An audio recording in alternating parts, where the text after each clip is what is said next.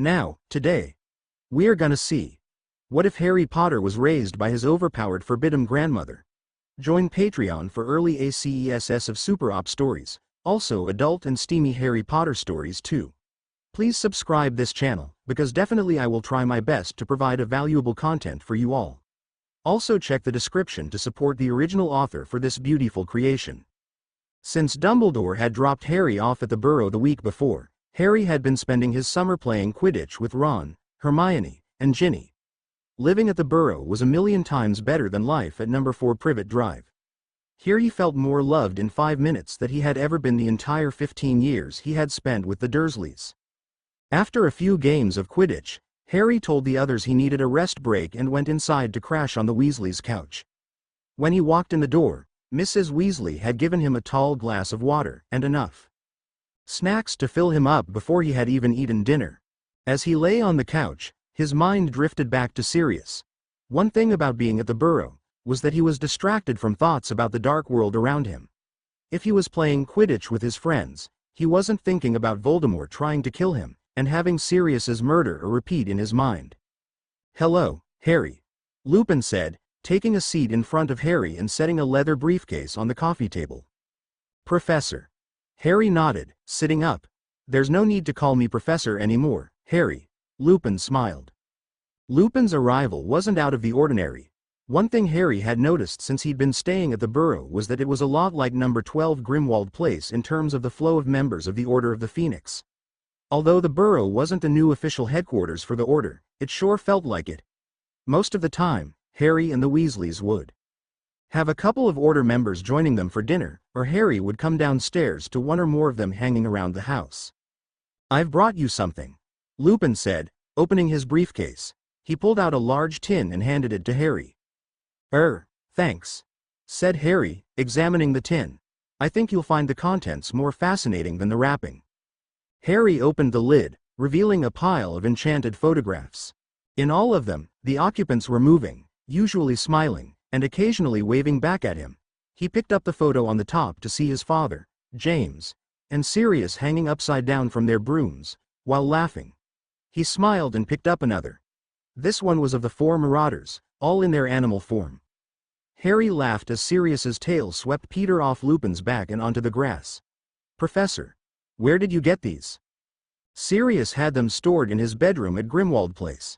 I found him pulling them out on more than one occasion last year when I was staying with him." Lupin paused, rubbing his eyes. "I've been going through them myself lately. I thought you might like to see them." Harry gave Lupin a weak smile before proceeding to rummage through the photographs. He saw several taken from his parents' wedding. The picture Hagrid had given him his first year was also in the tin, accompanied by a similar one, including a 4th person, a blonde woman, no older than his parents. She stood in between his mother and Sirius. Her pale blue dress matched the color of her nails, and her long blonde hair fell in ringlets down her back. Her silvery gray eyes, Harry thought, felt vaguely familiar. As Harry continued to look through the pictures, he continued to see images of his parents, accompanied by Sirius, Lupin, and Wormtail. Most of the pictures were taken at Hogwarts, in their school uniforms, or their Gryffindor Quidditch robes. Others were of their time after Hogwarts. Towards the bottom of the tin, he found pictures including himself as a newborn, and what he believed to be about a year old. He found pictures of his parents holding him, putting him on small broom that hovered a foot about the carpet, and one of what he was sure was him as a 1-year-old riding on Sirius' back while he was in his dog from. However, as Harry flipped through the pictures, he couldn't help but notice the same woman, with the familiar gray eyes from the picture before. She was in almost every other picture, usually with his mother or Sirius. He paused when he picked up a photo of Sirius, himself, and the blonde stranger. Her hair was cut short compared to the picture from his parents' wedding day, but Sirius looked the same. The blonde woman was holding him in her arms, rocking him back and forth. She leaned in to kiss his forehead before looking back up at Sirius. Sirius gazed down upon her lovingly, before giving a smile and a wink to the camera. Harry felt this strange connection to the woman. He had never seen her before, but he could tell she, whoever she was, truly cared for him. Or, at least that version of him. He turned the photograph over. On the back, written in black ink wrote, Harry, Sirius, and Tawny. Harry's first birthday. Lupin, who is Tawny? She's in a lot of these pictures. Lupin stared back at Harry with a look of surprise, then his face fell. The full moon was still weeks away, but Harry could tell that he was looking more ill than he'd ever seen him. His hair had more touches of gray, and he seemed paler and skinnier than normal. He was surprised Mrs. Weasley wasn't over there offering him sandwiches to put some more meat on his bones. This illness, Harry believed, was caused by sadness rather than the effects of turning into a werewolf. Sirius never told you about her? No. Who is she? Who is who? Ron asked, taking a seat next to Harry. Hermione followed behind him, sitting next to Professor Lupin. Harry handed Ron the photograph, pointing to Tawny. Is this you and Sirius? Yeah. I guess it was too painful for him. Lupin whispered. Harry, he continued, speaking up this time, her name was Tawny Lovegood. Lovegood? As in Luna Lovegood? Yes. Tawny was Luna's aunt, and Xenophilius Lovegood's sister. Harry lingered on the word, was. Tawny was her name. She was Luna's aunt. That couldn't be good. She's dead, isn't she? Yes, Harry, Lupin answered. Harry didn't think he could look any more depressed. But, the moment he said yes, it was as if a Dementor has swept into the room and sucked all the happiness out of Lupin. But Tawny wasn't just Luna's aunt. She was our friend, your mother's best friend to be exact. Harry had always heard stories about his father and his best friend Sirius, but never about his mother having one. He glanced back at the wedding photo of the four of them. If Sirius was the best man, Tawny must have been his mother's maid of honor. That's why she is in all these photos. Not exactly. Lupin paused. To your mother, she was a best friend. To Sirius, she was the love of his life. He dropped the photo as his hand, and felt his jaw drop to the floor. No wonder Lupin was surprised Sirius never said anything about Tawny. How could he have never mentioned someone so important to him before? Harry was about to stop Lupin and ask, but the next thing Lupin brought a new wave of shock over him. To you, Harry. She was your godmother. Hermione let in a small gasp, as she cupped her hands over her face.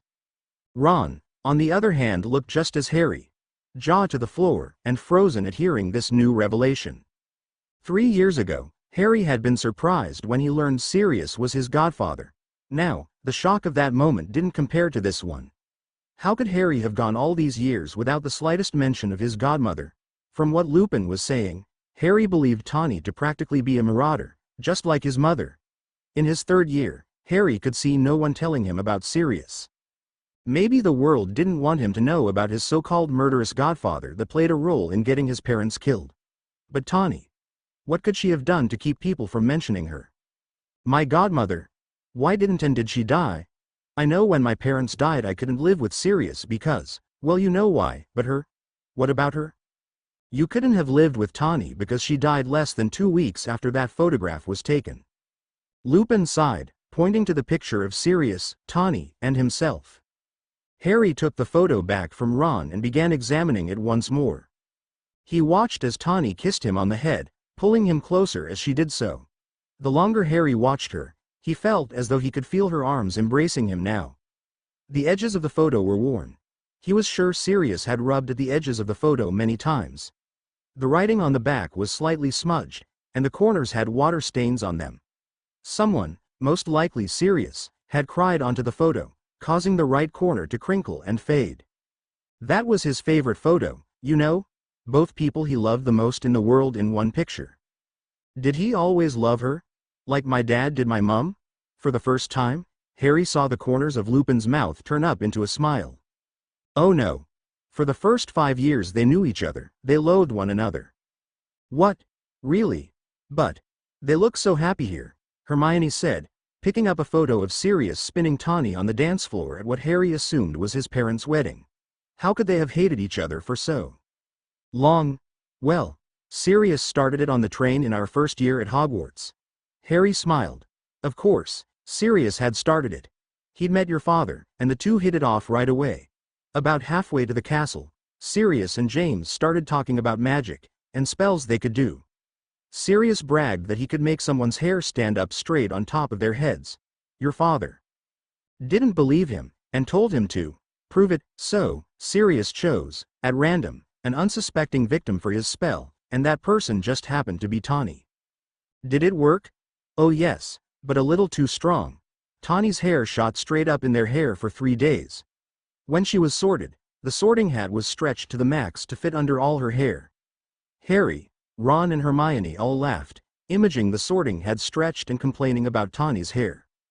Well, that explains her hating Sirius, but what about the other way around? Tawny was not going to take the prank Sirius pulled lying down.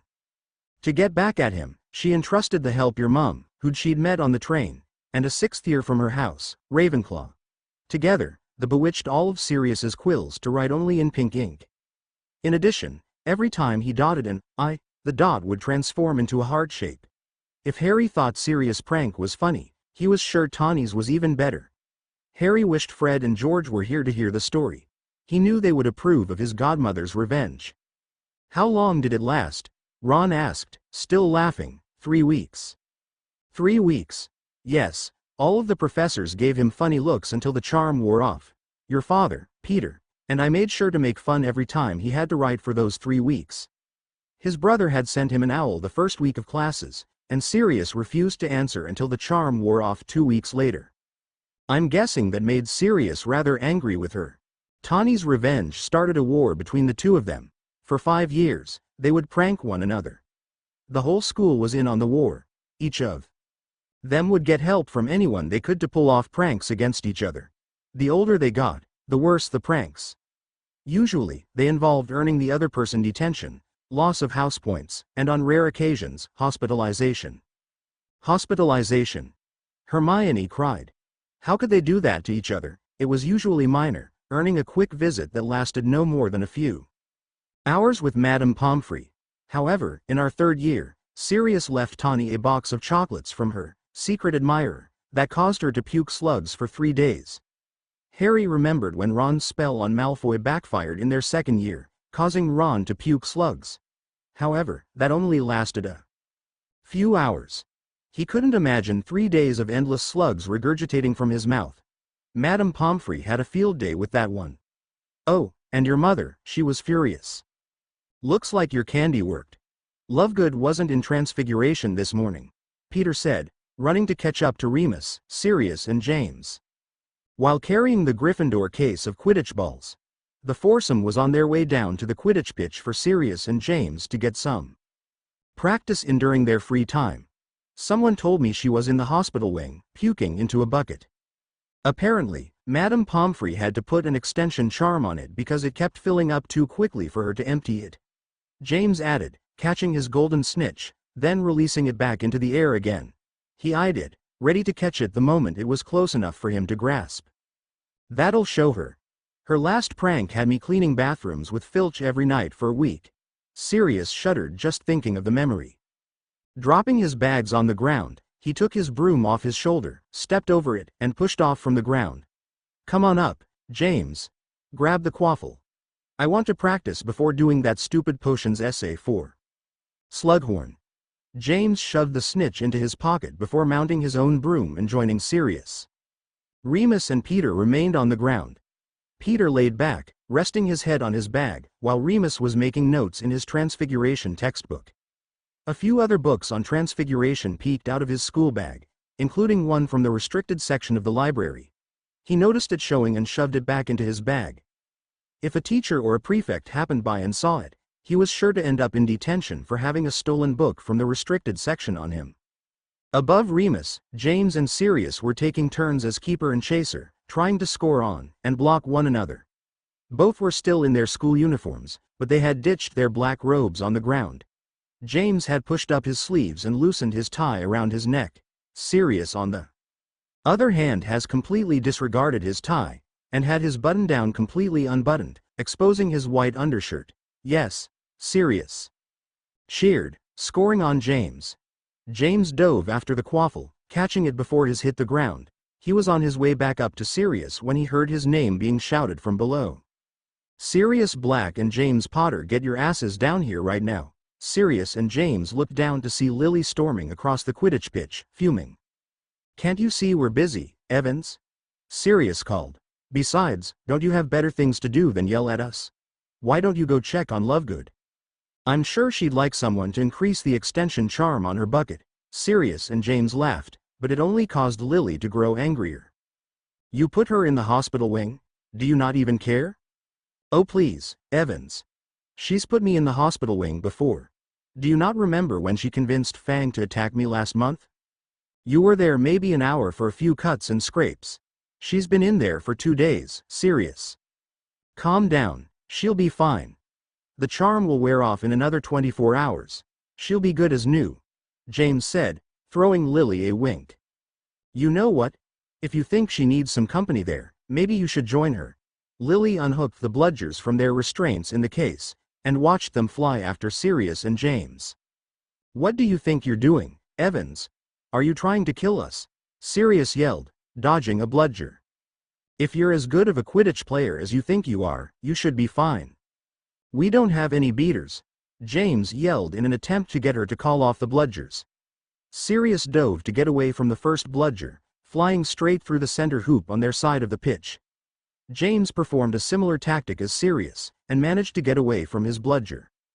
On the ground, Remus was trying to hide his smile, while Peter was inching behind Remus, hoping he bludgers came his way, or Lily chose to enact revenge on them as well. Lily stood smirking, watching both Sirius and James flying every which way to avoid the bludgers. Sirius dove once again to avoid one bludger, and stopped a few feet above the ground, thinking he'd escaped. To his surprise, the second bludger flew in behind him, crashing into his left arm, knocking him off his broom. "Sirius!" James yelled, diving down to the ground, and hopping off his broom. As James tended to Sirius, Lily summoned the bludgers back into their restraints into the Quidditch box. "Are you okay?" "I'm fine," Sirius grumbled, sitting up and rubbing his arm. "It's just a bruise." Lily stormed over to the two of them, hovering over them. Before they could muster a word, she had her wand pointed at them, ready to fire. "If you ever put Tawny in the hospital wing again, I will personally end you," she finished, and stormed away across the grounds. "Looks like we learned to never mess with Lily," Remus piped up, smirking. "Shut up, Moony," Sirius groaned, throwing the quaffle at Remus's chest. "She really did that to them?" Harry asked, flashing Lupin a smile. Hearing that his mother single-handedly kicked both Sirius and his father's asses was quite impressive. Releasing the bludgers, he thought he'd have to try that next time Malfoy made another snide comment about Hermione's blood or Ron's family. "When your mother got mad, there was no stopping her, Harry. Your father and Sirius got off lucky, I'd say. She could have easily put them both in the hospital wing. But she held back. Truces and tutoring. So, if Sirius and Tawny hated each other, how did they get together?" Hermione asked, clearly confused. Harry thought the same thing. How on earth could two people that hated one another end up as happy and in love as they looked in the pictures that sat spread out on the Weasleys' coffee table? "It's actually thanks to Professor Slughorn." "What?" Harry, Ron, and Hermione questioned in unison.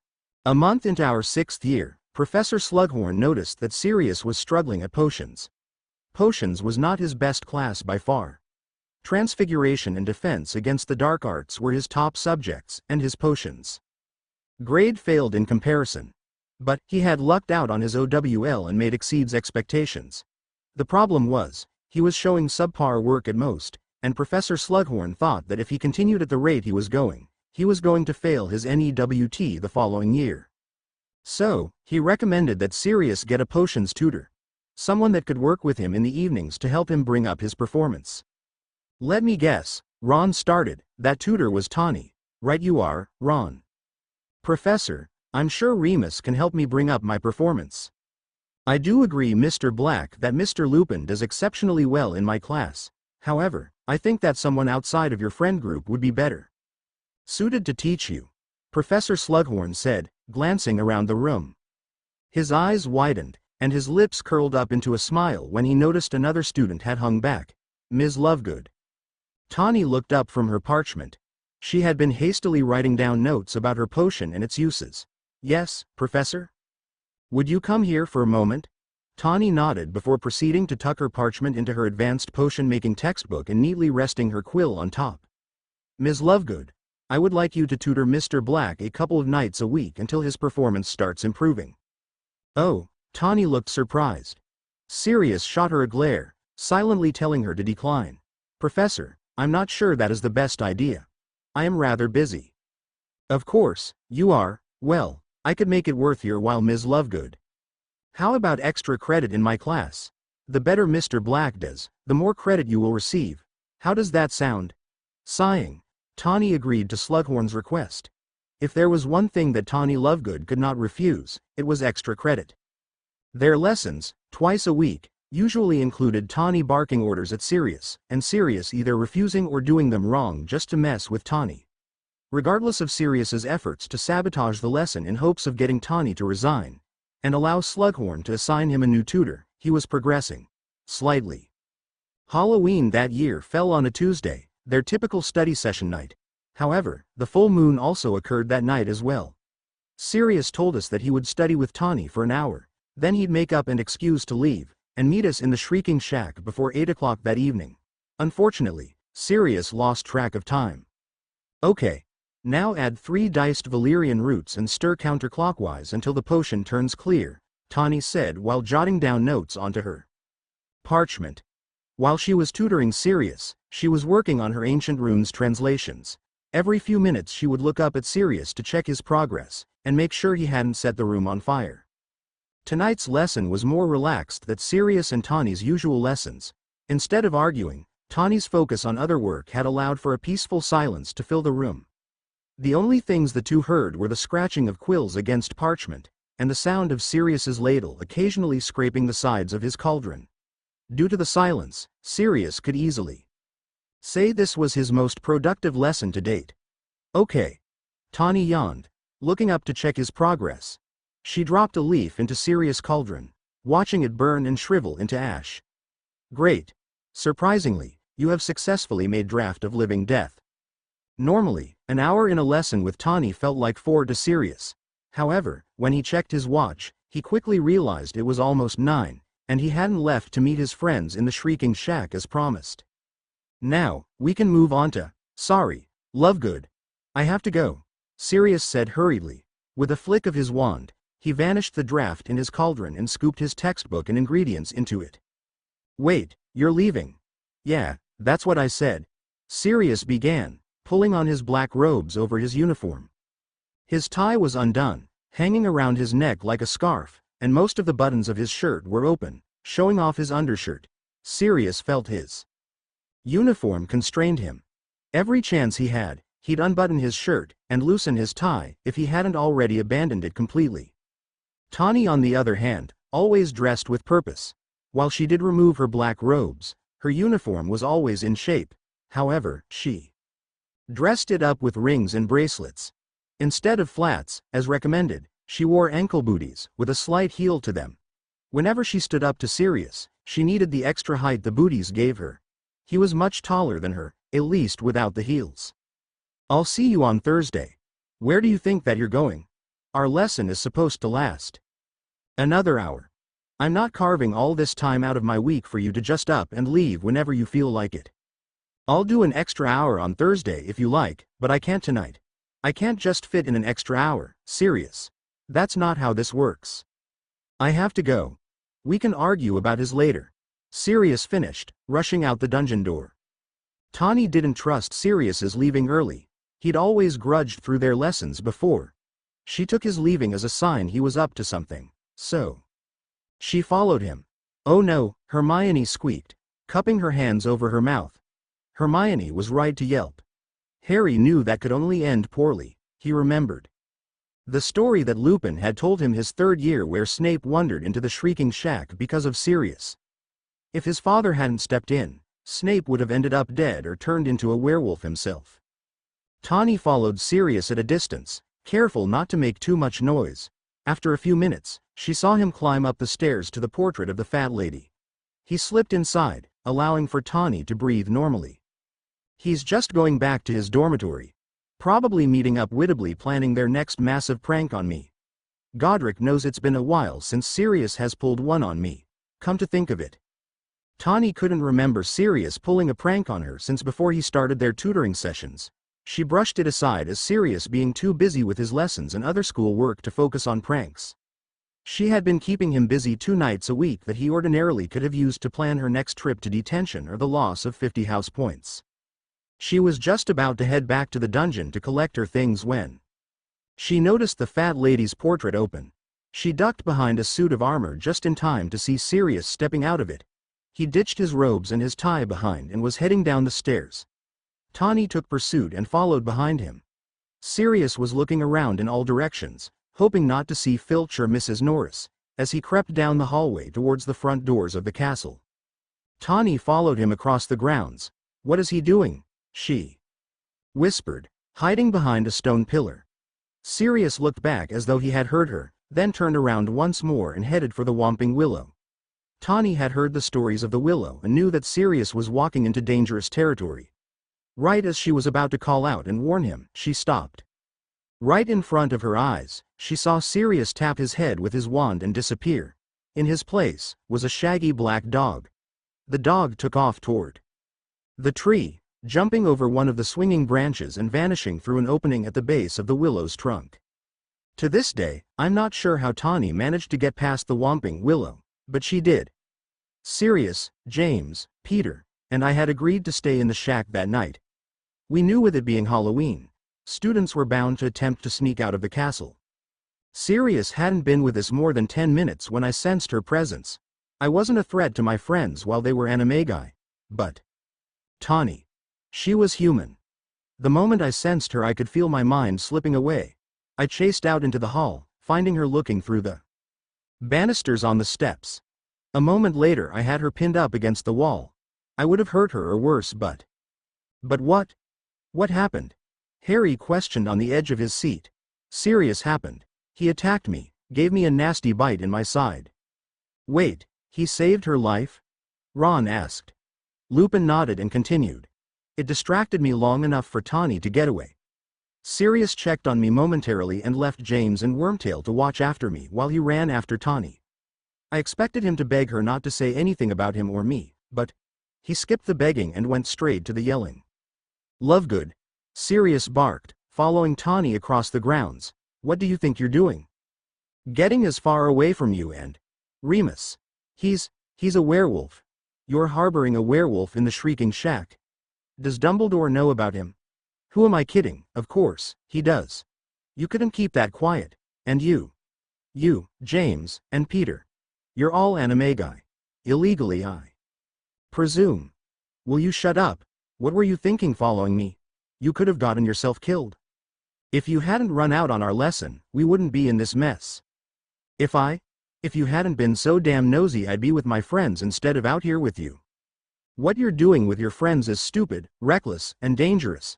No wonder you're failing potions. I'm surprised you're passing anything seeing. As you spend your free time plotting revenge on me and spending full moons with a monster. If Dumbledore finds out about what you're doing, you could get expelled, and the Ministry can send you to Azkaban for being an illegal animagus. Sirius crossed over to get right in front of her face. Through gritted teeth, he said, I don't give a damn if I fail potions. Dumbledore can expel me if he wants, and the Ministry can throw me in Azkaban for all I care. But I will not let my friends spend one more full moon alone. Then he spun on his heels, transformed back into a shaggy black dog, and dove back into the tunnel to the Shrieking Shack, leaving Tawny hurt, frustrated, and confused at what to do next. He didn't ask her to keep quiet. What was he thinking? That should have been the first thing out of his mouth. Don't tell anyone, Tawny. It's not that hard. Harry groaned, thrusting his head in his hands. Idiot, he mumbled. Looking down, he saw a picture of Tawny with her arms around a black dog, obviously Sirius. He was licking her face while she smiled and giggled. At this point in Lupin's story, Harry couldn't see how Sirius and Tawny could have gone from fighting on the Hogwarts front lawn to that picture at the top of the pile. It didn't make sense. What happened next? Hey, Lily. Where are James and his gang of misfits this morning? Tawny asked, trailing beside her best friend. The girls were leaving Transfiguration with Professor McGonagall and on their way to the Great Hall for lunch. Alice told me Remus was in the hospital wing. I wouldn't surprise me if James, Sirius, and Peter were all with him. They weren't in herbology this morning either. All through lunch Tawny remained quiet. Lily went on and on about how James had been surprisingly nice to her lately, although she didn't believe it. Lily was convinced it was some sort of trick James was playing. Tawny's mind was too occupied to notice. She kept thinking of Remus lying in the hospital wing, a giant dog bite in his side. Was he okay? He wouldn't be injured if Tawny had minded her own business and followed Sirius last night. On the other hand, she had every right to follow him. He was acting suspicious, and she was a prefect. She had to make sure that Sirius wasn't up to no good, which he was. The events of last night kept running through her head. Discovering the marauders in the Shrieking Shack and her fight with Sirius just out of reach of the Whomping Willow. Everything had happened so fast. In the course of a night, she realized more about Sirius than she'd ever expected to.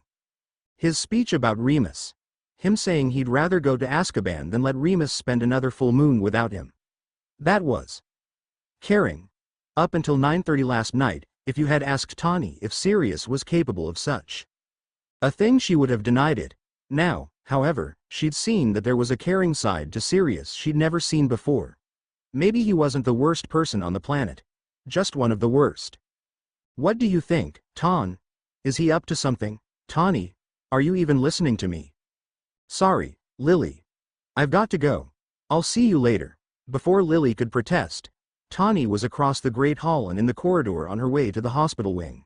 She didn't know what she was going to say when she got there, but all she knew was that she needed to talk to someone about what happened last night. The only people she could discuss that with were in the hospital wing. When she reached the hospital wing, she was met with Madame Pomfrey. Tawny made up an excuse involving delivering Transfiguration homework to Remus and the others to get past her. Sighing, Madame Pomfrey reluctantly let her in. Walking up to Lupin's hospital bed, she saw he was sitting up, reading a book. He seemed oblivious to his friends around him. Beside him, Sirius was leaning back, sleeping in a chair, his feet propped up on Remus's bed. His arms were folded and his head rested on his right shoulder. He slept as if he was trying to look cool to anyone visiting Remus. On the other side of the bed, James was sleeping in another chair, using the bedside table as a pillow. His glasses were slipping off the bridge of his nose. At any moment, Tawny was sure they'd fall off onto the stone floor. At the foot of the bed, Wormtail was almost completely on top of the bed, sound asleep. Sirius let out a soft snore, still causing Remus to jump slightly. He looked over at Sirius, checking to see if he was still asleep. He smiled softly, noticing he was and turned back to his book. A moment later, her presence, he glanced up, noticing Tawny in front of him. Tawny, he gasped, closing his book immediately. About last night, I'm so sorry. I was out of my mind.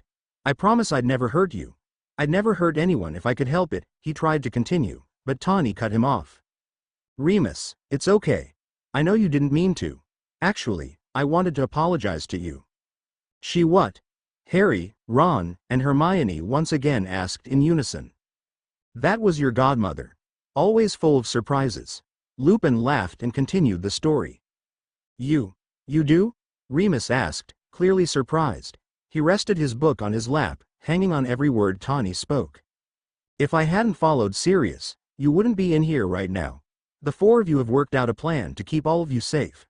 I ruined it by crashing your little Halloween party, and you got hurt. But I could have, he whispered, killed you. As you said, you didn't mean to. If I didn't follow Sirius, I would have needed saving, and he wouldn't have had to bite you. I'm sorry. Remus sat with his mouth hanging slightly open, speechless. He didn't know how to answer that. The last thing he expected to happen that day was for moony-lovegood to be apologizing to him for his attempt on her life. He ought to wake up James, Sirius, and Peter. He knew they'd never believe him. He barely believed what was happening. So, what book are you reading? Tawny asked, hoping to change the subject.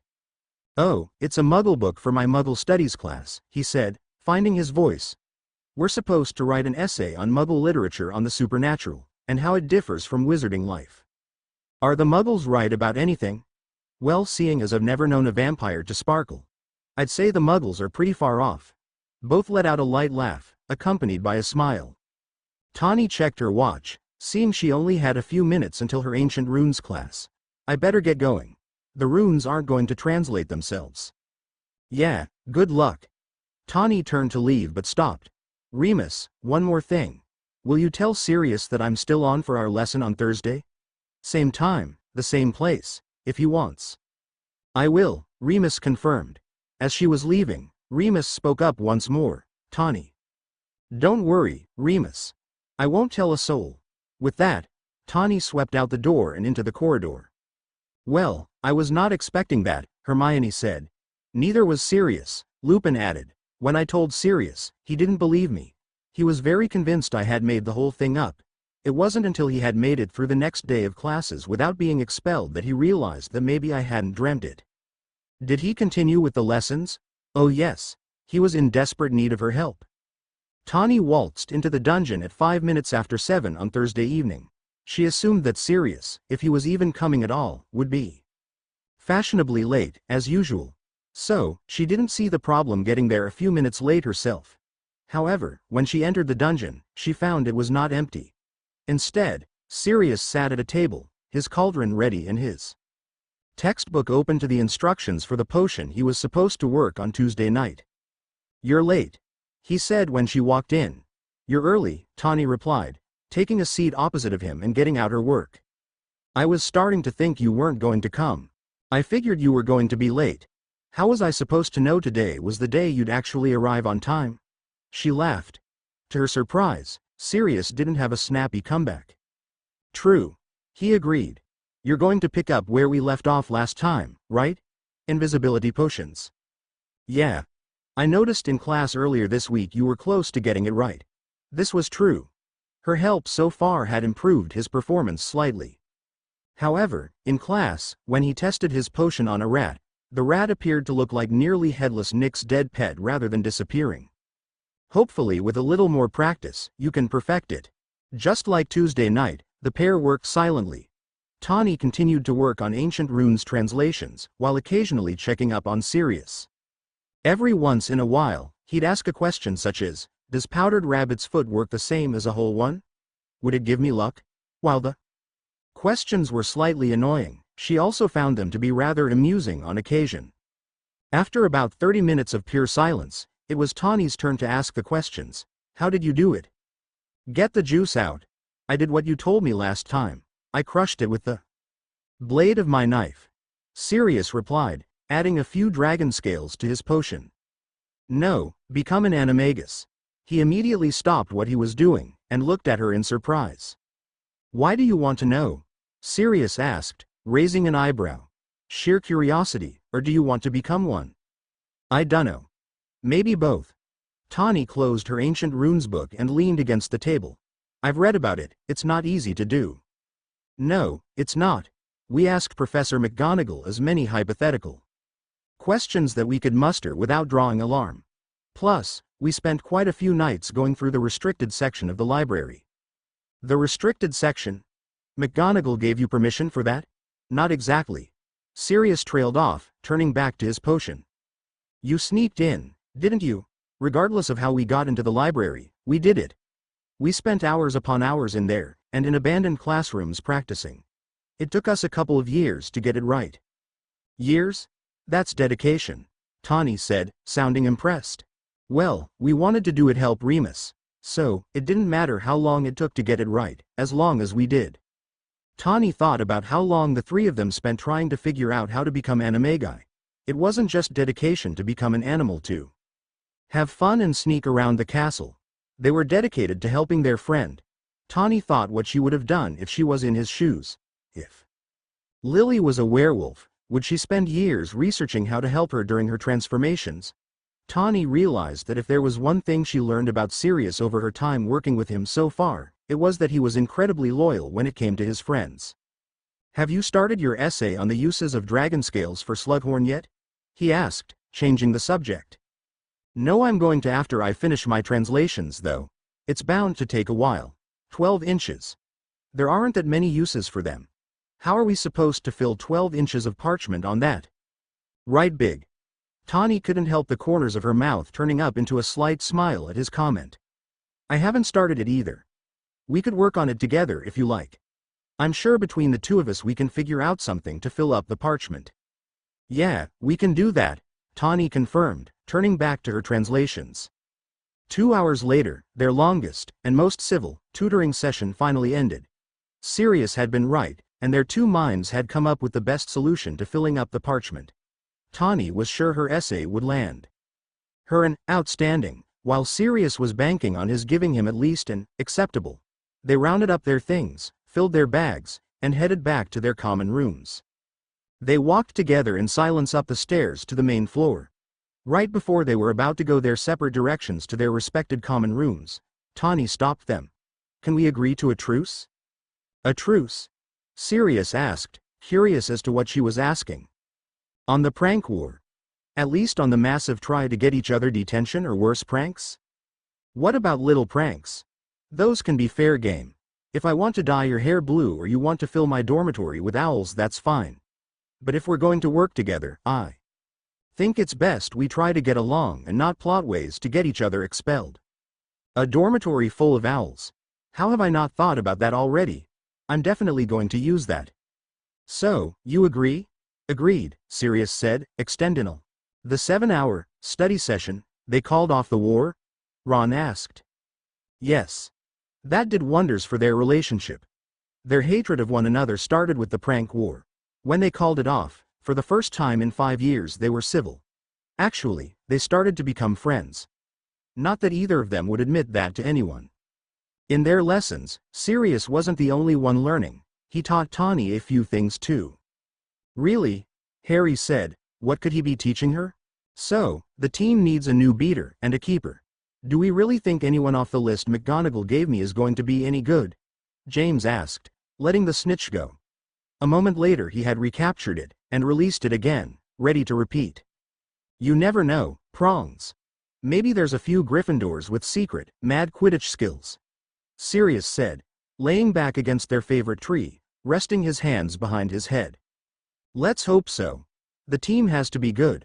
I don't think I could take it if we lost to Slytherin this year." "You couldn't take it if Slytherin beat us any year," Peter piped up. "What time do tryouts end on Saturday? I have a lesson with Tawny at 7. "Another one?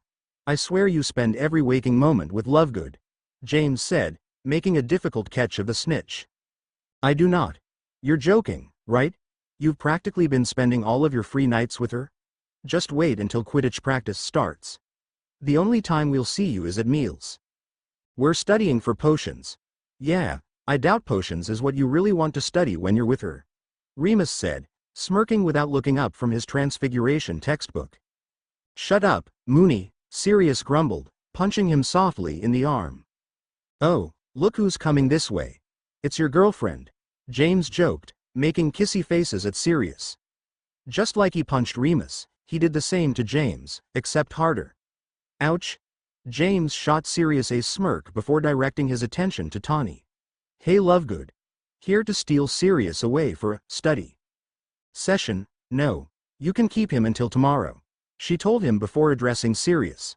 "I've asked Professor McGonagall if we could use her classroom instead of the dungeon. She's approved it. So, instead of meeting at Slughorn's, meet me in the Transfiguration classroom at 7. "Yeah, will do," replied Sirius. "All right. See you." She began walking away. "Oh, James. Lily wanted me to deliver a message.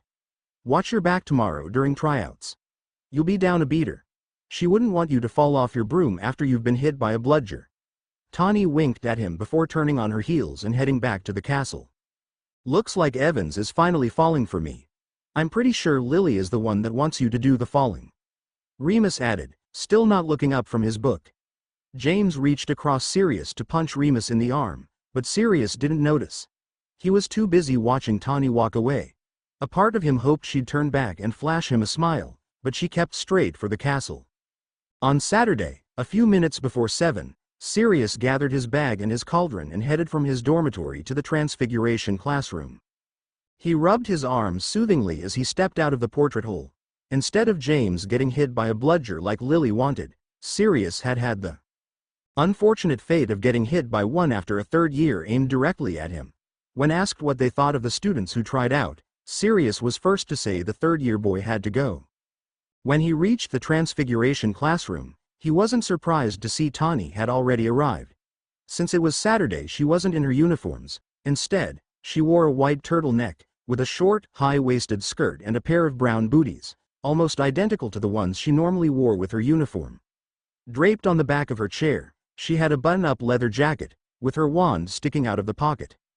Sirius waited in the doorway for a minute, watching her scribble down notes in the margins of her charms textbook.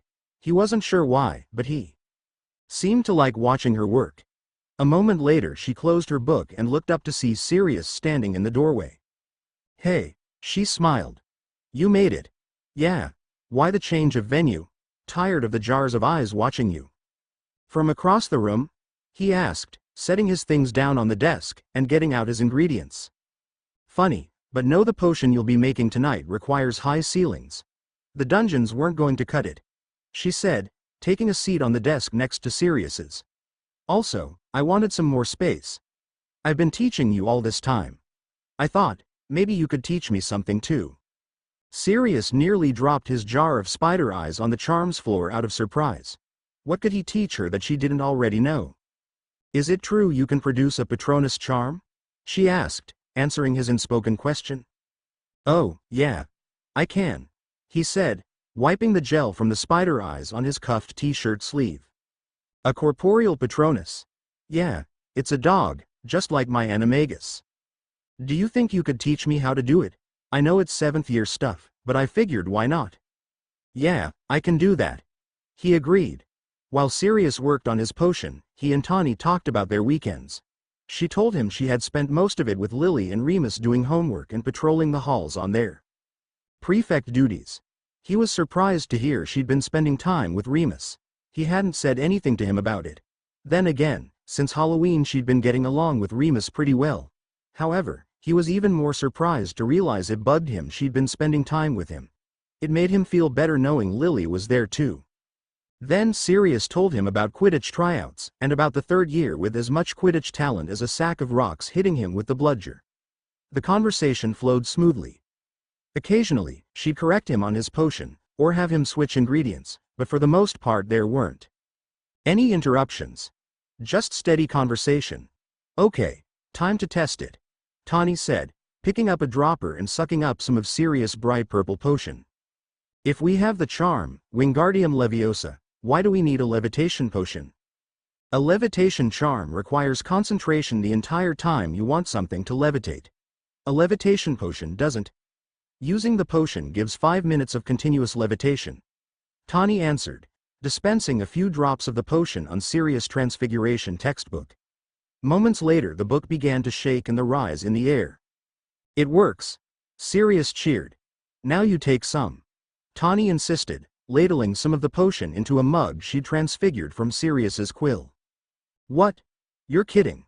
Why did you think we need the high ceilings? You'll be able to fly for 5 minutes." Sirius eyed the potion suspiciously. It smelled like grape-flavored medicine mixed with acid. Following Tawny's instructions, he held his nose and downed the potion on one gulp. Once he sat the mug on, he began to shake and hover in the air just like the textbook was. He rose higher and higher until he was high enough to touch the candle chandeliers. "This is so cool, Tawny, you have to try this," he called, doing a front flip in the air, almost kicking the chandelier closest to him. Tawny laughed, yelling, "Watch out for the chandelier, you idiot," before taking the potion herself and floating up to join him. For the next few minutes the duo did their best to soar around the room, do as many flips and tricks as possible while in the air. They were having so much fun, the only that stopped them was a quick bang. They stopped laughing and looked around the room trying to figure out what just happened. They pondered what was going on for a minute before realizing the noise was made by Sirius's Transfiguration book dropping down and hitting the desk. Wait, if the book fell then? Sirius couldn't finish before he fell to the floor, this time making a loud bang. The noise was so loud he was sure that if Filch was on this side of the ing at any moment. Above him, Tawny was giggling, making fun of him for not being prepared to fall. She spoke too soon, as if someone had popped the bubble holding her up in the air. Tawny felt gravity pressing back on her. She let out a yelp and began falling to the floor. Luckily, Sirius was standing right beneath her. She fell right into his arms. There was a long silence as they were face to face, barely inches from one another. "Well, looks like I've saved your life twice now," Sirius joked, breaking the silence. What? Tawny asked, jumping out of his arms and onto the stone floor. I saved you once from Moony, and now I've saved you from falling to your death. Oh, come on, falling to my death? You fell and you were fine? The worst you saved me from was falling and busting my ass. Okay. What about a thank you for saving my ass, Sirius? Tawny rolled her eyes and mumbled a thank you to make him happy. They bottled up 2 vials of the levitation potion and then vanished the rest away. After cleaning up, they were ready to start the Patronus charm. Sirius waved his wand and the desks moved to the sides of the room, leaving a clear path for them to practice the spell. Okay, so the Patronus charm, as you know, fends of dementors. Tawny nodded, rolling up her sleeves. The spell you use in called Expecto Patronum. Tawny stepped back and began whispering the spell over and over again. Just saying the spell won't make it work.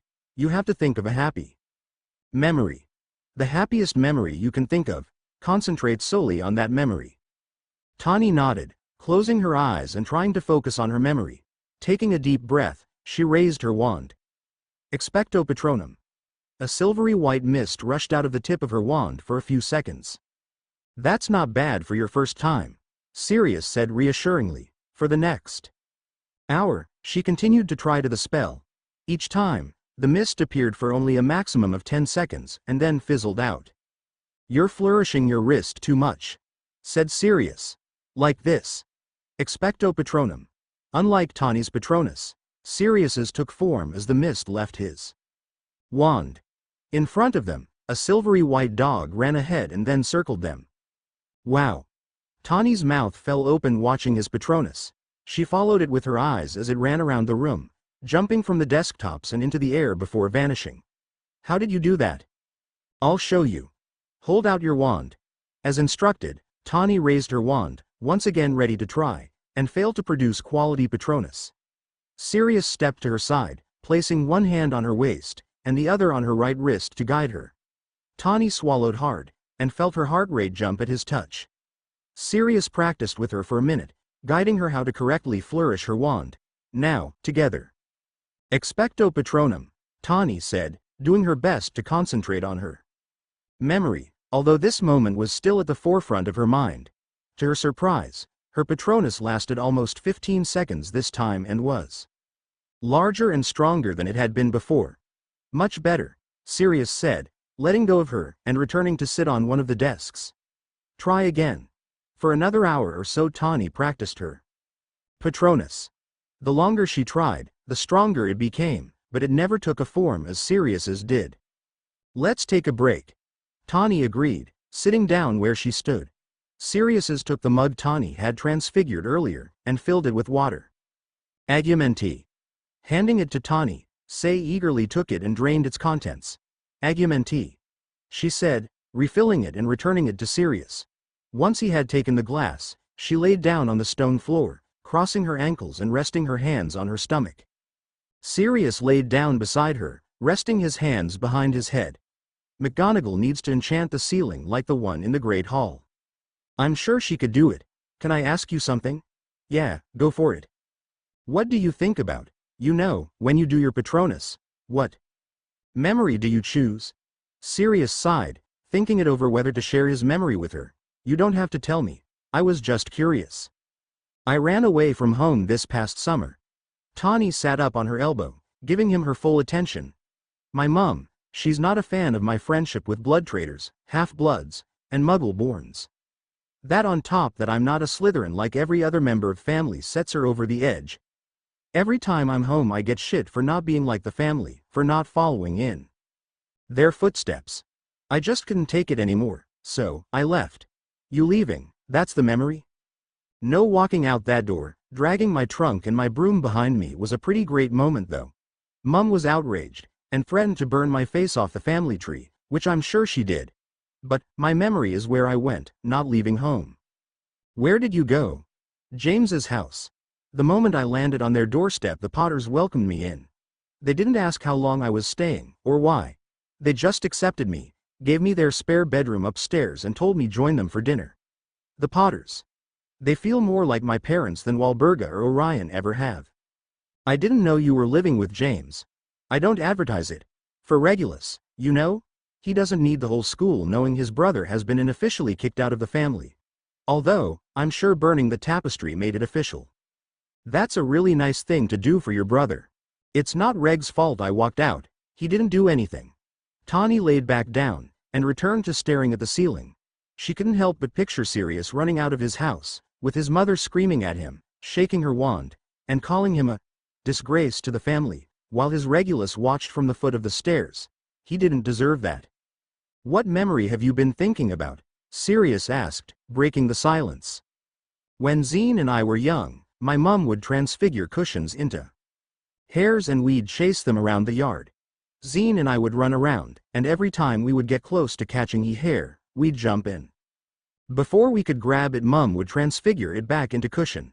When I was 7, one afternoon we decided to team up.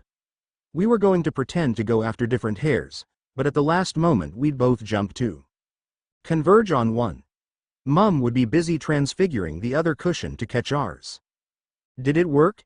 Sirius asked, leaning up on his elbow as Tawny had done. Yeah. You should have seen Mum's face when we held up the hare. She was so proud of us. Just as she finished her sentence, her smile faded.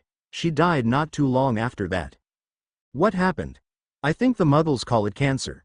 I just know that magic couldn't cure her. She blinked hard before sitting up, trying not to cry.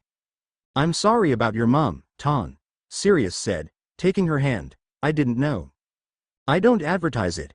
She gave a light-hearted laugh, using Sirius's words. Zine and I haven't been as close since she passed. We talk of course, but not about anything important. Dad, I don't think he's ever fully recovered from her loss. He does his best though. Sirius reached up, brushing away a tear from her cheek with the back of his knuckle. I want you to try again. Your Patronus, I mean. Focus solely on your mum. He stood up, and offered his hand to help her up. Tawny nodded, wiping away a few more of her tears before taking his hand. You can do this, Sirius assured her, stepping back. Tawny raised her wand once more, focusing all her attention on her mum. She could see her laughing as she picked up Zine, kissing his cheeks. She felt her mum's arms wrapping around her, giving her the warmest hug she had felt in 10 years. I'm so proud of you, darling. I knew you could do it. I can do this, she said to herself, listening to her mother's words. I can do this. Expecto Patronum. Tawny felt a wave of confidence fill her chest as a silvery white hair sprang from the tip of her wand and began hoping. Around the room, taking the same path as Sirius's dog had. Yes, Sirius cheered, punching the air. You did it, Tronus, until it disappeared. The moment it did, she rushed into Sirius's arms, hugging him tightly. Sirius almost fell backwards in surprise, but then wrapped his arms around her, pulling her close. Luna's Patronus is a hare, too, Harry said. It wouldn't surprise me if Xenophilus's was as well. I'm sure he played the same game with Luna as he had with his mother, Lupin said. Luna looks so much like her aunt. The first time I saw her in my class, one had to look again. For a moment, I thought Tawny had just walked through the door. But, the first time I heard her talk, I knew she was just like Xenophilius. Sirius told me he went to live with my dad, but I didn't know that memory powered his Patronus. For a long time that was the memory he chose. It changed over the years. His others usually involved Tawny or your parents. Recently, when he sent Patronus messages to Order members, the memory he chose was one that involved you, Harry. Thank you, Sirius, Tawny said, happily, pressing a kiss to his cheek. It lasted no more than a second before she pulled away, turning away. After realizing what she had done, she pretended to rummage through her bag to hide her blush from Sirius. Sirius's face began to flush a light shade of pink as well. Subconsciously, he reached up to touch his cheek where Tawny had just kissed him. The corners of his mouth turned up as he replayed the moment over in his head. The thought shook from his mind as he heard the classroom door creak open. Both Tawny and Sirius looked to see who had wandered into their tutoring session, only to see the wooden door close by itself. At first they were confused. However, the next moment, out of thin air, Remus appeared. Dressed in his ragged pajamas and bedroom slippers with James's invisibility cloak draped over his arm. Sirius, who had seen this a million times before, didn't flinch when Remus revealed himself. Tawny, on the other hand, jumped in surprise to see her classmate before her. Remus. What are you? How did you? You have an invisibility cloak. She turned to Sirius, noticing his calm state. Then it hit her. That's how you were able to get into the restricted section. You were invisible. How do you know about the restricted section? You know what? Never mind. Do either of you know what time it is? Both Tawny and Sirius shook their heads. No, it's 2 in the morning. Tawny, you're a prefect. If Filch catches you, you can say you were doing rounds, but you Sirius, he'll give you detention every night for a month for being out of bed at this hour. Their study session had been going so well that they had failed to check the time. They had been in the Transfiguration classroom for 7 hours now, practicing potions, flying around the room, working on Patronus charms, and learning about each other's happiest memories. Sirius couldn't believe it had been so long. It sure didn't feel that way to him. He felt as if he had just left Quidditch tryouts. He also realized that he had just spent forever with Tawny, and enjoyed it. Really enjoyed it. It hadn't felt as if he'd just been in a study session for all that time. It hadn't been work. It was fun. Seeing the shocked expression on Tawny's face, Sirius believed she felt the same way. Look, gather your things. Sirius, you can wear the cloak. Tawny and I won't need it. Both nodded as if they had just been scolded by their mothers. Tawny slipped on her leather jacket, and pulled her school bag onto her shoulder. Sirius did the same, then wrapped the invisibility cloak around him, vanishing before their eyes. The three of them walked in silence as they made their way back to the main corridor. Tawny muttered a quick goodnight to them both before parting ways and leaving Sirius and Remus to walk back to the Gryffindor common room. Once out of earshot of Tawny, Remus whispered, "You must be really awful at potions." "Why do you say that?" Sirius asked, sounding offended. "Because 2 months ago, you wouldn't have spent 5 minutes alone with Tawny, much less 7 hours. So, either you are worse at potions than Peter, who failed his OWL miserably, or you have feelings for Tawny. Neither of those statements are true, Moony. Like I've said a million times, Tawny is helping me study, that's all. Besides, we took so much longer tonight because I was helping her too." Remus stopped at the base of the stairs, turning to face Sirius. "Why would she need your help in potions? She doesn't. I was teaching her how to do a Patronus charm." Remus seemed to be thinking it over, but still didn't seem convinced by his friend's answer. "How did you know I was still with her anyway?" "She doesn't.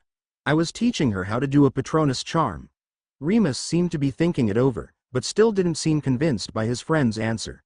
"How did you know I was still with her anyway?" "James, Peter, and I were weighing up for you. The last full moon of the term is next week. We were planning our next adventure. When you didn't come back, we checked the map and saw you were still with Tawny." Sirius's shoulders sank, not that Remus would notice.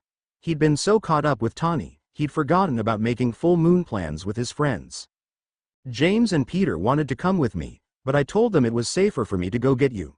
You know they're going to ask you a dozen questions," Lupin said, before giving the password, Felicem Memoriam, to the fat lady, and climbing through the portrait hole. Sirius went straight up to bed, trying to avoid their questions. That only made it worse. For the next week, James and Peter asked him, and Tawny, questions about their late study session. They finally dropped it when we had our next full moon outing. Who could blame them? The only person that wants to study for that long is Hermione. No wonder they didn't believe him. I wouldn't have, Ron added. Both Tawny and Sirius made sure to end their study sessions around 11 from there on, to prevent another storm of questions. Christmas in Hogsmeade. "Mr. Black, may I have a word?"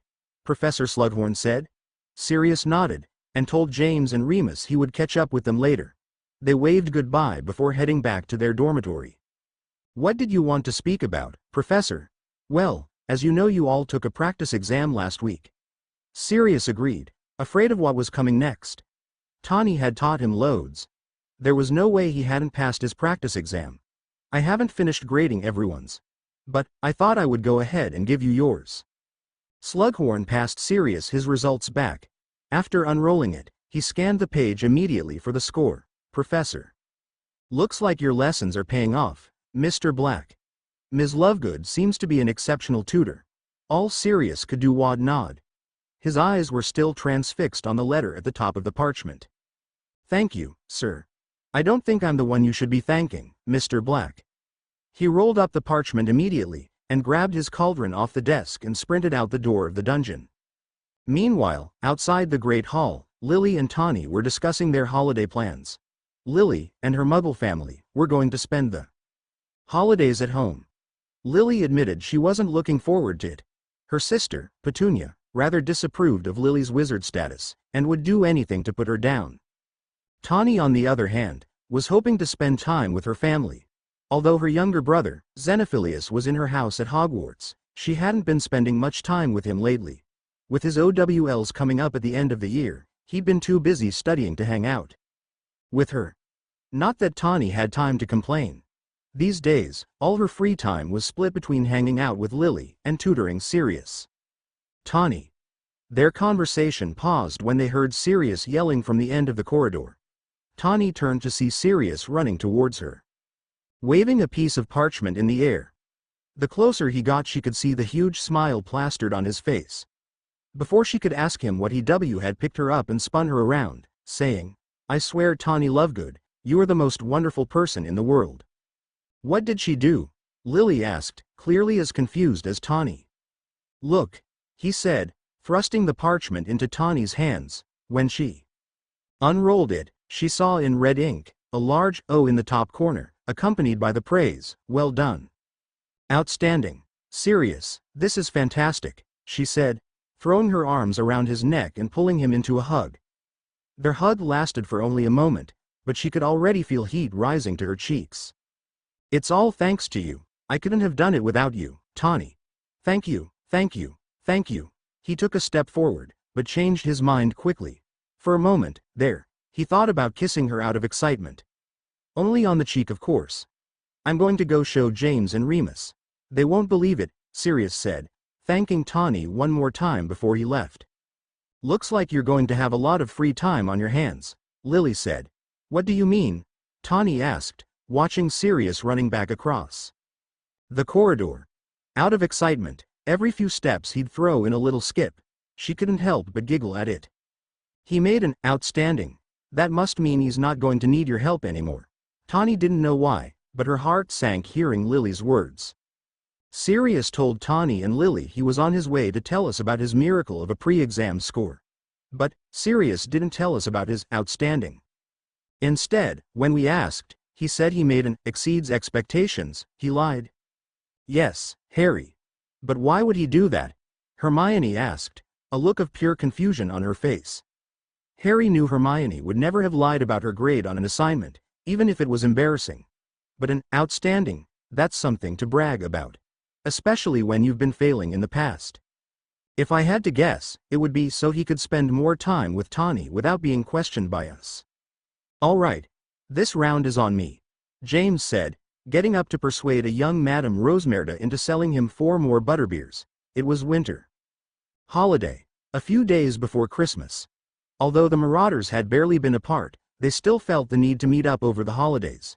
This would be the first of many trips to Hogsmeade, although sometimes they chose the Leaky Cauldron in Diagon Alley, over the break. A few minutes later, James returned with 4 bottles in his hands. "I swear that woman loves me. She just gave me these, free of charge. Said it was a Christmas present." He laughed, taking a swig of his drink. The 3 broomsticks was almost empty except for the 4 boys. Besides them, a newlywed couple were wrapped around each other in a booth across the room. The boys kept making bets on whether they would pass out due to lack of oxygen because they were snogging so deeply. Other than the couple, a few others were sitting alone at tables, and Madame Rosmerta was chatting up an older fellow at the end of the bar. The boys had been absorbed in a conversation about their next meetup, which they were planning for the full moon this month, when they heard the familiar laughter of 2 girls. Turning around, Sirius saw Tawny and Lily striding across the pub to a table on the other side of the room. Lily, hoping to get out of the judging eye of Petunia, had sent an owl to Tawny begging her to meet up at Hogsmeade. Tawny had happily accepted. Sirius interrupted James's planning on sneaking into the Shrieking Shack, to show him who had just arrived. "What are the odds?" James said, shaking his head, a smile growing on his face. "I'll be back, lads." I've got to go make Evan swoon." With that, he sauntered across the room to the girls' table. Remus and Peter were mocking James, acting out his conversation with Lily, ending it with Lily pouring a bottle of butterbeer over his head. However, the real conversation between the two seemed to be going quite well, from what he could see. His focus was mainly on Tawny. Her long blonde hair was falling in her face, keeping her from noticing his starring. He watched her smiling while she tucked her hand behind her ear. James undoubtedly said something funny, and Sirius was glad he had. He felt a tightening in his stomach seeing her smile. One that he would not mind feeling again. Somehow, to everyone's surprise, James had talked Lily into a dance, and made his way out to the open space in the room. He called to Madame Rosmerda, who, at his request, turned up the music. Before Tawny could catch him starting at her, Sirius looked to watch James and Lily. James spun her around the dance floor, pausing every once in a while to dip her. For those who had never met the two, they would never have known Lily had been turning James down for years. They appeared to be a couple, having a romantic moment together. "You should ask Tawny to dance," Remus said, addressing Sirius. "I can't dance," Sirius replied. "Neither can James, but that didn't stop him from asking Lily," Remus said, gesturing to James, who had almost sent both Lily and himself to the floor after tripping over his own feet. "This could be your chance to tell her how you feel." "How many times must I tell you, Moony? Tawny and I are just friends. Then you won't mind if I ask her to dance?" "Of course not," he said, hesitantly. "Fine then, I will," Remus said. Patting Sirius on the shoulder, he approached Tawny, who was now sitting alone. "Could I have this dance?" Tawny looked up to see Remus, extending his hand to her. She paused, unsure what to say. "It's not the full moon, I won't bite," he joked. She glanced over to the table Sirius and Peter occupied, noticing Sirius fixated on the wall behind the bar. A small part of her had hoped he would have been the one to come over and ask her. Redirecting her attention to Remus, she nodded and followed him to where James and Lily were dancing. Remus was no virtuoso at dancing. Regardless, he was much better than James. He and Tawny swayed to the music, and occasionally he'd spin her around, usually a few times in a row. As they danced, Remus would whisper jokes about James's pitiful dance skills, and how he must have slipped Lily a love potion to get her to dance with him. Watching from afar, Sirius scowled seeing Tawny laughing with Remus. He could tell by the smile that wouldn't fade from her face that she was having a good time. The longer he watched, the feeling he felt a few weeks prior about hearing that she'd been spending time with Remus returned. He refused to believe what he was feeling was jealousy, but he didn't know what else to call it. Nevertheless, they couldn't help but think that she was happy with Remus. Remus was one of his best friends. He knew how great of a guy he was. He was intelligent, caring, responsible, compared to the other three, and funny. Tawny and Remus had a lot in common. They both always had their nose in a book if they weren't spending time with their friends, although sometimes even with their friends. They were both prefects, and were taking a lot of the same subjects. Sirius knew for a fact Tawny was the smartest Ravenclaw in their year, and Remus, only rivaled with Lily, was the same. For Gryffindor, Sirius couldn't help but think, maybe they were made for one another. "Wormtail," Sirius said, turning to his left, "Moony hasn't said anything to you about Tawny, has he?" "Only when mentioning how much time she spends with you," Peter replied, raising his bottle to his lips. "He hasn't said anything about fancying her, has he?" "No to me. I'm pretty sure you've got that covered." This time, Sirius was too focused on the small wave of relief washing over him to argue with Peter. "Why?" "No reason." Sirius redirected his attention to James and Lily. They were dancing dangerously close to the mistletoe. He was sure that any minute now, James would try to capitalize on the chance to kiss Lily, instead of standing around to watch his failure. He wrapped his scarf around his neck and pulled his coat on. "I'm going to get some fresh air. Let me know if something excelled Peter before stepping out the door, letting the Christmas music fading behind him. The cold night air stung Sirius's exposed cheeks. He pulled his scarf up over his nose and leaned back against the outside wall of the pub. The commotion in the bar was too much. He needed some silence to clear his head. But not matter how hard he tried to think about something else, anything else, his mind wandered back to a certain blonde. Sirius had only been outside in the cold a few minutes before he had company. Lily was pulling Tawny out the door. He took notice of Lily's flushed cheeks, the dark green scarf clutched in her hands, and her unbuttoned coat. Clearly, she was rushing to leave. Sirius, Tawny said, stopping Lily from dragging her down the street. What are you doing out here? Aren't you freezing? It's warm in there, I just needed to cool down, he lied, a shiver running through him. You seem to be having fun. Both of you. He nodded too. Lily. Lily refused to look at him, and urged Tawny to leave once again. Yeah, we did. Looks like we're leaving. Happy Christmas, Sirius, she called as Lily began trying to pull her down the street. Happy Christmas, he yelled back before heading inside, curious to see if James had a bright red slap mark across his face. Once again, he found the night full of surprises. Entering the pub, he saw James sitting at their table with Remus and Peter, a huge grin plastered on his face. Padfoot, you missed it, I kissed her and she didn't hex me for it. For the next half hour Sirius sat, listening to James repeat over and over how he snogged Lily under the mistletoe. As far as Sirius could tell, the kiss had only lasted a few seconds, but Lily had indeed kissed him back. Her rushing out of the pub wasn't out of anger. Rather it was embarrassment, confusion, or a combination of the two that made Lily want to depart the Three Broomsticks immediately. As James told the story, Sirius couldn't help but think what could have happened if he'd listened to Remus and had asked Tawny to dance. Would she have had a good time? What would have happened if he'd had the same amount of nerve as James and had kissed her? Would she have run out like Lily, or slapped him as Sirius had originally thought? He wasn't sure, but the more he thought about it, the more he began to think that his friends were right. Maybe his feelings for Tawny were more than platonic. You see, there were two reasons I decided to dance with Tawny. 1. She was my friend.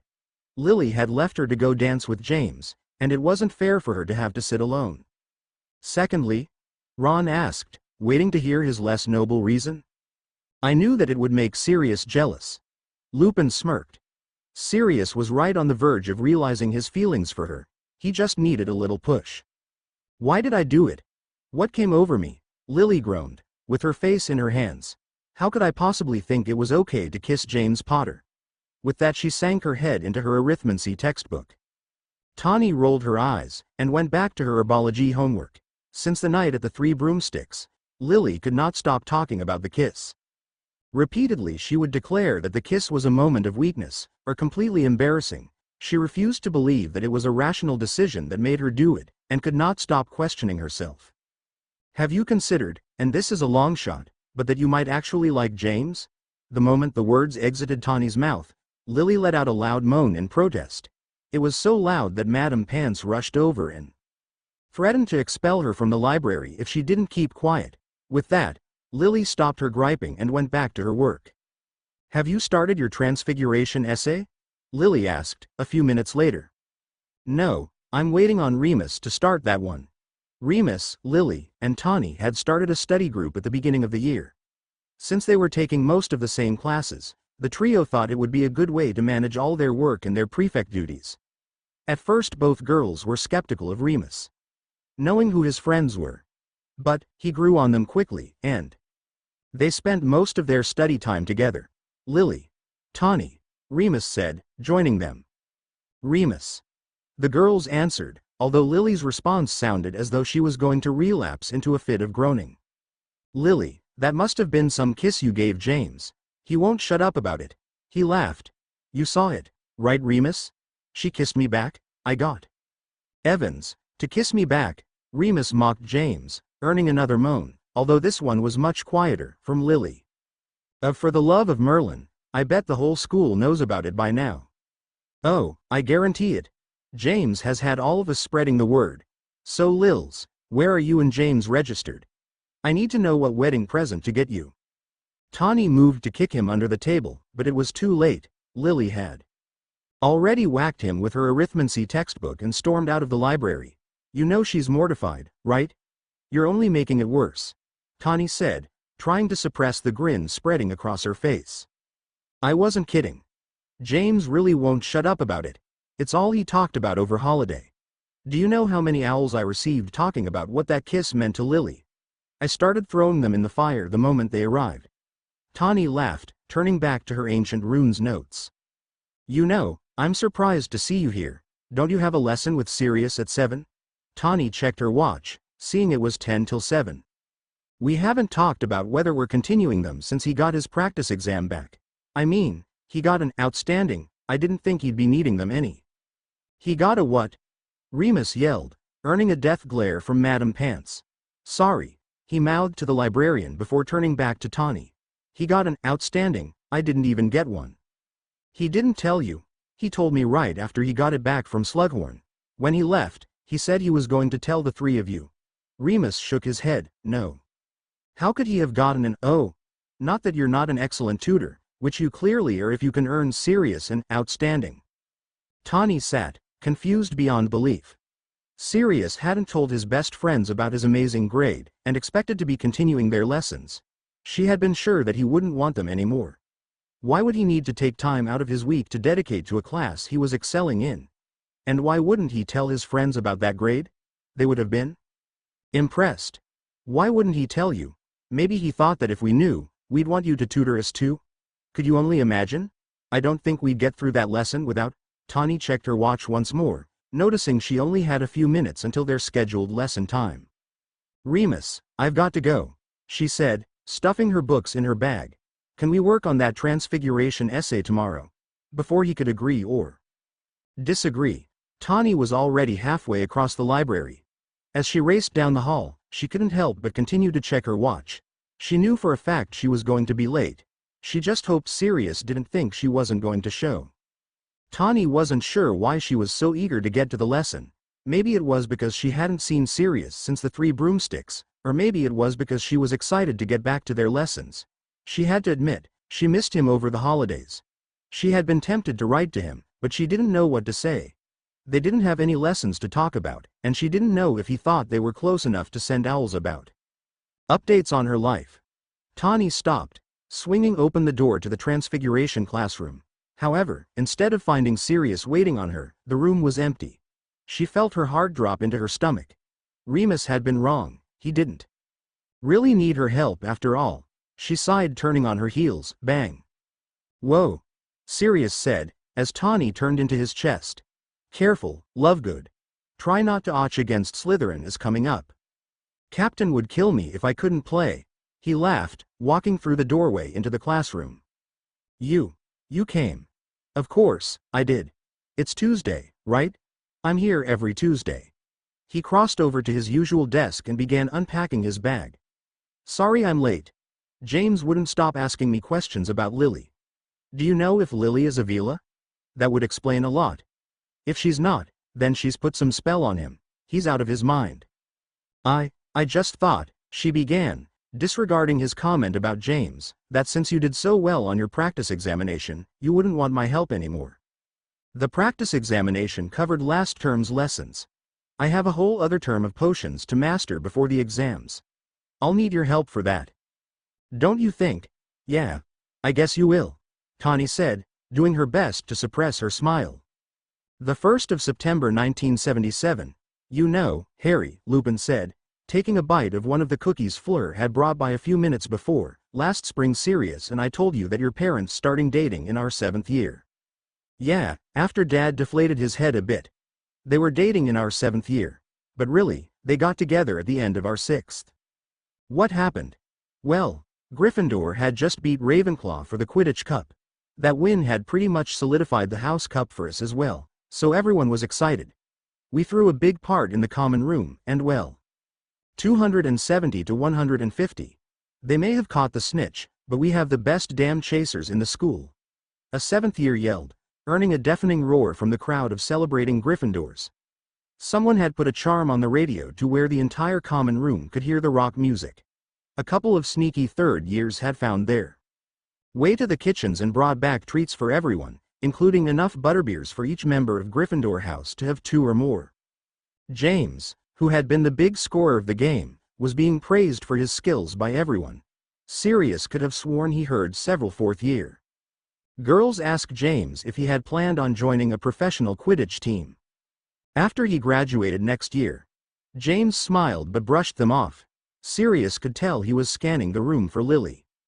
Sirius sat with Remus and Peter.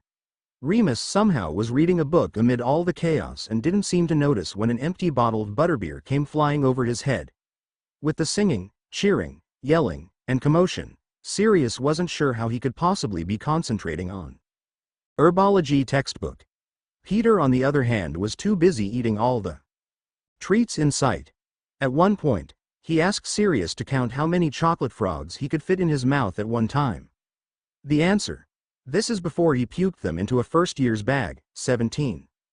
Sirius kicked his feet up into Remus's lap, who didn't seem to notice, and tipped back another butterbeer. Although he played well, scoring almost as many goals as James, Sirius didn't really feel like celebrating, because of the match. Tawny had cancelled their usual Saturday lesson. He'd seen her at the match sitting with Lily in the Gryffindor section. Even though she had been sporting a Ravenclaw t-shirt, he was sure he'd seen her cheering whenever he scored a goal. James! Sirius heard Lily shout. Gaining his attention, James turned around to see Lily rush into his arms. She wrapped her arms around his neck, congratulating him on the win. "You did it," she cheered as he picked her up and spun her around. "Hey, Moony," Sirius smirked, tapping Remus on the arm. "Look at Prongs and Evans." Remus looked up in time to see James setting her down. The two were inches apart, yet James didn't try and kiss her. Afraid of repeating what happened the last time the two had lip-locked, James was going to wait for Lily to make the first move this time. Luckily for him, he didn't have to wait long. A moment later, Lily had pushed up on her tiptoes to press a kiss to his lips. The room erupted at the sight. The two didn't seem to mind though. "About time," Remus said, seeing James tighten his arms around Lily's waist and pulling her closer to him. "Now we don't have to listen to him pine over her anymore." "If anyone asks, I'm headed to the library," Sirius said, getting up from his comfy chair. "You're going to the library? Who are you, and what have you done with Padfoot?" Remus asked, closing his book. Peter, who had stopped stuffing treats into his mouth, looked up too, clearly confused. "You're going to miss the party to study," Peter said. "You've never missed a party, ever. We've got exams coming up. You don't have Quidditch practice anymore. That's plenty of extra time to study for exams." Sirius looked back at James and Lily, still happily wrapped in each other's arms. They'd come up for air and were gazing at one another, both with huge grins on their faces. James tucked a strand of hair behind Lily's ear and whispered something to make her smile grow even larger than before. Remus noticed Sirius's stare and immediately knew why he was leaving. "Tell Tawny we say hello," he said, returning to his book. "I will," Sirius replied, rushing up to their bedroom to retrieve his bag. About a few minutes later he came back through the common room, bag over his shoulder, and made his way through the portrait hole. "Have fun, but not too much fun," Remus called after him. Sirius rolled his eyes and continued his way. "Hey, is this seat taken?" Tawny looked up, seeing Sirius standing across from her. "What are you doing here? Aren't you supposed to be at the party?" "Oh, I was," Sirius said, taking a seat.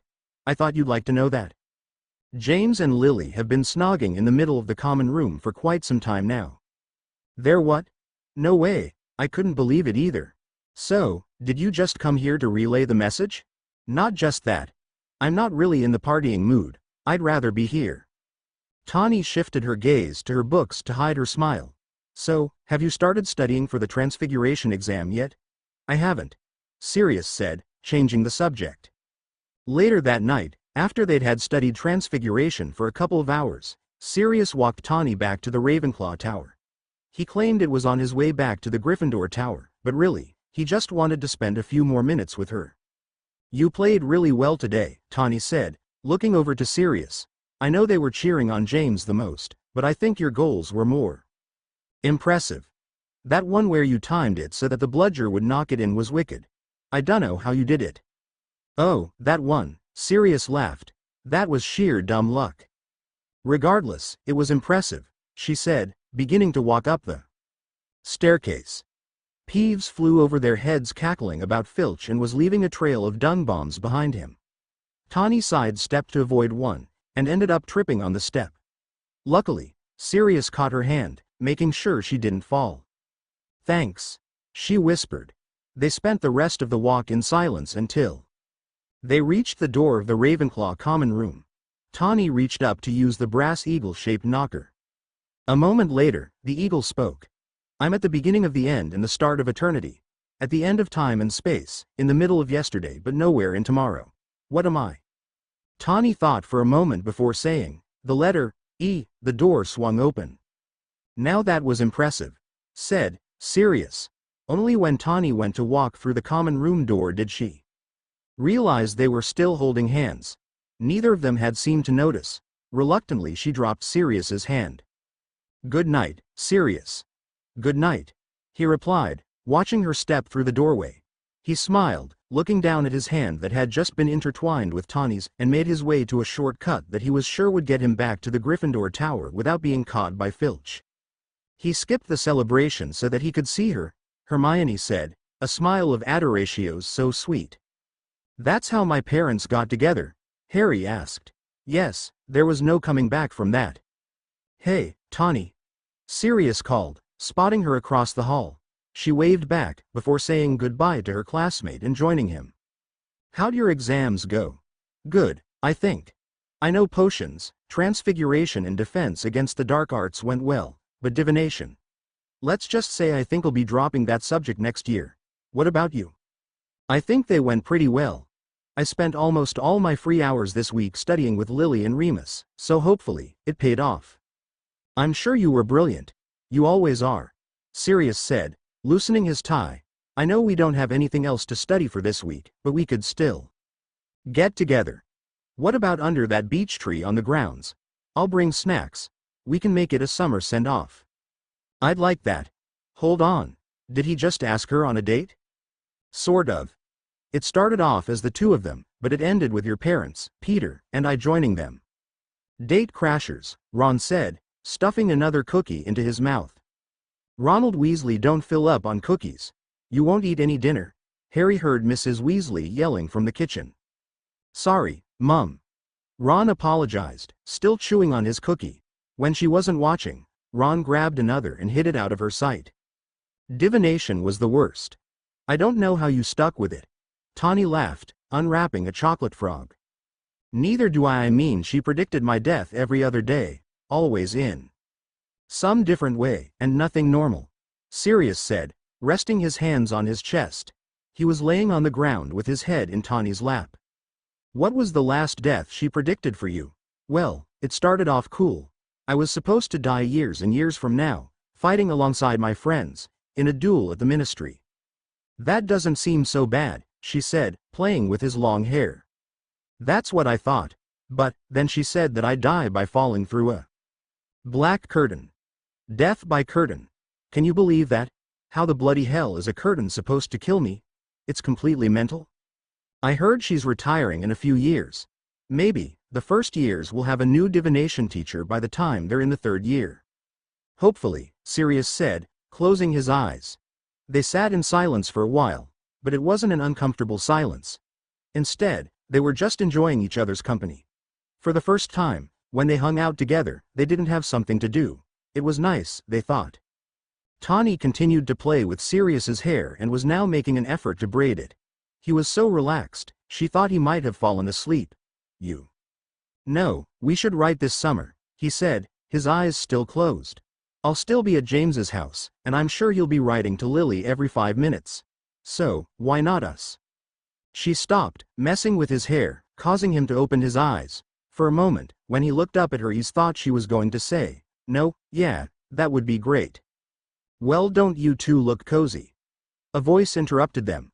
Looking over, they saw James, Lily, Remus, and Peter crossing the courtyard to join them. Sirius sat up, leaning back against the tree. Oh, don't stop on our account, James said, taking a seat next to Sirius, and throwing an arm around Lily. Remus and Peter spread out in front of them. Can you believe we're going home tomorrow? This year has flown by. A lot has happened this year. You two are together, Remus said, pointing to James and Lily. You two are friends. Shifting to Sirius and Tawny, something I thought would be even less likely. Tawny laughed, nodding in agreement. If you had told her at the beginning of the year that she would be here sitting here right now, she would have told you that you were mental. Now, she couldn't believe she had gone so long without his friendship. Really, without all of their friendships. Although she had been on good terms, if not friends with Remus last year, this year she had grown closer to not only Sirius, but James, and Peter as well. While her relationship with James and Peter was not nearly the same as with Sirius. She had learned to at least tolerate, if not enjoy their company, plus, with as much as Lily had talked about him this year, she thought she couldn't possibly know any more about James. They'd all grown up more since Halloween, and sitting here together as friends proved it. For the rest of the afternoon, the six of them cracked jokes and retold stories from the past year. Lily updated them on Alice and Frank's relationship finally taking off, while Remus told her the official story of how Tawny found out about him being a werewolf, after Lily admitted to knowing about him since their second year. She was surprised, however, to learn that the other three were animagi. As they sat, Remus kept catching Tawny and Sirius sneaking glances at one another. When night fell and they all walked back up to the castle, he mentioned it to Lily, who claimed she had seen them as well. "How long until they're the ones getting together?"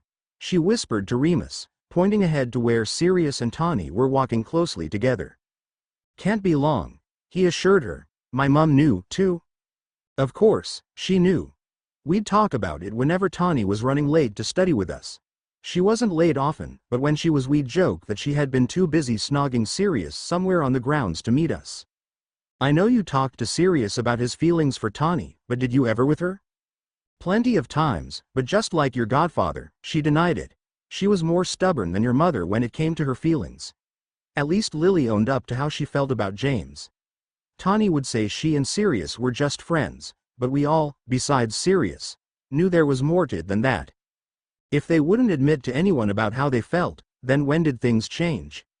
Officially, the 1st of September 1977. Unofficially, 2 weeks before that.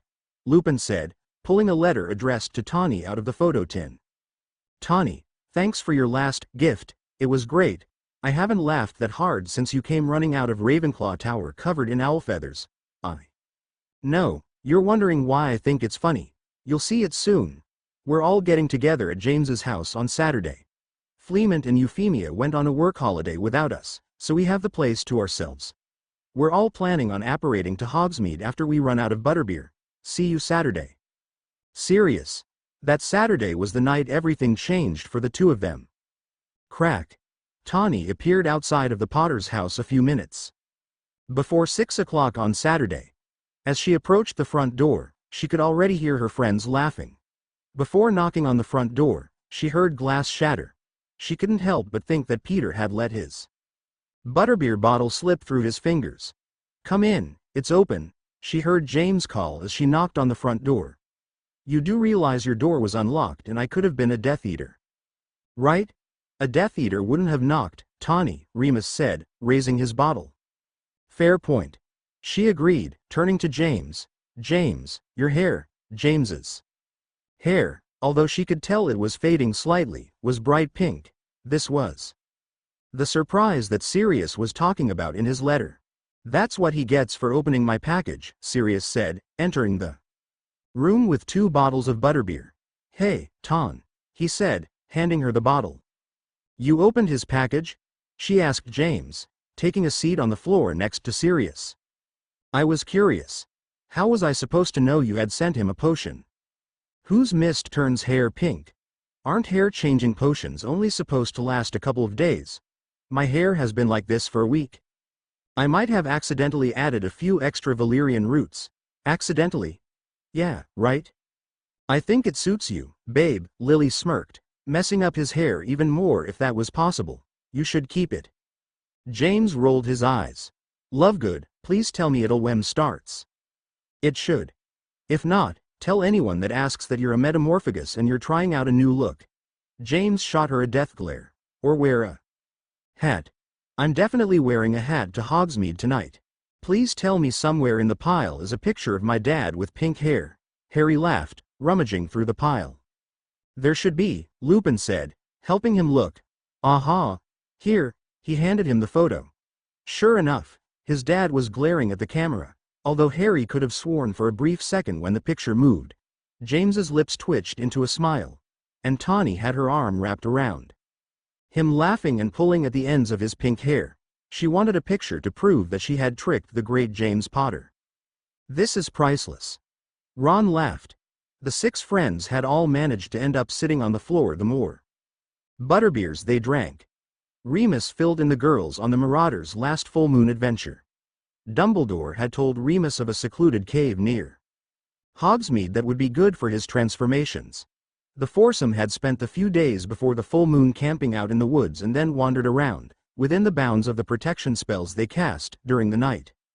Now that they were all of age, James told them the boys had been busy practicing as much magic as possible. Their trip to the woods for the full moon had not been their first. They'd spent many days there practicing spells during the day, and hitting the streets of Hogsmeade at night. They'd spent so much time there, Peter suggested they make an enchanted map of Hogsmeade just as they had Hogwarts. Next, James, Peter, and Sirius took turns transforming into their animagus forms after Peter had transformed momentarily to scare the girls. James as a stag in the Potter's living room was quite a scene. Lily, who had never seen him up close in his animal form, was both surprised and impressed by his magical skill. Lastly, Sirius transformed, appearing as a shaggy black dog in front of everyone. He ran around the room, jumping on everyone and licking their faces. Lily pet him behind the ears, making him stick his tongue out in pleasure. James pushed him off and right into Remus's lap. Remus didn't seem to mind. Going over to Peter, Peter transformed again, jumping on Sirius's back. Sirius bucked him off almost immediately, sending him flying onto the couch cushions. Peter reappeared a moment later, tumbling over with laughter. When he reached Tawny, he knocked her to the floor. "Sirius, stop," she laughed as his fur tickled her neck. Seeing the scene in front of him, James smirked and tapped Lily on the arm. "Watch this," he whispered just loud enough for her to hear. He raised his wand pointing it at Sirius, and nonverbally thought of his spell. A moment later, Sirius, in human form, was on his hands and knees, straddling Tawny. Their faces were merely a couple of inches from one another. They were frozen, breathing hard, and holding eye contact. James, Lily, Peter, and Remus were silent watching the two of them. Sirius's gaze flickered to Tawny's lips, then back to her eyes. For a moment, he thought he was going to kiss her, but he came to his senses. Sitting back up, they saw the look plastered on James's face. Sirius rolled his eyes. "Very funny, Prongs." "I thought so." "He didn't kiss her." Hermione groaned, slumping into her chair.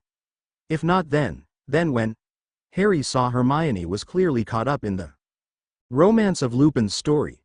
But Harry had to admit, even though he didn't have nearly enough experience with girls, that would have been an opportune time for Sirius. "Patience, Hermione, it's coming." Later that night, the 6 apparated to Hogsmeade. This was not the first time they had been to Hogsmeade this summer. In fact, they all shared this booth on their last trip to the village of the last term. Since then, every time they were together they sat in their signature booth. Upon their arrival, Madame Rosmerda brought them their drinks, without being asked, since they were there so often. She had their order memorized. "Enjoy," she said, flashing the group a wink. "Tawny, isn't that your brother?" Lily asked, pointing across the pub. Surely, Tawny spotted her younger brother, Xenophilius, sitting at a table by the bar, snogging a witch, with short, dirty blonde hair. "Hey, Zine," Tawny called, gaining his attention. "Get a room." The girl blushed a bright shade of pink before grabbing Xenophilus's hand and pulling him out the door of the 3 broomsticks. "Since when has Xenophilius had a girlfriend?" James asked, taking another swig of his drink. "Longer than you," Tawny said. "They started dating at the beginning of last year. I only found out about it at Christmas when she sent him a gift, live nargles. He loved it." "What the bloody hell are nargles?" Sirius asked. "I honestly couldn't tell you." "Sounds like they're made for one another," James added, throwing an arm around Lily's shoulders. "Just like you and me, Evans." He finished, kissing her on the cheek. "Like I told Zine, get a room. If we were at the Leaky Cauldron I would have." He piped up, earning a smack on the arm from Lily. As the night went on, the crowd at the pub thinned out.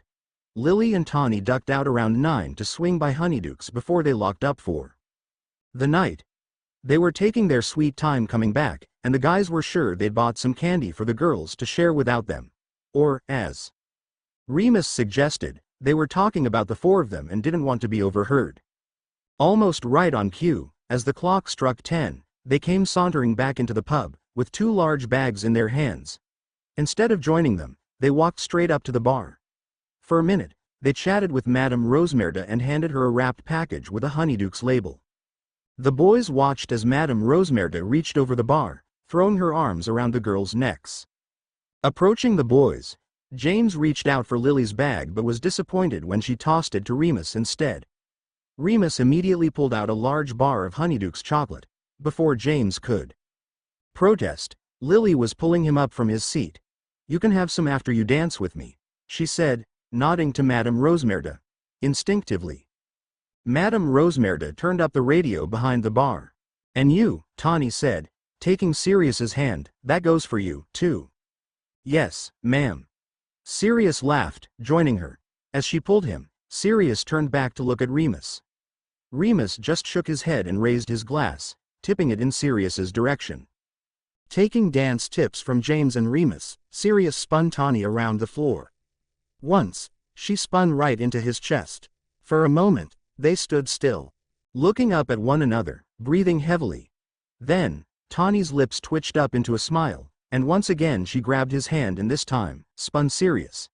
He laughed and then, faked as if she had dipped him, kicking his leg up into the air. The radio switched to a slow song. At first, Sirius was unaware of what to do. He looked over at James and Lily and saw Lily wrap her arms around his neck and sway to the music with James. Sirius, focusing back on Tawny, saw her too wrap her arms around his neck. Just like his best friend, he swayed to the music, holding the girl of his dreams in his arms. Tawny rested her head on his chest. Sirius only hoped she couldn't hear his heart racing. He caught Lily waving at him. "Kiss her," she mouthed repeatedly, and as if he didn't understand her, she leaned up and planted one on James for an example. "That's what I'm saying," Hermione said, on the edge of her seat. "Please tell me he listens to her." The song ended before he got the chance. "Are you serious?" Hermione yelled, tugging on her hair. "No, I'm Remus." Lupin laughed. "Sorry, Sirius would have killed me if I didn't tell that joke."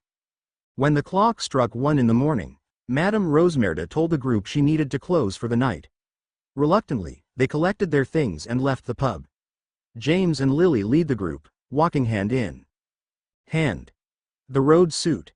Sirius and Tawny walked awfully close, almost able to brush fingertips. But, neither of them made a move. "Well, I better be heading home. If I'm not back soon, my dad is going to send Xenophilius after me."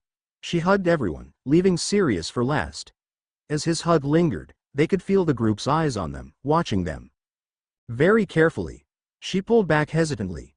"Night," she whispered before backing up, and with a loud crack she was gone. "You've got to be shitting me," Lily and Remus yelled in unison. "You were supposed to tell her how you feel," Lily said, crossing to smack him on the shoulder. "Ouch, Evans. You told us at James's before she came that you were going to tell her, tonight," Remus groaned. "I wasn't going to do it in front of you lot," Sirius argued, "then go after her. She's at home, Sirius. You're in love with her," Remus yelled, silencing Sirius. "She deserves to know, mate." "What if she doesn't feel the same way?" Sirius said, sitting on the stone wall. For the first time, the group could hear the fear in his voice. "I don't want anything to change." "Sirius," Lily said softly. She squatted down, pulling hands from his face, and gripping them tightly in her own. "That's a risk you have to be willing to take." Sirius inhaled a shaky breath before dropping Lily's hands. Crack. A moment later he appeared on the path up to the Lovegood's front door. To his surprise, Tawny was sitting on the steps twirling her wand. "Sirius," she said, standing. "What are you doing here?" "Tawny," he began, approaching her. She met him halfway. "There's something I want to tell you. I just don't know how." "Well, I do. Oh, Godric, this is hard. Tawny. You and we're friends. Somehow over the course of this year, we became friends. Don't get me wrong. I love being your friend. He stopped, and began to pace back and forth, trying his best to come up with the right thing to say. His hands were shaking, and he felt sick to his stomach. Normally he was incredibly confident, sometimes overconfident. But now, with Tawny, he was scared out of his mind. "Sirius, what are you trying to say?" she said, stopping him in his tracks. Her bright eyes stared right into his, doing her best to try to figure out what was going on in his head. In a snap decision, he cupped both her cheeks, pulling her lips to his.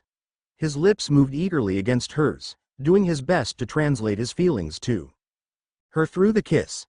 Tawny stretched up on her toes, and took a hold of his wrists, curling his fingers around the palms of his hands. They lost track of time to how long they had been kissing. For all they knew, it could have been seconds, minutes, hours. Honestly, it didn't matter. When Sirius finally pulled away, he left Tawny speechless. She had kissed other guys before while at Hogwarts, but never had she been kissed with so much passion before. She stood almost frozen, unable to speak or move, still trying to wrap her head around what just happened. Her heart was pounding in her chest, and her mind was racing. Her head was begging her to reach forward and kiss him again, but her feet wouldn't move. To Sirius though, he took it as a sign of a mistake he had made. "I'm sorry, I shouldn't have," he said, stepping back, before Tawny could say a word. Sirius had disappeared, leaving her standing in her front yard alone. "Why am I not surprised?" Hermione said, sighing, rubbing her temples. "All of that build-up, and he leaves. He kisses her and he leaves." "I did tell you they didn't officially get together until September, Hermione." "I know, it's just, Lils, what are you doing here?" James asked, opening his front door to find his girlfriend standing in front of him. "Not that I'm not glad you're here." "What happened between Sirius and Tawny?" "I've sent Tawny 3 owls, and Sirius 2. Neither of them will answer me," said Lily, walking through the doorway. "Sirius kissed her." "Oh, thank Godric. I was worried he hadn't," Lily said with relief. "He kissed her, and then he left." "He what? Is he here?" "Sirius Black, get your ass down here." "What did Sirius do this time?" Euphemia asked, walking out of the kitchen and joining the couple in the sitting room. "Mrs. Potter," Lily squeaked, looking mortified. "I didn't realize you two were back from your holiday." "Oh, don't be embarrassed, dear. Now, what happened with Sirius?" James told her what happened between Sirius and Tawny. "No wonder he's been shut up in his room all week," she sighed. "I'm going to go talk to him," Lily said, apparating up to Sirius's bedroom. Crack, she appeared in Sirius's room. "For the love of Merlin, Evans," Sirius jumped. "I could have been naked." "You haven't been answering my letters. I want you to tell me what exactly happened with Tawny." Sighing, Sirius agreed. He recounted the events of that night just as he remembered it. Lily sat on the edge of his bed, listening intently. When he finished, she said, "You should have waited, Sirius." "I did." "She didn't say anything. I did what you said. I took the risk, it just didn't pay off." "I'm going to go see her. I have to find out what she's thinking." "You can't. She's on holiday with her family in France, remember?" Lily sat with him a few more minutes, doing her best to reassure him that Tawny did feel the same way about him, but he ignored her. When she realized he stopped listening, she left him be and returned downstairs. "Did you fix him?" "He's not broken, James." "Yes, he is. He's heartbroken." "This isn't a joke." She was cut off, as Remus appeared in the middle of the room. "Remus, please tell James he needs to take this whole Tawny Sirius situation seriously." "Did you just tell him to take Sirius seriously?" "Not you two. Sorry. Look, I've talked to Sirius, and I've sent Tawny almost a dozen letters. I am taking this seriously. But, I still don't know what happened. We were sure that if he went and saw her, he'd come back boasting that she was his girlfriend." "You were wrong. We shouldn't have been," Lily said, pulling at the ends of her hair. "Remus and I know how she feels the same way about him." "Did she specifically say that she was in love with him?" "There is more than one way to say, 'I love you,' James. So, no. I know my best friend. Have you seen the way she looks at him? It's not the same way she looks at you or Remus. I've seen her search for him in the halls, and the smile that appears on her face when she spots him. When he compliments her or even mentions that he'd rather be spending time with her, she turns away to hide her blush. Also, she turned down William Macmillan, who she had been talking about forever, When she asked her out last year. Macmillan asked her out. Yeah, after the Hufflepuff-Slytherin match. That was during first term. Even then, I knew she had to have feelings for Sirius. There was no way she'd turn down Macmillan if she didn't. What about you, Remus? What do you think? She does spend a lot of time with him. Remember that first Tuesday after we got back from the winter holiday? Lily, you left early because you were in denial about James? You were? James asked, unable to hide his smirk. Oh, shut up. Anyway, when I told her Sirius would be waiting for her to have their lesson, which she thought they had finished, she practically ran out of the library to go meet him. And when we all went to the Three Broomsticks a few days before Christmas, I kept catching her looking at him while we were dancing. Oh, and don't forget that date we interrupted at the end of the last term. It might not have been an official date, but you saw them. Even you admitted, Prongs, that they looked like a couple rather than just friends. Also, I don't know if you know this, that night that you went and retrieved them from the charms classroom at 2 in the morning, Remus, for a minute there, Tawny thought he was going to kiss her. He caught her. After her levitation potion wore off, and they were awfully close, Tawny told me, she kind of hoped he had. She never mentioned it again. That was the same night Sirius told her about living with you, James. He never tells people about that. James agreed. He had never, once heard Sirius inform anyone that he wasn't living at home. Sirius had even told his younger brother, Regulus, to keep the news quiet. And Tawny told him about her mum's death. She's only mentioned her to me a couple of times, and we've been best friends for 6 years. She has to really trust him to tell Sirius that. Okay, so she feels the same way. Then why didn't she say anything when Sirius kissed her?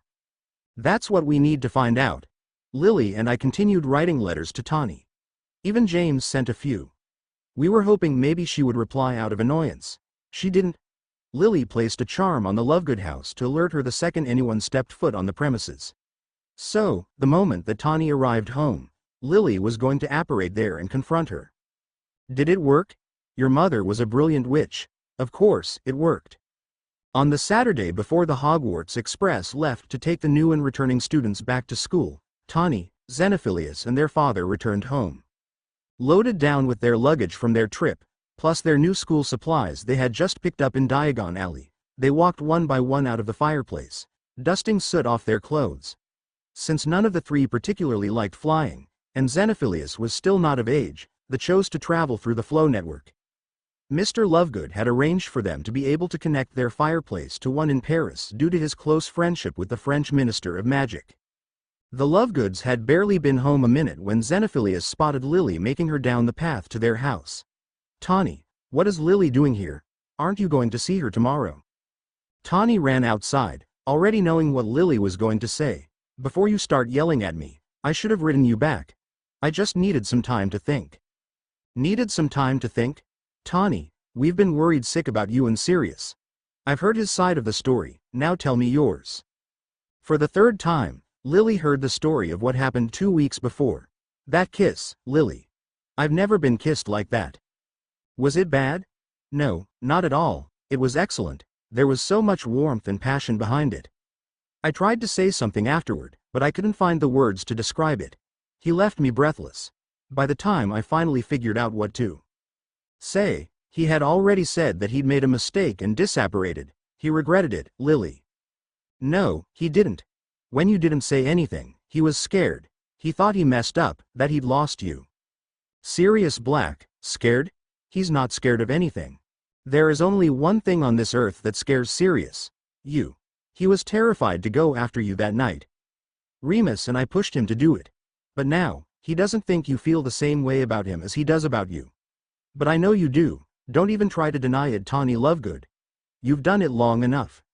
Tawny remained silent, trying to wrap her head around what Lily was telling her. Look, Tawn. You can sit here and contemplate whether I'm right all you want. But, the truth is, you're going to have to see him tomorrow on the train. He put his feelings out there. You ought to return the favor. Lily flashed her a smile, before squeezing her hand and disapparating. The 1st of September 1977. That was the day she had to see him on the train. You said earlier that was the day everything changed for them, officially. Yes, Hermione. Lupin smiled. When we boarded the Hogwarts Express, Sirius and Peter went and booked our usual compartment while James, Lily, and I made our way to the prefect's carriage. As head boy and girl, your parents lead the meeting. Also, it was James and I's first time at seeing Tawny again. James? What are you doing here? Tawny said, stepping into the prefect's compartment. I'm the head boy. Dumbledore has lost his mind, she laughed, giving him a quick hug. Congrats. Although as she slipped past Remus, she did whisper, it should have been you. Remus smiled, taking a seat next to her. It looks like my potion wore off, Tawny told James, noticing his black hair was prominent again. Yeah, it completely faded a few days ago. Dang it, Tawny said, snapping her fingers. I should have added a few more valerian roots. James shot her a glare and proceeded with Lily to go over the prefect's responsibilities. Once the meeting ended, the four proceeded back to their compartment. Lily and James walked hand in front of Tawny and Remus. You didn't answer my letters, Remus said, just loud enough for Tawny to hear. I know. I'll tell you about it later. I just have to do something first. Remus nodded, before stepping into the compartment. Oh, here comes the head boy and head girl. Sirius taunted, throwing a few of every flavor beans at the couple. He got annoyed when James caught one in his mouth and cheered on his victory. James, Lily, and Remus sat down, joining their friends. Tawny, however, remained in the doorway. Sirius, she said, gaining his attention, can I talk to you for a minute? Of course, Sirius said, swallowing hard. As he stood up, all eyes were on him. Tawny slid the compartment door closed to give them a little privacy. Tawny didn't have time to say anything before Sirius started rambling. Tawny, again, I'm sorry. I shouldn't have kissed you that night. I think you're amazing. How could I not? You're stunning, intelligent, and an incredible prankster. But, you're also one of my best friends, and I don't want to do anything to jeopardize that. She didn't let him finish. Tawny had pulled him down by the collar of his shirt and kissed him. Just like their first kiss, the passion between them only grew the longer they continued. Tawny could feel that any butterflies in her stomach has completely faded and had been replaced by the fire to kiss him. Although surprised at first, Sirius wrapped his arms around Tawny's waist. Tawny wove her fingers through his long hair, doing her best to make any space between them disappear. After a while, they broke apart. Breathing heavily, Sirius rested his forehead against Tawny's. Now it was his turn to be speechless. Tawny rested her hands on his chest. Sirius was sure she would be able to feel his heart pounding. His heart was racing so fast he was sure it was about to come right out of his chest. I don't want to just be friends, Tawny said after catching her breath. From what this lot have been telling me, she pointed to the compartment without shifting her gaze away from Sirius's, neither do you. No, I don't. He breathed, leaning back in for another kiss. This time the couple could hear the cheers from their friends through the compartment door. Smiling into the kiss, Tawny pulled her wand out from her pocket and nonverbally cast a silencing jinx on the four of them. Sirius, following her lead, flicked his wand and drew down the blinds over the door. A minute later, Lily had successfully used the nonverbal counter-curse and the group had resumed heckling Tawny and Sirius. Now look whose turn it is to get a room, James called. Happily, Sirius answered, taking Tawny's hand and walking into the compartment. He took a seat between James and Lily, pulling Tawny down into his lap. She giggled and resumed kissing him. Mate, we've been waiting on this for so long, we honestly don't care. Remus said, smirking. James, Lily, and Peter cheered in agreement but then proceeded to pelt the two of them with every flavor beans. Tawny's advice, finally, Hermione said, it took them long enough. That kick started one of our best years at Hogwarts. Now with James and Lily together, and Tawny and Sirius, the six of us spent almost all our time together. Instead of Tawny and Sirius's private lessons, we created one big study group and spent long hours in empty classrooms studying and practicing, and teaching the girls spells we had learned during our animagus research. Hogsmeade usual booth, and often ended with staying late and sneaking back into the castle via the Honeyduke's cellar entrance, and occasionally the Shrieking Shack. Although, Filch confiscated the map at some point that year, and we had to resort to coming back on time. Full moons were still just as entertaining as before. Except for this time, we'd come back from our trip the next morning and tell the girls about our adventure over breakfast. Did they ever think about becoming anime guy with you? Tani became one. Legally, after we graduated. With Tani officially joining the group, we had an extra prankster. We pulled pranks on one another. They were small ones to comply with Sirius and Tani's truce. Also, we pulled them on other people. This time, if anyone asked, there was no throwing people under the bus. We still go detention that year, but not nearly as many times as we had in the past. Sirius and James really enjoyed having Tani on board so that they could prank Snape. Tani had never forgiven Snape for what he called your mother. She hated that she had been friends with him for so long, and gladly helped Sirius and James prank him. We had enough fun our 7th year to distract us from what was going on outside the castle walls. The war was raging, and people were dying, kidnapped, and controlled every day. I think part of the reason we enjoyed dueling during our study sessions was to prepare us for what was coming. After hearing that Dumbledore was building an army, we all agreed that joining that Order of the Phoenix was the best decision for us after we graduated. Harry hadn't really thought about his parents growing up in a war zone. He imagined them checking the Daily Prophet every morning like Hermione, scanning the pages for anyone they knew that had been murdered. They'd formed a group to practice spells just like he had last year. Except, this time, theirs wasn't illegal. But what impressed him was that through all of it, they managed to be happy. Really happy. He was glad. Their 7th year at Hogwarts was one of the last few years of his parents' and Tani's lives. He had only hoped they had enjoyed it. James and Lily got engaged on the last Hogsmeade trip of the year, and they were married right after graduation. What about Sirius and Tani? Did they get married? They were going to. They got engaged on Christmas Eve the year before you were born. Your parents had just told them they were pregnant with you. We had a lot to celebrate that Christmas. But they didn't get married, not like my parents. At the time, we all thought that the Wizarding War couldn't last much longer. Tani wanted to wait until after it had finished to get married. Sirius and Tani had always taken things slowly, unlike your parents. Your parents were only 18 when they got married, and 19 when they found out you were on the way. Harry thought about his life over the next few years, if he was even going to have one. With Voldemort trying to kill him, he couldn't be sure. He couldn't imagine being married in 2 years, or about to be a father in 3. Especially not during a war. Besides, when they got engaged, a lot had happened in the year and a half since your parents got married. The Wizarding War was in full swing, and they were all very active in the Order of the Phoenix. Also, on top of her order duties, Tani had gotten a job at St. Mungo's as a healer. A healer? Doesn't that take a million NEWTs and OWLs to qualify for?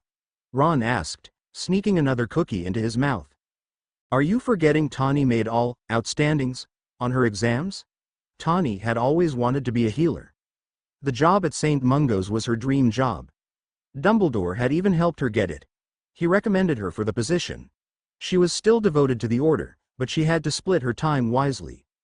Dumbledore tried to place her on duty with Sirius as often as possible since he knew that she would be working long hours at the hospital, and would have very little time to see him.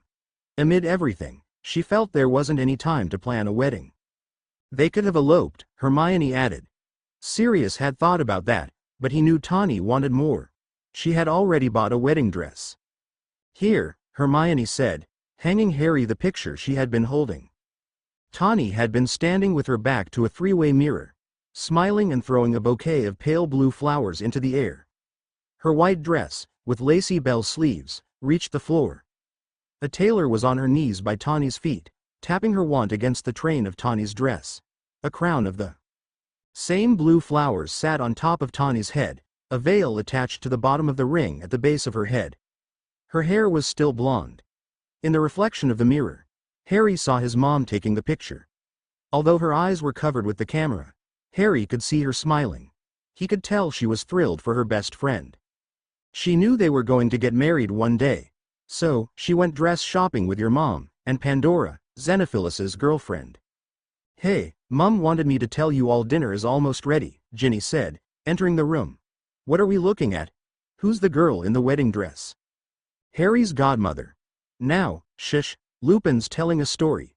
Hermione told her. Ginny, although confused, sat down with them to listen to Lupin. "Maybe we should finish the story after we eat," said Lupin. "No," Harry and Hermione shouted in unison. Ron's stomach was growling. Even after all the cookies he had been snacking on. "Okay," Lupin said with a laugh. "I'll continue. The following summer, you were born, Harry." Remus, Peter, Sirius, and Tawny had been sitting in the waiting room on the delivery floor of St. Mungo's. Every time they hear a baby crying, the four would look up to the door, waiting for James to come out and bring them the good news. Tawny, who worked on this very floor of the hospital, hated sitting in the waiting room. She was still in her healing robes. They were white, with pale blue stitching that matched her nails and her shoes. Normally she was patient when it came to waiting on babies. She did that all day, she could handle it. But with this baby, the birth of her godchild, any patience she had disappeared about 5 minutes since she entered the room. Since she was an employee, she tried flashing her name badge to enter the back rooms, but they wouldn't let her. No working on family, they'd tell her before sending her back to the waiting room. Sirius, Remus, and Peter seemed just as nervous as she was for the Potter baby's arrival. The moment James walked through that door, everything was going to change. No longer were they going to taking spontaneous trips and get drunk on fire whiskey on Friday nights at James and Lily's. Not that they've been able to do that as much lately. Dumbledore had been assigning them more shifts for the Order, including during their Friday night get-togethers. Then there was the matter of the Order and the Wizarding War. All of them, including James and Lily, were terrified of bringing a baby into the world right now. They knew he, or she, would be in danger from the moment they were born. Tawny and Sirius couldn't help but fear for their godchild. Sirius was in the middle of changing the color of his shoelaces repeatedly to pass the time when James came through the double doors leading to the delivery rooms. His hair was messier than usual, if that was possible, and he was rubbing his hand quite profusely. Tawny knew Lily must have been squeezing it rather hard during the labor. Almost every mum Tawny had seen when she delivered a baby had done the same thing to their husbands, usually while cursing at them for causing her all the pain she was in. "Well?" Sirius asked, all four of them rising from their seats. "It's a boy." The group erupted with cheers before they enveloped James in a massive group hug. A minute later, after James wriggled his way out of their arms, he brought them back to Lily's room. Entering the room, the first thing Tawny looked to was the newborn curled up in Lily's AEP, but his tiny lips curled up into a satisfied smile. He had a mop of black hair on his head that was already sticking every other direction. She knew he was going to look just like his dad. "James." "Lily. He's perfect," Tawny said, sitting on the edge of the bed. "He is, isn't he? We did good, Evans," James said, pressing a kiss to his wife's forehead. "Do you want to hold him?" Lily gestured to Tawny. She nodded profusely, stretching out her arms. Tawny gazed at the baby in her arms with complete awe. She had held her fair share of babies since working at the hospital, but this one, her godson, she couldn't help but smile from ear to ear. She leaned down, kissing his forehead. She stood up, walking over to Sirius. He held out his finger, and the baby boy sleepily reached out and latched his itty-bitty finger around Sirius. Sirius' smile now matched Tawny's. He hadn't even held the kid yet, and he already knew he'd do anything for that baby. "Have you picked a name?" Tawny asked, passing the baby to Sirius. "Harry," Lily said, tucking James's non-injured hand in hers. "Harry James Potter." "Harry James? I thought your ego went down when you deflated that big head of yours," Sirius said, smirking at James. "It was my idea," Lily added, looking up at her husband. After Sirius held Harry for a while, he handed him over to Remus, who looked terrified to hold him. He tensed as Sirius laid Harry into his arms. Harry stretched, reaching his arms up over his head, and yawned. This only seemed to scare Remus more. When Harry opened his eyes, Tawny could finally see the resemblance to Lily. Just like his mother, Harry had her piercing green eyes. Remus flashed Harry a toothy grin, which made Harry laugh. "You're not going to break him, Moony," Sirius reassured him. But Remus quickly passed him to Peter. The moment Harry was placed in Peter's arms, he began to shriek. Peter looked mortified and rushed him over to James. Once back in his father's arms, Harry calmed back down. I guess he doesn't like you, Wormtail. James laughed, rocking Harry back to sleep. Watching James and Lily fawn over their newborn son, Sirius wrapped his arms around Tawny and pressed a long kiss to her temple. She reached up to hold his hands in hers. How perfect is our godson, he whispered in her ear. I hope you say that about our kids one day. She smiled, still unable to keep her eyes off Harry. I don't know, Ton. They're going to have trouble topping, Harry. I just know it. Yeah, they are, she agreed, squeezing his hands. Sirius and Tawny loved you just as much as your parents, Harry. There should be some pictures from the hospital in that pile, said Lupin.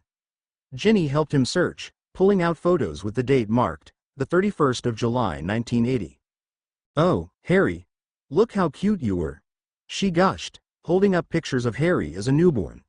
Looking over Ginny's shoulder, Hermione agreed, awing over a picture of Harry in Lupin's arms. While the girls were busy gaping over those pictures, Harry was focused on one of his parents and his godparents. His mum was still in the hospital bed, holding him, while his dad was standing beside her. On the left, Tawny and Sirius mirrored his parents. Both Sirius and his dad had their arms draped over the girl's shoulders. The picture moved as his mum and Tawny fawned over him, while James mouthed something to Sirius, accompanied by a wink. Harry wasn't sure, but from what he could tell, his dad had said, "Just you wait." Tawny and Sirius were your primary babysitters. Whenever your parents needed a break, they'd send an owl, and one, if not both, would do everything they could to clear their schedules to come to take care of you. I helped occasionally, but as you can see from the picture in Ginny's hands, I'm not the best with babies. I bet you were great with Harry, Remus, said Hermione. Not nearly as good as Tawny was. But at least I was better than Peter. Harry thought about what Lupin had said about him crying when Wormtail had held him. Even then, Harry could see Pettigrew for what he really is, a rat. Know enough about my babysitting skills or lack thereof. This story isn't about me. It's about Tawny and Sirius. Tawny, you have a visitor. The witch at the reception desk told her, as she came by. Thanks, Melinda, Tawny said, dropping off a chart at the front desk. With the flick of her wand, the parchment filed itself away into the cabinet behind the reception desk. When she turned the corner, awaiting her was Sirius, with a bag of take away from the leaky cauldron under one arm, and a blue rose in the other. Tawny felt a blush creep up on her face as she approached him. You didn't have to bring me dinner, she said, giving him a quick peck on the lips before hopping up onto a stretcher. Thank you. It was my pleasure, Sirius responded. He clipped the end of the rose with his wand and tucked it behind her ear. Plus, I wanted an excuse to see you. Since you are working late delivering baby wizards and I have duty for the order tonight, I won't get to see you until the morning. You are so sappy. Tawny joked, taking a bite of her chip.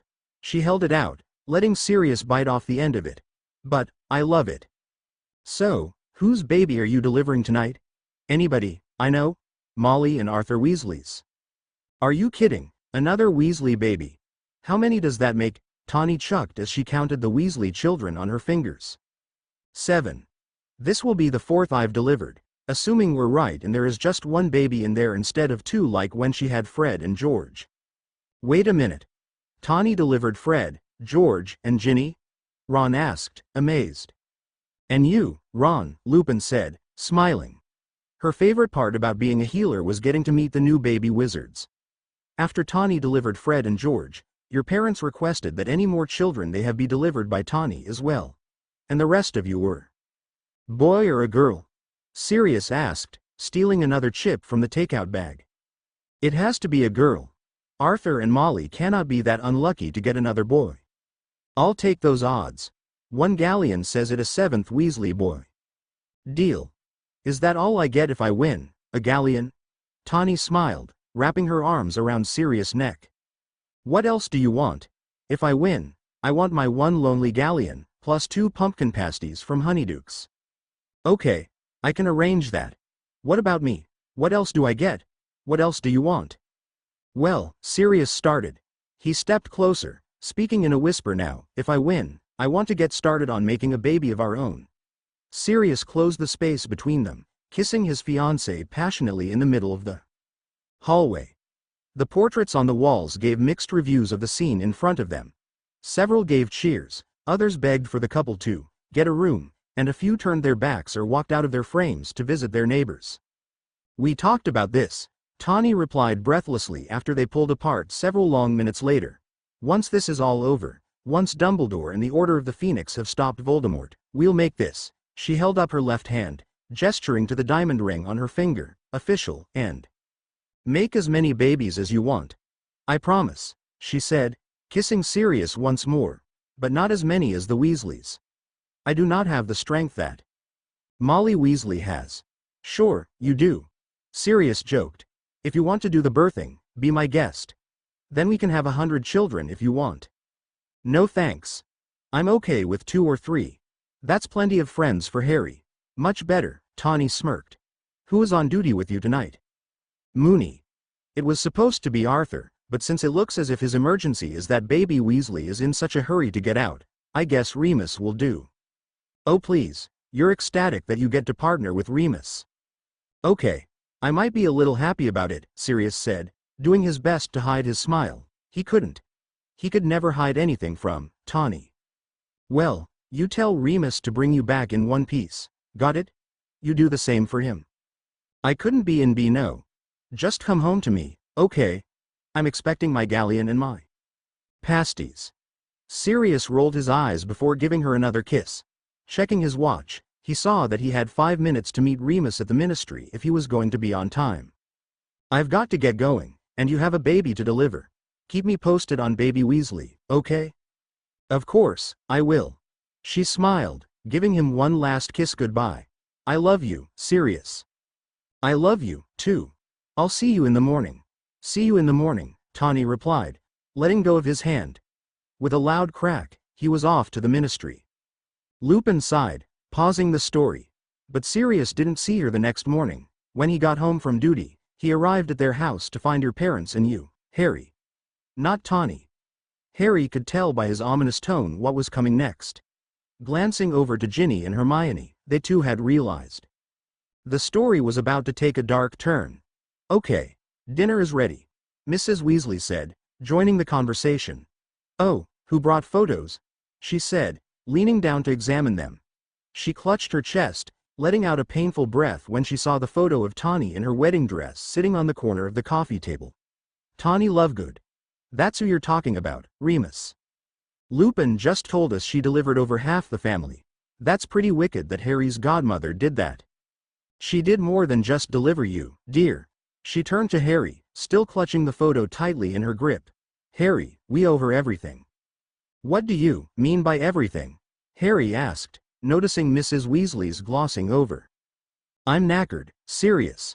I should really be heading home, Remus said, following Sirius through the door of his and Tawny's house. You can sleep on the couch if you like. Tawny won't mind. Do you want any breakfast? Sirius asked, hearing Lupin's stomach growl. Now that you mention it, I wouldn't mind something to eat. Hey, Tawny, I'm home. Sirius called upstairs, before heading into the kitchen, Lupin on his heels. No answer. She's probably asleep. She's been up all night waiting on Molly Weasley to pop, again. How many does that, James? Sirius looked away from Remus, seeing James, Lily, and what he thought to be Harry, wrapped in blankets in a carrying basket on his kitchen counter. Lily was clutching James's arm tightly, and rubbing her eyes. It appeared as if she had been crying. Although James's eyes weren't red like Lily's, his face was sullen, and his hair more unkempt than ever. He must have been running his hands through it repeatedly. While Remus senses alarm, Sirius didn't seem to notice. He kept a cheery smile on his face, as he ran over to rub Harry's head and give Lily a quick side hug. What are you doing here? Did Tawny let you in? Would you like any breakfast? I was just about to whip some up for Moony. I'm not as good at cooking spells as Tawny is. She's trying to teach me, but I'm nowhere near as good as she is. Sirius, Lily choked, suppressing a sob. Any news on the Weasley baby? Is it a boy or a girl? Sirius asked, still moseying around the kitchen. He picked up a frying pan, and with the wave of his wand, conjured uncooked bacon from the fridge. Within moments it was sizzling. A girl. Damn, I owe Tawny a galleon. It's a good thing we went ahead and got those pasties this morning, Moony. Sirius said, pointing to the brown paper bag on the countertop with his wand. She'll be expecting them. Out of all the things she wants when she wins a bet, she goes with pumpkin pasties. He laughed and continued frying the bacon. Sirius, Tawny isn't upstairs. Oh, well, she must still be at the hospital. Sirius, Lily shouted, eyes now brimming with tears. Sirius looked up from the pan, noticing for the first time just how upset Lily was. There was a long pause, as silence fell in the room. Sirius removed the pan from the hot eye without looking down it. He just stared into Lily's glassy eyes, unable to speak. What's happened? Remus asked weakly. Lily opened her mouth to speak, but couldn't form the words. Tears began streaming down her cheeks as she buried her head into James's right arm. James inhaled a shaky breath and reached up to grasp her arm in an attempt to console her. Prongs? Sirius asked, barely audible. A group of Death Eaters attacked St. Mungo's last night. Sirius gulped, not taking his eyes off James. He felt a hand on his shoulder, most likely Remus's. Since it was so late, there weren't many people on her floor. Maybe a handful at most. Lupin paused the story, inhaling a shaky breath himself. Harry could tell where this was going. He knew his father had horrible news about Tawny for Sirius and Lupin. Well, Lupin was almost tearing up just telling them about it. Tawny was taking Ginny, the new baby Weasley, to the nursery for the night. Sirius, the Death Eaters came after the newborns. Sirius felt his knees begin to weaken. He kept trying to think of the best possible scenario that James could say. Maybe Tawny was alive but just injured during the attack. Critical condition even. He didn't care what happened as long as she was still breathing. He could only hope he was right. Dolohov. He tried to kill the babies, but Tawny shielded them. She was always good at shield charms. She had to be. During the years that she and Sirius were feuding, she had to be on guard for random spells during charms and defense against the dark arts. She never knew when Sirius was going to, accidentally, cast a jinx her direction. That's good, Sirius said, weakly. She saved the babies. Yes, she did. But, James paused, hearing another loud sob being muffled by his sleeve. She stunned Dolohov. So, she's okay, Sirius said, a small wave of relief flowing over him. However, that disappeared when James shook his head while blinking back his own tears. Sirius. Dolohov cast his spell. Tawny's hit him. Sirius felt Remus's hand tighten on his shoulder. Remus knew what was coming. Sirius did, too. He just didn't want to admit it. Prongs, please. Please don't say what I think you are, Sirius begged, dropping his wand on the counter. James. I'm so sorry, Sirius. She's gone. No, Sirius protested, shaking his head. He was gripping the countertop fiercely. His eyes were filling fast with tears, and his whole body shook with grief and anger. He couldn't believe it. He didn't want to. You're lying. She isn't. She can't be. Sirius, Lily sniffed. We would never lie to you about this. How do you know? Who told you? Arthur did. When the Death Eaters attacked, he went to go get Ginny. He saw Sirius. He saw Dolohov. No. Remus tried to reach out to him, but Sirius shook him off. He continued, no, repeatedly as he paced back and forth across the kitchen. Sirius's outburst had woken Harry, who had now begun to cry. Lily picked him up and carried him out of the room, trying to rock him back to sleep. As she left the room, James tried to console Sirius as well. He scurried around the counter to hug his best friend, but just like Remus, Sirius pushed him away. No, I don't. Sirius, we're here for you. She was our friend too. We know how you must feel. No, he refused. No, you don't. Your wife is in the other room, breathing. You have no idea how I feel, James. We loved her too. Remus began, but he was cut off at the loud crack of Sirius apparating. He just up and left? Harry asked, surprised. Lupin nodded, wiping away a tear from his eye. Where did he go? Everyone in the room was listening intently to Lupin's story. Even Ron had stopped trying to sneak food out from under his mum's nose. He was too focused on what was coming next. Sirius reappeared across St. Mungo's Hospital for magical maladies and injuries. His heart sank as he saw the dark mark flashing above the building. What James said was true. There had been an attack. But, maybe, just maybe he wasn't completely correct. He crossed the abandoned street and banged on the window of the abandoned storefront. "I'm here to see moony-lovegood." He'd used 1,000 times before. He visited the hospital to see Tawny so regularly, half the time the mannequin in the window just nodded and let him through. "I'm sorry, I cannot help you, sir," rang the familiar voice. "Moony-lovegood. She works here, please let me in." His voice shook with every word he spoke. "I'm sorry, I cannot, Molly Weasley," he shouted, giving the name of a patient he knew would be in the building. "I'm here to see Molly Weasley." "Welcome to St. Mungo's," the voice began. Sirius didn't wait to hear the full speech. He was already diving through the window and racing to Tawny's floor. He followed the familiar path he took to see her the night before, doing his best to squeeze between the crowds of people on the first level. As he ran past, he heard the cries of people all around him. The waiting room was overflowing, and the exam rooms were filled. Witches and wizards moaned in pain or wept for loved ones that had fallen. On his way to the stairwell, he saw Frank Longbottom with a gash on his arm, oozing blood. A healer stood over him, wrapping a bandage around his bleeding arm.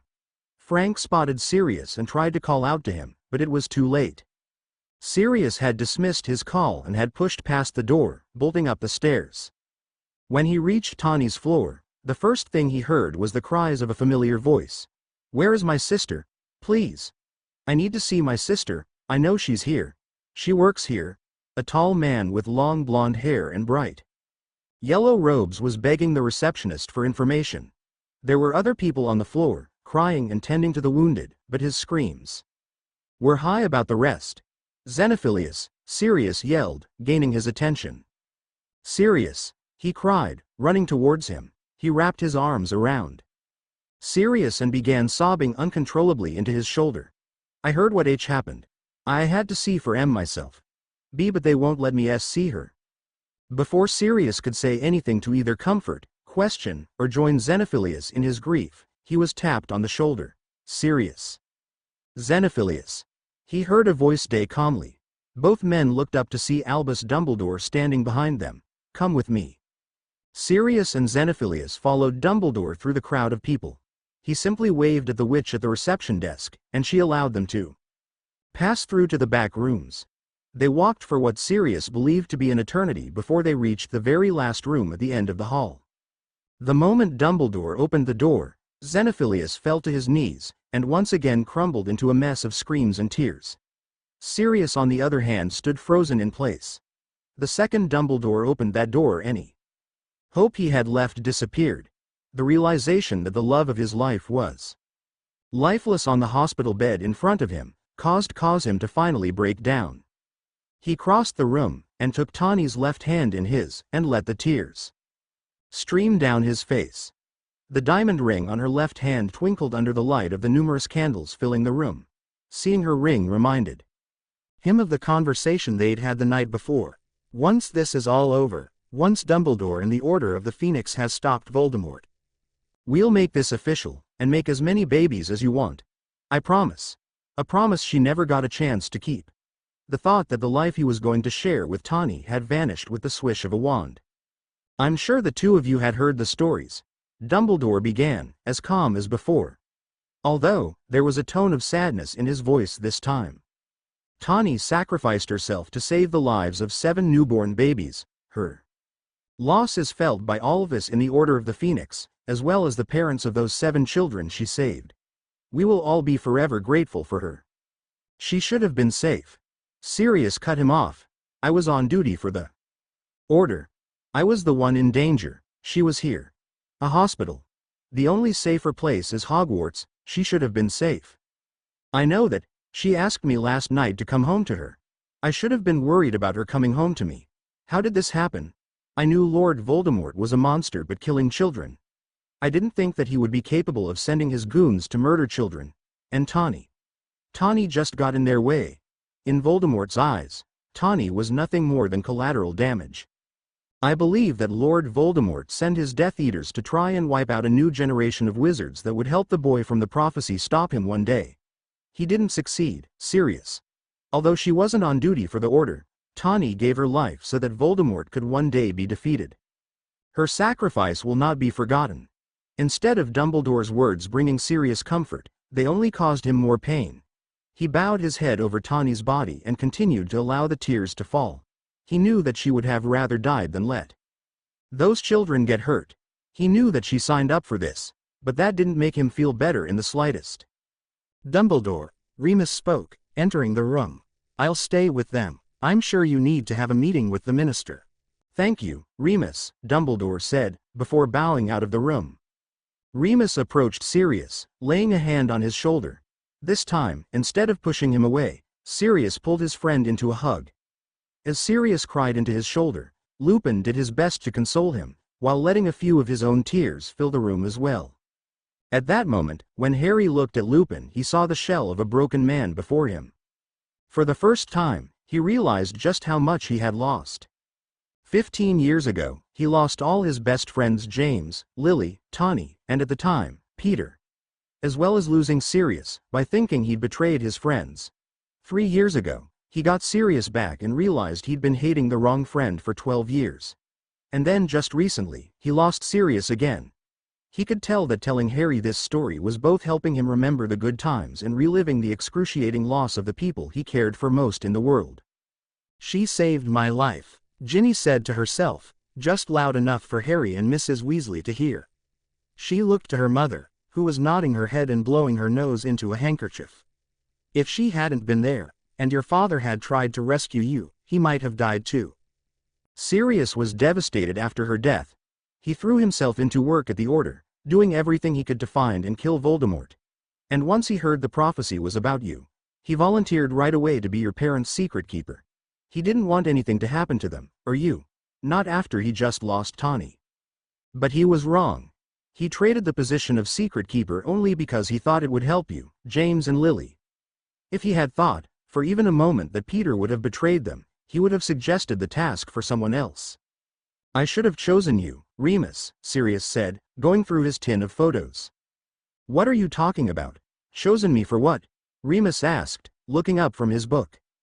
The two friends were sitting in the kitchen at number 12 Grimmauld Place. Sirius, for what Remus thought was the 100th time, was going through his magical photographs. Remus had been keeping the photos safe for Sirius since he went to Azkaban.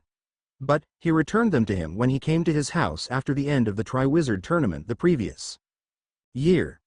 Remus had been staying at Grimmauld Place as often as possible to keep Sirius company. However, when Sirius was lonely, he'd look back through the photographs, reminiscing about the life he had before Lord Voldemort took everything from him. Secret Keeper.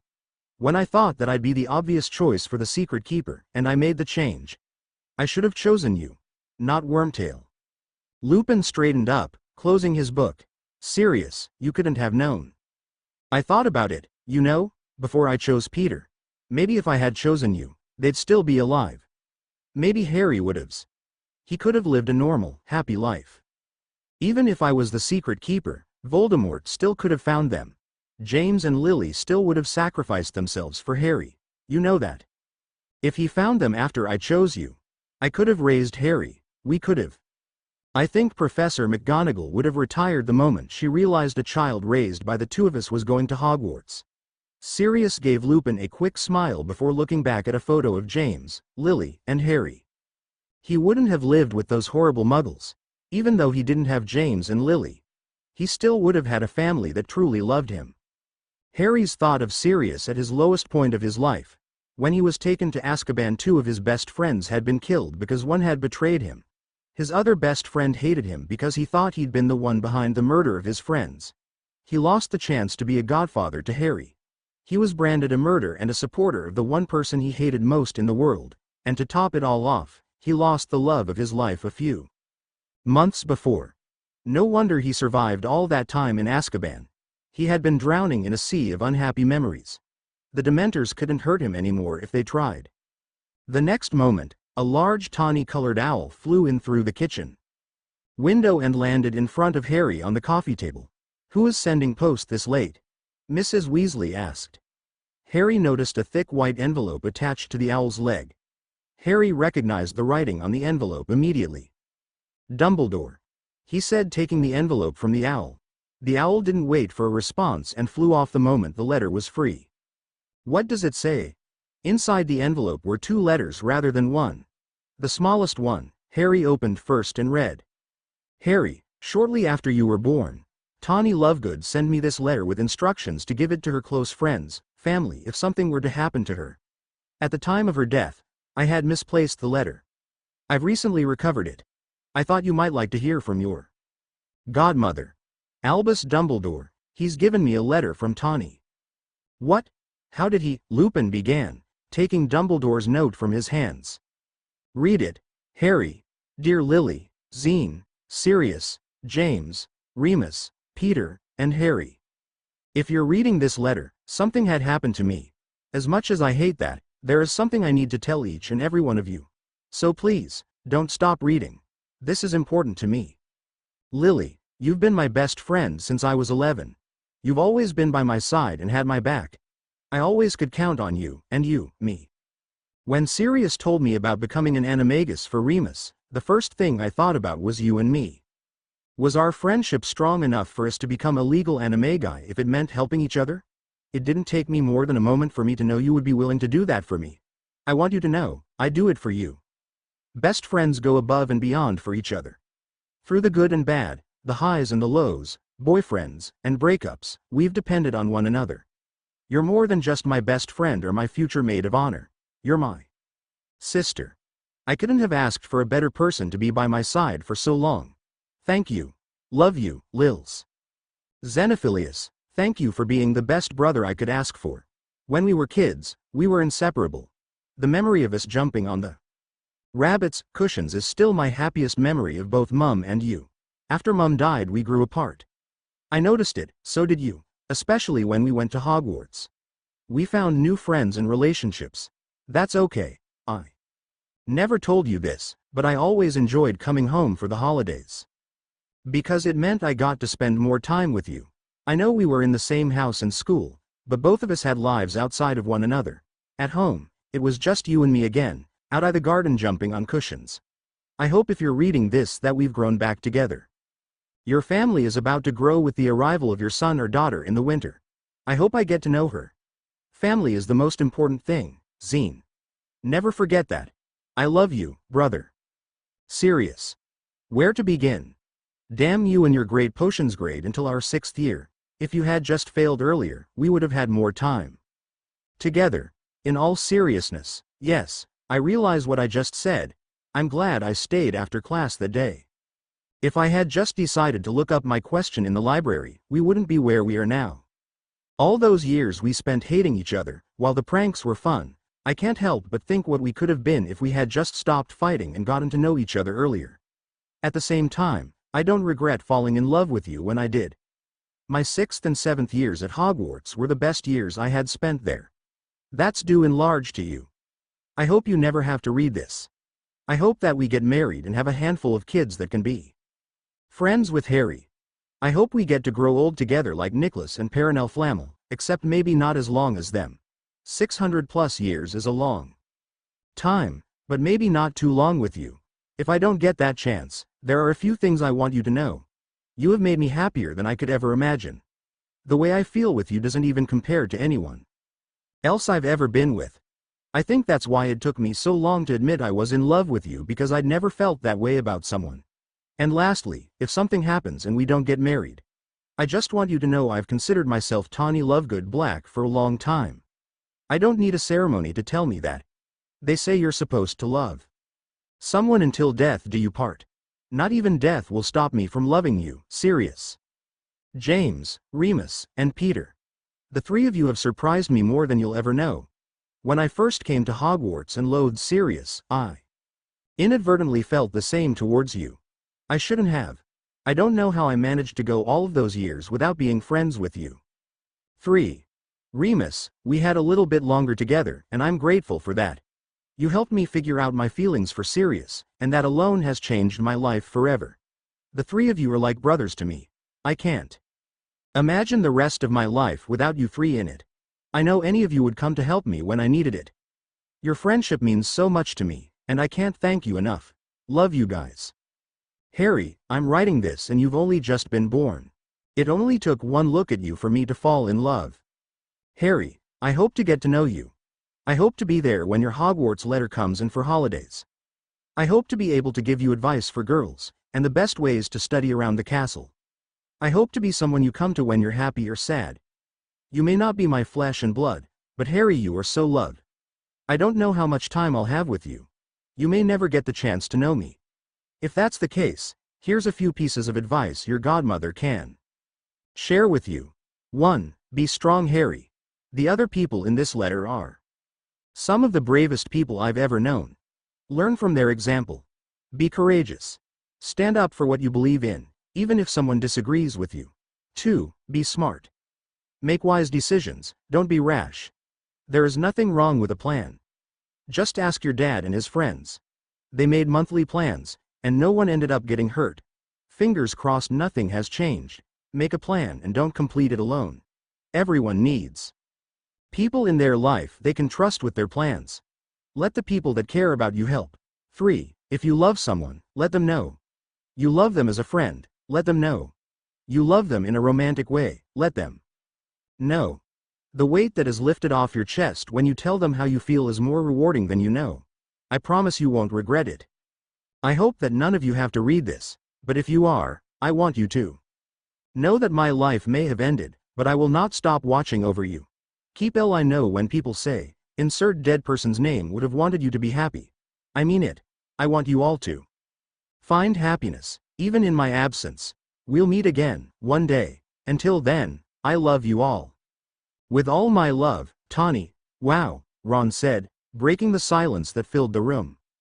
Harry reread what Tawny had written to him. She had only just met him and he knew from what she was writing that she loved him as his mother would. He found himself crying as well. Harry couldn't help but think that anyone that loved him would end up dead. His parents, Sirius, and now Tawny. Who was next? Ron, Hermione, and Ginny. The Weasleys, Tonks and Mad-Eye. Dumbledore? Lupin? Harry turned to Lupin, who was doing his very best to wipe his eyes with a napkin. Harry could tell that hearing Tawny's last words had hit him hard. He had shed a few tears before. By now Harry could tell he was having difficulty hiding his emotions. Harry reached out and gripped Lupin's arm. She wouldn't want this, Harry said, gaining his attention. She wouldn't want us crying over her. She'd want us to keep living our lives, to be happy. The way we were talking about her earlier, laughing, remembering her happy memories. That is how she would want to be remembered by us. The same goes for Sirius and my parents. You're right. Lupin sniffed. That's what they would want. He looked up to Mrs. Weasley, who had finally stopped crying. Let's eat.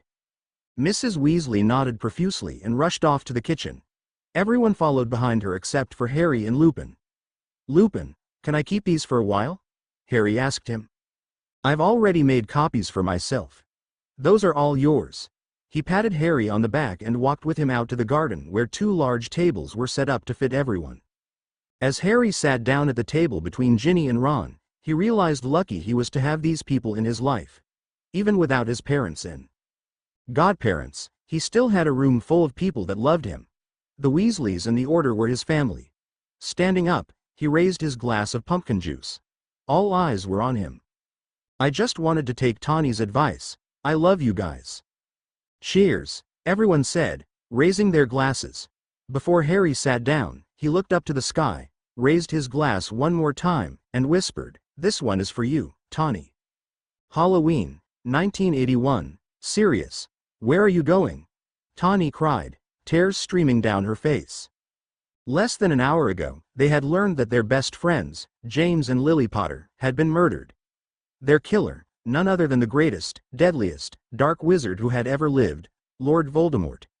Headmaster of Hogwarts, and leader of the Order of the Phoenix, Albus Dumbledore had sent his Patronus to deliver the message.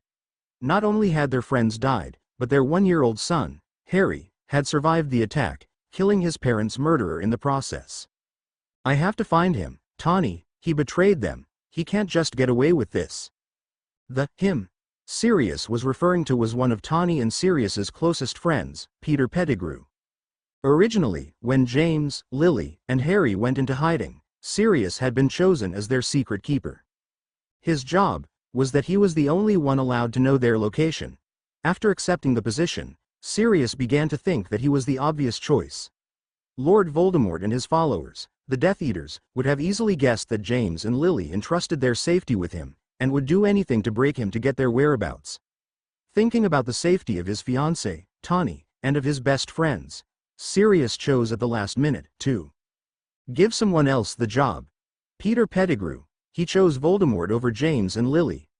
That traitor. After hearing about his friends' deaths, Sirius concluded that Peter was the only person that could have been responsible for leading Voldemort to them. Furious at his former friend, guilty about his decision, and devastated at the loss of James and Lily, he wanted to seek out the person that betrayed them all. Voldemort could have tortured him. Sirius.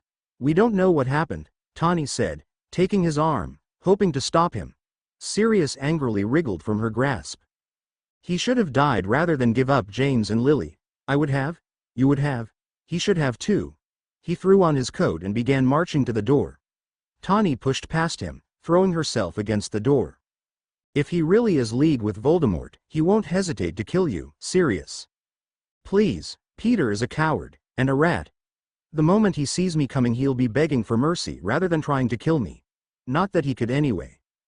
Please. Tawny begged, clutching his face in her hands. Don't go, Sirius. I just lost James and Lily. I can't lose you too. This time she spoke more softly. With every word, Sirius could hear her voice breaking. Please.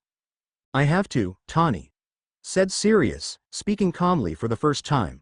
I love you. With that, he stepped back out of her reach and apparated. Tawny's back hit the door and she slid to the floor. Hugging her knees, she broke down. Hot tears streamed down her face as she sat grieving over the loss of her friends, and worrying if the man she loved was going to come home to her. Tawny lost track of how long she had been sitting in front of her front door. All she knew was that waiting for Sirius felt like an eternity. Her head ached from crying, and her eyes stung with tears, but she refused to move until he came back. Crack. Tawny jumped up the moment she heard it. Flinging open the door, she expected to see Sirius walking up the garden path. Instead, she felt another wave of distress wash over her as she saw her friend, Remus, approaching her. His eyes were bloodshot and his body pale. He was still recovering from the full moon a few days before as well as dealing with the grief. Remus. Tawny choked, running into his arms. He didn't hesitate to wrap his arms around her, doing his best to console her. As she cried into his shoulder, he too couldn't help but let a few of his own tears fall. Neither of them noticed the cold, autumn night air and held each other tightly.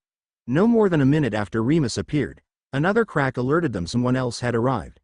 Turning around, they were surprised to see Albus Dumbledore walking towards them. He dropped his head, taking a deep breath before meeting them. Tawny, he began, reaching out to clutch her hand. Remus, I'm glad you're here. There are many things I need to tell you both. Tawny nodded, telling them to follow her inside. After they took their seats into the living room, Dumbledore conjured a bottle brandy and 3 glasses. He offered 2 of them to Tawny and Remus, who both refused. Tawny's stomach was in knots. Brandy would not help her. As you both know, James and Lily Potter were found dead in their safe house in Godric's Hollow. Harry, however, survived the attack, coming out of it with only a scar. Where is he? Tawny asked, thinking of Harry for the 100th time that night. The moment she heard about James and Lily, her first thought was to her godson. What had happened to the precious little boy she loved as if he were her own? Hagrid is bringing him. He paused, taking a sip of this drink. I assume you would like to take him. If not, I can arrange for Hagrid to bring him to his aunt and uncles. Tawny agreed before Dumbledore could finish. Tawny knew Harry's only living relatives were Lily's Muggle sister Petunia, her horrid husband, Vernon, and their son, Dudley, who was not much older than Harry. When Lily appointed Tawny Harry's godmother, she made her promise that in the event of her death, if Tawny was still living, she would raise Harry rather than Petunia. I thought so. Hagrid will be here shortly, but before he arrives, I have something else important to tell you, he said calmly. Tawny swallowed hard and clenched her fists so hard she thought blood might start spewing from marks her nails were leaving on her palms. Sirius has been taken to Azkaban. What? Tawny and Remus shouted. Why, he has been charged 13 people, including Mr. Peter Pettigrew. He didn't do it. Sirius would never kill anyone, Tawny yelled, rising to her feet. Yes, he believed Peter turned James and Lily over to Voldemort, but the others, he wouldn't. There are witnesses. They're lying. The Ministry believes Sirius to be a servant of Lord Voldemort's and that he was the one who led him to the Potters this evening. They're also under the impression that Mr. Pettigrew came to confront him, and in an act of violence, killed Peter and 12 others in the vicinity. They're wrong. Tawny stood over Dumbledore, shouting. Dumbledore, unfazed by her, remained calm in his seat. Remus tried to pull her away from the headmaster, but was unsuccessful. Sirius loved James and Lily more than his own family. He would never do anything to hurt them, or Harry. Tawny, I too find it difficult to believe that Sirius would be capable of such accusations. But, I do not have any evidence to prove that Sirius is an innocent man. The Ministry knows that Sirius was their secret keeper. They have witnesses that put Sirius at the scene of the 13 murders, as well as what is left of Mr. Pettigrew, his finger. The evidence does not favor him. I'll testify on his behalf.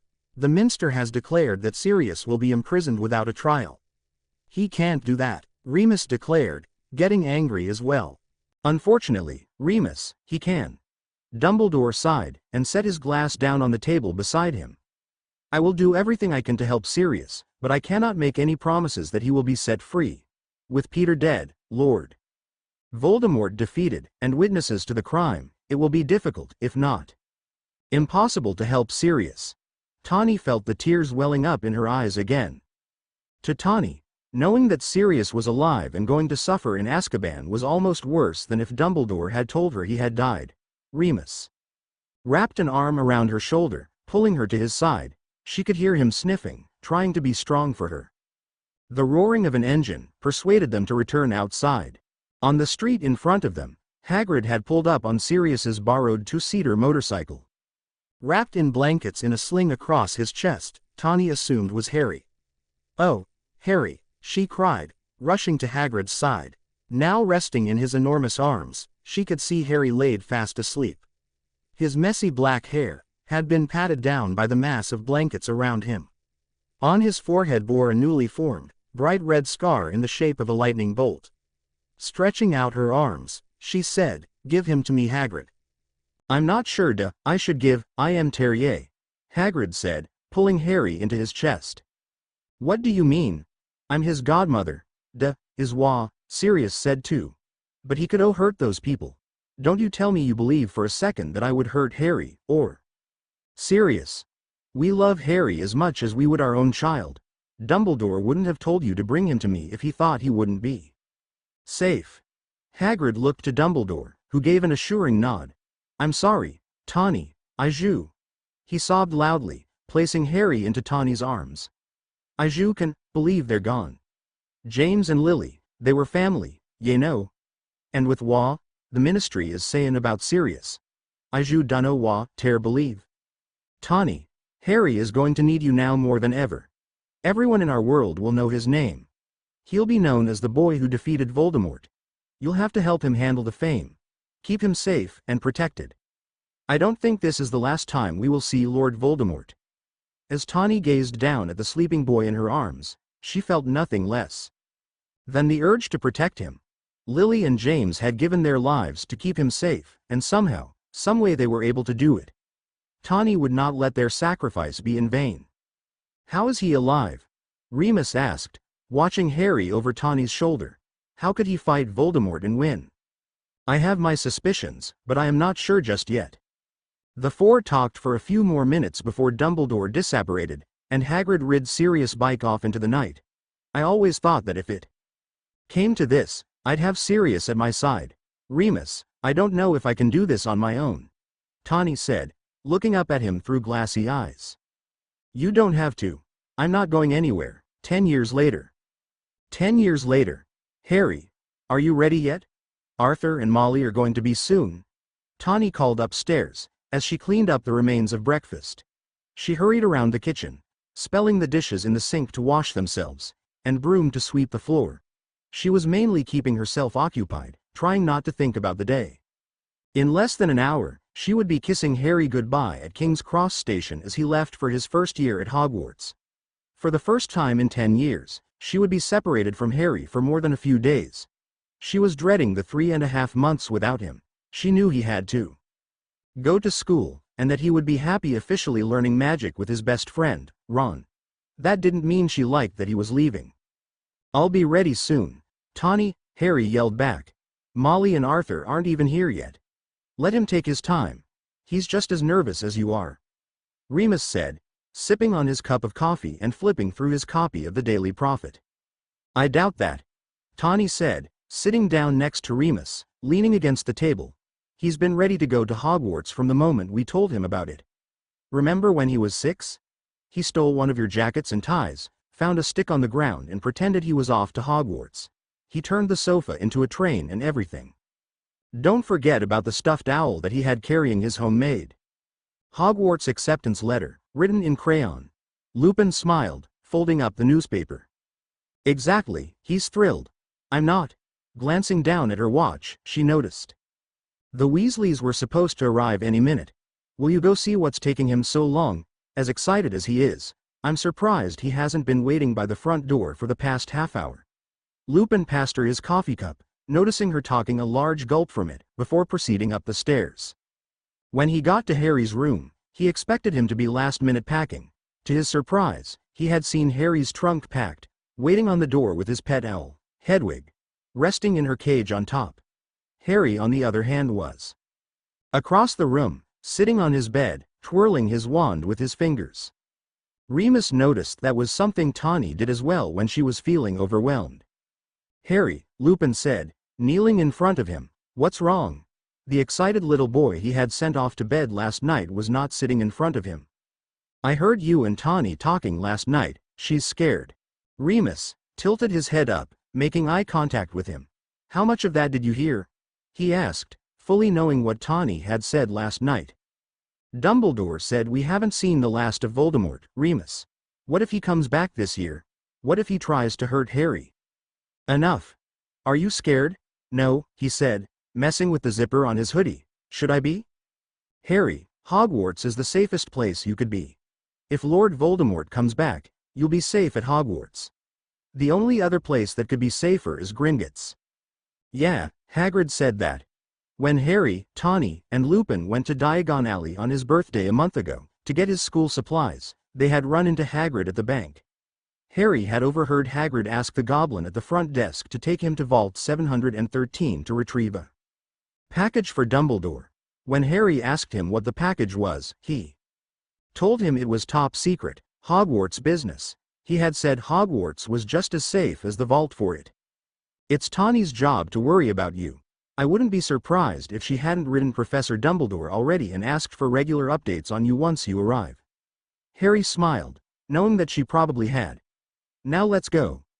Lupin waved his wand and the trunk and Hedwig's cage flew down the stay front door.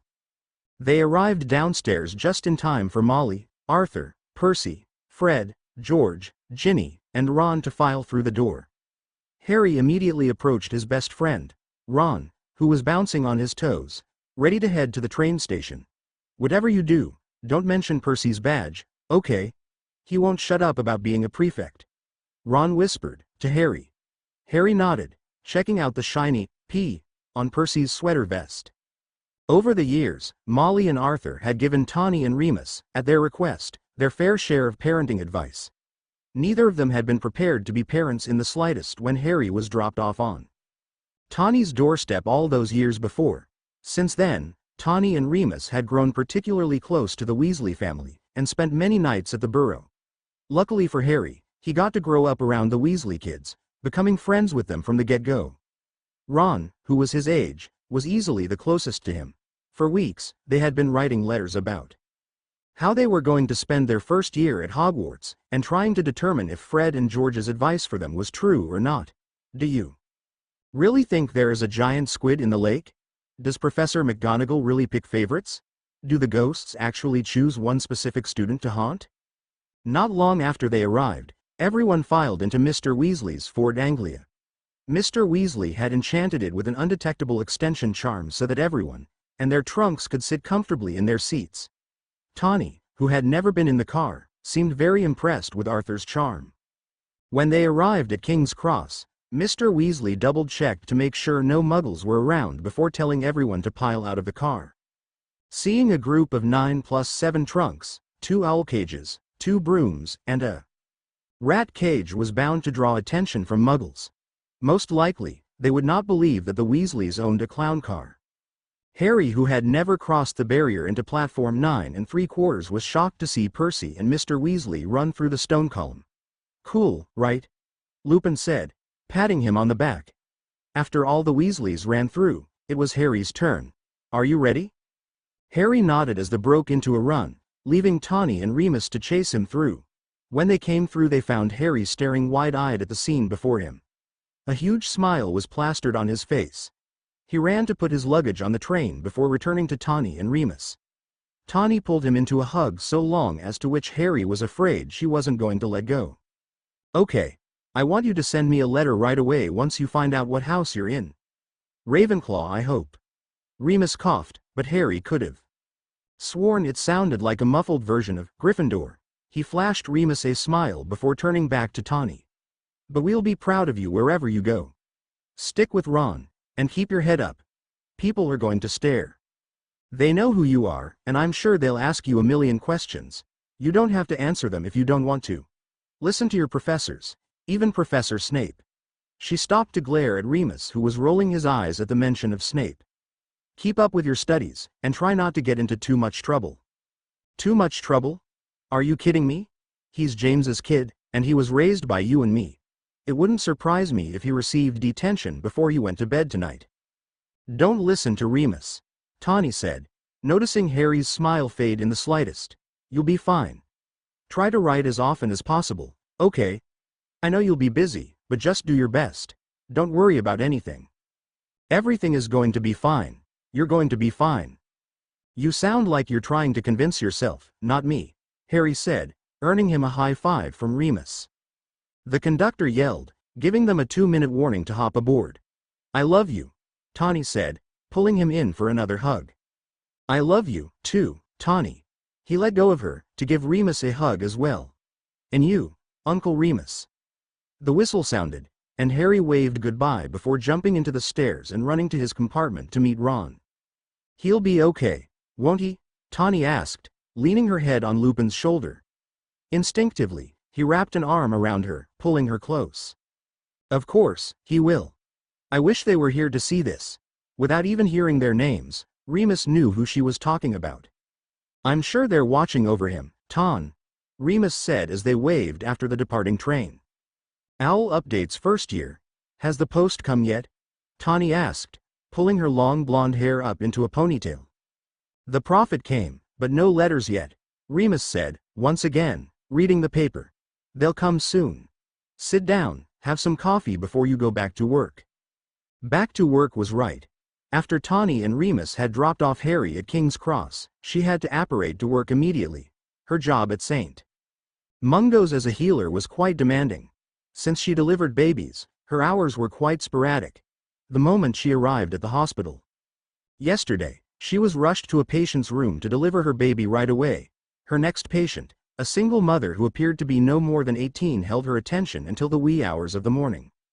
Her labor took all day, and she didn't produce her twin boys until almost 3 a.m. the following morning.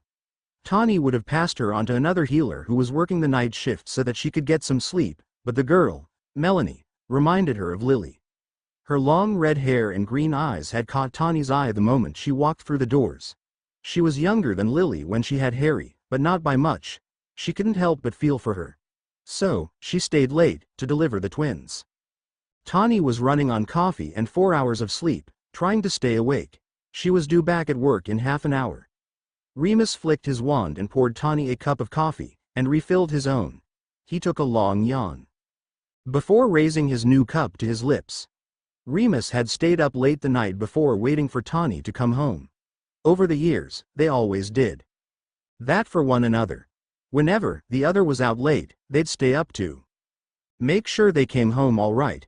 When Tawny finally came through the door, she apologized profusely for keeping him up so late, but Remus, although tired, didn't seem to mind. The next moment, Hedwig came fluttering through the open window, and landed in front of Tawny. She nipped happily at Tawny's hand as she untied the scroll from her leg. It's a long one. Tawny and Uncle Remus, it's only been a day since I left, but so much has happened. The ride on the express was great, for the most part. Ron and I shared a bunch of sweets from the trolley and met a couple of new people. I know you guys have mentioned the Longbottoms before. I met their son, Neville. He's barely been here 24 hours and he's lost his toad. I'm glad I have an owl instead. We rode across the lake on the boats, and Uncle Remus, the picture you showed me in Hogwarts A History does not do the castle justice. Now, for the part that you've been waiting for, the sorting. The hat debated for a while, longer than I thought it would. It chose Gryffindor. Sorry, Tawny. Ron got sorted into Gryffindor too. What a shocker. So did Neville. That one actually surprised me. But Malfoy, that bloke we met at Madame Malkin's, he went Slytherin. That's a good thing too. He came up to us on the train, and let's just say that we aren't fans of each other. Day one and I already have a nemesis. Wasn't my dad that same way? The feast was brilliant. I don't think I've ever seen Ron eat so much in my life. I met nearly headless Nick too. Oh, and the Gryffindor common room is as great as you described, Uncle Remus. I am disappointed I don't get to see the Ravenclaw common room though. I know Tawny said it has the best views in the castle. Maybe I'll get to see it one day. Before you ask, I have had people talking about me. But I can handle it. We have a flying lesson coming up. I can't wait to get back on a broom. I'll send an update soon to know how my classes are going. Love you guys. Harry P.S. Uncle Remus, I haven't gotten detention yet. Wait until after potions. I'm sure Snape will happily give me one. Harry left out the details about his scar burning and his nightmare.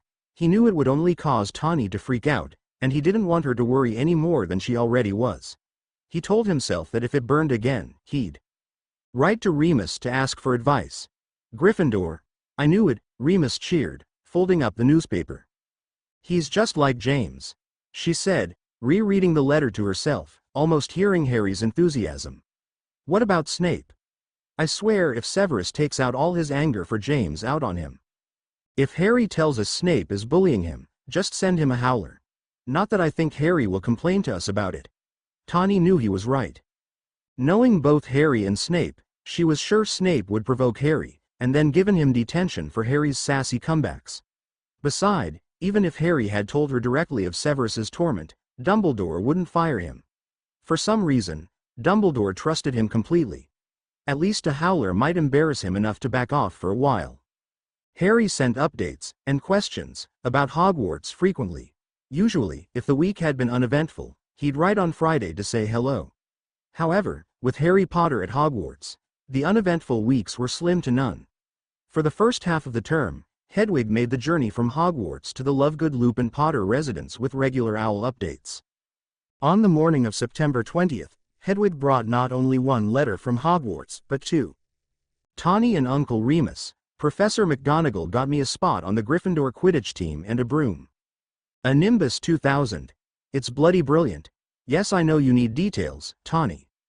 We had our first flying lesson this week. Madam Hooch had to take Neville to the hospital wing because he broke his wrist in a flying accident. Don't worry, he'll be fine. When he fell off the broom, he dropped his remembrall. Malfoy, being the prat he is, stole the remembrall and flew off with it. I couldn't just let him take it and hide it from Neville, so I went after him. He tried to throw the ball, and I flew after it and caught it.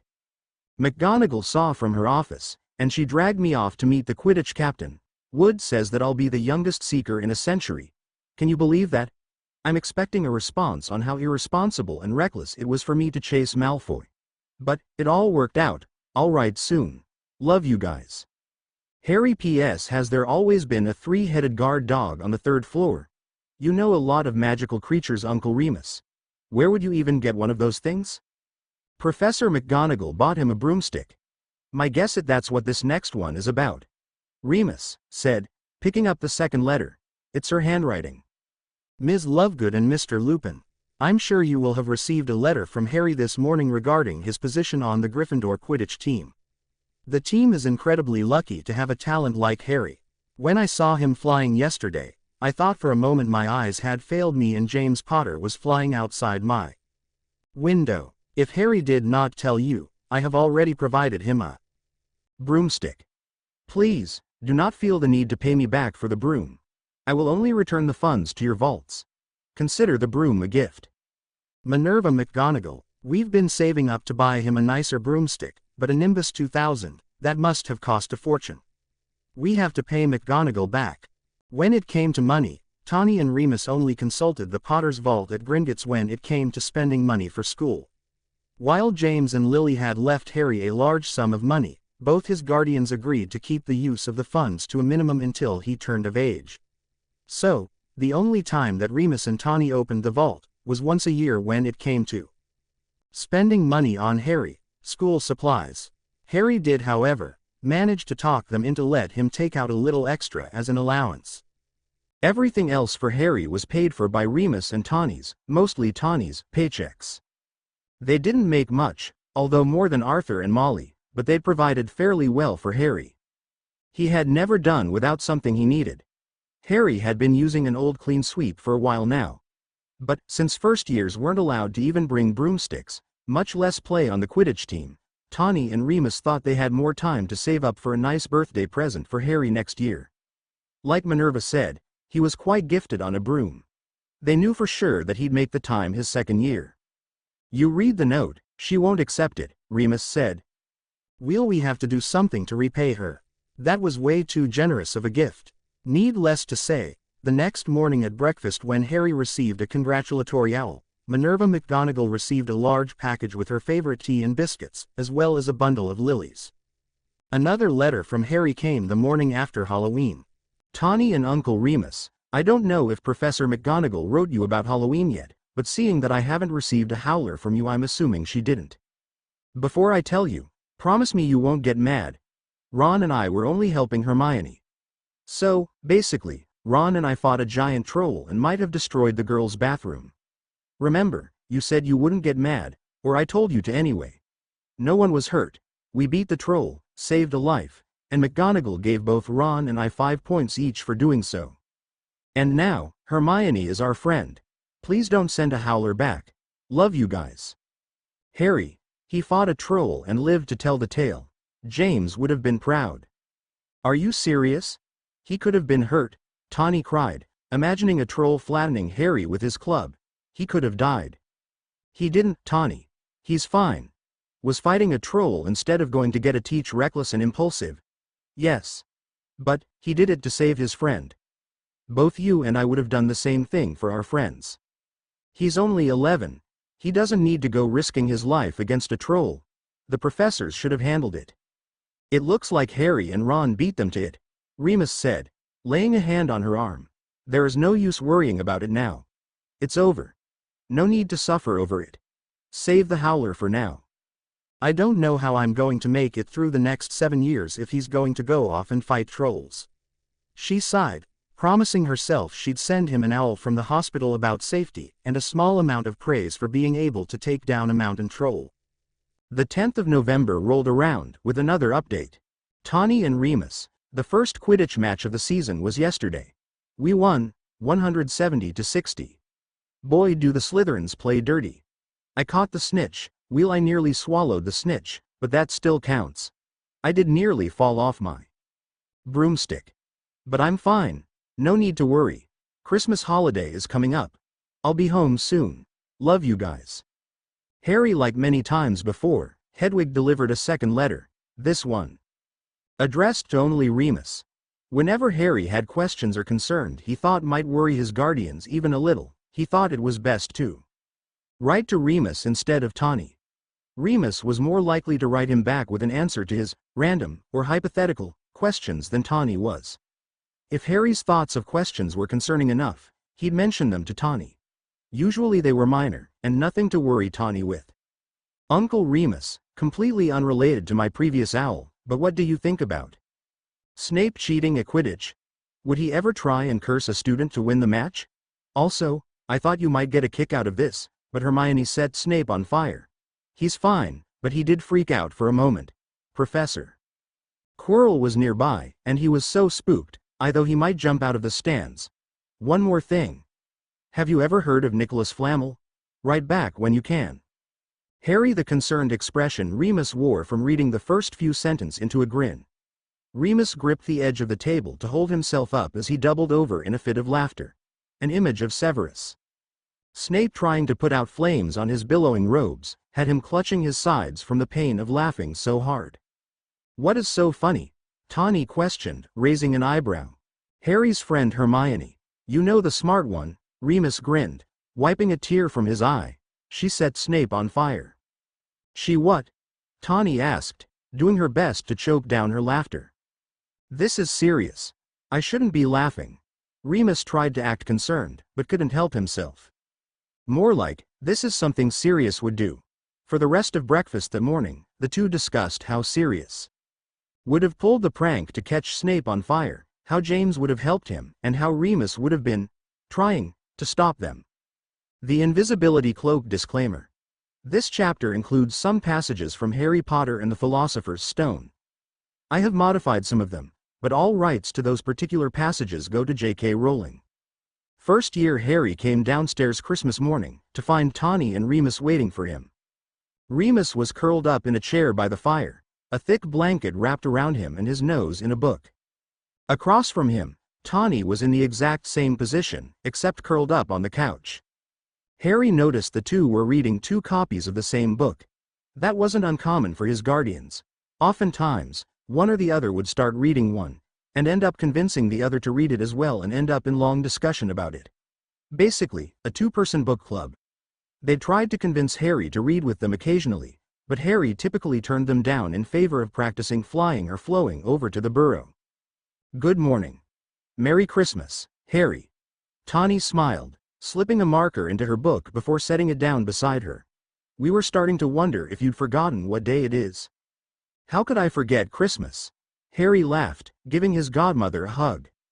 Would you like to open presents before breakfast, or after? Harry raised an eyebrow, silently asking, what do you think? Very well, go on. She patted him on the back, before reclaiming her seat on the couch. Harry took a seat by the tree, rummaging through his pile of Christmas gifts. The Weasleys' hand sent him a homemade sweater, like usual, and as well as a box of Mrs. Weasley's signature fudge. Hermione had gifted him a parcel of chocolate frogs while Hagrid had carved him a flute.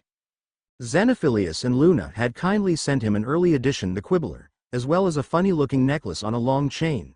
Both Tawny and Remus had been gifted one, too. According to the note they'd attached, the necklace was supposed to keep the Nargles at bay. Harry wasn't sure was Nargles were, but half of him thought they too had imagined them. Tawny and Remus had given him a few books on Quidditch, as well as new Gryffindor jumper. Tawny had magicked Potter on the back to make it an unofficial jersey. There was photo on the flow that had both his dad and Sirius in older jerseys that looked just like his new one. Harry hugged it close for a moment as he started up at the picture, before pulling the new jumper over his pajamas. However, there was one more unexpected gift. Who is this one from? Harry asked, picking up the mysterious package. It's not from me. Did you? Tawny looked to Remus. He shook his head. No, open it and find out. As instructed, Harry unwrapped the present, seeing a silvery fabric fall from the wrappings and into his lap, along with a note. Your father left this in my possession when he died. It's time I returned it to you. Use it well. A very Merry Christmas to you. There's no signature, Harry said, dropping the note and picking up the shiny fabric for a better view. What is it? It's James's invisibility cloak. Remus answered, lips parted in surprise. It's been missing all these years. I can't believe Dumbledore has had it all this time. Without questioning how Remus knew Dumbledore had sent the cloak, he threw the cloak over his shoulders, watching his body disappear. Wicked. He grinned, looking up to a smiling Tawny and Remus. Turning to Remus, Tawny said, the four of you got up to so much mischief with that thing. It might have come in handy once or twice. Once or twice. She scoffed. More like every night for your entire 7 years at Hogwarts. Don't forget you used it to. Yeah, But that was mostly to sneak off with Sirius without being caught by Filch. Tawny smirked. I did not need to know that, Tawny. Harry faked gagging and dropped the cloak from his shoulders. Oh, please, the cloak is fine. We only used it to get past Filch, nothing else. Knowing Sirius, you should probably still have it cleaned, your friend. Hermione probably knows a spell. Remus winked at Harry, earning him a smack on the shoulder from Tawny. Have fun with the cloak, just try not to get into too much trouble with it. Tawny told her godson, taking a seat beside him. Too much? Have you given up on me being good? No, you're good. But, you happen to attract trouble better than golden galleons attract a niffler. It seems that the ability to attract trouble runs in the family. Harry smiled, before disappearing under the cloak once more. On Harry's first night back at Hogwarts, he lay awake in his bed, staring up at the curtains. As much as he tried to go to sleep, he couldn't. He was itching to take the invisibility cloak out for a real adventure, not just for scarring Tawny and Remus by popping out of thin air. As much fun as that had been, we wanted something more. Realizing the perfect place he could use the cloak, he slipped out from his bed, pulled the invisibility cloak from his trunk as quietly as possible. When he got to the bottom of the stairs, he wrapped himself under the cloak and headed for the library. Neither he, Ron, or Hermione had had any luck with finding out any more information on Nicholas Flamel over the holiday, and what better way to spend his first night out with the invisibility cloak than by sneaking into the restricted section of the library for some midnight research. Oddly, he felt this is something that both Tawny and Remus would have used the cloak for. Harry had been searching the restricted section for all of 5 minutes. Before managing to awaken one of the books. Was he supposed to know library books scream like banshees? If so, he knew the moment he pried open that book and nearly dropped it to cover his ears from the screeches. He closed the book, shoving it back into its cubby, and sprinted for the exit, just barely getting past Filch.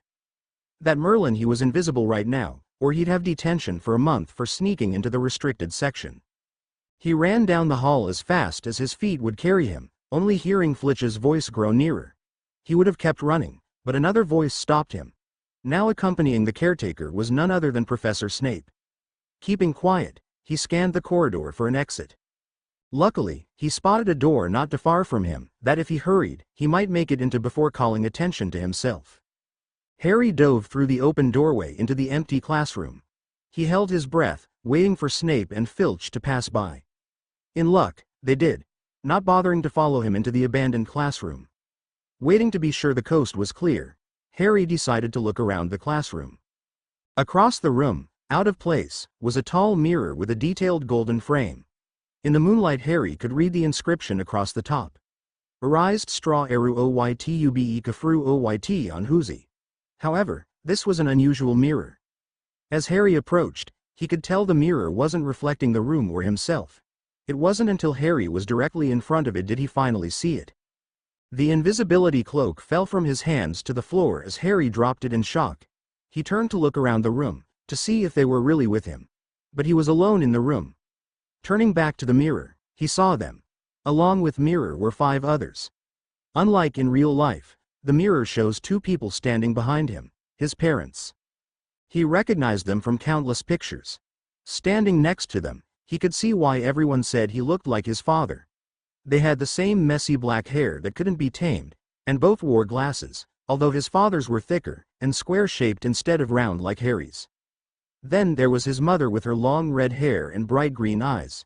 His mother's eyes. You look just like your father, except for you eyes. You have your mother's eyes. She smiled back at him, and laid a hand on his shoulder. Harry reached for his shoulder, hoping to grab onto her hand, but got a handful of his pajama top instead. But Harry's parents weren't the only ones in the mirror. Beside his father was a tall man with long black hair and gray eyes.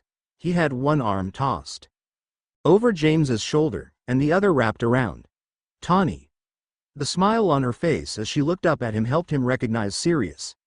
Sirius's reflection winked at Harry and grinned before looking down to Tawny and directing her attention up to Harry. She leaned into Sirius's side and wrapped her arm around Sirius's waist. Harry had never seen her smile as brightly as she was in the mirror. Tearing his eyes away from Sirius and Tawny, he saw the last reflection in the mirror. Uncle Remus. Remus stood next to his mother, wrapping one arm around her shoulder, and the other hand stuffed in his pocket. He too wore a grin Harry had never seen before. Sure, Tawny and Remus joked around and told stories at home, but they'd never smiled the way they were now. The happiness across all of their faces looked as if it would never fade as long as they were all together. Harry couldn't help but smile too as he gazed into the mirror. There was something comforting about having all of them around him, and he never wanted to leave. He wasn't sure how much time had passed since he entered the room, and he didn't seem to care. That was until a noise stopped his starring and brought him back to reality. If Snape and Filch were still on the hunt for him, they'd find him eventually. To keep from being caught, pulled on his invisibility cloak, and bowed out of the classroom, promising his family he'd come back soon. The following night, he brought Ron with him when he came back. Harry dashed over to the mirror, throwing the cloak to the floor. He gazed up into his mother's eyes and beckoned Ron to follow him. See? I can't see anything. Look, it's my parents, and Uncle Remus, and Sirius and Tawny. It's all of them. I can only see you. Look in it properly, go on, stand where I am. Harry's family faded as he stepped away from the mirror. Now with Ron standing in front, he could only see his best friend's reflection. Ron was thrilled, grinning from ear to ear. Look at me. Can you see all your family standing around you? No, I'm alone. But I'm different, I look older, and I'm head boy. What? Harry stood dumbfounded. Ron began to explain his version of the mirror, but Harry could barely hear him. He was lost in his own confused thoughts. Why didn't the mirror show Ron the Weasleys? Why would it show him alone and accomplished, rather than surrounded by the people that love him? Was something wrong with the mirror? Was it even the same one? Of course it was. A mirror as big and elegant as that one couldn't just be replicated. Do you think this mirror shows the future? Ron's question pulled Harry from his thoughts. How can it? My parents are dead, and Sirius is in prison. Let me have another look. You had it all to yourself last night, give me a bit more time. What's so important about you holding the Quidditch cup? If you want to hold one, go borrow one from the trophy room and you can spend all night gazing into the bathroom mirror. Unlike you, I can't just use an ordinary mirror to see what I want. Now move over. I want to see my family. Don't push me, Ron began. But they heard a nose coming from the hallway and immediately stopped their bickering to silently hide beneath the invisibility cloak and sneak back off to their dorm before someone getting caught. For the third night in a row, Harry found his was to the magical mirror. He dropped the cloak and fell to the floor, still gazing into the mirror. As much as he loved Ron, he didn't understand what this mirror meant to him. What seeing his whole family meant to him. So tonight he was going to be alone. Or so he thought. So, back again, Harry. Harry almost jumped at hearing the familiar voice. He sighed, knowing he'd been caught, and turned around to see the headmaster sitting on a desk behind him. Instead of Dumbledore being angry for catching Harry out of bed, again it seemed, he was surprised to see his professor smiling. I didn't see you, sir. Strange how nearsighted being invisible can make you. Dumbledore replied, pushing himself off his desk and crossing to sit with Harry. The old headmaster did his best to muffle his groan as he dropped the floor. So, you, like hundreds before you, have discovered the delights of the mirror of Verized. I didn't know it was called that, sir. But I expect that you've realized by now what it does. Harry shifted his gaze away from Dumbledore to the mirror. He locked eyes with Sirius, who cocked a grin and winked at him.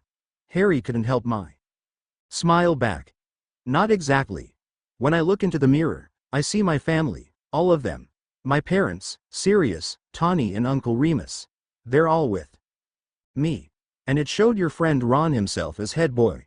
Harry turned to him in surprise. Before Harry could question Dumbledore, he said, I don't need a cloak to become invisible. Harry made a mental note to ask Hermione if she knew that spell, just in case they ever need to be invisible and were without the cloak. Knowing their luck, that spell might come in handy one day. Now, can you think of what the mirror of Verized shows us all? Harry thought hard for a moment, but still didn't understand. What could him seeing his family, and Ron being head boy, possibly have in common? Unable to come up with an answer, he shook his head. Let me explain. The happiest man on earth would be able to look into the mirror of Verized like a normal mirror. That is, he would look into the mirror and see himself exactly as he is. Does that help? It shows us what we want.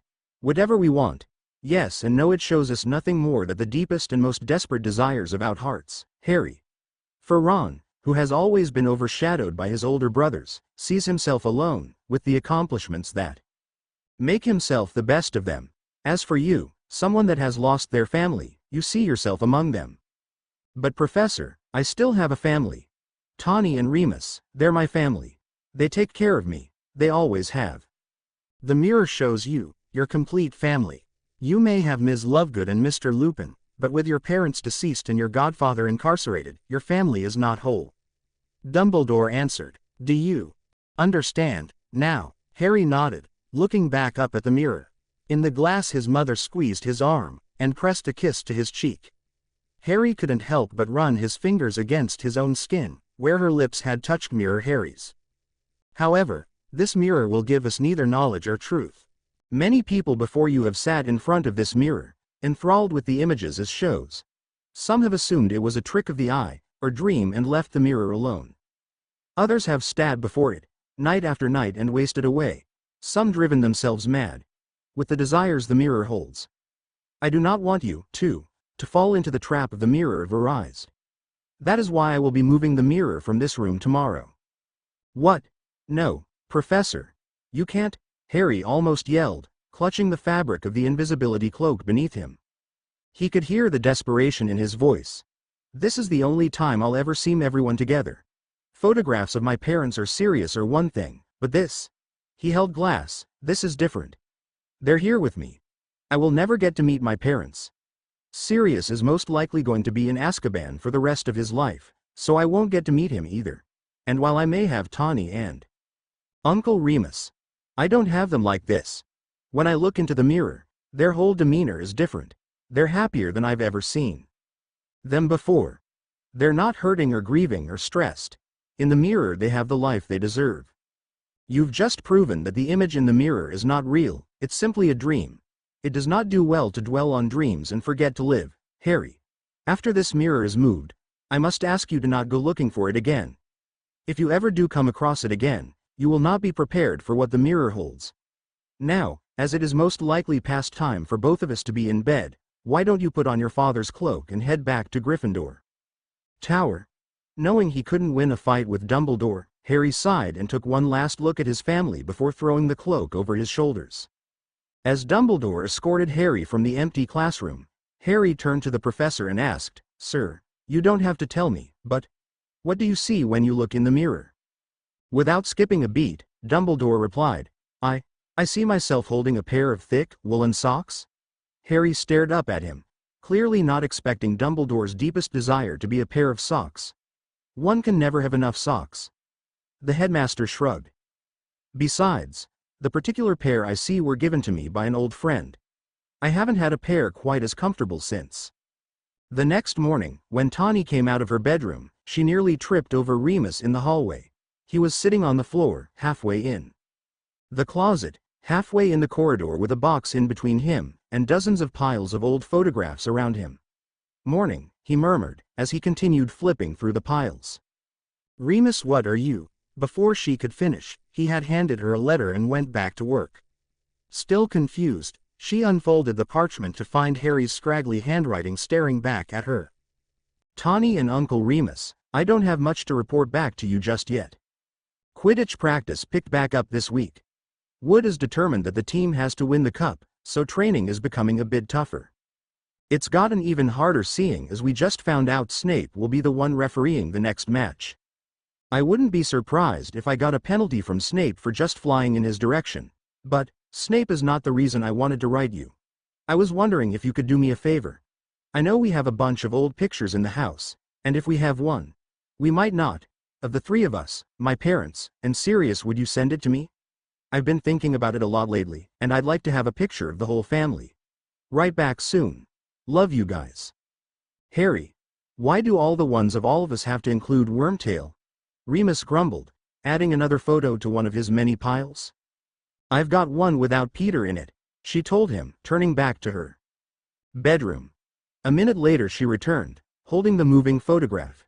It's one of my favorites. I'm surprised I haven't framed it. Remus smiled, seeing the photo.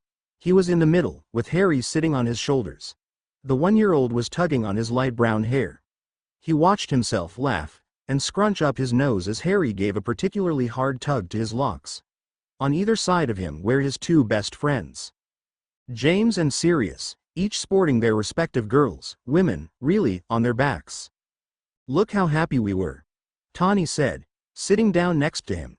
"You know, there has been so many times I wish I could just use Dumbledore's pensive to go back and watch out memories over and over again. You know Dumbledore, he'd say something along the lines of, 'It does not do to dwell on the past, and forget to live in the present.'" He pretended to stroke a long beard as he said it, making Tawny laugh into his shoulder. And here I thought Sirius was good at impressions. "He might have taught me a few things," Remus smirked. They packed up the rest of the photos before spending the rest of the morning laughing over who could do the best impressions of the old headmaster before work. Revelation's first year. Over the next few months, Harry did his best to update Tawny and Remus. Most of his letters had been short, and usually focused on Quidditch and studying as to avoid talking about him and his friend's investigation in Nicholas Flamel, the Philosopher's Stone, Hagrid's pet dragon, and other things that might result in giving his guardians reason to worry what he was up to. But when McGonagall caught him, Hermione, Malfoy, and Neville out of bed after he and Hermione managed to get Norbert sent off to Romania with Ron's brother Charlie, he knew he had to write them before she wrote to them. He knew they'd be more forgiving and less likely to send howlers if he told them before a professor had the chance. Tawny and Uncle Remus. "Well, Uncle Remus, it took me long enough, but I finally got detention. If you and Tawny were taking bets on how long it would take me to get one, you've probably both lost 10 times over by now. How did I get it, you ask? I was caught out of bed, after hours, on top of the astronomy tower. I can't tell you the reason I was up there, because it'll lead to a lot of questions that I probably shouldn't answer in order to protect someone's secret. I know, that was cryptic, but it doesn't matter why I was up there, just that I was. Before you freak out, I wasn't up there alone. I was with Hermione." "Wait, that's not what it sounds like. Hermione and I aren't together that way. Just forget that I wrote that. Anyway, both Hermione and I got detention. Neville and Malfoy did, too, even though Neville really didn't deserve it, but we couldn't talk McGonagall out of it. I'll write back soon, or at least update you on detention. Love you guys. Harry. P.S. How many points did you all manage to lose in on Go? I think Hermione, Neville, and I might have just set a record." They replied, the following day, mostly disappointed that they'd lost the bet about how long it took him to get detention. Although, they did throw in a brief quip about their disappointment for breaking the rules. But they had no room to talk. By this time in their first year at school, both had served more detentions than they could count thanks to Sirius and the other marauders. Harry sent another letter, post-detention, Tawny and Uncle Remus. "I had my detention last night. It was with Hagrid, so no boring rubbish like writing lines. Instead, our detention was to venture into the Forbidden Forest and investigate why unicorns were being killed. You know, your typical detention. It was interesting to say the least. I mean, it was better than cleaning trophies or scrubbing toilets, but it might have scared Neville death. You two have served your fair share of detentions. Have either of you spent it in the Forbidden Forest? I did meet a centaur in the forest though. Firenze, and learned about drinking unicorn blood. I don't think I'll be trying that, nor do I encourage either of you to do it either. Please, don't. Love you guys. Harry. P.S. Yes, I'm prepared for exams. Hermione has had us studying almost every free moment we have. I'll write back after they're done." After their last exam, Harry, Ron and Hermione were lounging under a tree by the Black Lake. Ron was tired of studying and listening to Hermione drone on about their exams. It only made the two boys feel worse about their papers, hearing about all the information she filled hers with. So, they thought a trip to the lake would help relax them. For Harry though, he couldn't relax. He kept rubbing his forehead, because his scar kept burning. It had been doing that since their detention in the Forbidden Forest, and honestly it was beginning to annoy him more than it was hurting him. "Maybe you should go see Pomfrey about your scar, Harry. She'll probably know what to do." "I'm not ill. It's a warning." "A warning? About what?" "I dunno. I just seems like danger is coming." "Are you seriously comparing your scar burning to Spidey senses?" Hermione asked. Harry let out a light laugh. but Ron seemed very confused by the comment. Everything is fine. The stone is safely protected by Dumbledore and Fluffy. No one is getting the stone with both of them around. If you're not going to go to Madame Pomfrey, then maybe you should ask Tawny and Remus about it. They'll probably know what to do. They might, or they may just freak out. You know Tawny, if she thinks I'm hurt she'll flow in the moment she reads my letter. I don't want to worry her unless I'm in any real danger. Well, you need to write them anyway. If you don't want to mention your scar, fine. But, you promised you'd update them on your exams, she said, pulling a roll of parchment and a quill from her bag. Taking the parchment from her, he slouched against the tree and began to scribble an update to Tawny and Remus. Tawny and Remus, I just finished exams. I think they went well. I don't think I did as great as Hermione, but when it came to the practical portions, minus potions. But, that one isn't really a surprise. He continued writing, trying to fill up the parchment with as much of an update as he could muster, but he couldn't help but continue to think about his scar and the stone, and the imminent danger approaching them that no one but him seemed to be worried about in the slightest. Then again, he thought Hermione was right. Dumbledore would never let anything happen to the stone.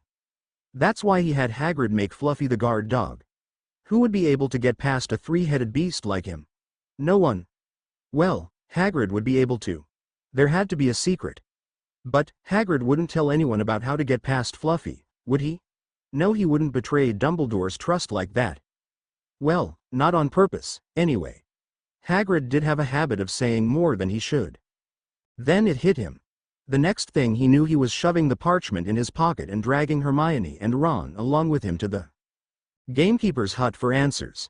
After a long chat at Hagrid's that confirmed all of his suspicions, and then two failed warnings to Professor McGonagall about Snape, Harry decided he couldn't wait around any longer for help from the adults. He told Hermione and Ron that he was going to through the trapdoor, and after the stone in hopes of keeping Voldemort, whatever was left of him, from getting his hands on the one thing that could give him everlasting life. Anything that could bring him back to life in the slightest form, really. While his two best friends protested at first, but ultimately agreed to let him go if they accompanied him on his dangerous mission, after everyone left the common room that night, he scrambled up the steps to his dormitory to get the invisibility cloak. Before he left, he double-checked that he had everything. He reached into his pocket to make sure his wand was still in its place when he felt the crumpled-up parchment from earlier, his letter to the closest thing he had to parents. He knew they would be furious at him for doing this, for risking his life, but he had to save the stone.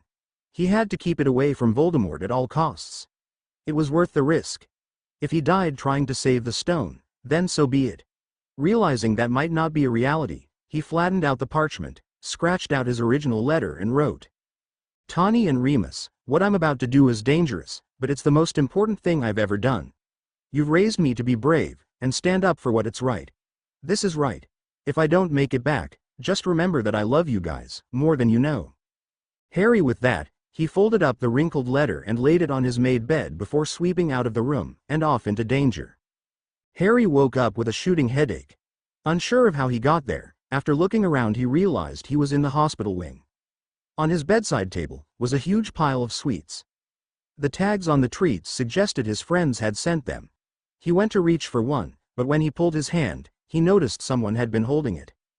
Looking to his right, he saw Tawny fast asleep, resting her head on his bed. Her hand was tightly wrapped around his. Remus sat in a chair beside her, also asleep. He'd fallen asleep with his head on his shoulder. A book, titled, The Many Uses of Wolfsbane, laid open on his chest. After the events of last night, it did not surprise Harry that Professor Dumbledore had sent for them. If he hadn't, and Harry had mentioned it to them when he came home for the summer, he was sure Tawny would hex Dumbledore, and himself, into the next year. Moving to sit up, he reached for his glasses. The movement woke Tawny, who immediately threw out an arm to shake Remus. He sat up abruptly, dropping his book into the floor. Harry, how are you feeling? She asked, brushing a few hairs out of his eyes. What all happened last night? Thinking back to the night before, he suddenly remembered the stone. Urgently, he patted at his pockets. He had it the previous night. Where did it go? The stone. Where is the stone? Did he get it? He asked her, clutching her arm tightly. I assure you the stone is fine, Harry, he heard the calm voice of Albus Dumbledore say. I retrieved it from you when I pulled Professor Quirrell off you last night. Harry looked to Tawny, expecting her to be asking a million questions to Professor Dumbledore, but she remained silent. Instead, all her focus was on him. Dumbledore must have told her and Remus about what happened when they arrived. You saved me, Professor. Yes, just in time. Professor Quirrell nearly killed you to get the stone. He felt Tawny flinch at Professor Dumbledore's words. She was trying to put on a brave face for him, but he could tell she was still scared. For the next half hour, Dumbledore answered all of Harry's questions, explaining what happened with Lord Voldemort, what happened to the stone, how he managed to retrieve it, and about Snape's involvement. When Dumbledore mentioned that Professor Snape had saved his life at the Quidditch match earlier in the term, both Tawny and Remus sat up a little straighter. He did what? Remus asked, quietly. A look of shock masked his face. Tawny's expression mirrored his. Harry was surprised at the revelation as well, but not nearly as much as his guardians. He hated James. Why would he help his son? My belief is that he wanted to repay his debt to James. Without that hanging over him, he could resume hating your father, Harry. Still confused, Harry turned to Tawny and Remus. Both seemed to know exactly what the professor was talking about. What did he owe my dad? His life, answered the headmaster. What? Harry was the only one that seemed surprised by the answer. Remus dropped his head and rubbed the back of his neck. Harry believed he looked uncomfortable about the situation. As did Tawny. Had they known what Dumbledore meant? How had his dad saved Snape's life? Before he could ask anyone, Dumbledore had steered the conversation away from Snape and onto the sweets on Harry's bedside table. Birthday wishes and warnings disclaimer. There are a few lines towards the end of the chapter from HP and the Chamber of Secrets. Those particular lines are credited to J.K. Rowling. Second year. Tawny sighed, leaning back against the door of exam room 6. Her patient, Valerie Walden, had been in and out of St. Mungo's for the past week, insisting that something was wrong with her baby because she was overdue.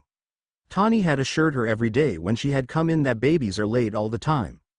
Some just want to cook a little longer. Tawny would tell her, but she kept insisting. Well, today, she came running through the doors, this time actually having something to freak out about. Labor. For the past hour, Tawny had been in the exam room, assessing Mrs. Walden and trying to calm her down. It was her and her husband's first child, and obviously the two were quite frightened. Although they were Tawny wasn't sure how many questions she had been asked, but now her head was spinning, after the millionth question. Tawny had told the couple that she had another patient to attend to, a complete lie, and ducked out of the room. Are you okay, Tawn? Tawny turned her head to focus on her friend and co-worker, Violet Thornberry.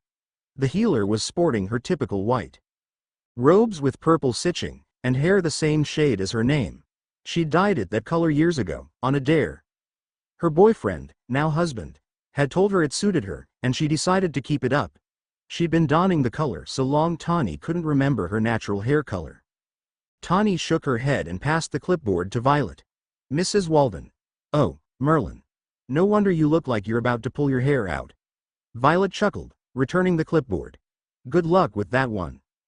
Actually, Tawny smirked, joining her friend as they walked down the corridor. She's your patient now. Violet stopped in her tracks just as the two reached the front desk. What? She asked with wide eyes. Please, Tawn, anyone but her. I'm taking the afternoon off to go with Remus and Harry to Diagon Alley, remember? It's Harry's birthday. Violet groaned at Tawny's answer, and gently beat her head against the desk. I hate you. No, you don't. You love me, V. Tawny smiled, trading her clipboard with the secretary, Melinda, for a couple of patient files. Fine, I don't hate you. I hate boss you that gets to pass off any patient she wants. 6 months prior, Tawny had been made head of the Department of Magical Deliveries. Finally, the former head had retired and suggested to the ministry that they name Tawny as the new department head. Everyone in the department, everyone in the hospital, knew that Tawny was a shoo-in for the position. So, now, after being a healer for 14 years, she'd gotten her promotion. Even though she had her own office now, she still was a healer. She still saw patients and delivered babies. The only difference now, besides the added responsibility, was she was able to decide when she came and went. When Harry was off in Hogwarts, she'd actually work longer hours. Since summer rolled around, she's taken more time off. She'd check in a little earlier, and head home early afternoon. However, with the new position meant she was the first person notified in case of an emergency, or urgent matter. There had been several nights since she took the position that she's left in the middle of the night to resolve issues. Well, boss me pays you, so you ought to love me. Tawny smirked. Melinda, please leave any messages and paperwork for me in my office, unless they're urgent. I'll check into them tomorrow morning. Oh, and send. For me if Mrs. Clark goes into labor. I've already assured her I'd be the one to deliver her baby. She's not due for another week, but babies make their own schedules. Melinda agreed, jotting down a few notes. Oh, Tawny, and Owl dropped off some flowers for you about half an hour ago. I put them on your desk. Tawny nodded, and whispered a quick thank you before heading towards her office with Violet on her heels.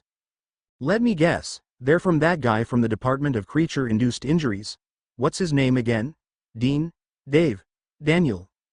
His name is Damien, and I'm not interested. Tawny rolled her eyes and opened the door to her office. Like Melinda had said, the bouquet of flowers was sitting a vase in the center of her desk. Orange tulips. They were pretty, but far from any kind of flower that Tawny actually wanted. Ignoring the flower, Tawny settled into her desk chair, and began flipping through her patient charts. Violet, however, did take notice to the flowers, as well as the parchment stuck between two petals. Look what we have here. She chimed, snatching up the note and flopping into one of the chairs opposite Tawny. Violet kicked her feet up on the other chair, and read the note out to Tawny. Dear Tawny, I hope the flowers brighten up your day. I know you were busy last week, but if you like, we could get together for lunch this week. Stop by the first floor and we can make plans. Damien. Will, isn't he sweet? Why doesn't Christopher send me flowers? Next time I see Chris, I'll tell him to send you some. Tawny said, not looking up from the charts. You know, he's cute, Tawny. You should have lunch with him. I told you, V, I'm not interested in Damien. Maybe you should have lunch with him. First of all, I don't think Chris would be too fond of that. Second, why not? There was a long silence, as Tawny refused to tear her focus from her work. Even though Tawny wasn't saying anything, Violet couldn't help but notice Tawny running her fingers over the diamond ring on her left hand. She sighed, and stood up. It's been 11 years. Violet whispered, laying her hand on Tawny's forearm. Sirius would understand if you decided to move on. Tawny looked up, but not at her friend. Instead, her gaze shifted to the framed photographs in the corner of her desk. One was of Remus holding a 3-year-old, Harry. He was giggling and running his hands all over Remus's face. Remus laughed as he pretended to bit Harry's fingers, only making Harry giggle more. As cute as that one was, the one she really focused on was the second photo. That one was of a shaggy black dog. All day the dog would take turns sticking out its tongue, tilting its head and smirking, yes, smirking, and pawing in her direction as if it was waving. No one will ever compare to him, V. Before Violet could protest, Tawny's fireplace shimmered bright green and both Remus and Harry came tumbling out of the flames. Remus pulled his wand from his pocket and gently tapped both him and Harry with it, vanishing the soot off their clothes. That's better. He smiled, tucking his back into the pocket of his robes. Sorry, we're late. I couldn't get this one out of bed. Just 'cause it's your birthday, doesn't mean you can sleep the day away. Doesn't mean I can't try. Harry laughed, turning to Tawny and Violet. Hello, Violet. He waved. Tawny, I like your office. It's much nicer than Mrs. Fletchney's office was. Probably because yours isn't covered in cat fur.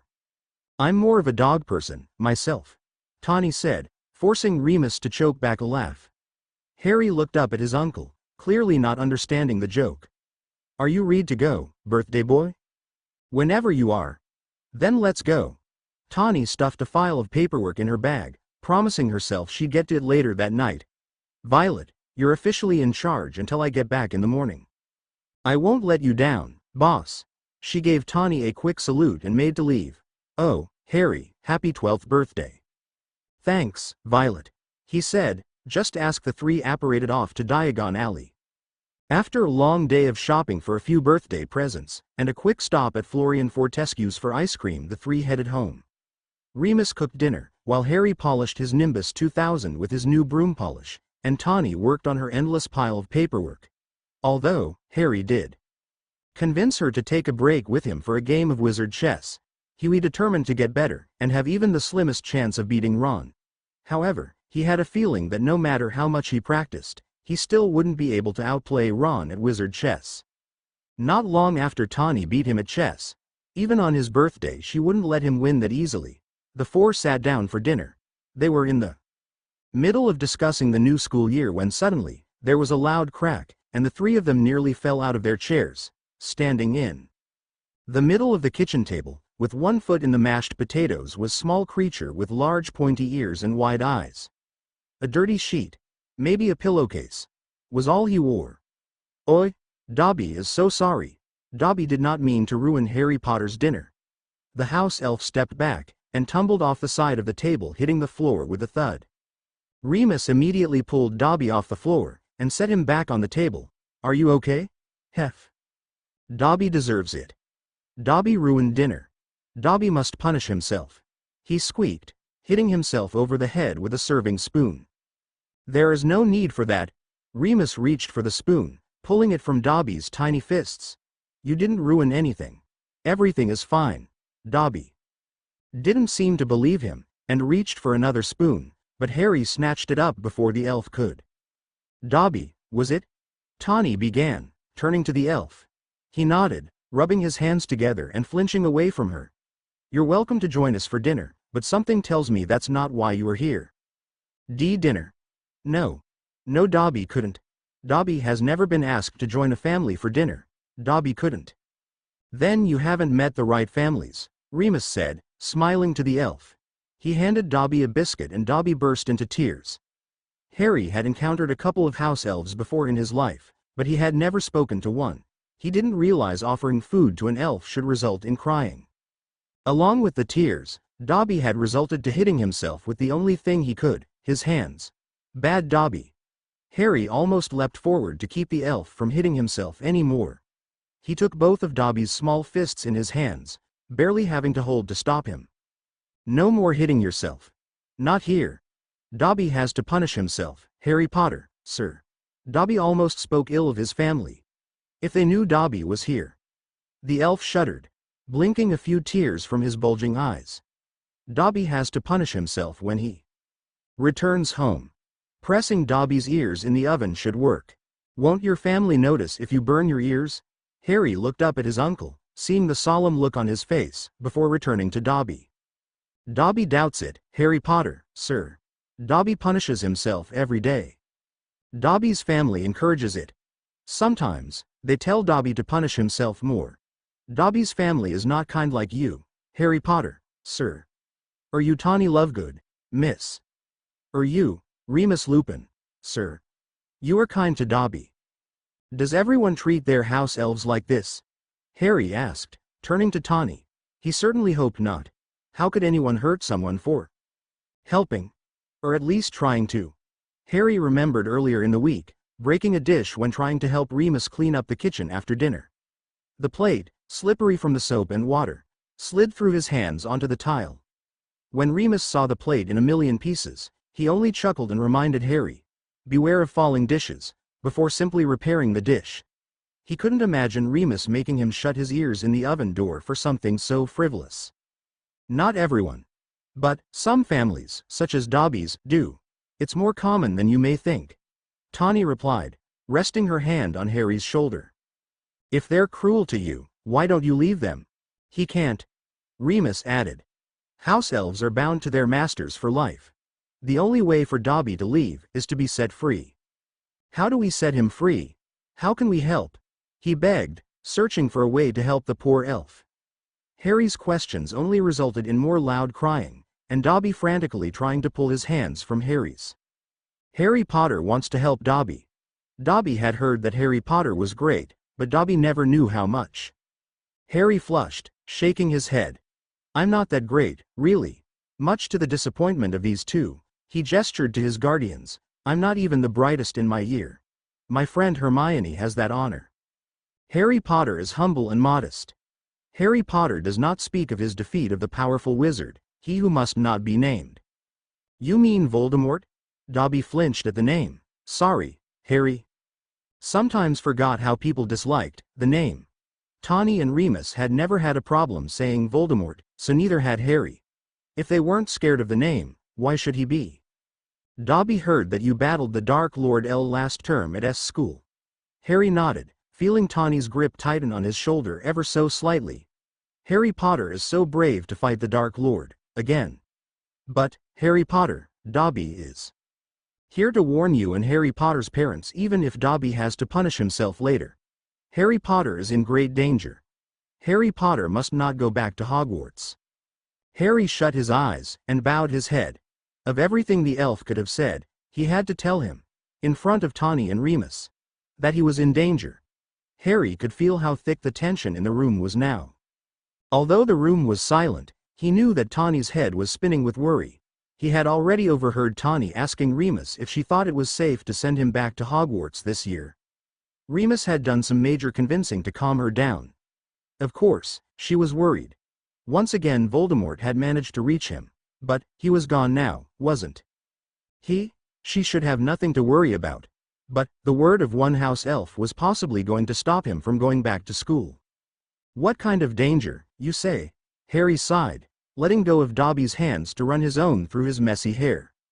Someone is plotting terrible things at Hogwarts, Harry Potter, sir. Dobby has known for months, sir, that if Harry Potter goes back to school he will be putting himself in grave danger. Neither Harry or his guardians bothered to ask exactly what terrible things entailed. They didn't want to resort the elf to hurt himself anymore.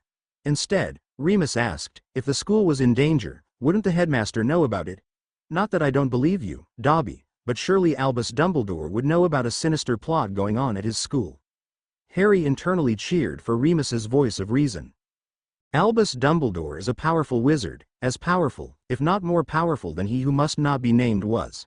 But Dobby knows that not even the great Albus Dumbledore had the powers to stop. No one has the powers. Dobby couldn't finish before he jumped to empty Remus's plate onto the table and proceeded to hit himself over the head with it. Tawny waved her wand, making the plate vanish from the elf's hands. Dobby turned to her. He stepped across the table, and fell to his knees in front of her. He took her hand with both of his, looking up to her with worrisome eyes. Harry knew that whatever he said next was only going to decrease his chances of returning to school in a month. Moony-Lovegood, miss. You cannot let Harry Potter return to Hogwarts. Harry Potter is too important to lose. Moony-Lovegood must be believed Dobby. Tawny swallowed hard before looking up to Remus, unsure of what to say. Tawny, Uncle Remus, you can't be considering this. It's Hogwarts. It's the safest place in the world. Voldemort begs to differ, Tawny said, causing Dobby to cover his ears at the mention of the name. Dobby must go. Dobby's master is looking for him. Please listen to Dobby. Harry Potter cannot go back to school. With a crack he was gone, leaving the room in silent worry. Remus, we have to really consider this. No, you don't. Harry, this is your safety we're talking about, Remus added. Harry groaned, seeing Remus had switched sides. Hogwarts is safe. I'll take up residence in the hospital wing so Pomfrey can check me daily to make sure I'm not dying there. I'll use the invisibility cloak to walk to class if you're worried about me getting into danger by walking in the halls. I won't venture out of the castle except to visit Hagrid, or I'll stop seeing Hagrid if you guys think that walking on the grounds is dangerous. If I have to, I'll write to you every day to let you know I'm safe. I'll keep you so updated you get sick of receiving letters. Hedwig will end up hating me for making her fly so much, but whatever it takes I'll do it. Just let me go to Hogwarts. We'll discuss it. Great, that means no, that's exactly what I wanted for my birthday. Happy birthday, Harry. Guess what? You can't go back to school. Harry stood up from the table, leaving Tawny and Remus without saying another word. Protesting second-year Ron, thanks for the birthday present. I'm eating the chocolate frogs now, as comfort food. What do I need to guess who crashed dinner last night? A house elf. Guess why? To deliver an ominous message that I was in danger. Basically, Tawny and Uncle Remus interpreted it as, "You won't send Harry back to Hogwarts if you value his life." I think the warning is a load of rubbish. What place is safer than Hogwarts? Nowhere. Yet, Tawny and Uncle Remus don't think so. They're seriously considering not letting me go back. Even if Dobby's warning is true, I've been in danger all my life and I've survived. What terrible things are going to try and kill me now? They can't be any worse than Voldemort on the back of Professor Quirrell's head, right? Uncle Remus can usually convince Tawny I'll be okay. I'll be praying to Merlin that he's on my side. Harry. Harry tied the parchment to Hedwig's leg and sent her flying off to the burrow. He left his bedroom window open, letting the cool night breeze fill the room. Flopping down on the bed, he looked up at the ceiling, staring at the stars Tawny and Remus had attached to it with sticking charms. When he was little, Tawny and Remus would take turns telling him stories about the constellations the stars formed. His favorite ones usually involved the constellation Canis Major and its brightest star Sirius. Most of the time, Tawny and Remus would end up telling a story about Sirius and his antics in Hogwarts, alongside his friends. Even though he'd never met his godfather, he felt as if he knew him. From Tawny and Remus's stories, he seemed daring, fearless, and brave. He was bold and a character, and was always the talk of the school for leading some great prank for his friends. Harry knew that his guardians used to be like that too, but with how they were acting now, he couldn't picture them being carefree and willing to take the risks. Harry wished Sirius was there now. If Sirius were there, he'd have convinced Tawny and Remus to let him go back to Hogwarts before Dobby had even left. What he wouldn't give for Sirius to be able to write to them from Azkaban. One letter and he'd be back to Hogwarts in no time. "Harry?" he heard Tawny call through his bedroom door. "Are you hungry? Remus made dinner." "I'm not hungry," he lied, unwrapping another chocolate frog. To tell the truth, he hadn't left the room for more than a few minutes to use the toilet since the fight the night before. As much as his stomach growled for food. Other than the candy he had stashed away, he wouldn't give in. If his protest was going to work, he couldn't give in by going down to dinner. Instead, he decided that living off of chocolate frogs would have to do until Tawny and Remus agreed to let him go back to Hogwarts. "If you change your mind, we'll leave you plate in the kitchen, all right?" Downstairs, Remus waved his wand, compelling the dishes to glide from the kitchen cabinet onto the dining table. He only set the table for 2 places. Knowing that Harry's protesting was only going to continue, he did, however, leave a plate on the counter and charmed it to keep warm until Harry chose to sneak down later to eat it. He had only just finished when Tawny came down the stairs. As he suspected, she shook her head, indicating her dinner offer had failed. "Everything is going to be fine, Ton," Remus said, pulling out her chair for her. She mouthed a quick thank you before slumping into her chair. "He hates us. He thinks we're never going to let him go back to Hogwarts." "Are we?" Remus replied, raising an eyebrow. "You already know how I feel on the subject. You're the one that needs convincing. I know you want to let him go back, but what if Dobby is telling the truth? What if Harry is in serious danger?" "Dobby may be telling the truth, or at least what he thinks is the truth. Both you and I know that Harry is safe in Dumbledore's hands. Don't forget he is rather resilient, and has 2 friends that will fight to the death to protect him. Ron did risk his life fighting a giant game of killer chess to protect Harry.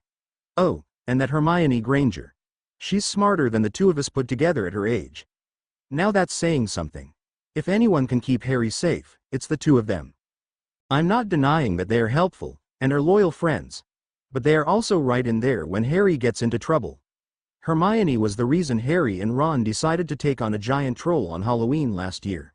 And if you recall Dumbledore's explanation, they faced a 3-headed dog, a death snare, as you mentioned, a giant game of killer chess, and a set of potions that could have poisoned them. Oh, and Lord Voldemort. You left out the parts about detention in the Forbidden Forest, and Hagrid's dragon, Norbert." "Yes, I did. Thank you for reminding me." Tawny sighed, leaning her head back. "We send him off to the safest school in the world and he actively seeks for ways to get himself killed. You think sending him back to that place, where someone is purposefully trying to kill him, is going to make sure he returns home alive? When you put it that way, sending him to Hogwarts is risky. But, Tawny, isn't it better for him to go to school and learn to protect himself? You and I can only do so much to protect him from here. Besides, if we keep him here he will find a way to leave. I would rather send him back knowing he will have the highest amount of protection than keep him here and have him sneak out in the middle of the night to get back to school. We both know he will. It's just the kind of crazy stunt James and Sirius would pull. Honestly, we would probably do the same. Thinking it over, Tawny pushed her food around on her plate. Deep down she knew Remus was right, but she couldn't help but worry. When James and Lily made her and Sirius Harry's godparents, she promised she would do everything in her power to protect him. After last year, she couldn't help but wonder if she was failing them. Do you think it's worth the risk? She asked, looking up at Remus. I do. Then we'll tell him in the morning. Up in his room, Harry had fallen asleep with his back against his bedroom door. At one point, he had his ear pressed against the wood trying to listen in on Tawny and Remus's conversation. He would have tried to sneak out into the hallway, but he knew the moment his bedroom door opened, the conversation would come to a quick end. To his disappointment, he couldn't hear much. Both his guardians seemed to be doing their best to talk calmly, although occasionally he would hear Tawny exclaiming about all the trouble he got up to last year. He wished he could hear their conversation. He was dying to know if Remus could change her mind, or if Remus felt as she did.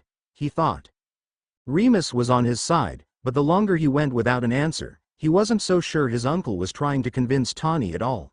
What he wouldn't give to land his hands on a prototype of Fred and George's extendable ears. The twins had been working on the magical listening device for quite some time, yet they hadn't yet perfected it.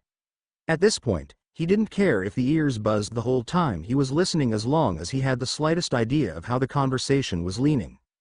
At some point during the conversation, Harry had begun to doze off only to be shaken awake.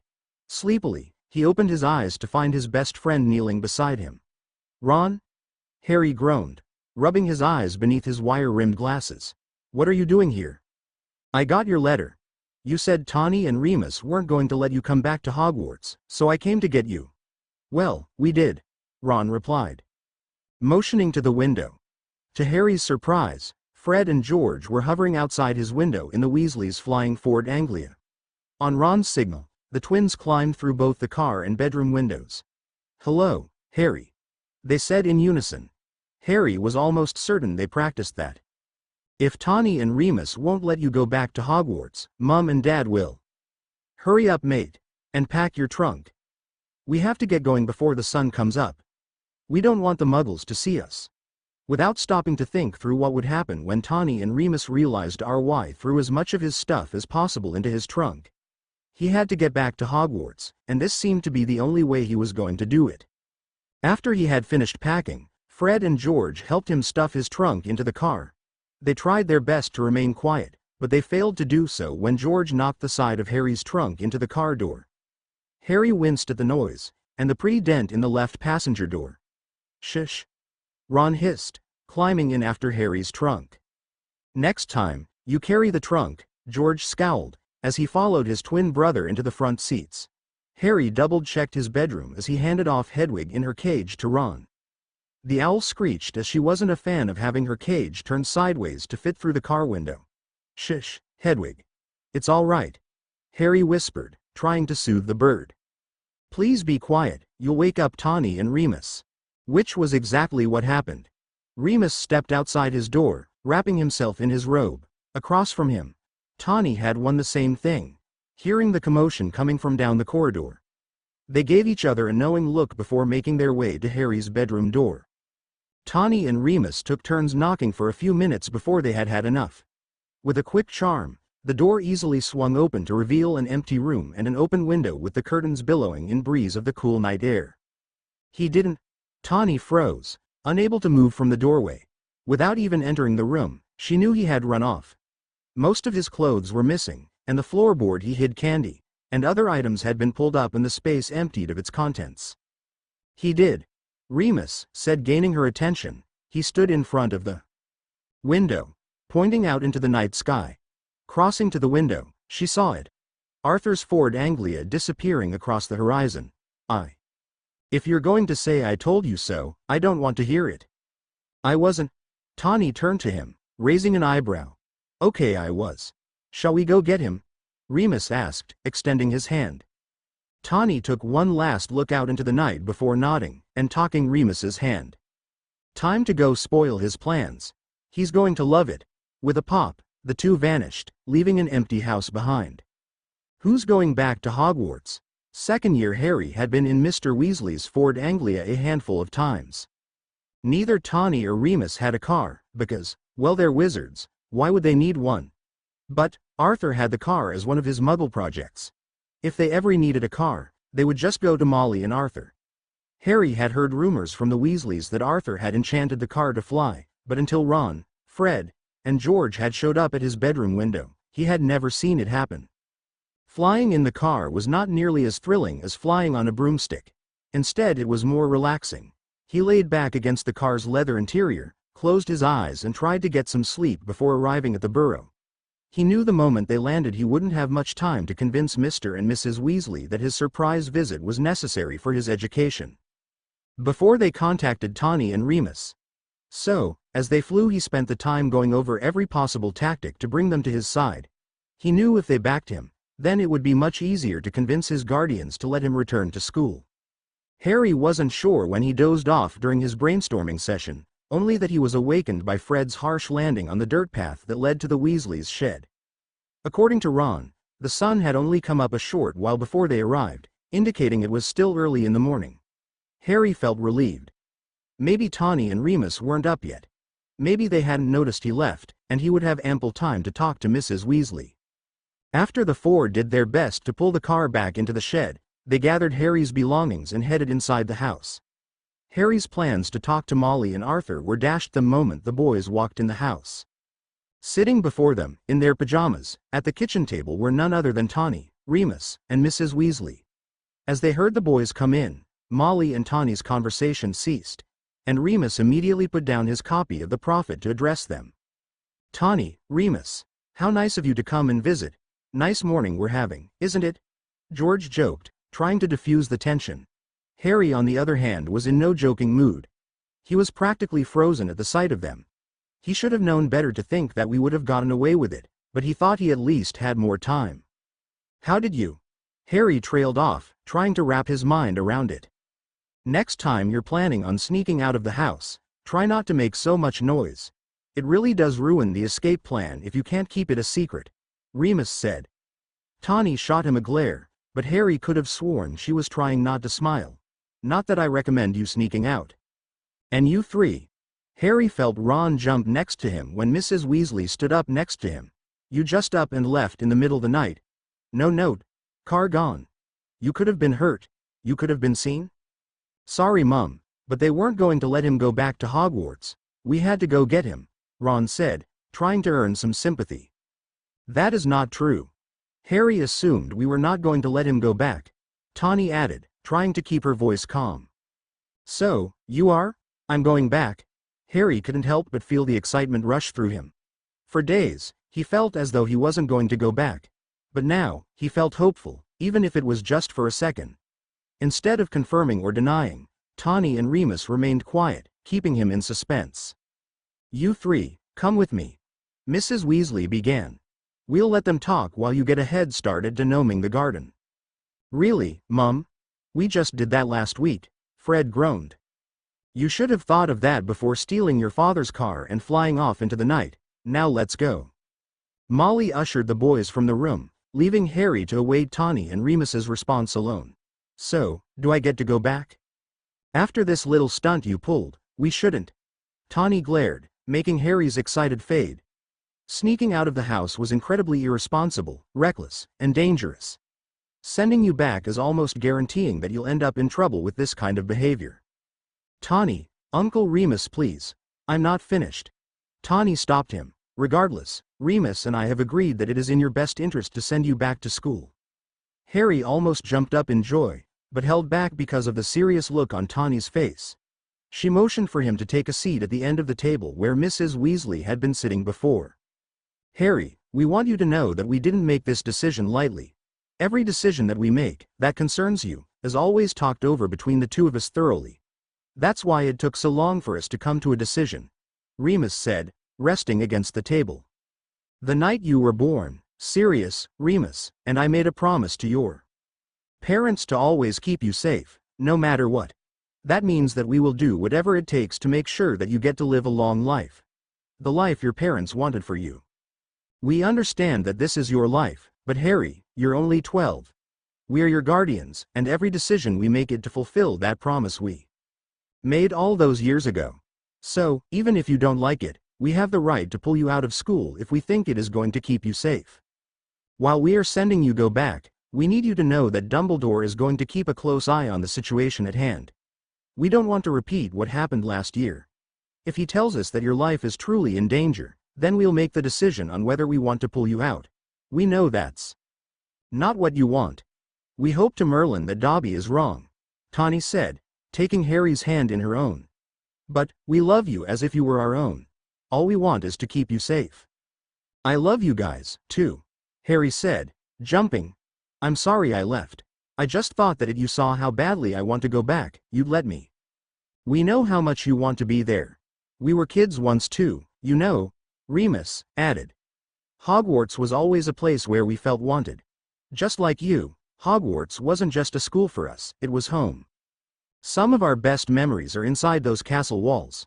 We would never want to take that away from you if we didn't have to. You just have to trust us, Harry. I do. Trust you. I promise. Also, promise not to run away again, okay? I promise. Good. Tawny said, kissing him on the cheek. Now, go help Ron, Fred, and George denome the garden. But I thought? You thought that was it? Just because we forgave the sneaking off in the flying car doesn't mean there's no punishment. This is just the beginning.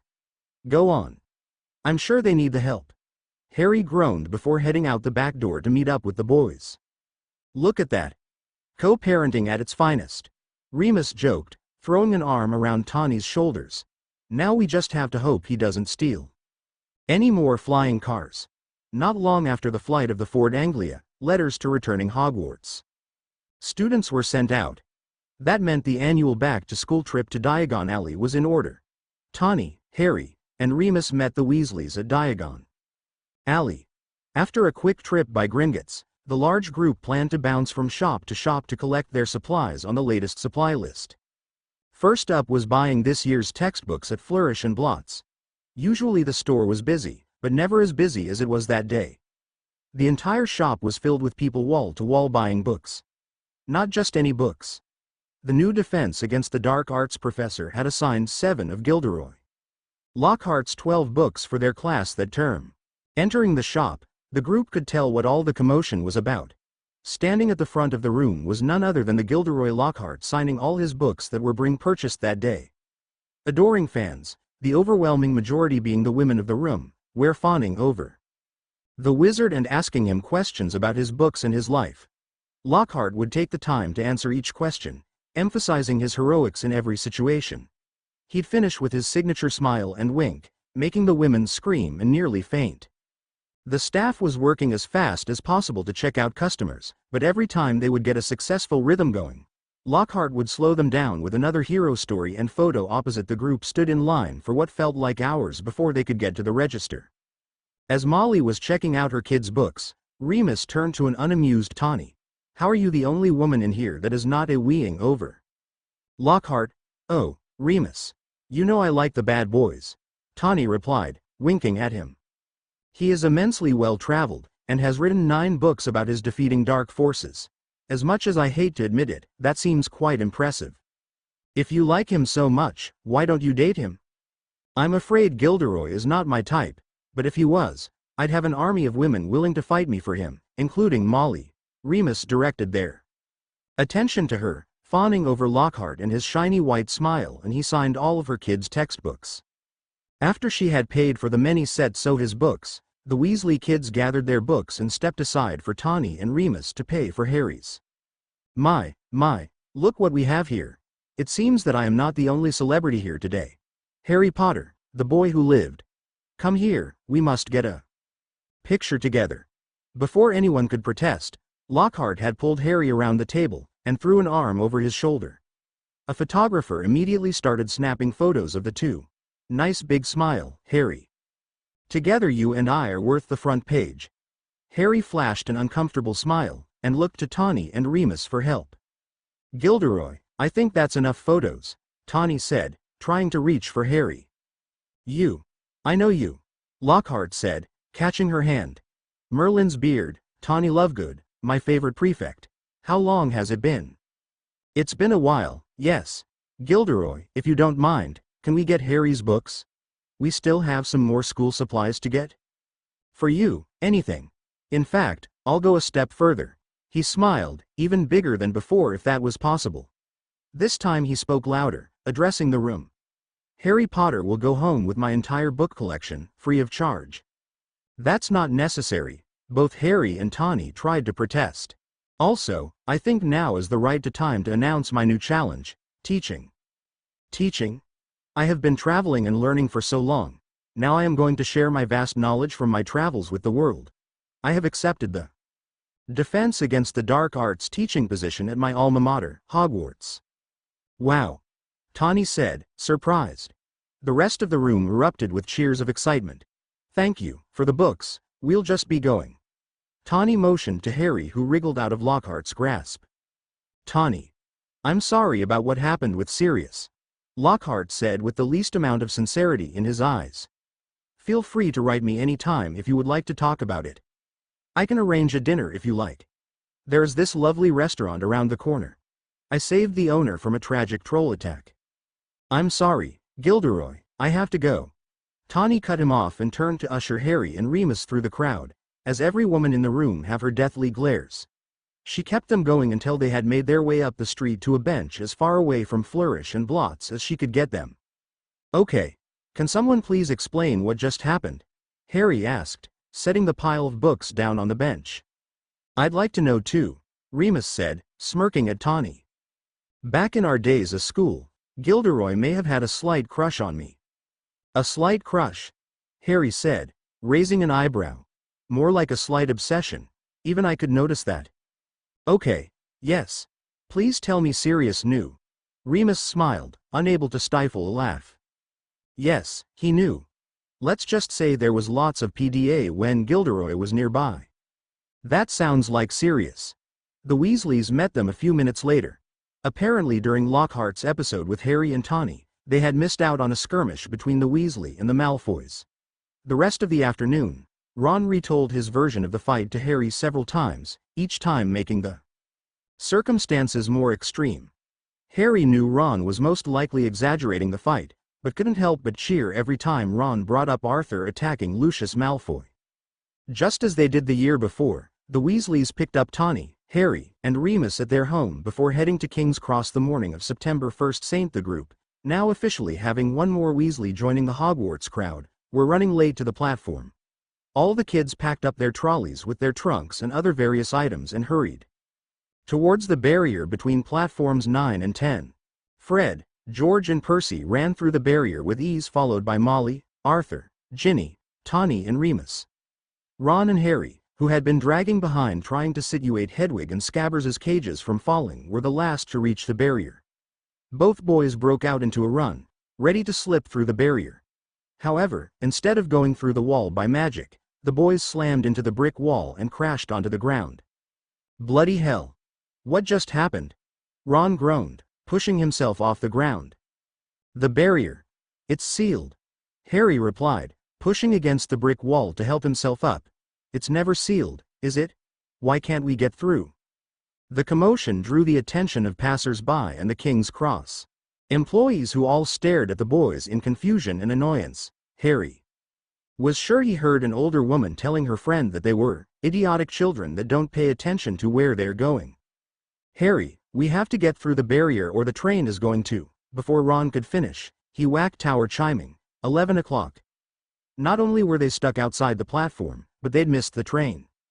The boys gathered their trunks and animals' cages back into their trolleys and wheeled their way outside the station. Sitting down on the sidewalk, Ron said, "If we're stuck out here, do you think that Mum and Dad are stuck on the platform? They must be. How could we miss the train? How could the platform just seal itself off? I don't know. How are we going to get to Hogwarts? I don't know, Ron," Harry said, growing more annoyed with each question. "We have to get to Hogwarts.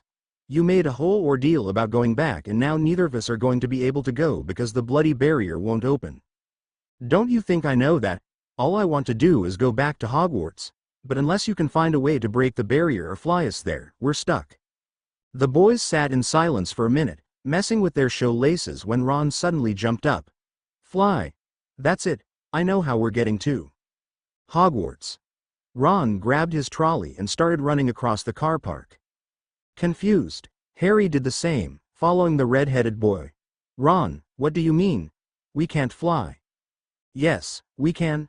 Ron yelled back, running until he stopped just before Mr. Weasley's car. I watched Fred and George fly it. How hard can it be? Ignoring the fact that this idea was ridiculous and was mostly likely going to get both of them killed, Harry replied, let's go. Howlers and Halloween disclaimer. There are several quotes from the book, Harry Potter and the Chamber of Secrets, in this first part of the chapter. Those particular quotes belong to J.K. Rowling. Second year. After Harry and Ron met with Dumbledore and Professor McGonagall after their Whomping Willow incident, they knew the next morning was going to be unpleasant. To their surprise, they had not been expelled, just given detentions. However, what followed was almost worse in their opinion. Dumbledore had promised to send word to the Weasleys as well as Tawny and Remus. That meant at breakfast that morning, they were almost positive a bright red envelope was going to appear in front of them. Both boys were nervous in the Great Hall that morning. Neither of them had ever received a howler, but they had seen other students open them. Then knew watching someone else open one was much less terrifying than having one sent to you. Ron and Harry sat down, pushing the food around on their plates, too nervous to eat. It'll be fine, Ron. Mum has sent us plenty of howlers, Fred joked, sipping on his pumpkin juice. They really aren't that bad. After a while, you just get used to them, his twin added. You're not helping. Hermione hissed at them. It wasn't long after that the morning post came, and the room was filled with owl-carrying letters, packages, and copies of the Daily Prophet and Witch Weekly. As expected, the Weasleys' family owl, Errol, crashed onto the table, dropping a bright red envelope on Ron's plate. Ron gulped as they picked up the letter, turning it over in his hands. Looks like Weasley's got himself a howler. Ron, it's best to open it.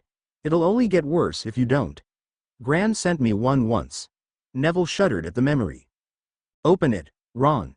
Hermione said, nudging him. Carefully, Ron tore off the wax, seal and opened the envelope. The angry tone of Mrs. Weasley began to pour from the letter, causing Ron to jump and drop it on the table before him. Stealing the car, I wouldn't have been surprised if they'd expelled you. You wait till I get hold of you. I don't suppose you stopped to think what your father and I went through when we saw it was gone. Letter from Dumbledore last night. I thought your father would die of shame. We didn't bring you up to behave like this. You and Harry could both have died. I'm absolutely disgusted. Your father's facing an inquiry at work. It's entirely your fault, and if you put another toe out of line we'll bring you straight back home. The howler finished, and then ripped itself to pieces into a neat pile of cardstock. Harry looked up from the howler to see Ron's bright red face looking mortified. The room had fallen silent, just to listen to the terrifying voice of Mrs. Weasley. See, that wasn't so bad, Fred and George said together, and went back to their former conversation about their beginning of the term prank. After a moment, the room took Fred and George's cue that it was okay to speak again. The silence lifted and the room began to fill with morning chatter once more. Harry took a deep breath of relief seeing that no other owls were flying throughout the room. He had dodged the howler bullet, at least temporarily. Lucky, Ron said, stuffing a piece of toast in his mouth. I was sure if Mum and Dad sent a howler that Tawny would too. As breakfast went on, Harry and Ron tried to forget about the howler, although the rest of the room didn't seem to. Harry could overhear Draco and his sidekicks from across the room reenacting the scene, and being overly dramatic of Ron's facial expressions. The boys had just begun to talk about their timetables that Professor McGonagall had handed them when they heard Hermione whisper, "Oh, no." "What's wrong?" Harry began, but stopped as he saw the owl swooping over the table. His eyes widened as another red envelope fell on the table. This time right in front of him. Tawny. He knew without even looking. He knew it was too good to be true for Ron to get a howler and not him. He swallowed hard before peeling back the wax seal and opening the letter. Harry James Potter, what on earth did you think you were doing? You stole Arthur's car, again, and flew it to school. Neither of you even know how to drive. You could have been killed. And you were seen. You are in so much trouble, young man. You're lucky Remus talked me out of coming up there and dragging you home. If you pull something like this again, I will be up there faster than you can say Quidditch. The letter stopped screaming, and tore itself up just as Ron's had. Once again, the rest of the Great Hall began talking again. This time they were discussing not only Ron's embarrassing howler, but his own. Looking over at Ron, he saw the mortified look on his face. Well, at least I'm not the only one who's in trouble, Ron added after a minute of silence. It had been 3 full days since Tawny had been home. Late Tuesday night, early Wednesday morning, Tawny received a Patronus from Violet, who was working the night shift. One of Tawny's patients, Mrs. Glenwood, came in at 1 a.m. in labor, 3 weeks early. So, Tawny left a note for Remus on the kitchen counter, and apparated off to St. Mungo's. Tawny's stepping through the abandoned storefront that masked the hospital's entrance was the last time she had seen the light of day. After she delivered Mrs. Glenwood's baby, every patient she had seemed to all be going into labor back to back. Just when she threw she was in the clear, and could go home to squeeze in a nap, another patient of hers would show up at the department's entrance. She had lost track of time more times than she could count, and had to have Melinda, the floor's secretary, send word to Remus that she wouldn't be home 2 nights in a row. She was almost certain all her paperwork was illegible from her tired hands scribbling on the parchment, but honestly, she was so tired it didn't seem to matter to her anymore. As department head, she could have chosen to pass off a few of her patients, but Tawny had never passed up her patients unless she had to. So, she chose to send Melinda on coffee and food runs to keep her alive. At some point after she delivered Mrs. Morris's baby girl, she had passed out on a gurney in one of the corridors. She wasn't sure when exactly she woke up, only that sitting on the other end of the gurney was Remus, levitating a book he had borrowed from one of her office shelves, 1000 Magical Remedies for Muggle Ills, and eating chips from a paper sack next to him. Ah, there she is. I was wondering when you were going to wake up. Long couple few days, I guess. Extremiting up and resting her head on his shoulder. Did you bring me food? She asked, eyeing the bag. I wasn't sure how much you'd eaten in the past couple of days, so I thought I would bring you something for lunch. Merlin, I love you. She smiled, hearing her stomach growl. Remus fished one more chip from the bag before letting her devour the rest of its contents. Also, I didn't think today was a good day for you to be alone. For either of us really.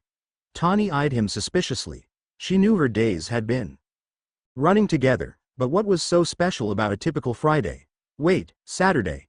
It's the 31st. Oh, she replied, pausing for a moment. Was it Halloween already? Looking around, she could see the corner of the check-in desk, with a jack-o'-lantern shifting its scary faces every 10 seconds. Above her more pumpkins, filled with lights, were hovering above her all the way down the corridor. How could she have missed the pumpkins appearing all over the hospital? The Lovegood Lupin Potter household never celebrated Halloween. The memories of that terrible night 11 years prior haunted both of them on the holiday. After Tawny broke down on the first anniversary of James and Lily's death, and Sirius's imprisonment at the hospital, she and Remus had made a rule to stick together on Halloween. Usually, they would take the day off from the hospital, and whatever job Remus had at the time, to spend on a trip away from the magical world. The year before, they had gone into Muggle London and went to a movie theater. This year they'd been so busy, they hadn't made plans on how to escape the wizarding world for the day. I know you can't take the day off this year's, so I came to you, if that's okay. It's more than okay, Remus. I'm glad you're here. I almost forgot, Remus began, digging in his cloak for the letter. Word from Harry arrived this morning. It's a long one. He pulled out the parchment and handed it to Tawny to read through. Tawny and Uncle Remus, I got your howler. I deserved that. I'm sorry for stealing the car, again. Ron and I had missed the train, and we thought the only way to get to Hogwarts would be by using Mr. Weasley's car. I'm going to write an apology letter to Mr. and Mrs. Weasley too.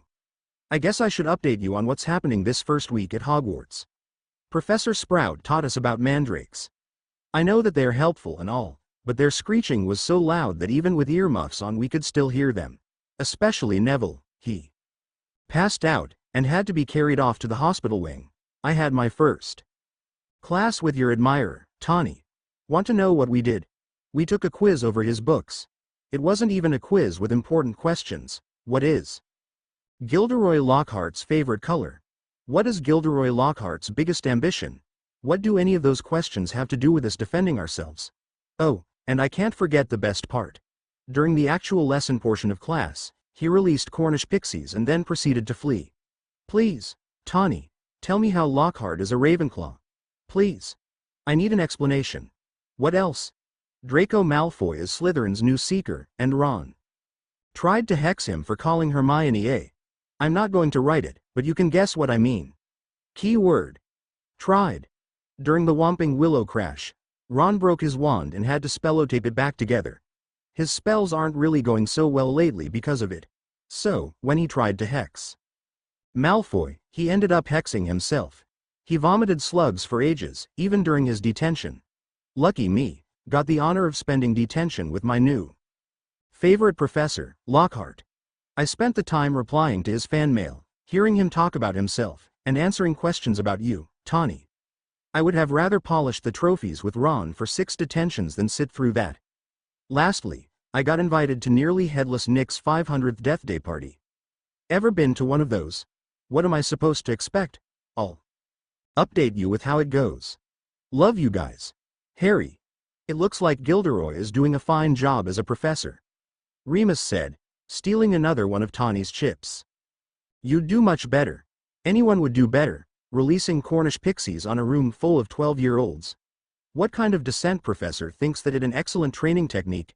Remus waved the levitating book closed, and sat it down beside him. I mean it, you know. You'd make a brilliant professor, Remus. You should talk to Dumbledore. All the positions are full. If Gilderoy keeps up this rate, I doubt he'll be at Hogwarts long. Your confidence in me means a lot, but I couldn't just leave. What about you? What about me? Your dream job is to be a Hogwarts professor. The only thing that matters is you. Tawny knew since their days at Hogwarts that being a professor was all that Remus wanted to do. Being a werewolf made achieving that dream complicated, but not impossible. Dumbledore did everything in his power to help Remus before. She was sure he would do the same thing now. I can't just leave you alone. I wouldn't be alone. I have Molly and Arthur, and Vi. So, I'll spend more hours at the hospital. What does it matter? We've been living together for 11 years.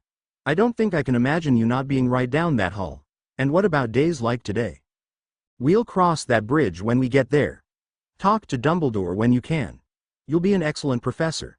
Plus, you know I'd be more comfortable knowing one of us was watching out for Harry while he's at Hogwarts. You mean it? You'd really be okay with me leaving? Remus, I would never keep you from following your dream. Besides, if you don't talk to Dumbledore, I will. I'll consider it. Good. Now, stop stealing my chips. I don't remember the last time I ate, Tawny said, swatting his hand away from her diminishing pile of chips. For the rest of the afternoon, the two stayed in the same place. Melinda brought Tawny a pile of paperwork and patient charts to update. Remus agreed to stay and help, so they both spent the afternoon filling in charts, cracking jokes, and brainstorming lesson plans for Remus's future job as a professor. Remus did take a quick break from paperwork and planning through to reply to Harry. Harry, tips for the Death Day party. 1. Eat before you go, or pack snacks. Ghost parties don't usually involve food that is appetizing for the living. 2. Wear a jacket or cloak. Ghosts tend to keep it cold when they meet in large groups. Tawny made me add that one. 3. Talk to as many ghosts as possible.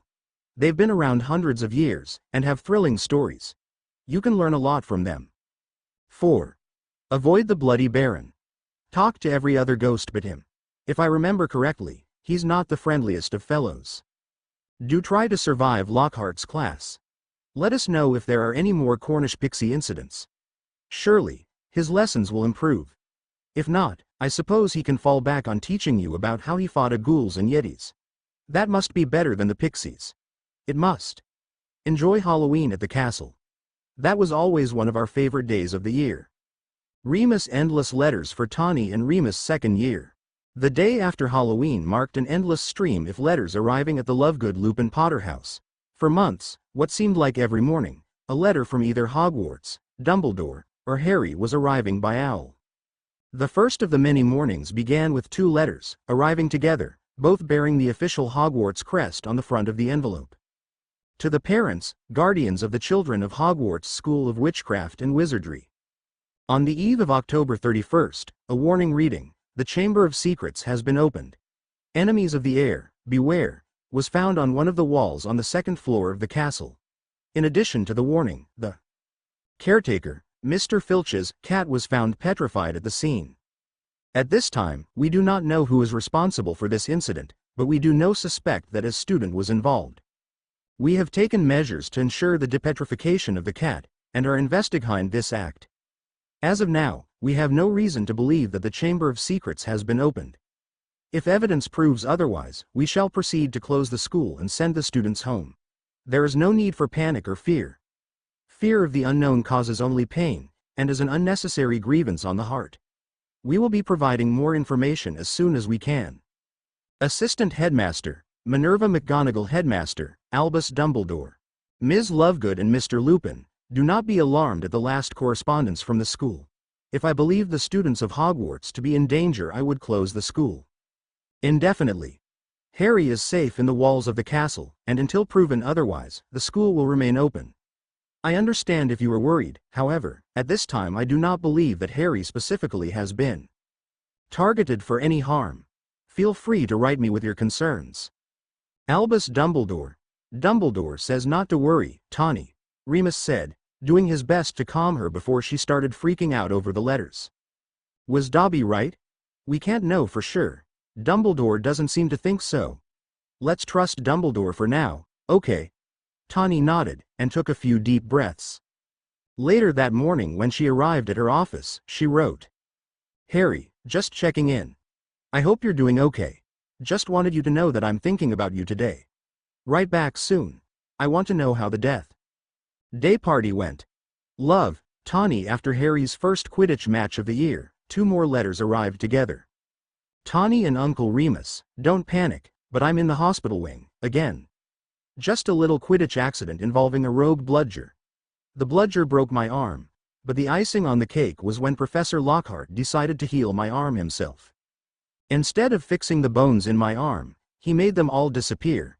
Madame Pomfrey has me on a healthy dose of Skelegro, which I have to say, has nothing on pumpkin juice. She assured me I'll be fine, which is why I'm updating you before you hear about it and fear the worst. Love you guys. Harry to the parents, guardians of Potter. Harry, this is formal notice that your child is being treated in the hospital wing of Hogwarts School of Witchcraft and Wizardry by Pomfrey, Poppy. Injury. Missing bones in left arm. Injury acquired by misuse of magic. Course of treatment. Skelegro potion. Rest. Treatment time required. Overnight stay. If you have questions regarding the health of your child, or for visitation, only allowed for staying in hospital wing longer than 5 days, in the case of a life-threatening injury, or under special permission from the headmaster, please contact Madame Poppy Pomfrey. Matron, Madame Poppy Pomfrey. Headmaster, Albus Dumbledore. I'm starting to think that the great danger that Dobby was talking about goes by the name of Gilderoy Lockhart, Remus said, taking a bite of his toast. He deboned Harry's arm. Sounds like it. Do you think he just didn't know the spell, or mixed it up? I think he was trying to show off, and ended up making things worse. Tawny answered, setting down the letter Hogwarts notice. She waved her wand, refilling both hers and Remus's mugs. That is what Lockhart is known for these days. You've taken Skelegro before, right? A few times. Not since I was in school though. Harry's right, it's disgusting. He'll be very happy to be drinking pumpkin juice again. Soon after Harry's stay in the hospital wing, the two received a lengthy letter from Harry. Tawny and Uncle Remus, I may have a problem with the attack on Mrs. Norris, Professor Dumbledore entrusted Professor Lockhart and Professor Snape to give dueling lessons to anyone that wishes. Why would I wish to join a class with my 2 least favorite professors teaching it? That's a brilliant question, which I couldn't tell you the answer to. I went to the first lesson, and Professor Lockhart, who has seemed to transfer his obsession over Tawny to me, picked me for the first official round. Snape, who lives to torture me, chose Malfoy to compete against me. Even though the rules were to only disarm your opponent, neither Malfoy nor I seemed to pay attention to that one. Malfoy managed to use the Serpensortia spell against me and conjured a snake. To no one's surprise, Lockhart tried to be the hero, again, and failed to vanquish the snake. Here's where it gets strange. The snake tried to go after this Hufflepuff kid, Justin Finch Fletchley, so I tried stopping the snake by talking to it. Well, it worked. The snake listened to me, and didn't attack Justin long enough for Snape to finish off the snake. Here's the problem. Everyone was scared of my conversation with the snake. Ron told me that I wasn't speaking English. Instead, he thought I was speaking Parseltongue. Do you think that could really happen? Can I really talk to snakes? Regardless, everyone now thinks that I'm the one that wrote the message on the wall, and that I'm the heir of Slytherin. They're wrong, aren't they? You guys would tell me if I was somehow related to Salazar Slytherin, right? Of course, you would. Besides, I would know if I wrote the message on the wall and petrified Mrs. Norris, right? How could I forget something like that?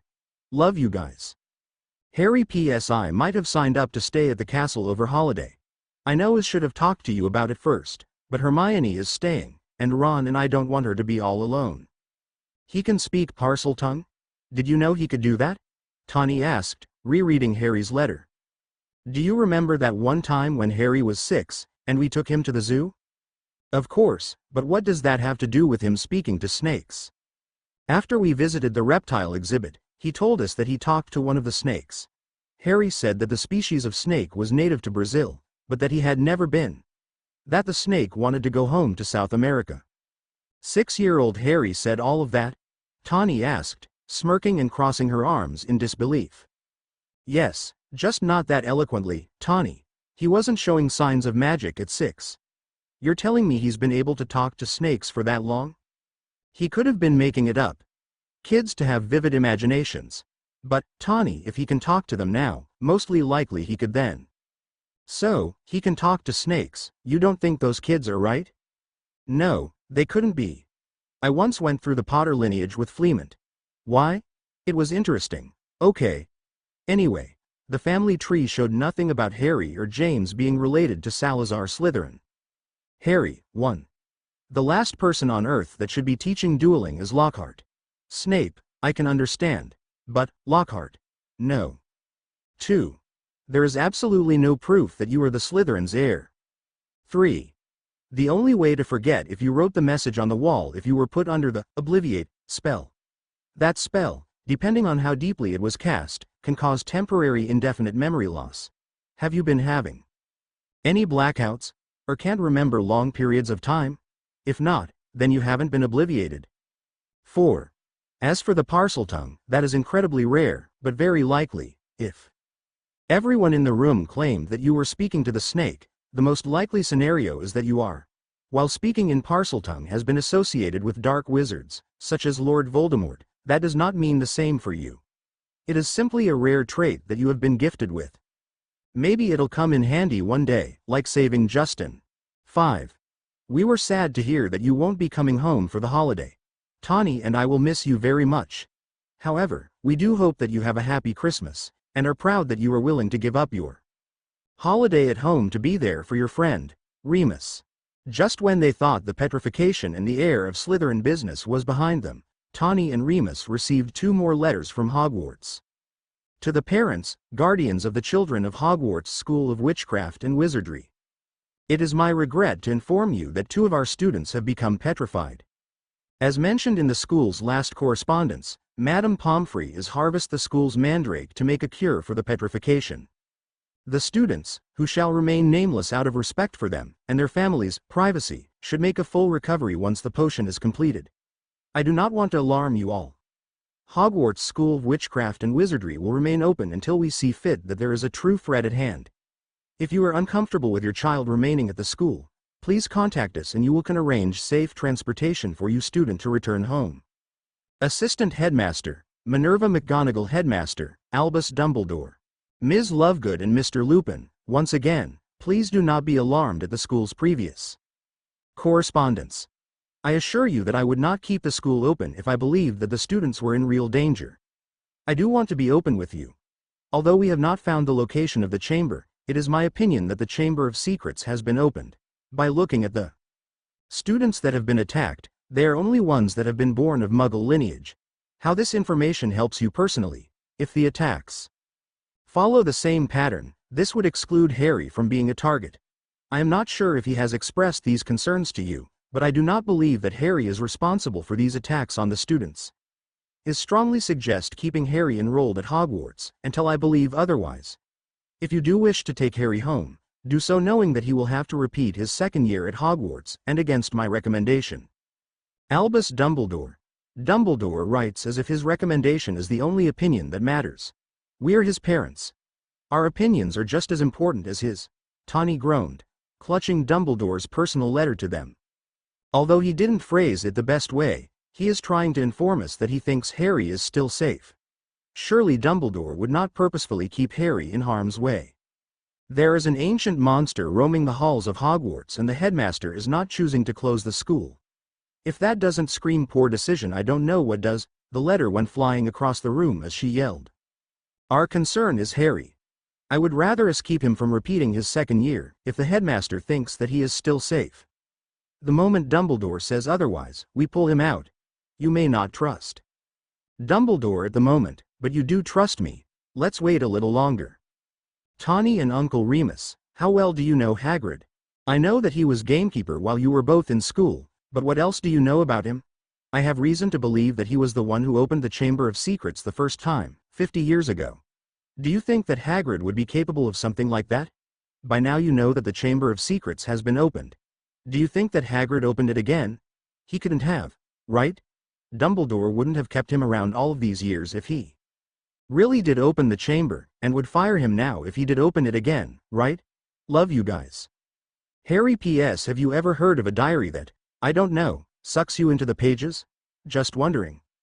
P.P.S. I got a Valentine from Ginny. Don't make a big deal about it. I just thought you should know that. Hagrid originally opened the Chamber of Secrets? That must have been why he was expelled from Hogwarts. Hagrid is one of the sweetest, most caring people I've ever met. How could he have opened the Chamber of Secrets? How could he be the heir of Slytherin? I don't believe it.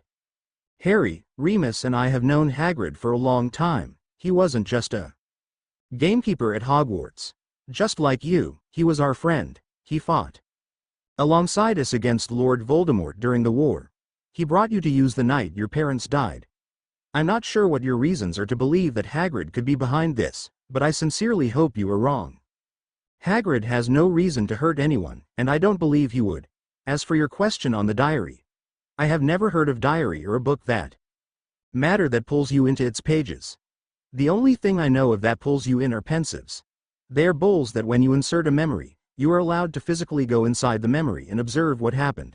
I'll save the talk about Ginny sending you a Valentine when you come home. I'll try not to make a big deal out of it, but I make no promises. Love, Tawny. The last letter in the series came from Harry. Tawny and Uncle Remus. McGonagall called for Ron and me today. We aren't in trouble, but she wanted us to know that Hermione has been petrified. On the bright side, everyone believes I'm not the heir of Slytherin. I know, that's not the main concern here. Also, Hagrid has been taken to Azkaban by the Minister and Lucius Malfoy. Hagrid says he didn't open the chamber, and I believe him. Especially since Ron and I might have sneaked into the Forbidden Forest to ask Hagrid's Acromantula what happened 50 years ago. Yes, that was not the smartest idea, but we had to know the truth. If you're going to yell at me for sneaking off into the Forbidden Forest, could you at least send an angry letter instead of another howler? That would be much appreciated. Love you guys. Harry P.S. Completely unrelated question. Do either of you know how Moaning Myrtle died? Lucky for Harry, the letter arrived after Tawny had left for work that morning. Instead of her freaking out and sending him a howler, regardless of how politely he asked her not to, Remus wrote back. Harry, 1. I'm terribly sorry to hear about Hermione and Hagrid. Neither of them deserve to be in their positions. 2. What were you thinking going into the Forbidden Forest on the search for a giant spider that could swallow you whole in one gulp? 3. Okay, calming down now. Harry, for both mine and Tawny's sakes, Please do not risk going into the forbidden forest in the middle of the night. There are dangerous creatures that live out there and will mostly likely not just let you walk out if you cross them. I understand your quest for the truth, but there had to be other ways to find it. 4. Tawny did not see this letter, and I'm not going to show her because it will only cause her to panic when there is no need. So, do not mention your spider hunt to her, please. I will tell her about Hermione and Hagrid though. You may expect a letter from her regarding them. 5. I am unaware about how Moaning Myrtle came to reside in the girls' bathroom. At the same time, I don't think anyone has bothered to ask her how she died. If you'd like to know, maybe you should start there, Remus. Here we go again. Disclaimer. I usually check the book before writing, but I don't have my copy of Chamber of Secrets with me. So, if there are any quotes that are from the actual book in the first part of this chapter, those belong to J.K. Rowling. Second year, her skeleton will lie in the chamber forever. That single phrase echoed in Harry's, Ron's as well, as they ran down the corridor on their way to Professor Lockhart's office. To Harry, Ginny was more than just his best friend's younger sister. All his life, or at least what he could remember of it, had Ginny in it. Although Harry had latched onto Ron, he still considered Ginny a close friend and family. Ginny was the girl that put up a fight when she played Quidditch with the boys, could already produce impressive spells already as a first year, and sent him singing Valentine cards. Harry could always count on her to talk to. On numerous occasions he could remember staying up late at the Burrow and talking to Ginny long after Ron fell asleep. If he was being honest, he couldn't picture his life without Ginny Weasley being in it, and he didn't want to. He didn't have to, and he wasn't going to. He and Ron were going to do everything in their power to save her life, and that meant going to Lockhart to give him a heads up on the basilisk. When the boys arrived at Lockhart's office, they expected to see him preparing for battle, practicing spells, or gathering magical items to help him. Instead, the showman was filling trunnings. Every magical photo of himself had been taken off the wall and stored away. Anything he deemed important had already been packed away, and Harry could hear him debating with himself whether or not he truly needed wall mirror, seeing that it wasn't fitting into his last trunk. "Professor, are you leaving?" Harry asked, making Lockhart jump. "Ah, boys. You see, I'm going to get something to help me kill the beast. It looks like you're packing everything you own. That's a lot of stuff for a short trip. Looks more like you're leaving." "Well, okay, I'm leaving. I'm not going to get something, I'm going to see someone. It's urgent, I'm afraid. It's for your godmother, actually. I wouldn't want to keep her waiting." Officially knowing from his comment that he was lying, Ron yelled, "You can't leave. My sister is in the chamber and you, I'm not really sure why, have been chosen to save her. I can't go without the thing, Professor. She's dying down there. If you don't go to the chamber, she'll die." "I can't," Lockhart cried, frustratingly running his hands through his perfectly styled golden locks. "I can't save her." "Whatever you need, we'll figure it out. I can't save her because I haven't saved anyone," Lockhart shouted, making Harry and Ron fall silent. "Everything I've written about in my books, it's not mine. I didn't fight a Yeti, or face ghouls. Stories sell. If the people didn't believe I had done all those brilliant things, I would never have sold a second book." "You're a fraud," Ron yelled. "You've been telling everyone for years about your amazing saves and they aren't your own. You let everyone believe that you could save Ginny, and you can't. She's going to die down there because your need for fame is more important to you." "Ron, is it? I'm sorry about your sister. I'm sure she was a lovely girl, but there is simply nothing that I can do," Lockhart said, doing his best to close one of his fuller trunks. "You've written about enough stories, you can use them to help you fight the basilisk." "A basilisk? That's what is in the chamber." He shivered. "There is no way I'm going near that beast." "Come on, Ron, we need to tell Dumbledore that he needs to find another hero." "No, neither of you will be telling Dumbledore anything." Lockhart stopped them. Harry and Ron gripped their wands in their pockets, ready to fire. "I may not be the best at stopping Cornish pixies or mending broken arms, but if there is one spell I have perfected over the years is my memory charm. After this, neither of you will remember a thing.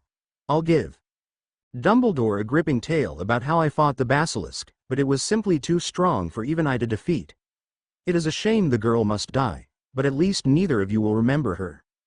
But before Lockhart could fully pull his wand to wipe their memories, Harry and Ron had disarmed him. "If you aren't going to save Ginny, we are. But, you're coming with us." "What? Why?" Lockhart cringed. "We may need giant snake bait." Harry smirked, only making Lockhart cringe more. With their wands poking into Lockhart's back, the boys made their way to the girls' bathroom, to meet Moaning Myrtle. Reluctant at first, she eventually told them of the story of her death, and of the large yellow eyes coming from the sink. Searching the sink while Ron kept an eye on Lockhart, Harry came across a carving of a snake, coiled on the tap. "This has to be it. The entrance to the Chamber of Secrets is right here, but how do we open it?" "Open it? We don't have to," Lockhart began, but quickly stopped as Ron pressed his wand into his back a little harder. "Say something in Parseltongue, Harry." Focusing on the tap, Harry thought about talking to the snake that was going to attack Justin Finch-Fletchley. Pretending the snake on the tap was the live one at the dueling club, he said, "Open." Recognizing the language, the sink began to hiss and transform until it revealed a large pipe behind it. "Congratulations, gentlemen. You found it. Looks like you don't need me anymore," Lockhart said, trying to make a run for the door. This time, both Harry and Ron stopped him by raising their wands to his throat and backing him up to the pipe. "Careful where you point those things," he said, holding his hands up as a shield. Keeping his wand raised, Ron looked down to the pipe and said, "Here we go again, jumping into the unknown. The last time we ended in a devil's snare. What do you think is waiting for us at the bottom this time?" "Dunno. Let's find out, shall we?" Harry said before pushing Lockhart into the pipe. Every Wednesday evening, Tawny and Remus had a date night. Although the two weren't an actual couple, they treated themselves to an evening out like one. They had started the tradition after Harry's second birthday, when Molly and Arthur had noticed their obvious exhaustion. They recommended a night out, once a week, to allow them to just be adults. Once a week. Molly and Arthur would watch Harry for the evening, and they'd go out to dinner. Even after Harry went off to school, they continued the tradition. They'd grown accustomed to Wednesday nights out, and couldn't give it up. The night Harry ventured into the Chamber of Secrets happened to fall on a Wednesday night. Imagine Tawny and Remus's surprise when their dinner at the Three Broomsticks when an owl flew through the bar door and landed directly on their table, with a letter addressed to the both of them. "Ms. Lovegood and Mr. Lupin, I would like to inform you of this evening's recent events. Earlier today, the Hogwarts staff discovered another message written on one of our school's walls. The message told of a student being taken into the Chamber of Secrets. The student in question was none other than Miss Ginevra Weasley. Do not be alarmed, Miss Weasley is alive and well. This is only because of the heroics of Mr. Harry Potter and Mr. Ronald Weasley. I understand that you both would like to see Harry yourself and hear the full story. By the time you receive this letter, Harry will be in my office. Hagrid will be waiting by the gates for the both of you." Albus Dumbledore, Tawny and Remus had just passed a furious Lucius Malfoy when they spotted Harry, standing outside the entrance to Dumbledore's office. Immediately they ran to the boy, and enveloped him into a tight hug. Tawny, Remus, I can't breathe." "Sorry," they apologized in unison. "I'm guessing Dumbledore wrote you?" "That would be correct. What happened? Start from the beginning. It's a long story." "We've got time." After finding a bench, the Harry sat Tawny and Remus down and began at the beginning. Starting with, "Everything turned out all right, so don't be mad." He told them about the voice he had been hearing, starting with his detention with Lockhart and again the night of Halloween. He told them about finding the writing on the wall, and about Dobby showing up at his bedside, which he had happily forgotten to leave out of his update letter to them. Telling them about the real reason he stayed at Hogwarts over Christmas was difficult. While they were upset they lied to him, they were also equally impressed that the three of them were able to successfully brew Polyjuice Potion at their age. He told them about the diary, and how Tom Riddle pulled him into his memory of Hagrid, making him see exactly what he wanted him to see. When he told them about Lockhart being a fraud, neither of them were surprised, but were appalled that he was going to erase both his and Ron's memories. They felt slightly better knowing that his spell down in the tunnels had backfired, and caused him to lose his memory instead. What happened in the chamber seemed to frighten them both. It confirmed their fear that Dobby was right when Harry admitted that Tom Riddle was really Lord Voldemort, and that he came out of the diary to control an ancient basilisk and try to kill him, after he sassed him. They were proud that he had saved Ginny, kill a basilisk, and destroy the diary. They were less happy that he tried to trash-talk the Dark Lord, but both agreed same thing. He also kept them in the loop on his conversation with Dumbledore. Harry did not give the same speech as eloquently as the headmaster had, but Tawny and Remus understood. They too were surprised to hear about Voldemort transferring the ability to speak in Parseltongue to Harry, and proud of the tremendous number of house points that he and Ron earned for saving Ginny and the school. They did, however, tell him to not make a habit of getting into dangerous situations in order to win points for the House Cup. As for his talk with Dumbledore about why he wasn't put in Slytherin, they said, "Anytime that you feel insecure about your place in Gryffindor, we will happily tell you why you belong there, and why we are so proud of you for being one." Finally, he told them what happened with Lucius Malfoy and Dobby. That must be why Lucius was in an even fouler mood than usual when we passed him. Slipping the sock inside the diary, that was very clever, Harry, Remus said. While I too am impressed, making an enemy of Lucius Malfoy is not wise. Draco and I are already enemies. His dad probably agrees with him. We can worry about that later, Remus assured them. What's important now is that Dobby is free, and everyone is safe. You're right, Tawny agreed. Now, let's go visit Ginny, and then sneak off into the kitchen, since we didn't exactly finish out dinner. Do you still know the way, Remus? How can I forget? I can tell you how many times I've visited the kitchens with Peter. You know how to get to the kitchen? Harry asked, raising an eyebrow. I'm familiar with every inch of this castle, every hallway, every secret passageway, every storage cupboard I have memorized. Secret passageways? There are more besides the one to the Chamber of Secrets? Plenty, Remus smirked, throwing an arm over Harry's shoulder. Those are kept secret though. I can't be giving a child that tends to attract danger access to secret passageways. You'll have to figure those out for yourself. Don't be giving him any ideas, Remus, Tawny said, looping her arm around Remus's free one. The last thing we need is him discovering the secret passageways. You know about them too. Of course. When you date one of the members of James Potter's crew, you learn about a few secret passageways along the way. The James Potter crew? You named yourselves? Harry laughed. That's not exactly the name, but that's a story for another time.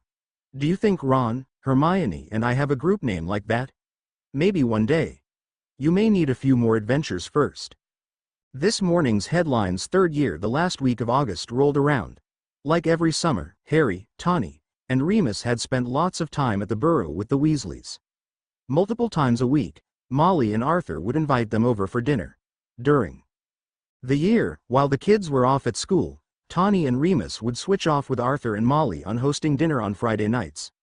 Over the summer, however, with more than double the mouths to feed, and the lack of room for at least 10 people, the Burrow was the best place to eat.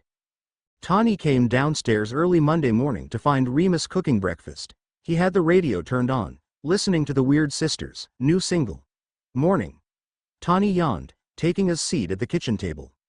Morning. Remus replied, using his wand to pour Tawny a mug of coffee. She murmured some quick thanks before diving in. Tawny sat in silence, resting her head in her hand as she sipped her coffee. She had been up late the night before finishing Remus's Wolfbane potion. She had meant to start it earlier, but had gotten caught up at the hospital almost every night that week. Remus was very skilled at potions, but what? He had tried making the drink in the past, he hadn't gotten it right. However, whenever Tawny brewed it, it worked like a charm. Remus had stayed up with her, trying to figure out how exactly to do it himself. He needed to learn. Not only to keep Tawny from having to do it for him, but for when he went back to Hogwarts. A few weeks ago, Professor Dumbledore had summoned him to his office and had personally asked him to take the open defense against the dark arts position, hesitant at first. Dumbledore assured him that he would be welcomed at the school and his secret kept. For nearly 3 decades he had kept himself off the werewolf registry, and he planned to stay that way. But also, he wanted to keep the secret from Harry. He didn't think Harry needed to know that he turned into a werewolf once a month. Neither he nor Tawny wanted to frighten him. For years, Tawny had helped him sneak off once a month to transform. When it came time for the full moon, Tawny would have Harry spend the night with the Weasleys, and she'd take Remus far away so that he could transform. The next day, she'd pick him up after lunch and bring him back home. Harry never suspected anything. Being at the Weasleys was such a regular thing, he never thought that something could be wrong with his guardian. After the Wolfsbane potion came around, Tawny immediately learned to brew it. After testing it one full moon, and seeing the difference in Remus's behavior in wolf form, there was no need to sneak off. Instead, they had built a shed in their backyard, and during the full moons, Remus would lock himself up in there. His transformations, while still painful, would be more controlled. After putting Harry to bed, Tawny would transform into her animagus form, and slip into the shed and curl up next to Remus. Full moons now were very different than he had with the Marauders, but having Tawny there with him made him feel less alone. The one thing he was regretting about going back to Hogwarts was being unable to see Tawny. After living together and raising Harry for 12 years, the two had become incredibly close friends. Best friends. He had already suggested that she stay with Molly and Arthur while he was away. But she declined. She assured him that she was going to be all right by herself, although he didn't fully believe her. Remus knew her better than just about anyone. He'd be sure to write letters every couple of days, to keep her updated. He just didn't want her to feel alone. During the early days of taking care of Harry, their friendship strengthened tenfold. Over the years, they had been asked multiple times by old friends from school, co-workers, and even Molly and Arthur if there was something more going on between the two of them. Who could blame them? But every time they just laughed and told them no, they saw each other as siblings. Even if they didn't, Tawny had never given up on Sirius, even after all this time. She wore her engagement ring, she never took it off. She'd made a promise to Sirius years ago, and she didn't intend on breaking it. Regardless of Sirius's imprisonment, she still loved him. She knew he was an innocent man. She only hoped that one day they would be able to find him and that he could come home. Remus had told her that Sirius was unlikely to be freed. As much as he hated it, Sirius was probably going to spend the rest of his life in Azkaban. He assured her that Sirius would want her to be happy, to live her life, to move on. But Tawny couldn't. She wouldn't let go of the hope that one day he'd come back to her. Remus's presence over the years took her mind off missing Sirius, for the most part. Now that he was leaving until Christmas, there was no one there to distract her. A screech owl dove through the open window and dropped the Daily Prophet on the countertop. Remus slipped a few nuts into the pouch tied his ankle, before it fell away as quickly as it came. He unrolled the paper and picked up own mug of coffee. He had barely taken 2 steps away from the counter when he dropped his mug, shattering it on the floor. Tawny, now awake, shot up looking at her wide-eyed friend. He didn't seem to notice the hot coffee dampening his shoes. All of his focus was on the paper. His mouth hung open slightly, and his hands were gripping the pages so hard that his knuckles were white. Remus, what is it? Tawny asked him. Nothing, he jumped, hiding the paper behind his back. Nothing at all. Accio Prophet. The paper flew out of his hands and straight into Tawny's. Seeing the headline, she sank to the floor, gaping at the headline. Notorious killer Sirius Black escapes from Azkaban. Underneath the headline was the all-familiar face of her fiancé, laughing madly in his mugshot from 12 years prior. She clutched at the neck of her robes as she read the article. Remus called her name over and over, but she was absorbed in the article. All she wanted was for Sirius to be free, but not like this. Escaping only made him look guilty. How did he? No one has ever broken out of Azkaban, Remus asked, but Tawny ignored him. Her focus was on the next line of the article. The guards of Azkaban say that Black has been mumbling in his sleep. He's at Hogwarts. Black is referring to Harry Potter, the boy who lived. Azkaban guards believe Black will try to hunt down his godson, who defeated his master, he who must not be named, on the 31st of October, 1981. Tawny read aloud, her voice breaking. This is rubbish. Sirius would never try to hurt Harry. They don't know that. Everyone but a handful of people believe that he gave up James and Lily. I don't care what those people think, Remus. Sirius would never have hurt them, and he sure as hell wouldn't hurt Harry now. What's going on? Harry said, coming down the stairs, rubbing his tired eyes under his glasses. "Why are you yelling?" Before either of them could answer him, there was a knock on the front door. Curious as to who could possibly be at the door at this hour, Remus went to answer it. When he did, none other than Albus Dumbledore stood at their doorstep. Dumbledore rarely made house calls. The last time he had stopped by for a visit was Halloween 1981. "Headmaster." Remus nodded, stepping aside so that he could walk in the door. "Thank you, Remus, or should I say Professor Lupin?"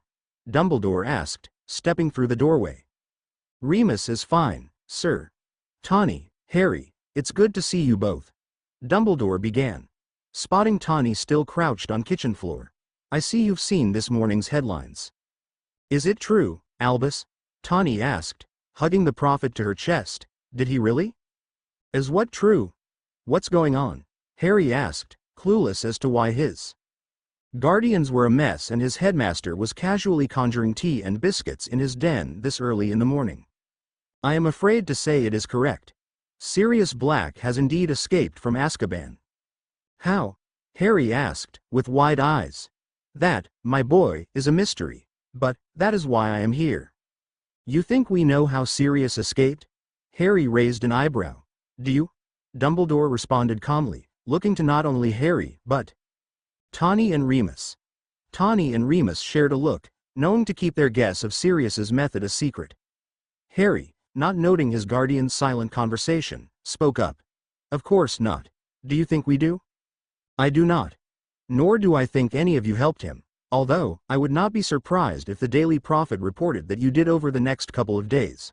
I have told the minister that I would question you rather than sending in orders." "Thank you, Albus. With Mr. Black's escape that does raise some flags with the ministry. There will be some extra precautions set on the school this year by the minister's request." Remus moved to speak, but Dumbledore stopped him. "Don't worry, Remus, your job is secure. The minister, as well as the majority of the staff of the school, believe that you wouldn't help anyone that could potentially harm Harry onto the school grounds." Remus had a feeling he knew which particular member of the staff did not make up the majority. However, Remus's position leaves you, Tawny, vulnerable. "Vulnerable? You think Sirius would potentially come here and hurt me?" Tawny scoffed, taking Harry's hand to help her up from the floor. "That's as even more absurd than the claims that he would possibly hurt Harry. Under no circumstances would I believe that Sirius would ever intentionally harm you, any of you truthfully. However, I would not be surprised if his first move after his escape would be to contact you, Tawny. I would not put it past Mr. Black to attempt to see you in person. Molly and Arthur offered for you to stay with them during this school year. I think you should accept," Remus said, agreeing with Dumbledore. "Remus. Do you want him to get caught?" Remus asked, moving to take her hands. "If he comes here, orders will be waiting for him." "He'll think I'm here. He'll come anyway. We both know he won't make his presence known unless he knows for sure you're here," Remus said so only she could hear him. "He'll take the risk if you're here, but not if you aren't." "Okay." Tawny sighed. "Fine, I'll stay at the Burrow." "Excellent. Now that that is settled, I must ask something else of all three of you. If Sirius makes contact with one of you, in any way, please notify me." Sirius's escape raises quite a few questions. The exact reason, although there are speculations, is not known. I would like to keep him out of Azkaban, but I cannot help Sirius if you three keep his whereabouts to yourselves. "Well, keep you informed, Albus," Remus assured him while Harry and Tawny nodded in agreement. Dumbledore stayed a while longer, informing Remus about the upcoming school year. As they talked, Tawny quickly poured Harry a bowl of cereal before running upstairs to get ready for work. She dressed quickly before going to her desk to scribble a note on a spare piece of parchment. She heard Harry's footsteps coming up the stairs and shoved the note into her pocket, promising to send it off from the owlery at the hospital. "I must finish what I started third year. The last days of summer came and went, until the day before they kids would pack up their trunks and ride off to Hogwarts to start the new term. As usual, Tawny, Harry and Remus were spending the final day of summer at the Burrow. Instead of chatting the afternoon away with Molly, Arthur and Remus, Tawny stayed put in the window seat of the stairway, hugging a cup of tea and watching the kids practice Quidditch. Watching was really a loose term. It was more like hiding. She really just wanted to avoid all the questions that came with Sirius's return. Are you okay? Have you heard from him? Do you know where he is? Did you help him escape? What is Sirius Black really capable of? That had been her week at work. The never-ending wave of questions never ceased, and she ended up locking herself in her office, doing paperwork and delegating her patience to the department staff. It was just too much to handle at one time, and she needed a break. Even though she knew that Molly and Arthur wouldn't question her relentlessly, and that she should be spending her Remus's last day home until Christmas with him, she couldn't bring herself to go downstairs. She didn't want to risk a conversation about Sirius, and didn't know if she was ready to talk about it just yet. So, being alone was the best way for her to avoid having to tell us. Is she okay? Molly asked Remus. I wish I knew. She hasn't really spoken to Harry or I much since the news broke. Her friend Violet wrote me earlier in the week to see if she had told me anything. She said Tawny had been incredibly quiet at work and has been shutting out everyone. So, it's not just us. Remus sighed. She never thought this would happen, so now that she knows he's out there, I can only imagine the amount of worry running through her head. How are you doing? He might be her fiancé, but he's one of your best friends. Honestly, I'm angry. He's being stupid and reckless. He's the most wanted fugitive there is, and he has to know it. What could be so important that now, after all these years, he decides to plan an escape? What would make him put her through this? Put us through this? When he was in there, at least we knew he was safe. Miserable, but safe. Now, he's on the run, probably starving, and I can't do anything about it. Remus groaned, tugging on the ends of his hair. Right, or show up on the doorstep, because the moment he does he's almost guaranteed to get caught. We have Aurors sitting on our house and following us when we leave, trying to get the slightest glimpse of fugitive Sirius Black. When he's caught, they won't take him back to Azkaban. Molly rested her hand on his shoulder, urging him to continue venting. It's not as if I want him back there. He doesn't deserve to be locked up, freezing, and having his worst memories and feelings played on a loop. I want him free, just not like this. We know Sirius has a tendency to make dangerous decisions, but we also know that Sirius never does anything without a reason. If he broke out of Azkaban, it's because he thought he had to. Something right now must be important to him, Arthur said, waving his wand to refill their mugs. What about Harry? How does he feel about all of this? Molly asked. I don't think Harry knows how to feel about it. He didn't grow up with Sirius around. To him, he's someone that we've built up to be, well, a legend. He only knows Sirius from our stories and our feelings for him, not his own. I'm not sure he knows what to expect, Remus said, looking out the kitchen window, getting a glimpse of the boys and Ginny playing outside. He hasn't been getting a lot of sleep lately, but I don't think that's because of Sirius. Poor boy. Those nightmares must be keeping him up, Molly said, taking a sip of her tea. Nightmares? About what? Sirius? Oh, dear, he hasn't told you? I'm sorry, Remus. We thought that you knew. What nightmares? It's best to show you, Arthur said before running up the stairs. Show me what? A few nights a week, Hedwig drops off an owl from Harry. At first, we were surprised since they were coming so frequently, but now we tend to stay up and wait for them to come. At first, how long has this been going on? Since he's been home for the summer holiday. He's been having nightmares for that long and we didn't know about it? Here they are, Arthur called, stepping back into the room carrying a wooden box. Opening the lid, Remus could tell that there were dozens of rolls of parchment that Remus could tell were hastily ripped from the larger roll. Unrolling one of the letters, he read, Mr. and Mrs. Weasley, I'm sorry for writing so late, again. I just need to make sure my dreams are dreams and not memories. Please tell me she's okay. Please tell me I wasn't too late. Write back when you can. Harry, too late for what? His nightmares are putting him back in the Chamber of Secrets. Except in his dream, he's too late.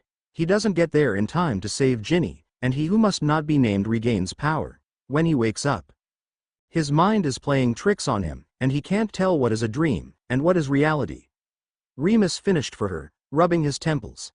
That's keeping him up, waiting for you to reply because the guilt of her death in his dream is waiting on him until he knows otherwise.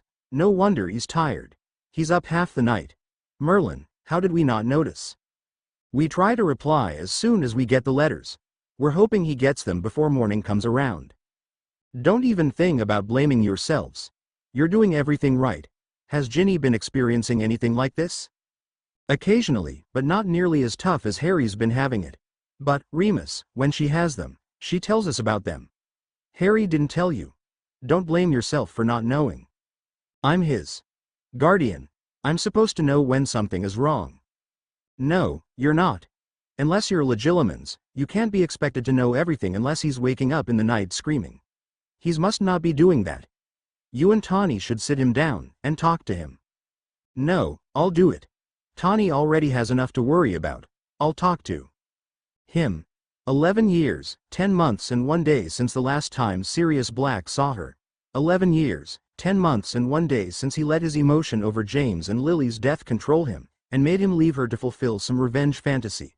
11 years, 10 months, and 1 day since he made the wrong choice. Every day since, he regretted leaving that house, for not listening to her. Every day he promised himself he would find a way to get back to her. To them.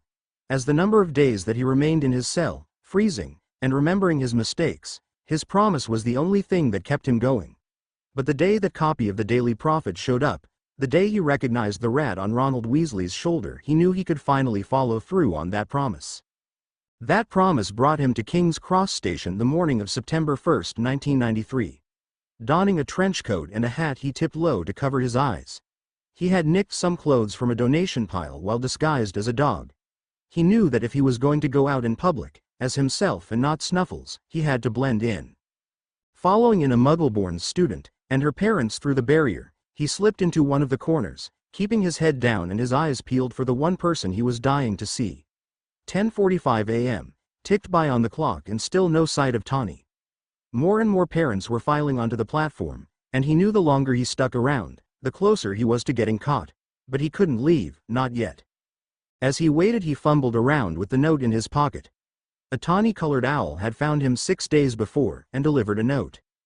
Whatever you are doing, be careful. I love you. 9 simple words. 9 words that gave him life. 9 words that let him know that after all the time that had passed, she hadn't given up on him. He read those lines over and over again, and held it close to him so much in past 6 days that he'd worn the edges and began smudging the ink. He could almost hear her voice in his head, reading them over and over. That was, until he actually heard it. Harry, I know you're in a hurry, but don't run on the platform. There it was. After 11 years, 10 months, and 1 long day, he heard her voice for the first time. Looking up, he saw her. There she was, standing about midway through the platform, already in her hospital robes. Her short hair, although a little bit longer than the last time he saw her, fell in its usual loose waves. Even from afar he could still see the end of her wand sticking out of the top over her inner robe pocket. She still carried it the same way. After 11 years, 10 months, and 1 day, she had barely changed, and still remained as beautiful as he remembered. He wanted nothing more than to rush to her, to sweep her off her feet and never let her go, but he knew he couldn't. He stayed put and just watched, and listened to the sound of her voice. After a moment, he recognized Remus walking up to her from the train. Are you sure you want to ride the train again? You could just apparate to Hogsmeade, and you'd be at the castle in no time. Remus is going back to the castle? For what? It's been years since I rode the express. Besides, it'll feel like old times. If I'm going back, even to teach, I want to feel like they're with me. Looks like lucky old compartment 7D awaits you. I'm not sure. Harry, Ron, and Hermione have claimed it. I'm not sure it's cool to have an adult, particularly a professor, sit with you on the train. Professor Lupin. Way to go, Moony. Uncle Remus. Sirius heard another voice yell as James approached Tawny and Remus. Wait, James? Not James. I can't be. Is that Harry? Harry James Potter, all grown up. Sirius couldn't believe how much his looked like father. From the unruly hair to the glasses to the way the boy walked was just like Sirius's best friend. Except the eyes. There was no mistaking Lily in his eyes. Ready to go? We saved you a seat. You did? Remus asked, surprised apparent in his voice. Of course. Why wouldn't I? Harry smiled and moved to give Tawny a hug. Be good. Stay out of trouble, okay? Harry raised an eyebrow at her statement. All right, at least try. If you don't, I'll have my eyes and ears updating me. She finished, pointing TNG to make you promises I can't keep, Tawny. She pulled him in one more time, pressing a kiss to his head. I have to go, I love you, he finished before running off to the train. I love you, she called back, before turning to Remus. Looks like this is it, he said, checking his watch. She threw her arms around his torso, and instinctively Remus held her close. Sirius wished more than anything that he was in his friend's shoes right now. He'd do anything to hold her again. Holiday will be here before you know it.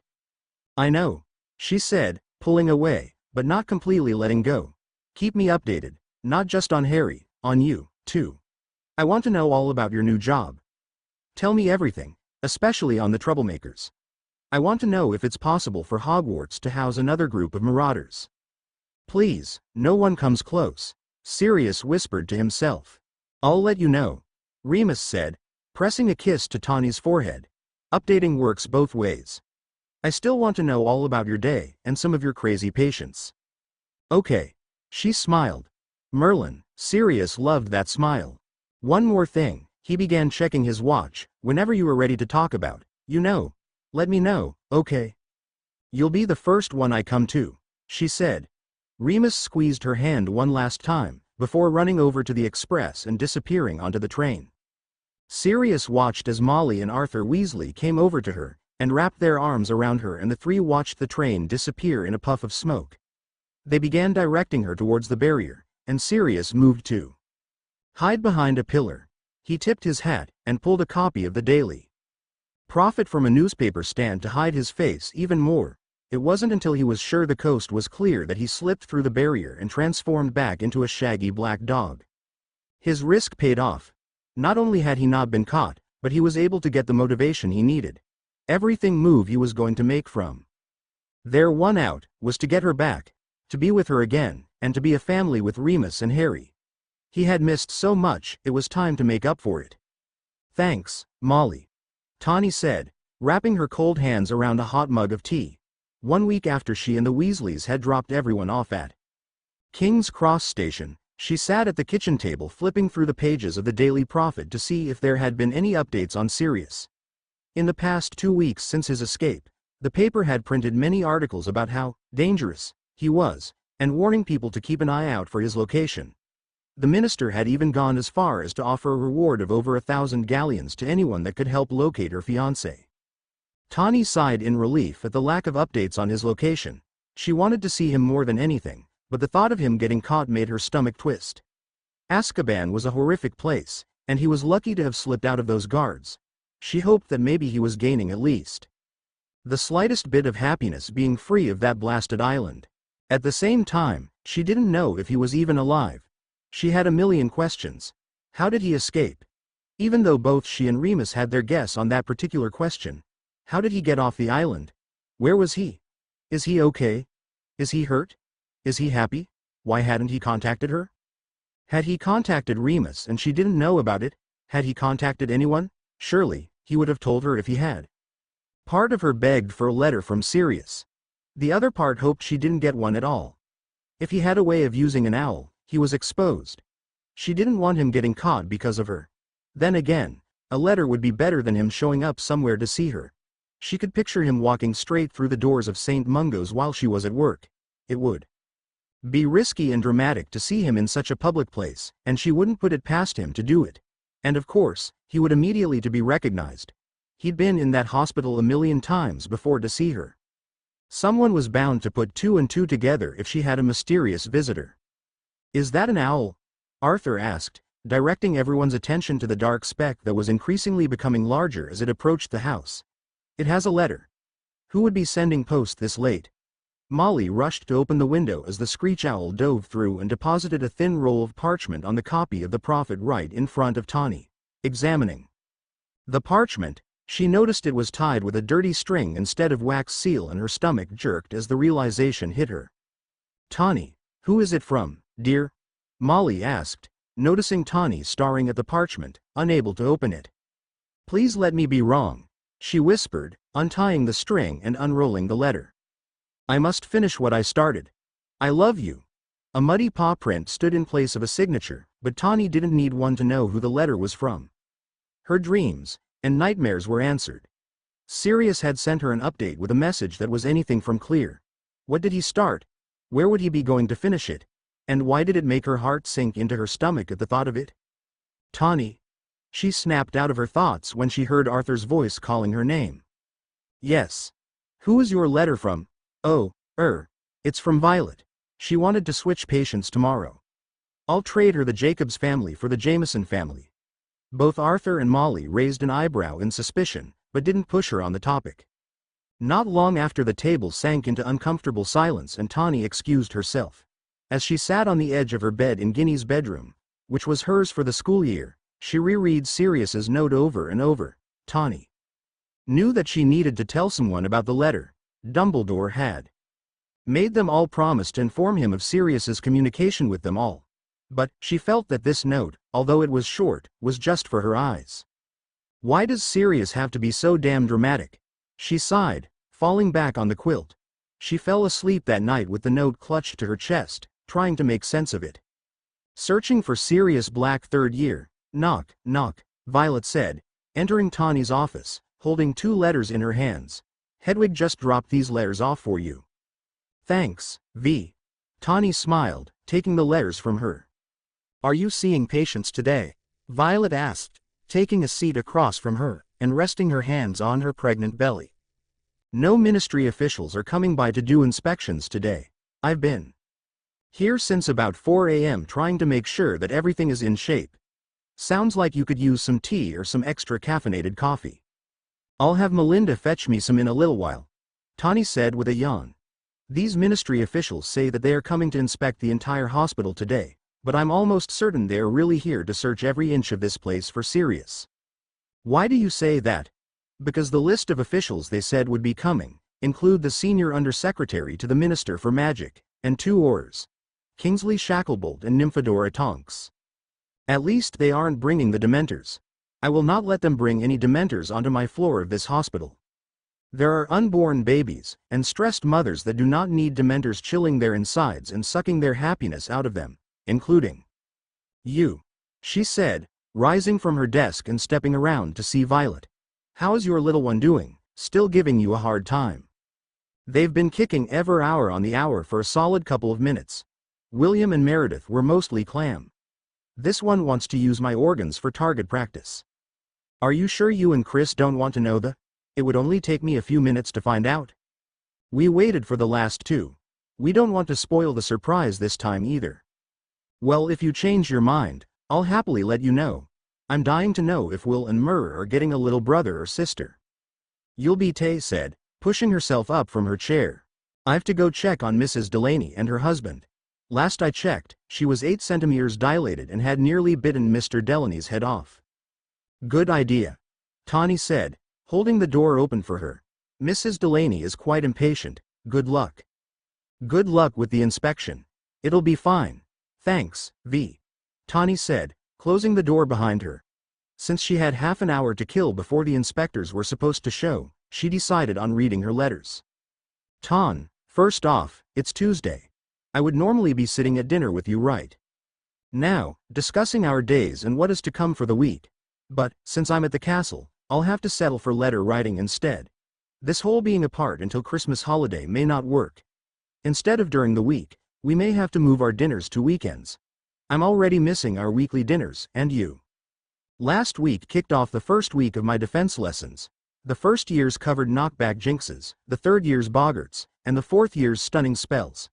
I think they went well, but I'm not 100% sure. I'll let you know how this week goes. What about you? Deliver any special babies? Didn't you mention that Violet was pregnant again? Isn't she due soon? Also, have you heard from Sirius? I haven't seen anything in the Prophet that confirms where he might be. Other than their guessing that he is coming to Hogwarts. As of now, there has been no sightings of Sirius or Snuffles on the Hogwarts grounds. Remus, it had only been a week and she was already missing Remus. When you live with someone for nearly 12 years, it takes a toll on your when they're gone for so long. Molly and Arthur were keeping her company, but nothing compared to having Remus by her side. She was incredibly happy for him getting the job, but like him she was already in desperate need of one of the weekly dinners. Hopefully they could arrange something soon. Maybe they could meet up in Hogsmeade so it isn't that far away from the school's grounds? Tawny, this past week was the first week of lessons, including my new ones. Divination and care of magical creatures. Shall I start with divination? Yes. Not to be alarmed, but Professor Trelawney has already predicted my death through my tea leaves. Apparently, the black dog in my teacup was really the Grim, and that my death is soon to follow. Professor McGonagall said that predicting students' deaths seems to be one of Professor Trelawney's favorite hobbies, and that none of them actually die. As for care of magical creatures, Hagrid is the new professor. His first lesson was a great start, for the most part. I got to ride Buckbeak. He's a hippogriff. You know, eagle-horse combination. The lesson was going great until Malfoy decided he wanted to approach Buckbeak without his consent, and well, he attacked. It was only a nick on the arm, but Malfoy turned it into a show. I hope that Hagrid's first lesson wasn't his last. Hermione, Ron, and I are going to do some research to see if we can help him and Buckbeak. Now what you've probably been waiting for an update on. Uncle Remus's defense against the dark arts lesson. Tawny. Everyone loves him. No first-day quizzes on autobiographies like last year. Uncle Remus, Professor Lupin, taught us about boggarts and had us actually defending ourselves against them. Neville went first, and the boggart turned into Snape. Uncle Remus had his case the ridiculous spell, and boggart Snape ended up dressed in Neville's grandmother's clothes, red handbag and everything. The class died of laughter. When it came to my turn though, the boggart turned into a Dementor. Before I could even think about casting the spell, Uncle Remus jumped in front of it. I didn't know that Uncle Remus was afraid of glowing orbs. Do you know why that is? Enough about my week. How is yours going? What's it like living at the Burrow full-time? I bet it's great. Mrs. Weasley is a brilliant cook. She's probably make you enough food that you'll gain 10 pounds. She never thinks we are full enough. Am I right? It's odd having Uncle Remus around, but now you. Are you sure you want to continue at the hospital, madam? Pomfrey could use some help in the hospital wing. Have you heard from Sirius? I haven't. I'm not sure about Uncle Remus though. Love you. Harry. She loved getting long updates from Harry. Usually they were short and sweet. But every once in a while, he would send a lengthy letter informing her about his life at school. Reading that divination had not gotten any better since her days at school made her laugh rather than worry about the seer's predictions. Hearing that Harry and the other students loved Remus's class made her smile. This was all that he ever wanted to do. Remus had waited so long to be a professor, and finally he was. She knew that he would do brilliantly. But him exposing his biggest fear, the moon, on of the first days of class, was probably not the best idea. Maybe everyone thought the same way Harry did. It's just a glowing orb, not the moon. There is nothing to worry about. Seeing she had a few minutes left, she took the time to reply to them both. Harry, I'm not worried about Professor Trelawney's prediction. When I was in school, our divination teacher liked the same thing. Sirius took divination from 3rd year to 7th year, and she predicted his death multiple times over those 5 years, and he didn't die. Dumbledore doesn't seem to hire the best divination teachers if you ask me. I'm proud of Hagrid for getting the teaching job. His love for magical creatures runs as deep as Newt Scamander's. I hope that his incident with Draco doesn't make him lose his job. However, Dumbledore does know that Draco has a flair for the dramatic, and will most likely not sack Hagrid for a mistake that Draco made. As for Remus, I'm glad that his class was successful. In his letter to me, he didn't seem as sure as you. He's been planning lessons for months, so I'll be glad to let him know that he has started off on the right foot. When it comes to him stepping in front of the boggart for you, I'm sure he had good reason. He mentioned the Dementor attack on the Hogwarts Express in a letter right after you both arrived. I had some strong words for Dumbledore about the Dementor's presence on the train. Maybe Remus saw that you were looking like you did on the train during the Dementor's attack. He was probably trying to help. If you want to know why, you should probably ask him about it. As for the orb, I haven't heard Remus mention anything about it. Maybe it's a new phobia. I haven't heard from Sirius yet, but I will let you know if I do. Living at the Burrow is nice and Molly is feeding me very well. Thank you for asking. Right soon. Love, Tawny Remus, we need to arrange a dinner at Hogwarts soon. I miss having you around. Plus, I'm already in need of a meal where Molly isn't piling food on my plate suggesting that I need to gain a few pounds to put some more meat on my bones. I know she means well, but I can't possibly eat 3 helpings of everything. Harry tells me that your lesson with his class was wonderful. I knew that you would do brilliantly. Have some confidence in your teaching abilities, Remus. You were born to do this job. I'm so proud of you. You are correct, Violet is pregnant. But no, I haven't delivered her baby yet. She isn't due for another 6 weeks. I can't wait to meet the little one, and neither can they. It's their 3rd kid, and they are planning to have more. I'm starting to think that they are going to have a house full like Molly and Arthur. I still haven't heard anything from Sirius, and there have not been any Snuffles sightings. Hopefully there aren't any of those. He needs to stay in the shadows and keep his head down. But knowing Sirius, that will be the last thing on his mind. Hopefully he's not hiding out at Mungo's because the ministry is having an inspection, which I'm certain is code for the Sirius hunt. First the train and now the hospital. They aren't going to give up, are they? Love, Tawny S or anyone about Sirius's note. Honestly, it wasn't much to go on. She had analyzed the parchment over and over again looking for clues as to where he was. Nothing stuck out. It was simply a note, or a warning, or both.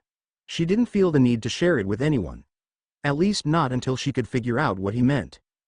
Just as she had finished wax sealing the envelopes for her response letters, Melinda came knocking on her door informing her it was time to meet the inspectors.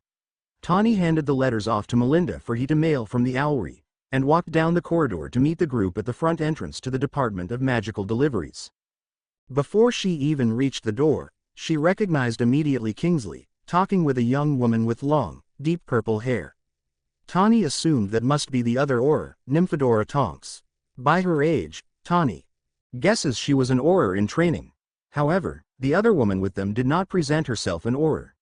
She dressed in all pink robes, and had a toad-like face.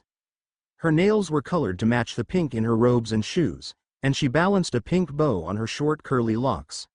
Instead of the smiles that Kingsley and Nymphadora were wearing, the other woman held a glare as she checked out the office from where she was standing.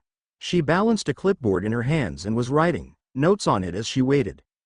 "Kingsley, good to see you," Tawny said as she approached. "Tawny, go to see you, too. It's been ages," he replied, pulling her in for a hug. "How are you doing, with everything?" "I'm doing the best I can. I don't, ha-hem." Tawny was cut off by the toad-like woman's high-pitched interruption. "I'm sorry, Miss Umbridge. My name is Dolores Umbridge, Senior Undersecretary to the Minster for Magic.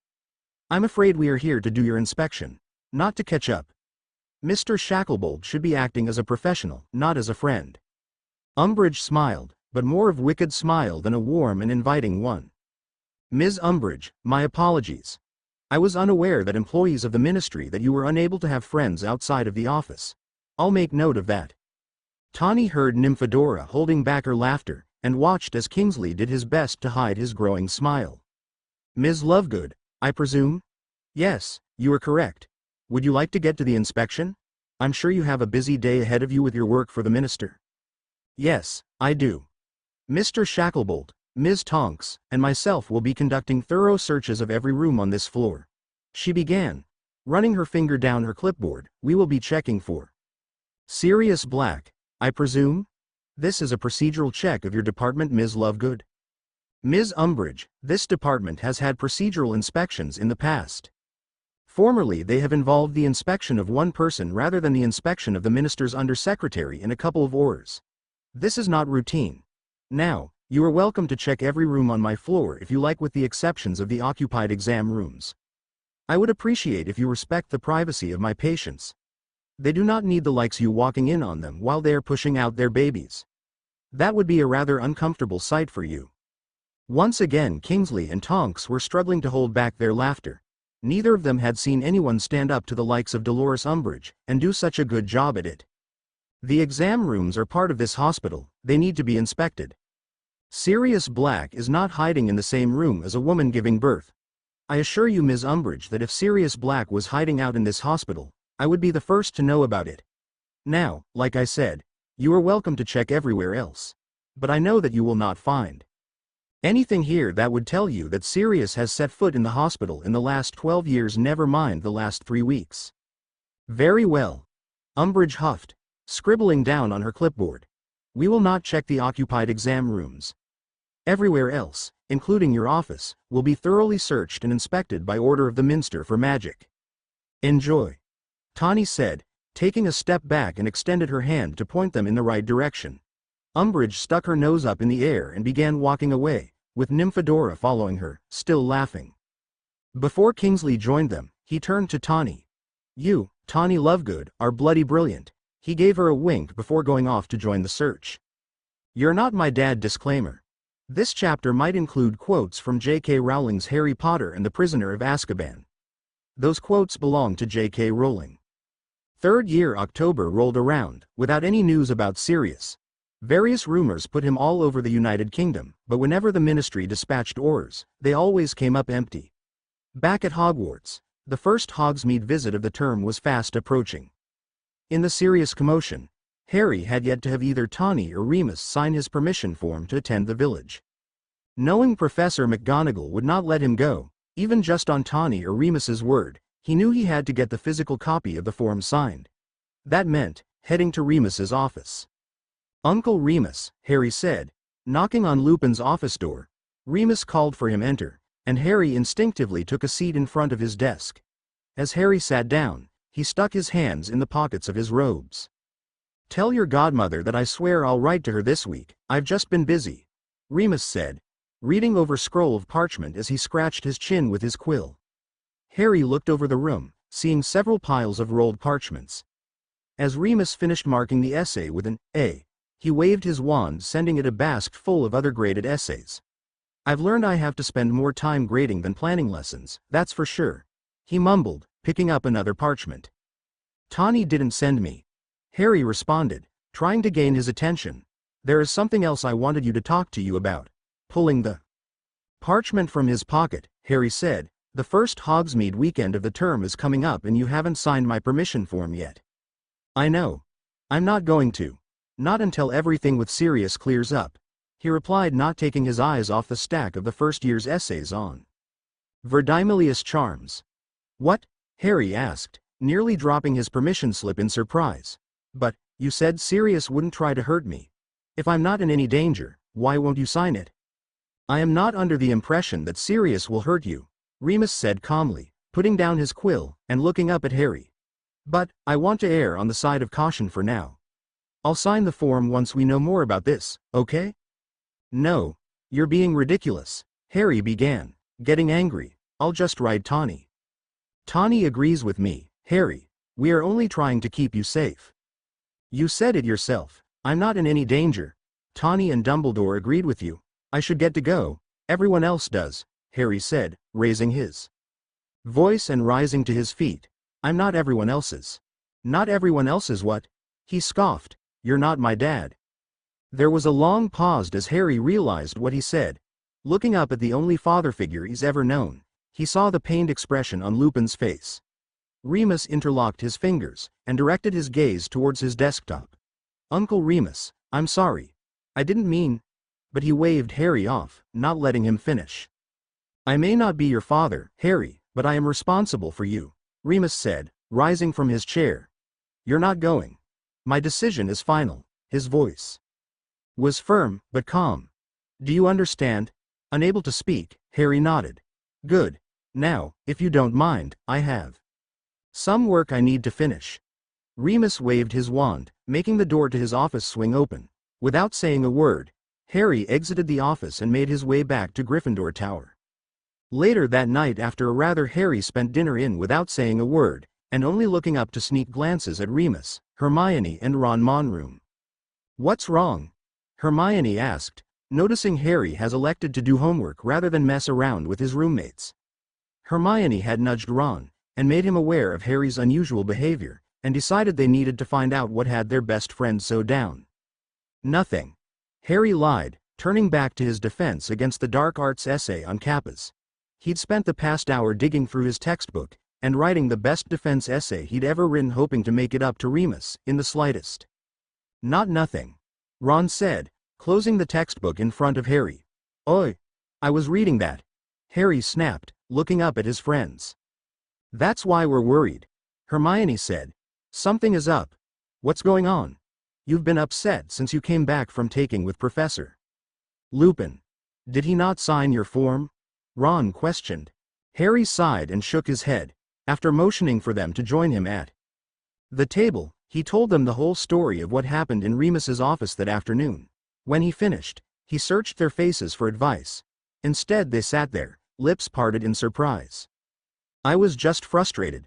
I didn't mean it, Harry groaned, leaning his head against the wall. He knows that, Harry, Ron said, doing his best to reassure his best friend. Since you're not going to Hogsmeade next weekend, maybe you could use that time to spend with him.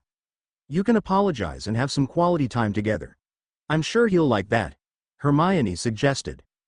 I've got to do something to make it up to him. The entire week leading up to the Hogsmeade weekend, Harry tried to approach Remus several times, but every time he tried, Remus would disappear around a corner or lock himself in his office. If Harry didn't know any better, he'd say that his uncle was avoiding him. The following Saturday, when Ron and Hermione left for Hogsmeade, Harry chose to make another attempt to catch Remus. Gathering up his finished essay on Kappas, he made his way out of Gryffindor Tower and off to Remus's office. When he got to the door, he waited outside a moment, trying to come up with what to say. I'm sorry that I'm a total idiot, and turned away the only father figure I've ever known because I wanted a butterbeer and some sugar mice. No, that didn't seem right. He paced for a few minutes more before deciding to wing the apology, and knocked on the door. Come in, Remus called, willing his unknown visitor to enter. When he entered, Remus was sitting in an armchair in the corner of his office reading a copy of the same advanced potions book that Hermione had checked out from the restricted section last term to make the polyjuice potion. Oh, Harry. If you've come to have your permission slip signed, the answer is still no. No, that's not why, Harry said, shutting the door behind him. I brought you my essay on Kappas. I finished it early. You finished an essay early? Are you sure I'm talking to Harry James Potter? Remus asked, raising his eyebrows in curiosity. I'm surprised I finished it early too. Harry flashed him a half-smile before returning his gaze to his trainers. Also, I wanted to apologize for last week. Harry. Uncle Remus, I shouldn't have said that you aren't my dad. I was mad about not getting to go to Hogsmeade. Which is not an excuse, and I took it out on you. Harry at him directly for the first time since he had entered the room. The truth is, you're the closest I've ever come to having a father, and I never should have said that you weren't. Harry, Remus began, setting down his book and getting up from his chair. I know I'll never be able to fill your father's shoes. I don't want you to fill his shoes. I just want you to be you. James Potter might be my dad, but you're the one that's always been there. I know that's not his fault, but you weren't obligated to be here either. You wanted to be my dad, and I can't thank you enough for being that. Without saying another word, Remus just smiled and pulled Harry in for a hug. Harry wrapped his arms around his uncle, glad he accepted his apology and hoped that they could finally get back to normal. Pulling back from Remus, Harry couldn't help but notice the tank in the opposite corner of the room containing green water creature with horns and spindly fingers. Uncle Remus, what is that? Harry asked, pointing to the tank. Oh, that's a Grindylow. This little guy will be the focus of our next lesson. I'm going to make some tea. Care to join me? That would be great, Harry said, sitting in his usual chair across from Remus's desk. Tea bags, please. I don't need to be reading any more tea leaves. I might see another black dog that'll mark me for death. Don't worry, Harry. I don't think any black dogs will be out to harm you, Remus said, smiling to himself. He waved his wand and levitating the kettle over the flow. Speaking of that, I never asked you, why did you jump in front of that boggart for me? Did you not think that I could handle it?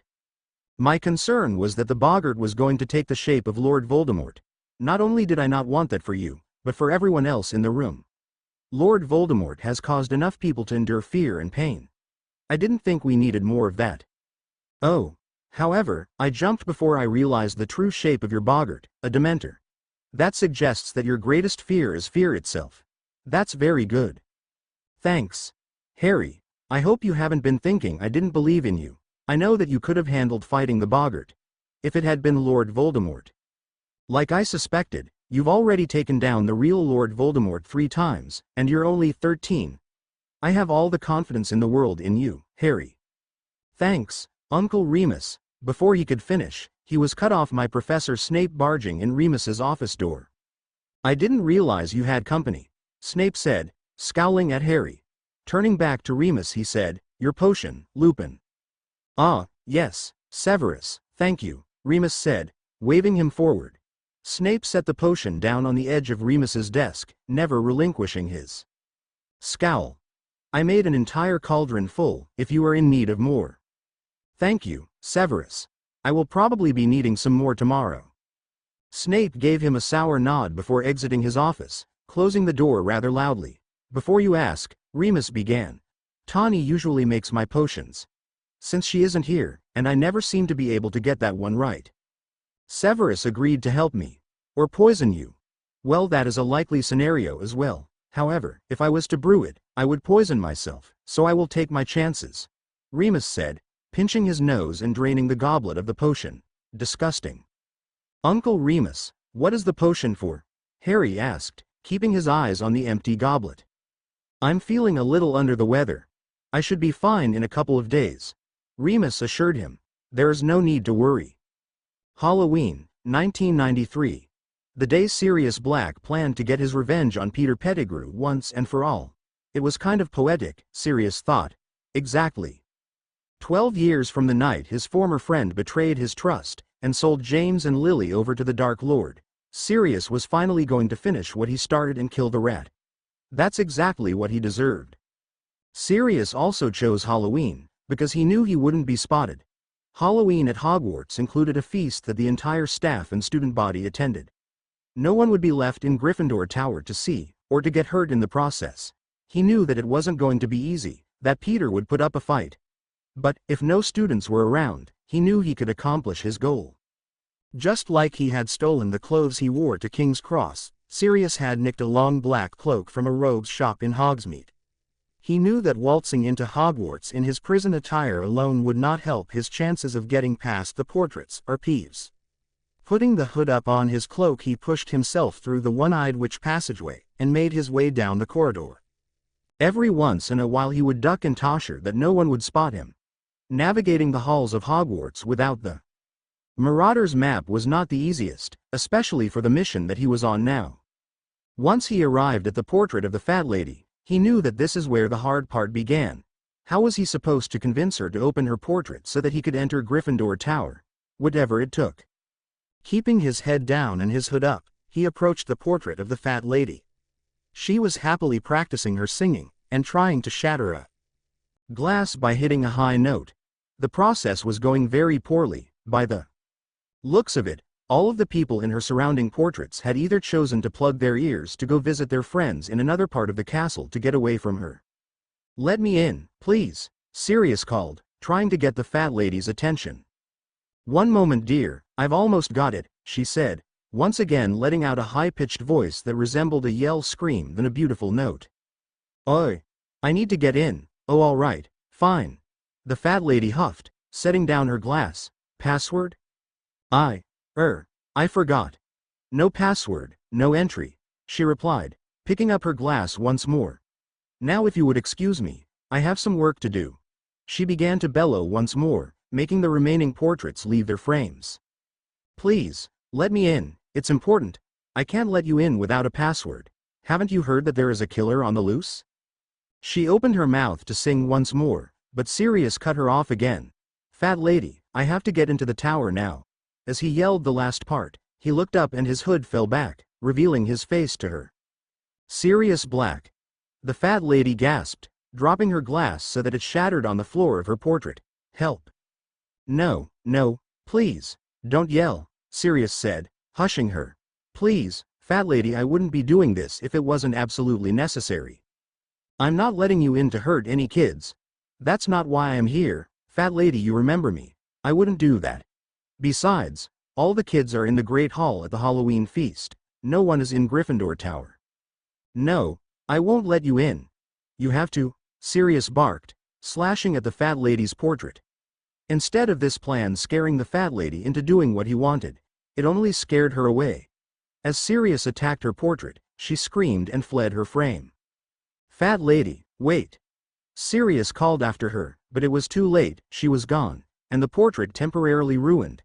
There was no getting into the common room now. To make it worse, he had an observer to the incident. Floating above him was none other than Peeves the poltergeist. Sirius Black likes to attack. He scared the fat lady right out the back. Peeves cackled, doing flips in midair. Peeves. Shut the bloody hell up. Sirius's efforts to keep the poltergeist quiet only made him want to continue. Sirius Black likes to attack. He scared the fat lady right out the back. Peeves floated down the hall, yelling the message to all the empty portraits and cracking himself up with his own joke. Sirius, knowing he couldn't get caught in the castle, abandoned his attempt to catch Peter and ran as fast as he could to the nearest secret passageway. A trip down memory lane. Third year. It was safe to say that Tawny was overworking herself. With being away from home, and Sirius's escape on her mind, it was best to have a distraction. Spending late nights, sometimes overnight, at the hospital was the best way she could distract herself. However, when the clock struck midnight on Halloween, Violet barged into her office, and walked her out the storefront window. You'll kill yourself if you keep this up. Go home. She waited, with her arms crossed, until Tawny walked across the abandoned street and disapparated. As she walked up the path to the burrow, she could help but notice the lights still on. Usually Molly and Arthur just kept one or two on if she knew wasn't home by 10. That way if she did make an appearance to the burrow that evening, she would trip all over the place in the dark. But the kitchen was just as bright as it normally was in the daytime. What are Molly and Arthur doing up at this hour? Walking through the kitchen door, she got her answer. Sitting at the kitchen table, sipping on a cup of tea was none other than Albus Dumbledore. He and Arthur were in a deep conversation about a wizard who had enchanted all of the instruments in a music store to play themselves. Regardless of the use of magic in front of muggles being illegal, Arthur was impressed that the wizard did enchanted them to harmonize to the tune of a song by the Wicked Sisters. Tawny, dear, you're back, Molly said, stopping her focus from her magical knitting needles. Would you like a cup of tea? I've just put on a fresh kettle. What's wrong? Tawny asked, looking directly at Dumbledore. I would have sent Remus, but I'm afraid he's occupied at this time. Dumbledore said, tipping his cup towards the window where the full moon was shining brightly in the clear night sky. What happened? Which one of them is it? It's Sirius, Arthur said, making her heart sink. He's at Hogwarts. Earlier this evening during the Halloween feast, Mr. Black attempted to break into Gryffindor Tower.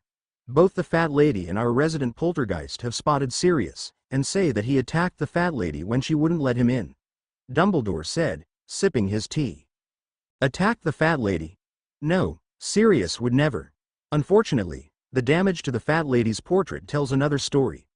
Sirius did indeed try to break into the tower. Why would he do such a thing? I was hoping you could tell me. You're his fiancé.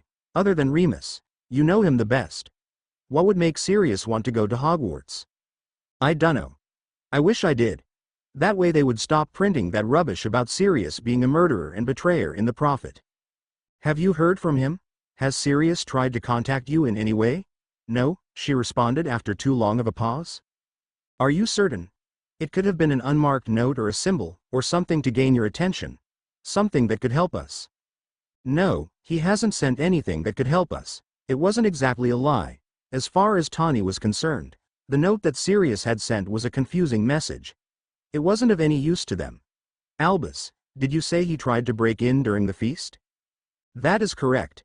It's Halloween. All of the students attend the feast, or Sir Headless Nick's death day parties.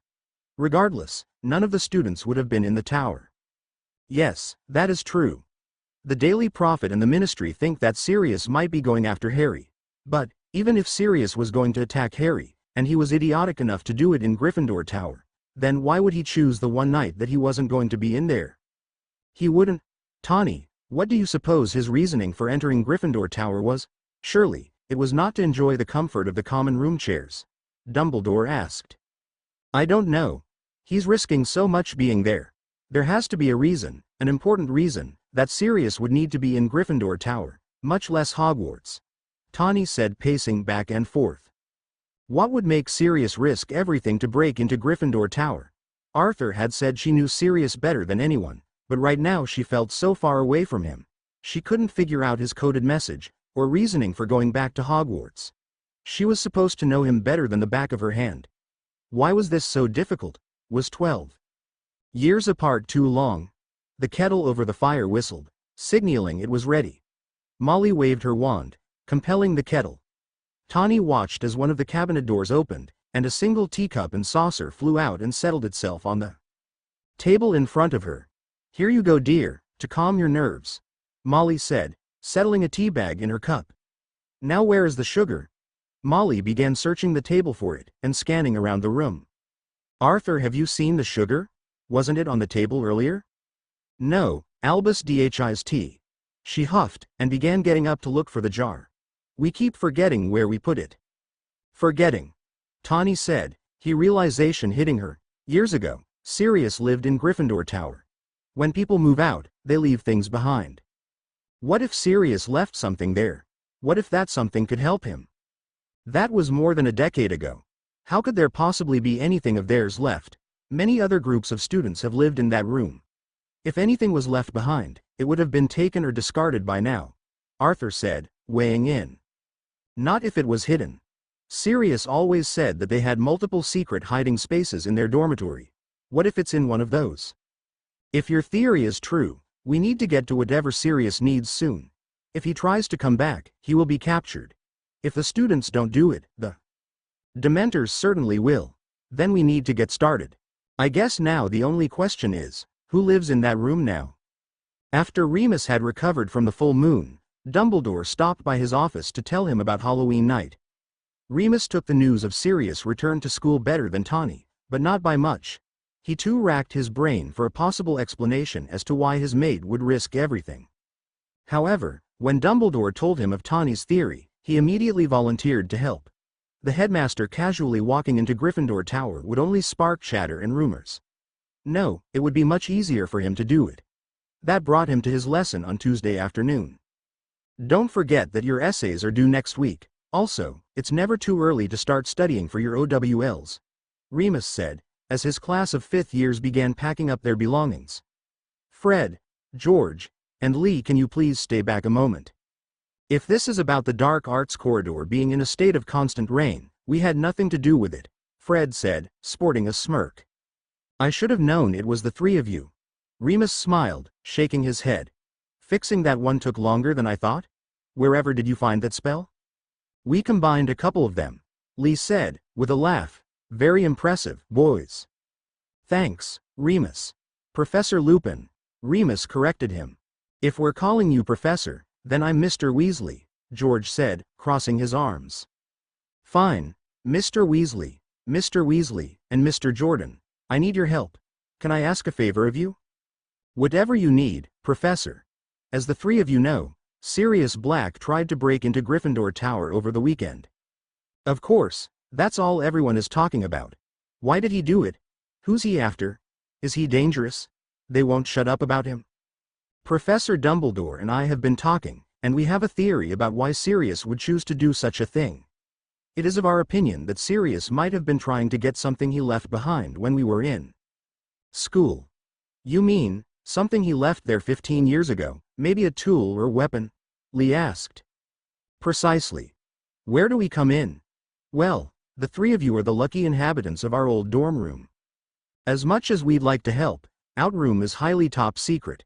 No one other than the three of us and the house elves are allowed in. Knowing the real reason they didn't want them in their room, Remus said. Lads, it doesn't matter to me how much illegal contraband you have in your room. I assure you that room has seen its fair share. I'm not Mr. Filch. I could care less if you set off filibuster fireworks all over the castle, unless it happens to be in my office or classroom. Seriously, Remus said, smiling to himself. Afternoon, Sir Cadogan. Remus nodded to the portrait. Do you think you could let us into the tower? Only if you can help me in my quest, the knight said, waving his sword towards the boys. I'm afraid we don't have time. I have another class soon. Will the password do? Sir Cadogan sighed. I suppose. Remus turned to boys, who all looked at one another thinking hard. What is it now? Wasn't it Excalibur this morning? I think so, but when I passed Wood earlier, he told me he had changed it too. Oddsbodkins. No wait. I've got it, Flibbertigibbet. Correct. Sir Cadogan said, raising his sword in the air and allowing his portrait to swing open. The four quickly filed through the portrait hole. Before the knight could ask anything else of them, someone better convince the fat lady to come back. Sir Cadogan changes the password at least twice a day. No one can remember. Longbottom had to write them all down. George said, leading the way. I'm starting to think we all should. As they passed, several Gryffindor students nodded to Remus and gave him hellos. Others were surprised that a teacher, other than Professor McGonagall, was making their way through the common room. Remus simply told him he was on business for Dumbledore and continued on his way. Here we are, Fred said, opening the door and allowing them to enter the dorm. Remus, however, stopped at the door, running his fingers over the middle. They fixed the carving. He whispered to himself, thinking of the day. James and Sirius took turns carving their group name into the door as deep as they could. Remus, George said, gaining his attention. You okay, mate? I'm fine. Remus lied, just a trip down memory lane, and it is. Professor, remember. Professor, come on in, Lee said, waving Remus into the room. Walking into the Marauders' old dorm room, Remus couldn't help but feel the nostalgia. Just like when the four of them had lived in the room, it was still messy on every surface. Every wall had parchments coated with ink and different prank and invention ideas. Clothes were strewn over chairs, desks, and beds. Boxes of sweets with interesting titles were stacked around the room. Remus remembered Peter's constant snacking and knew his dorm had never been absent of candy. The sweet smell of the candy mixed with the filth in the room, bringing him back to his days at the school. Even though he stopped living there, nothing had truly changed. How many of the hiding places have you found? Remus said, snapping back to the task at hand. That depends. How many are there? More than you know. The one under the far right window, under the loose floorboard by Fred's bed, the hollow compartment in Lee's nightstand. The one behind the drapes on the left window, and the one under George's bed. You boys did a pretty good job. However, you're missing one, Remus said, crossing to one of the open walls. He pulled a few sketched of extendable ear prototypes and an aviatomobile. That's just a blank wall, Fred said, crossing his arms. There's nothing there. I assure you, there is, Remus said, pressing his ear against the wall and knocking in various places. Once he heard that hollow sound, he pulled out his wand and tapped it, Revelio. Before their eyes, a small door appeared, missing a handle. Remus leaned forward, tapping his wand to the door and whispering, Miradentium, so that the boys wouldn't hear him. Recognizing the password, the little door swung open. Bloody hell, Fred and George said together. Reaching inside, Remus found that in the commotion of moving out the dorm, they had in fact missed cleaning out the hidden compartment. He pulled out the contents and laid them on the four-poster nearest to him. A stash of 15-year-old chocolate bars and licorice wands, a handwritten Gryffindor Quidditch playbook James had made in his days as Quidditch captain, 2 unused filibuster fireworks, a textbook titled Unlocking Your Animagus, and a worn leather-bound journal. The last item was what caught his attention. Opening the journal, he immediately recognized Sirius's scrawl. Most of the pages include detailed, top-secret prank ideas and sketches. But occasionally, when flipping through, Remus would come across a page or two that was dedicated to something else. Towards the end, one page read, Best Man Speech.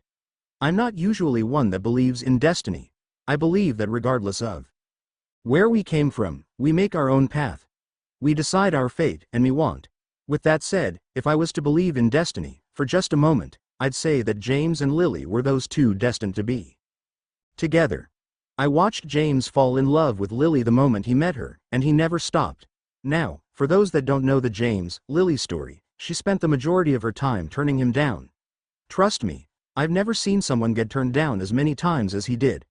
But James never gave up, he kept trying. As much as Lily protested, as much as she claimed to never be with James Fleeman Potter, she couldn't help it. Some say that he wore her down, that his relentless efforts to win her affections finally made her take pity on poor old Prongs. But, I think that when it comes to the two of them, there was no pity involved. When two people are meant to be together, it'll happen. And so, I may not believe in destiny, but I do believe in James and Lily.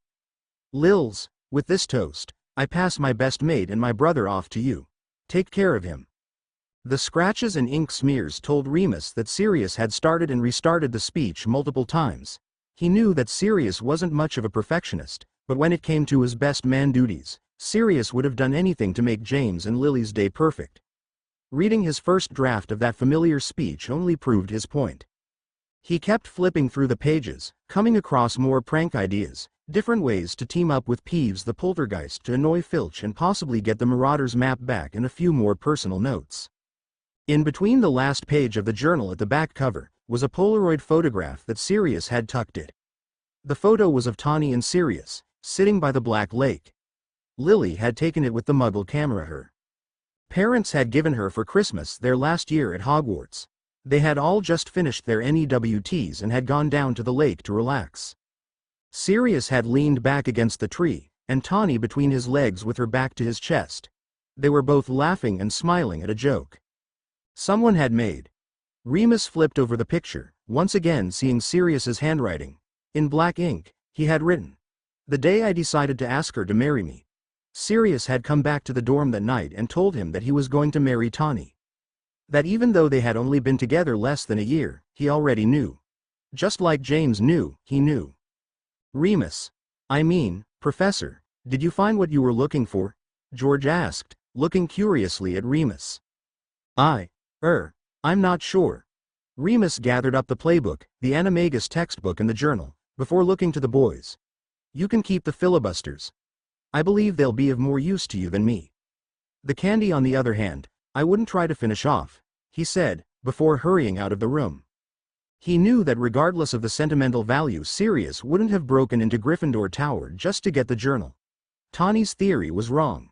They needed a new explanation, and soon. One bad day after another, third year, the perfect word to describe how Harry had been feeling since Halloween. Annoyed. Sirius's attack on the fat lady alarmed not only the students, but the staff. Even though Dumbledore had assured the staff that Harry wasn't in danger, the staff continued to follow his around. Harry had personally told him that he didn't need a group of bodyguards, but they still made excuses to be going in the same direction. Madam Hooch watched over Quidditch practices, and Harry could have sworn that he spotted nearly headless Nick tailing him occasionally, and the portraits watching him as he walked down the corridors. On top of the prying eyes, the students couldn't stop talking about Sirius's return to the castle. The younger students were terrified of notorious murder Sirius Black roaming the halls. The older students, the ones that knew Harry, were gossiping about Sirius's plans, and brushing up on spells to defend themselves if he was to come after them. The Slytherins, led by Draco Malfoy, had made a bet on how long it would take before Sirius offed Harry. Harry felt as if the gossip would never end.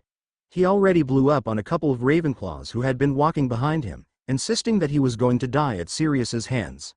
Luckily for them, Hermione and Ron held him back. He knew that Sirius would never try to hurt him, but he wished everyone else knew. If he tried defending Sirius, they called him crazy, and kept telling him sane people don't break into towers. Even Hermione was starting to have her doubts about Sirius, but Harry assured her that if there was even the slightest bit of doubt in Harry's safety where Sirius was concerned, Tawny would have already petitioned Dumbledore to bring him home. Leading up to the first Quidditch match, everything only got worse. With Malfoy's injury, caused by Buckbeak, Gryffindor wasn't going to be able to play Slytherin as planned. Instead, the schedule was rearranged so that Gryffindor would play Hufflepuff for their first match. Oliver Wood had told them to not underestimate Hufflepuff's team, seeing that their seeker, sixth-year Cedric Diggory, would actually be able to give Harry a run for his money. Wood called for more practices, under the watchful eye of Madam Hooch. The day before the first match was especially awful. Harry had actually been looking forward to attending a class with his favorite professor, and one of the only ones who understood about the serious situation. However, when the Gryffindor third years reached the defense against the dark arts classroom, they had the lovely surprise of being taught by Snape. When asked about Professor Lupin's absence, Snape assured everyone that he was ill, and that he would be back in a couple of days, then proceeded to go off schedule and teach a lecture about werewolves instead of hinky punks. After class, when Harry tried to approach Remus's office, Snape refused to let him near the door. "Do you have ears, Potter? I said he is ill. We wouldn't want you to catch it." "Since when have you cared about my health, Professor?" That line earned Harry a detention and a loss of 20 house points. Later that night, determined to see his uncle, Harry used the invisibility cloak to sneak off to the Defense Against the Dark Arts classroom. However, when he got there, he found the door locked. The Alohomora charm wasn't strong enough to unlock the door. "Uncle Remus, it's me, Harry. I know it's late, and you can be mad at me in the morning, but I just wanted to check and see if you were okay. Snape said that you were ill, but I trust him about as much as I trust Lockhart to teach me how to defend myself."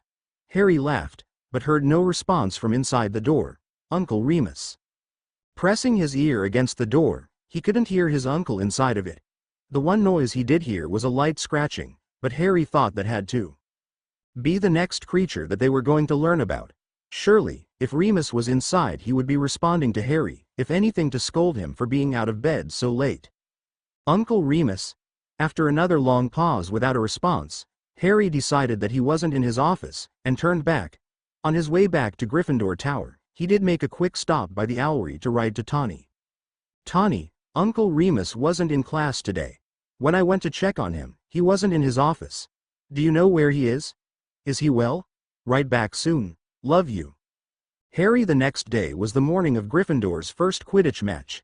Sirius, who had been waiting to see Harry play, had transformed into his animagus and found a seat in the stands, where he was out of sight of most of the students and Dementors. Unfortunately, the weather was not the best for viewing or playing. The wind blew the players around easily, and the rain made the view difficult if not impossible. Sirius had no idea how either Harry or Cedric were going to be able to catch the snitch in this weather. However, even with the storm flowing around him, Sirius was not going to miss his opportunity to see Harry play. As he had been traveling, he hulking about Harry not only as a celebrity, but as an impressive Quidditch player. James and Lily had told Sirius that Harry had taken a liking to the toy broom he and Tawny had given Harry for his first birthday, but from what he was hearing, they had gotten an upgrade. A Nimbus 2000. Although no the hottest broom on the market at the moment, it was still impressive for a 13-year-old boy to be flying around on one. From what he could tell, Harry could fly like a pro. Even with the intense weather, Harry seemed to be able to handle the storm, just as James would have done. Seeing Harry up on the pitch, using goggles to protect him from the rain, wearing his Potter jersey on his back and flying like a pro made Sirius think that he was watching James play rather than his godson. He had to remind himself who he really was. That became easier when he saw Harry start to falter for the first time. As far as Sirius could tell, Harry was looking directly at him. He stopped flying and just stared. Did Harry know that he was an animagus? How much had Tawny and Remus told him? He wasn't sure, but the look on Harry's face didn't resemble curiosity or excitement, but rather fear. Instead of flying for the snitch, he seemed to be frozen in the air. That's when Sirius saw it, Dementors flying above the pitch, with their sights on Harry. As Hufflepuff's seeker, Cedric Diggory flew after the snitch. Harry was busy trying to defend himself against the Dementors, but it was too late. Sirius watched as the Dementor's influence caused Harry to faint and he fell from his broomstick towards the ground, while the wind carried his broomstick off in the direction of the Whomping Willow. Sirius barked, as if that would stop Harry from falling, but he could only watch as his godson began barreling towards the earth. The crowd gasped in horror at the falling boy, and finally in relief as Dumbledore cast a spell to lower unconscious Harry safely to the ground. Sirius sighed in relief, seeing Dumbledore and Madame Hooch running out to the pitch to collect Harry. Hopefully, he was going to be okay. Sensing the chill in the air of the Dementors coming his way, Sirius gave one last look to Harry and jumped from his seat, took the quickest way out of the stands, and ran for the tree line of the Forbidden Forest, out of sight and reach of the guards of Azkaban. As he ran for the Shrieking Shack, he couldn't help but feel incredibly guilty. He had just watched his godson fall off the pitch because of the Dementors. Dementors that were only on the castle grounds because of him. He knew firsthand at the devastation that the Dementors caused. The overwhelming chill that filled every inch of your body, The flooding of the worst memories and feelings you've ever felt, and the absence of any hope and joy you felt slowly being sucked from your body. No one should have to feel that. No one should go through that pain, especially not an innocent 13-year-old boy. Sirius knew that he couldn't help him until he was free, until his plan had worked. But, in the meantime, he knew that there was some way that he could make it up to him. As he reached the tunnel under the willow, he saw the fight going on in the branches of the tree, and knew exactly what his first step in making it up to Harry would be. Harry woke up from a long nap to find Tawny sitting at his bedside in the hospital wing. Ron, Hermione, and the majority of the Quidditch team had visited him earlier to inform him of the outcome of the match, and deliver him his damaged beyond repair broomstick. Madame Pomfrey didn't have them stay long, and told him they could visit him later over the weekend, which she insisted that Harry stay for. He had begun to think he was going to think that his streak of bad days was going to continue. That was until he saw that Tawny had come to see him. "Tawny? What are you doing here?" "Dumbledore sent me an owl. Since Remus is feeling under the weather, he thought that it would be best for me to come sit with you instead." "You know I agreed fully," she said, squeezing his hand. "What happened during the match? I know about the Dementors attacking, which if Dumbledore doesn't go to the Ministry about, I most certainly will. But, what else?" "I dunno. The weather was horrible, and I was looking for the snitch and I saw." Harry recalled seeing the shaggy black dog resembling the one made from his tea leaves on the first day of divination. He had just been sitting in the stands, watching. But, it could have been, right? It had to have been a figment of his imagination. "Saw what?" "Nothing. It couldn't have been that. That's ridiculous." "I don't think it's ridiculous, Harry," she assured him. "I saw. Well, it looked like the Grim. I know that I couldn't have been, that it's just some story that Professor Trelawney is making up to scare me, but, I dunno, I just thought I did." Harry couldn't read the look on his godmother's face. It seemed to be a mix between shock, fear, and happiness, if that was even possible. She had assured him earlier this year that Trelawney couldn't possibly be right, but now her face didn't read so sure of her former statement. "Then what?" she said, snapping out of her odd expression. "Then the Dementors surrounded me. I felt the bone-chilling cold, and I heard this screaming. A familiar scream. I heard it last time too, on the train. This woman was screaming, and then everything just went black." "A woman screaming, you say?" "Yes, I don't know who. But I know I've heard it before that first time. I've never heard of a Dementor making someone hear screaming before. I'll look into it for you." "Thanks." "What's that?" Tawny said, pointing to the clumps of wood and straw on his bedside table. "Oh, that's my broom. It seems that the wind carried it to the Whomping Willow when I fell. First, I faint, then we lose the match, and then my broomstick loses a duel with the Whomping Willow. What an excellent day." Harry groaned, leaning back against the bedframe. "I'm not sure when we will be able to get you another one. You may have to use a school one temporarily." "Great news. I'm sorry. Remus and I hadn't planned on buying you a new broomstick for a while. We thought your Nimbus would have lasted longer." "Can't we use the money in my account? There's more than enough to afford a new broomstick." More than enough was correct. He knew the funds in his account at Gringotts rivaled the money of the Malfoys. "You know that money is for school and your future. We'll get you a new broomstick, just not right away, all right?" He had heard that speech before. Tawny made great money at the hospital, and Remus brought an income whenever he could find work. But things would be much simpler if he could use the money in his account for when he needed it, like now. "It's my money, shouldn't I have access to it? When your parents made me your godmother, they also gave us permission over your account. It may be your money, Harry, but you're young. Having access to all that money is a big responsibility. We don't want you spending it on frivolous things. You should be saving it for now, for when you're on your own, with your own family. When you are responsible enough to handle it." "You don't think that I am responsible?" "I think you're responsible, Harry, but I don't think you at the point when you need all of this money. I don't want you going off to buy the fanciest broomstick available in a solid gold cauldron. I wouldn't do that." "Oh, really?" Tawny said, crossing her arms. "All right, that might be something I would do," Harry said, truly laughing for the first time in weeks. "See, I know you too well." Tawny smiled. "We'll get you a new broom, and we'll figure out what is going on with you and the Dementors. It'll just take some time.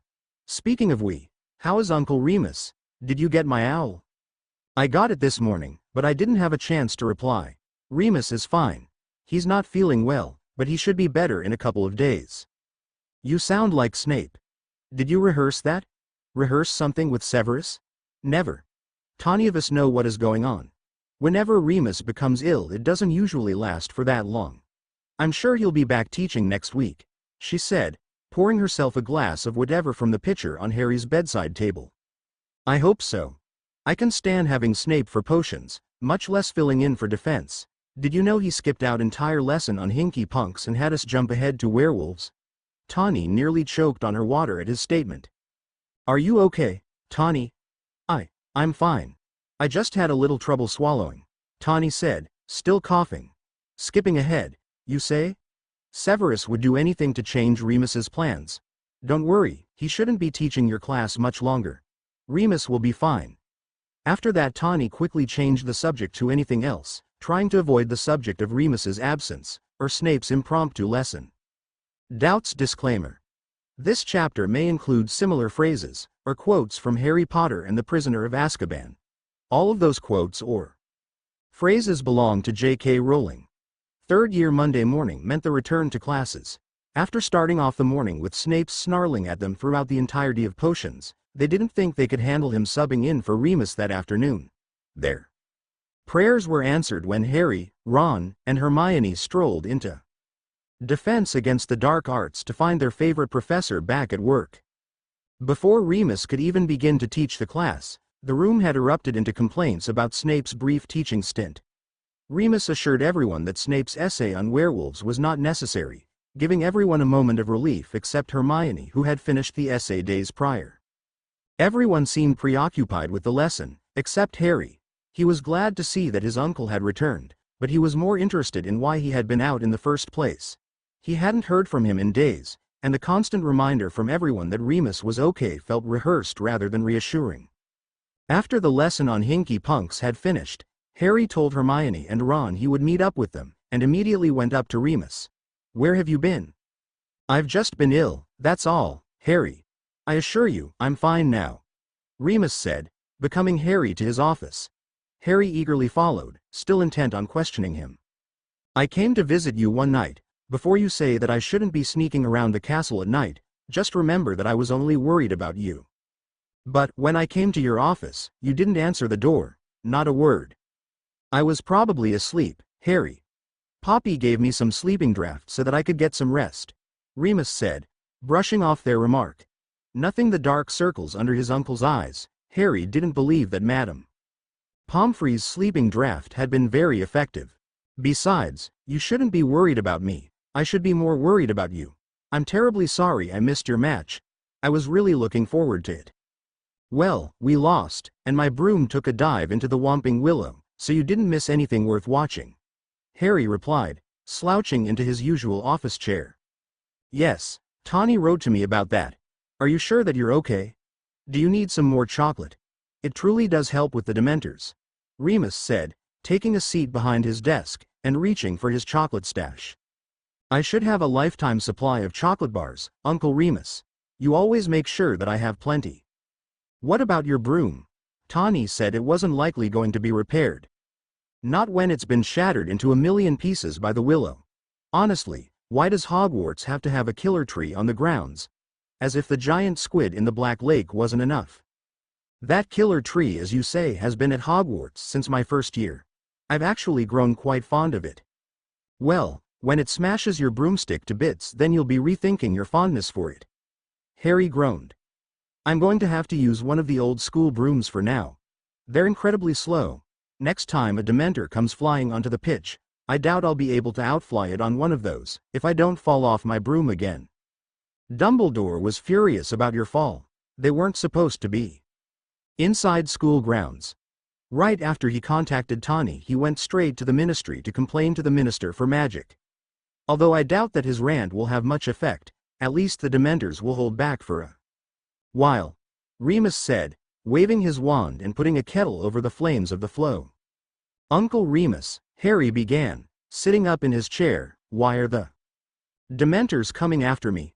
First the one on the express, now at the match. Why am I so special to them? Is something wrong with me? Nothing is wrong with you, Harry.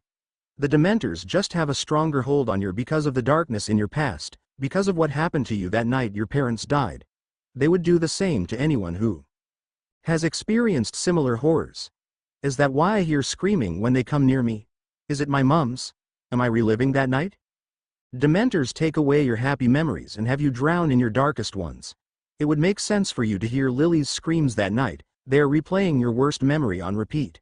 Remus said, his voice filled with pain and worry. Sirius was in Azkaban a long time. How could he survive that long, reliving his worst memories?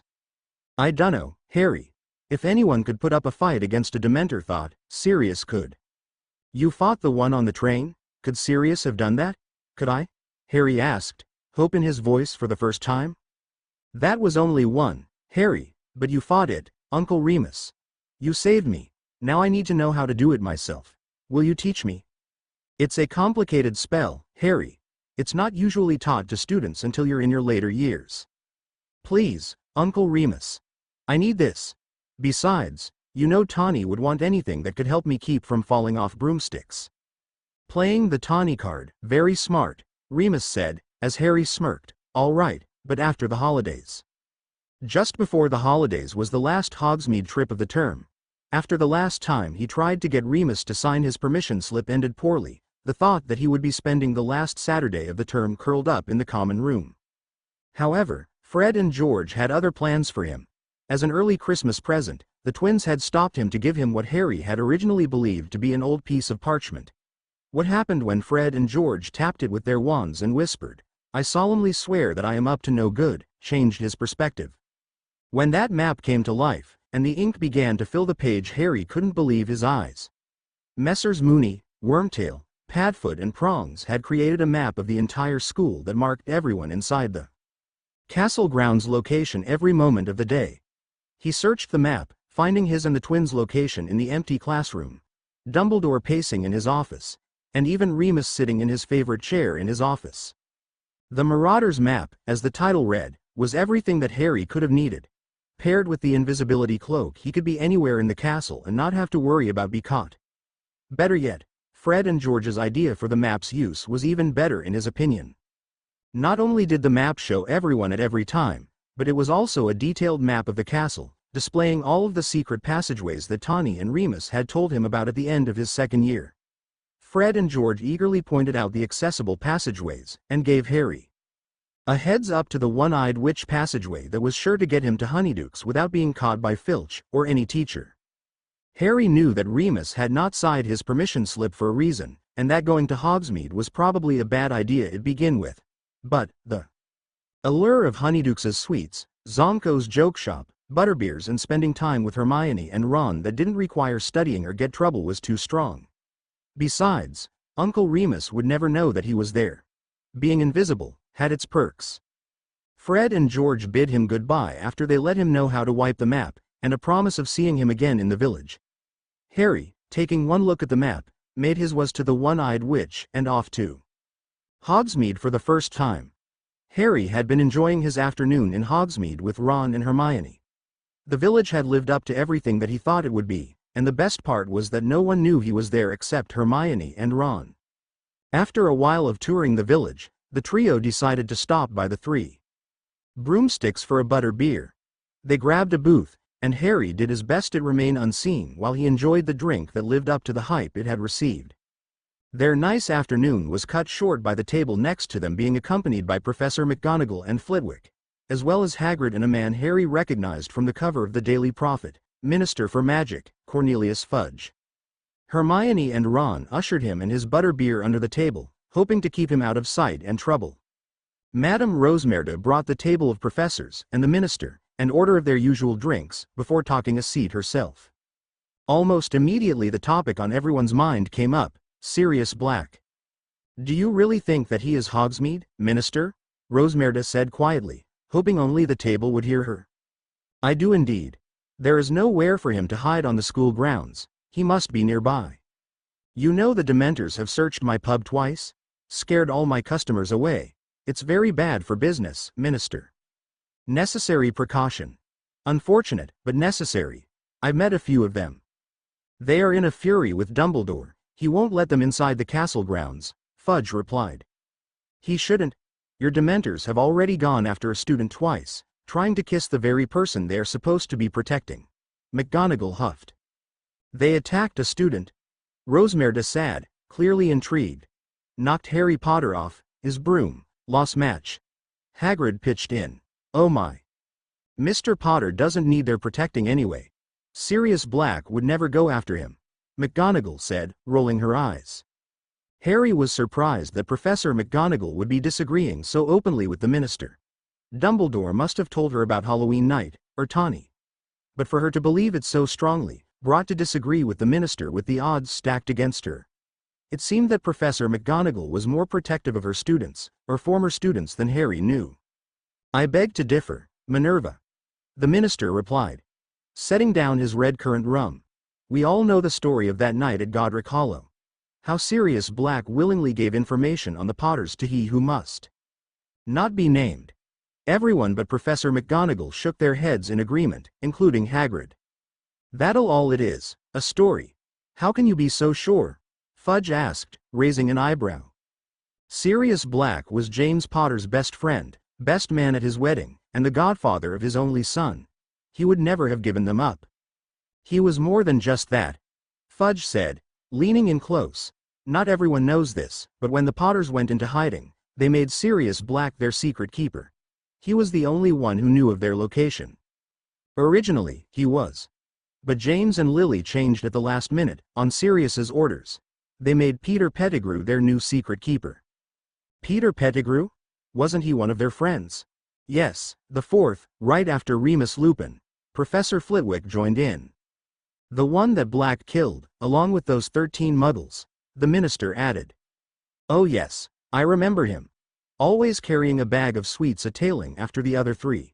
He was supposed to be their new secret keeper? That is one rumor. It's not a rumor, Cornelius. His fiancée confirmed the switch. She would say anything to clear his name. The minister added. You were there that night, Hagrid. What do you remember? I just remember Sirius at the Potter's house, begging me to give Harry to I.M. But I had me orders from Dumbledore, and I told Black no, Hagrid said, draining another of his 4 pints. Wasn't Hagrid supposed to be on Dumbledore's side? That doesn't mean he gave up James and Lily, it means he wanted to see his godson. What about Peter Pettigrew's murder? He obliterated him, so that all that was left of him was his finger. Fudge said, making Rosmerda cringe. If Sirius suspected Pettigrew of giving away the Potters, of course Sirius would have gone after him. And the Muggles? What were they? Collateral damage? We don't know exactly what happened that night. But the witnesses do. They saw Black kill Pettigrew and those Muggles, Flitwick added. Up until then, Harry had heard the arguments before. He knew what people thought of Sirius, and their assumptions of what happened that night, 12 years prior. But Fudge's next point was news to him. Of course, you have to remember his family, too. The Blacks. That entire family was dedicated to you-know-who from the beginning. Sirius Black's own brother, Regulus Black, was a known Death Eater. Sirius is not his brother, Cornelius, Professor McGonagall said, narrowing her eyes. He grew up in a house full of people that worshipped you-know-who. A person cannot just grow up in a home like that and not be influenced by it. I taught Sirius Black for 7 years. So did you, Phileas. You knew him. Did you once ever have the impression that Sirius Black was under the influence of the Lord Voldemort? No, of course not. But those were different times, Minerva. There were students all over the school that would eventually join his side. How can we be sure that Sirius wasn't hiding it? Professor Flitwick responded before taking another sip of his drink. What about you, Rosmerda? Surely you remember Sirius. How could I forget, Sirius Black? Madame Rosmerda said with a laugh. I couldn't tell you how many times Sirius Black and James Potter entered my pub. Those two always made me laugh. Sirius's betrayal. I never would seen it coming. No one did. He fooled us all. You can try to compare Sirius to his rotten family, and insist that he killed all of those muggles on Halloween night, but there is one thing that you have to agree on. Tawny Lovegood. Ah, yes, Ms. Lovegood.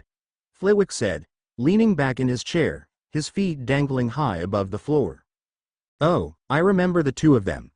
I watched the two of them fall in love in this pub, right alongside James and Lily Potter.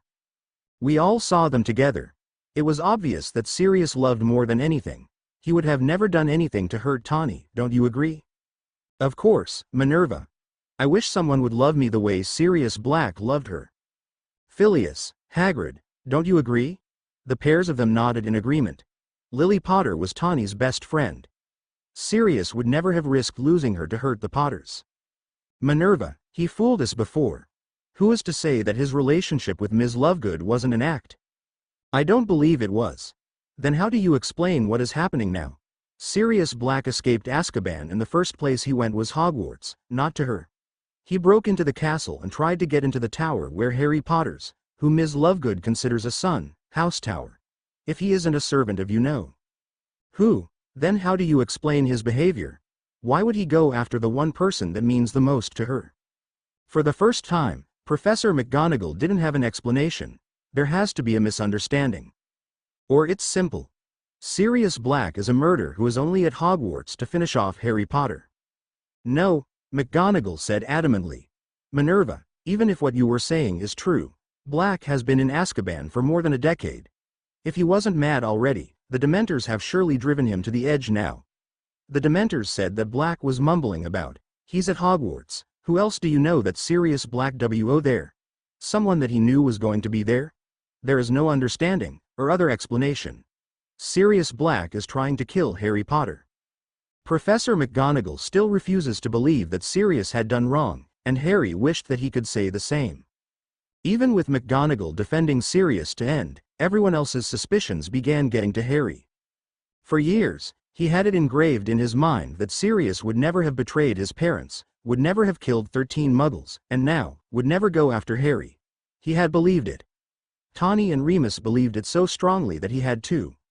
Normally he would have ignored everyone's personal beliefs of Sirius, but now, here, he had to listen. He had to hear the opposite side of the story. For the first time, even if it was just for a moment, he began to have doubts about Sirius Black. Return to the Shrieking Shack third year. The morning after the secret Hogsmeade trip was the first official day of the holidays. All of the students who were heading home for the break packed their trunks and made their way down to the Express. Since Tawny was staying at the Burrow with the Weasleys, Harry and Remus would be accompanying them for Christmas. Remus, though, would have to wait. The full moon was kicking off the holiday. Unlike their house, the Burrow was not equipped to handle the presence of a werewolf.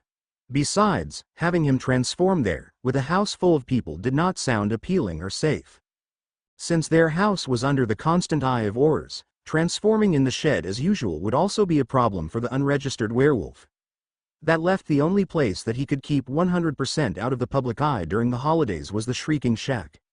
So, when Harry stopped by his office to collect him for the train ride home, Remus had to tell him he would be staying a few extra days due a personal request from Dumbledore, but assured him he would be home Christmas Eve. Not long after the students had gone, Remus had packed his briefcase full of supplies to keep him busy during his time in the shack. A bundle of essays he still had to grade, as many bottles of the Wolfsbane potion that Snape had provided him with, several books for a bit of light reading, including Sirius's journal he recovered from their old dorm room, and multiple blankets to keep him warm during the freezing temperatures, and some food from the kitchens, not that he would be eating much of it. Before he could lock up his office though, he had a visitor come knocking on his door.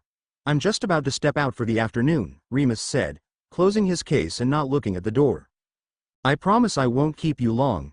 Remus spun around hearing the familiar voice of the headmaster behind him. "Dumbledore. Come on in. Have a seat." "That won't be necessary. I simply dropped by to escort you out to the Shrieking Shack, for old time's sake," the headmaster said, stepping out of the doorway. "After you, Professor Lupin." "Oh, that's very kind of you, sir," Remus said, shoving a few more items into his briefcase before exiting the room. The two men made their way through the castle, taking a few short cuts as to hide from the prying eyes of the students and the portraits. As they walked, Dumbledore asked him questions about his class and the upcoming holidays, anything but the questions that Remus knew he truly wanted to ask. "Headmaster, why are you really walking with me? We haven't spoken in a while, except in passing." I thought this would be a good way of catching up. You thought that this would be a good way to ask me about Sirius. If the topic of Mr. Black were to come up, that would also be very beneficial. I haven't heard from him, and as far as I know Tawny hasn't either, nor am I any closer to figuring out why he is here at Hogwarts. I see that Sirius's journal didn't reveal anything. Not anything that would explain his presence. I brought it with me to continue looking through it, but I doubt that I will find anything new. Sirius did always strike me as someone that would be very good at keeping secrets. When he had secrets to keep, yes. He was never the one to spoil a surprise party or spill the details of a prank. But Sirius never kept anything from us, not intentionally. I just don't know why he wouldn't be telling us anything. Now, not when he knows we have a million questions. In my experience, people tend to keep secret in order to keep others out of harm's way, physically or emotionally. Sometimes, it is better to have not known, than to have the weight of worrying on your shoulders from knowing. Do you not have secrets that you keep from Harry or Tawny? Remus nodded in agreement. He had kept the secret about Harry's nightmares about Ginny's death from Tawny. He didn't feel the need to worry her, especially since he had talked to Harry about it, and being back at the school kept the nightmares at bay. Somehow knowing that Ginny was in the same tower as him made the nightmares fade. Also, the secret about him being a werewolf. Both he and Tawny had been keeping that from Harry his entire life. Hiding that detail about his life was only to keep Harry safe, and from worrying about Remus's safety on full moon nights. Also, what better way to cause a kid nightmares than knowing his uncle transforms into a deadly werewolf once a month? I am certain that Sirius must have his reasons. In time, he will share those with you. Let me guess, when he does you should be the first person I come to. I do not believe for a moment that you will come to me before Tawny. After her, I would appreciate if you dropped by my office. That is if I ever hear from him. Something tells me, Mr. Black will not be able to resist contacting you or Tawny in some way. Especially not this time of year. Dumbledore finished, just as they arrived at the Whomping Willow. I seems that it is time we part ways. Enjoy your holiday, Remus. And you, Albus. Remus nodded before levitating a stone to hit the knot on the tree trunk. With a quick look around for safekeeping, he made his way through the familiar hole, and down the long path to the shack. Throughout most of the train ride, Harry spent filing in Hermione and Ron about his doubt on Sirius. He came to find out that they too were having the same thoughts. Fudge's stories have been convincing enough to plant the seed of doubt in all of their minds. Maybe we should talk to Mum and Dad, and Tawny and Remus about this. They did know Sirius. Ron recommended while chewing on a licorice wand. We can't. Tawny and Remus will just insist that we're wrong and Fudge is wrong. The moment you mention anything about Sirius not being 100% innocent, Tawny will go mad. She stand by him to the very end, Harry said. Besides, I don't think we can count on them to tell us the absolute truth, Hermione added. What do you mean? I just think they might be hiding something. You said it yourself, Harry, that they were acting strange about Professor Remus's absence. You don't think that he was ill? What do you think then, that he met up with Sirius, that he's helping him? No, of course not. I just think you should ask them about it, again. There is something else going on there. When the express arrived at King's Cross, the three Gryffindor gathered their belongings and made their way out onto the platform. Just as the day the train left at the start of term, the platform was full of smiling parents, and almost every Hogwarts student. Hermione spotted her parents quickly, and wished the boys goodbye and reminded them to ask questions before joining them. Without Hermione, the two boys pushed their way through the crowd of parents and students, and found the majority of the Weasley siblings with their parents. Mrs. Weasley took turns hugging everyone, while Mr. Weasley was doing his best to wish everyone hello, while simultaneously trying to gather everyone's luggage. However, there was one person missing from the platform. Tawny. The blonde healer was not in her usual space, right beside the Weasleys welcoming Harry home by her hugs. Where's Tawny? Several of her healers are ill, and she has to fill in for a few days. She hated missing your arrival, but she will be home in a few days. Don't worry, dear. She'll be back in time for Christmas. Mrs. Weasley said, making up for Tawny's missing hug with one of her own. Now do you have all of your things? It's time to head home. It seemed like the time for questions would have to wait. As Remus walked down the tunnel to the Shrieking Shack, he couldn't help but wish he was anywhere else. While his return to the shack brought up fond memories of late-night adventures with the other Marauders, it also meant that this was the first time since he left Hogwarts that he was going to be there without them. He was going to have to return to the dark days of pre-Animagus Marauders where he spent the nights in the shack cold and alone. This school year was the first time he had spent a transformation alone. Since he was 15 years old, he always had someone with him on the full moon. Whether it was the James, Sirius, and Peter or just him and Tawny. He never had to be by himself. That first night he spent cooped up in the office, scratching at the floor was the hardest full moon he could remember. While he was sane of mind, the loneliness he felt without one their presence filled every inch of him for those 3 days in there. The other full moons since then had been better, but not by much, but those were just in his office. Remus didn't want to imagine what it was going to feel like when he actually spent the nights in the beloved Marauder's full moon hangout. Pushing open the trapdoor, he braced himself for the days ahead. When he entered the shrieking shack he was expecting to find the place dark and empty. Instead, he couldn't help but notice the light illuminating from the living room down the hall. Confused as to who would be brave enough to enter the haunted shrieking shack, he quietly tiptoed down the hall with his briefcase, careful not to let them know he was there. Peeking his head in the doorway, he found that the intruder wasn't a brave villager or student, but rather a familiar face. Sitting on the wooden floor, covered in blankets and casually flipping through a copy of Witch Weekly was Tawny. "Ton, what are you doing here?" Remus asked, gaining her attention. "You didn't think I was going to let you spend another full moon by yourself, did you?" Tawny said, waving him into the room. "Now, get over here. This place is freezing." Remus smiled, and set his briefcase down before sitting down next to her. Tawny threw Remus's half of the blankets over his legs, and pulled him close to her, trying to gain as much body heat as she could. "Why didn't you tell me you were coming?" Remus asked, throwing an arm around her shoulders. "Because you would have tried to talk me out of it." "I would have. Tawny, like you said, it's freezing. You don't need to be out here, really. Besides, Harry's home. Shouldn't you be with him?" 1. That's what all the candles and blankets are for. 2. Harry is at the burrow. I told Molly to let him know I was working for the next few days. He's not expecting me home until you are. And work. Perks of being the boss means that I can designate people to work when I need a few days off. I'm on call all the time already. I have to take free time when I can get it," Tawny said, snuggling up closer to Remus. "Speaking of Harry, I think that he is getting suspicious of you." "Oh," Remus said, pulling his arm away from Tawny and wrapping himself tightened in one of the blankets. "He is older now, Remus. Maybe it is time that we should consider telling him." Without hesitation, Remus said, "No, Remus, no. He's a smart kid. He is going to find out sooner or later, if not him. Hermione will do it for him." She did have a point there. Hermione was the brightest witch of their age. If anyone could figure out his secret, she could. Maybe Hermione will figure it out, but not Harry. While he is smart, he is also oblivious. "Ton. Did James and Sirius figure it out or did you tell them?" This time, he did hesitate a moment, not wanting to help her argument. "They figured it out. James and Sirius paid attention to you, worried about you. Yes, Harry can be oblivious, but he cares about you. He notices when you aren't there and only wants to know what is going on. We both know once he is onto something he won't let it go. Just look at his past 2 years at school." "I'm not ready to tell him."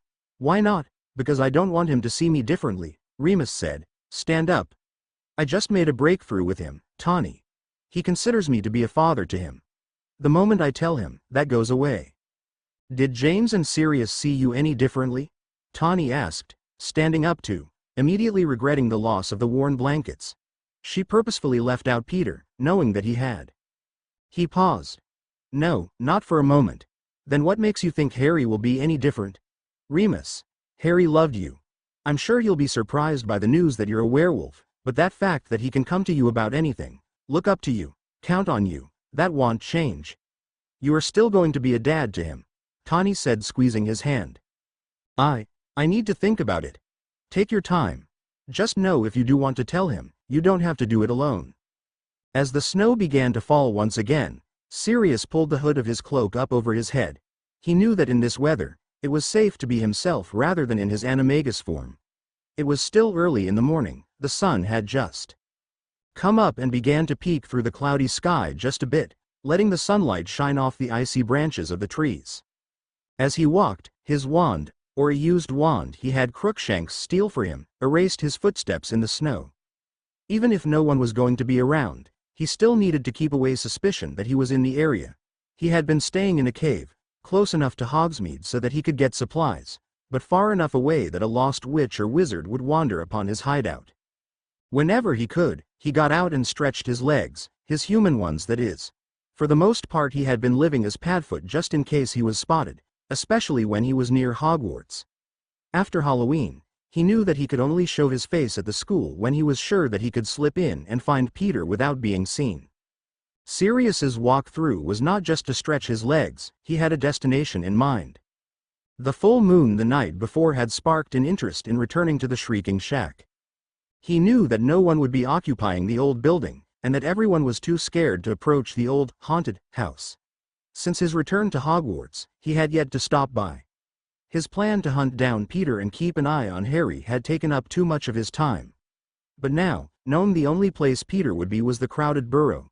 Sirius through taking a break to stroll down memory lane would be any harm. As he approached the edge of the forest, the sun took another dip behind the clouds, sending a shade over the area. The snow began to fall harder, and he couldn't wait to reach the shack in hopes of allowing for even the slightest bit of warmth. However, as he finally reached the old house, he realized he wasn't alone. Although not very bright, the poorly boarded-up living room window allowed for light to shine through from the inside. It can't be, he whispered to himself. Careful not to make any noise, he swiftly made his way onto the porch to peer inside the window. His years of practice at stepping on the right boards. To not wake Remus paid off as he didn't make a sound. Looking through the window, he spotted Tawny sitting on the floor, with Remus's head in her lap. He was fast asleep on the floor, covered in a dozen's blankets from head to toe. He watched as she lightly ran her fingers through his hair, a trick she learned would calm anyone down and ease them to sleep. He had seen her do that to Harry multiple times when he was a baby, and had even experienced it himself. Sirius stood frozen in place, unable to look away. He was almost as close as he had been a few months prior on platform 9 3/4. The glow of the candle light danced off her blonde hair, marking her, in Sirius's eyes, even more beautiful than before. He didn't know how long he had been standing there staring, or when his hood fell down, but the moment Tawny looked in his direction he bolted off the porch and ducked behind the nearest tree. Idiot, he scolded himself. His heart racing. She spotted him, she had to have. His suspicions were confirmed when he heard the door of the shack open, and footsteps coming in his direction. Hello? Who's there? Tawny called, and she continued moving towards his hiding place. Sirius? Is that you? Sirius heard her say, her voice changing this time. Instead of an angry and slightly scared tone from before, this time he could feel the pain in her words. Sirius? Every bone in his body wanted him to come out of hiding, to see her and to never let her go. He knew he had to stay hidden. He hadn't finished what he came to Hogwarts to do. Going to her now, as himself meant he would never want to leave her side. I know it's you, Tawny said, stopping in her tracks. Sirius, I understand why you're hiding. You don't want to get caught. I get it. I don't want that either. So, stay hidden, but I have something to say. Last time we spoke you didn't listen to me, so please listen to me now. The desperation in her voice reminded him of the night he left. She begged him then to listen, and he hadn't. Look where that had gotten him. I know what everyone is saying about you, that they think that you are after Harry, but I want you to know that I have never doubted you, not even for a second. Sirius, whatever your reason for being here is, whatever you have to finish it. Then when you're done, come home to me. Please, Sirius. Please. She choked on the last word, crying. He couldn't leave her crying, not again. She needed to know that he was there, that he could hear her. Sirius knew she needed to know that he was going to listen this time, and he needed to tell her. Sirius bent down, reaching for a frost-bitten flower. He cupped the bulb between his fingers and whispered a quick spell, transfiguring the dead flower into Tawny's favorite, a beautiful light blue rose. He stuck the stem between his teeth and transforming into the familiar shape of the shaggy black dog. Then, he stepped out of his hiding place, right into her line of sight. Sirius? She breathed, dropping to her knees in the thick snow. Sirius cantered over to her, setting the rose at her knees and looking up into her glassy gray eyes. Picking up the flower, her frown bloomed into a smile. Even as a dog, you're still a flirt. She laughed, shaking her head. He gave her a wink before nuzzling up close to her. Tawny wrapped her arms around Sirius's frame and buried her head in his neck. Although his intention was to make her smile, he only seemed to increase her tears. Tawny is everything, Remus's strained voice said, as he approached the both of them. His shirt was missing, showing off his scars. He had one of the many blankets from the shack wrapped over his shoulders. Tawny pulled away from Sirius, sitting back so that Remus's could fully see him. Padfoot? Sirius nodded, walking in his direction, stopping at his feet. Remus bent down, letting his grip on the blanket loosen so that he could scratch Sirius behind the ears. Sirius jumped up, resting his paws on Remus' shoulders and licking his face wildly. Gross, pads. Remus laughed, trying to push him off, but only making himself fall back into the snow. Tawny's cries quickly turned into giggles as she joined the two friends, and tried to help Remus push Sirius off of him. Sirius, come on, get off him. Tawny laughed, finally getting Sirius to hop off. Remus sat up, tugging the blanket around his shoulders, trying to catch his breath from laughing so hard. That was quite the greeting, Sirius. Sirius barked in agreement, then immediately held a paw up to his mouth, noting the mistake he just made. Tawny looked around, double-checking their surroundings, before turning back to Sirius. I don't think anyone heard you, she said, but still noticed Sirius dropping his head. You have to leave now, don't you? Sirius nodded, before nuzzling his nose into Tawny's outstretched palm. Seeing the pain on Tawny's face for having to say goodbye, Remus wrapped an arm around her shoulders. This won't be the last time you see him. Tawn. I know, she said, wiping her eyes. Are you going to listen to me this time? Please say you are. Sirius nodded once more, before nuzzling close once more. This time it was harder to pull away. He knew that Remus was right and that they would see each other again. He just didn't know when. His plan wasn't going as smoothly as he had hoped. But he knew he had to finish, he had to come home to her. Tawny was the first to pull away. I love you. She pressed a lingering kiss to his head before standing up, and helping Remus do the same. We'll see you soon, Padfoot, Remus said, waving goodbye.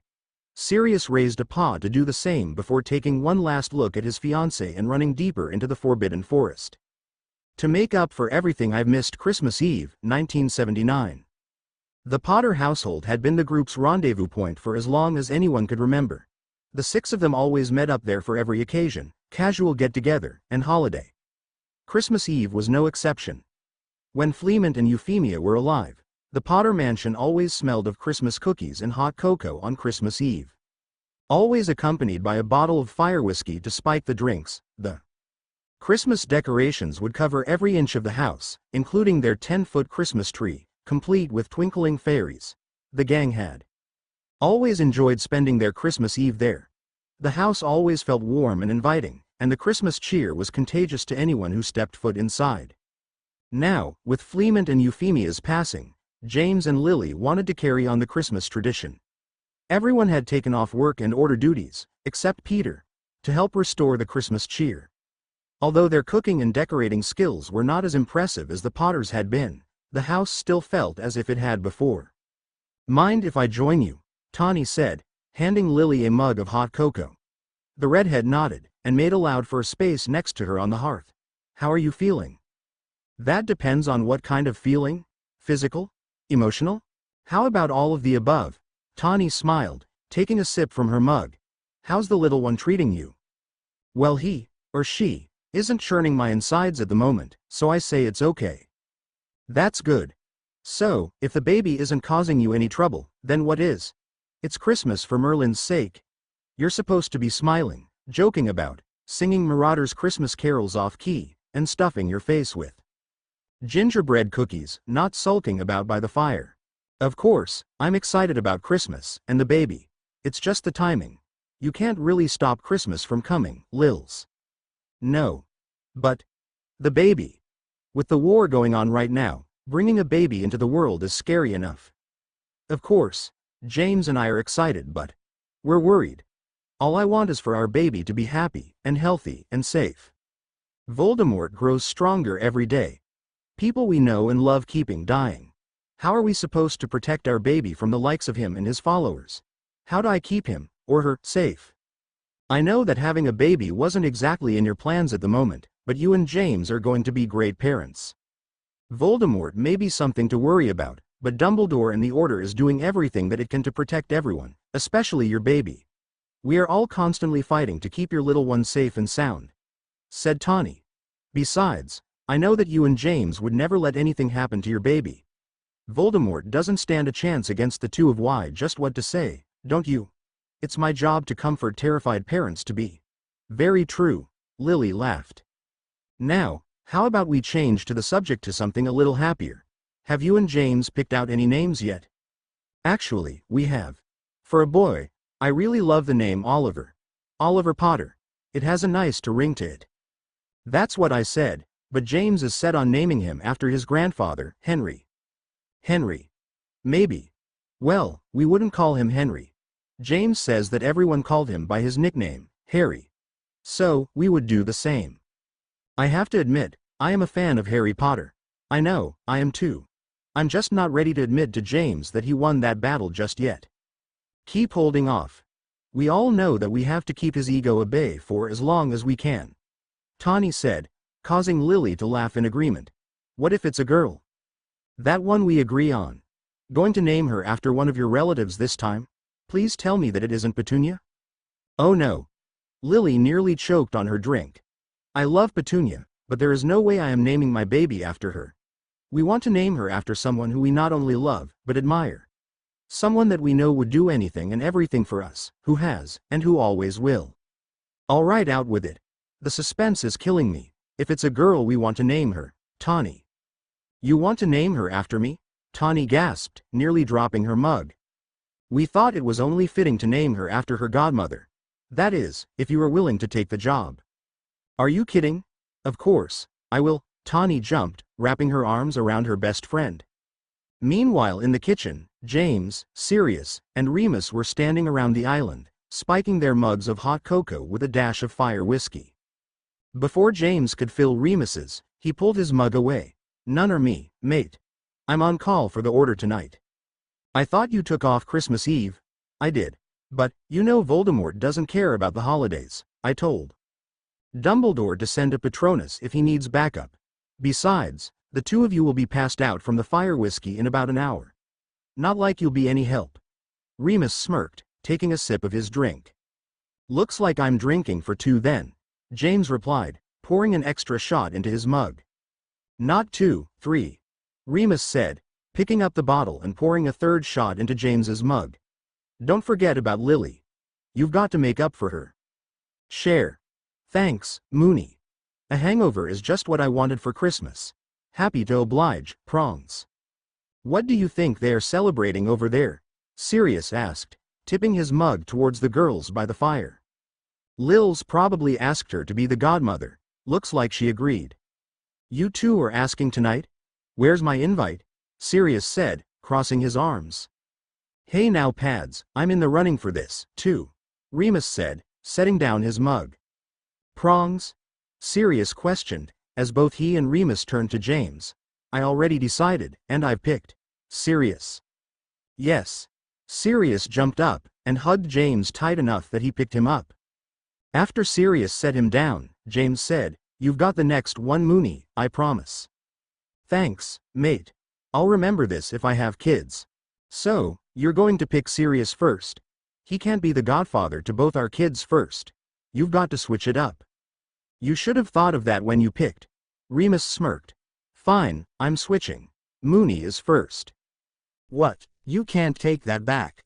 Sirius argued. "Sure, I can." Sirius moved to fight him on the matter, but Remus stopped him.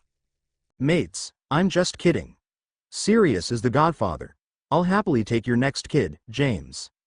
"You can be the godfather to my first kid, Moony," Sirius added. "Oh Merlin, when will that be? I need time to prepare for a miniature Sirius." "Soon, I hope." Seriously, are you and Tawny trying? James asked, taking another swig of his strong fire whiskey-laced drink. Plenty of practice, but we're not trying yet. We're not even engaged mates. Not because I don't want to be though. If you want to be, then what is taking you so long? It's just not our moment yet. Ever since you and Lily got engaged, it's just been a series of your moments. Your engagement, your wedding, and now your baby announcement. It's your moment, mate. We'll have ours. Sirius, with everything going on right now, there isn't time to wait around for your moment. Our future is uncertain. No one knows how long we have. You love her, right? James asked. More than anything. Sirius reached into his pocket, pulling out a small envelope with a circular indentation in it. Do you think I would have carried this ring around since you bought Lily's if I didn't? Then what are you waiting for, Pads? Make your own moment, right now. Right now, James said, pushing Sirius into the living room. Sirius stumbled right before the girls, gaining their attention. Careful, babe, maybe you should cut back on the fire whiskey just a little. Tawny laughed, reaching out to help him upright. Evans, do you think I could talk to Tawny for a minute, alone?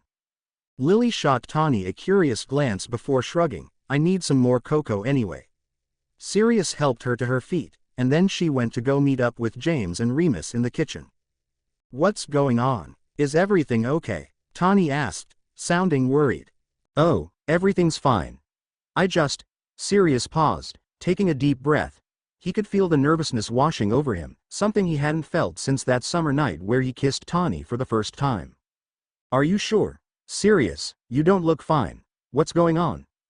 I have been waiting, just waiting for the moment to tell you just how much I love you. I thought that there would be a certain time and a certain place. For it. That I would need a specific moment that was just ours, that we wouldn't be taking someone else's moments. But Prongs over here has informed me that my theory was ridiculous. We make our own moments. So, I don't want to wait for our moment anymore. It's time for our moment. Sirius said, removing the ring from his pocket. Sirius. Tawny's hands covered her mouth, as tears began forming in the corner of her eyes. Tawny Lovegood, will you marry me? This is real, it's not one of your pranks? Tawny smiled. It's real, Tawn. You're sure? This is serious? Who else would I be? Oh, shut up, Tawny said, silencing him with her kiss. Is that a yes? Yes, yes, of course it's a yes, Tawny squealed, quickly followed by James, Lily, and Remus running over and crushing the two in a group hug. Third year, the morning of Christmas Eve, Remus and Tawny packed up their bags, and finally left the Shrieking Shack. Their original plan had been to leave the night before, but Remus was still a bit out of it from his transformation. On Tuesday night, so they agreed one more night wouldn't hurt. It also gave them ample time to discuss their surprise visitor. Both of them had agreed that it was best to keep Sirius's return to the Shrieking Shack a secret. With Sirius showing up as his animagus, the two of them didn't get any information out of him. So, if Dumbledore asked, they wouldn't have anything to tell him. Besides, outing Sirius as an illegal animagus was not part of the plan. After a quick stop by St. Mungo's for Tawny to check on her staff, and pick up a couple of patient files, Tawny and Remus finally made it back to the burrow. On Christmas morning, Harry and the Weasley siblings swiftly made their way downstairs to the living room. Mr. and Mrs. Weasley, as well, and Tawny and Remus were already up and waiting on them. It's about time you lot got up. We've been up for hours. Doubt it, Fred said, as they all entered the room. After everyone settled into their respective spots around the room, Mrs. Weasley enchanted the presents to each go to their owners.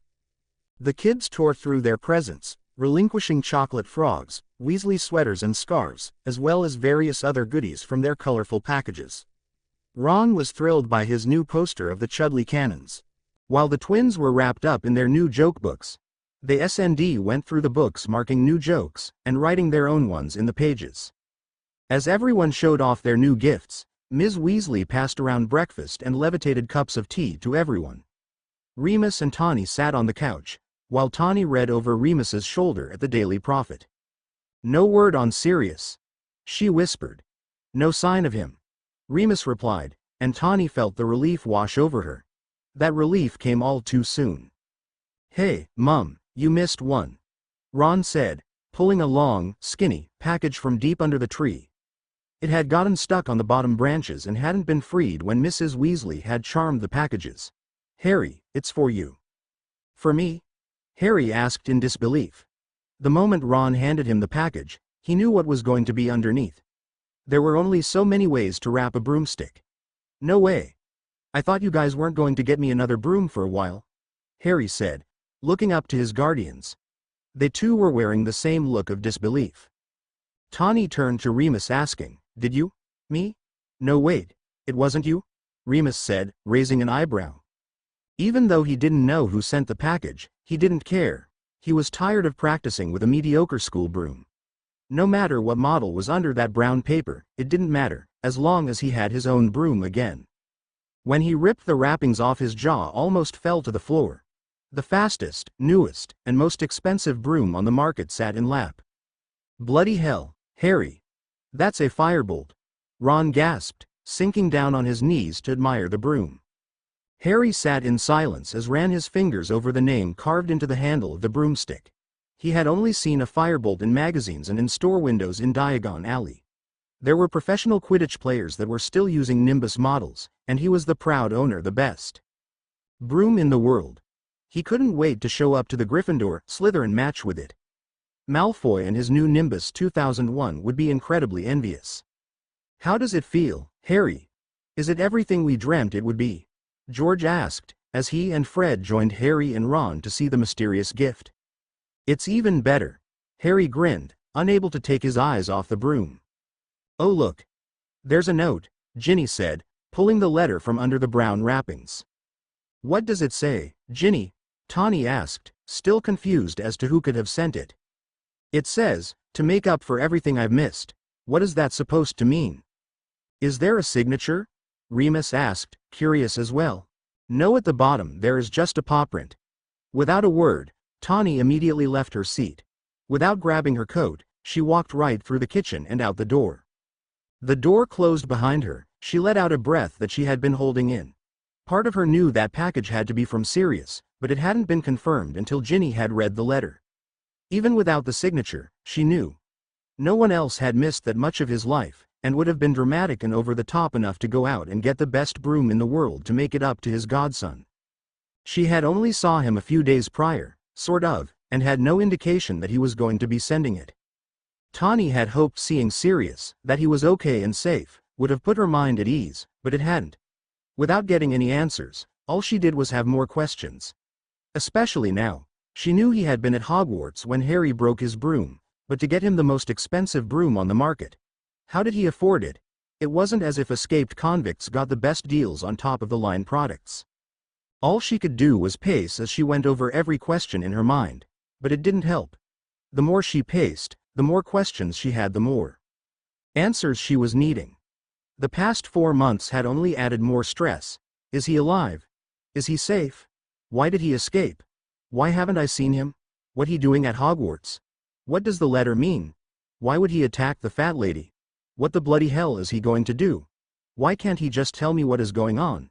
Why did he just listen to me in the first place? Why couldn't he have just stayed when I asked? If everything works out, if he comes home, is it going to be any different this time? Tawny hadn't realized she had stopped pacing until she felt Remus wrapping a blanket over her shoulders. "Are you okay, Tawn?" She turned to look at him, determined to keep up the act she'd been giving the past few months. But one look at Remus, and she knew she couldn't. Without a word, for the first time in months, she allowed herself to break down. Still clutching the blanket, she threw her arms around Remus and sobbed into his chest. Although surprised at first, Remus wrapped his arms around her, pulling her close. He could feel her body shaking from her crying rather than the cold. "I'm going to take that as a..." "No," Tawny wanted to laugh at his joke, but it only led to her crying harder. "Hey, Tawn, talk to me. I know Harry's new broom had to have been sent by Sirius, but that wouldn't cause this," he said, trying to wipe away her tears. "Do you want to tell me what is going on?" "He's driving me crazy, Remus. Everything he does only gets more confusing. He breaks out of Azkaban and doesn't give us any real indication of where he's going. He goes to Hogwarts for only Merlin knows what reason.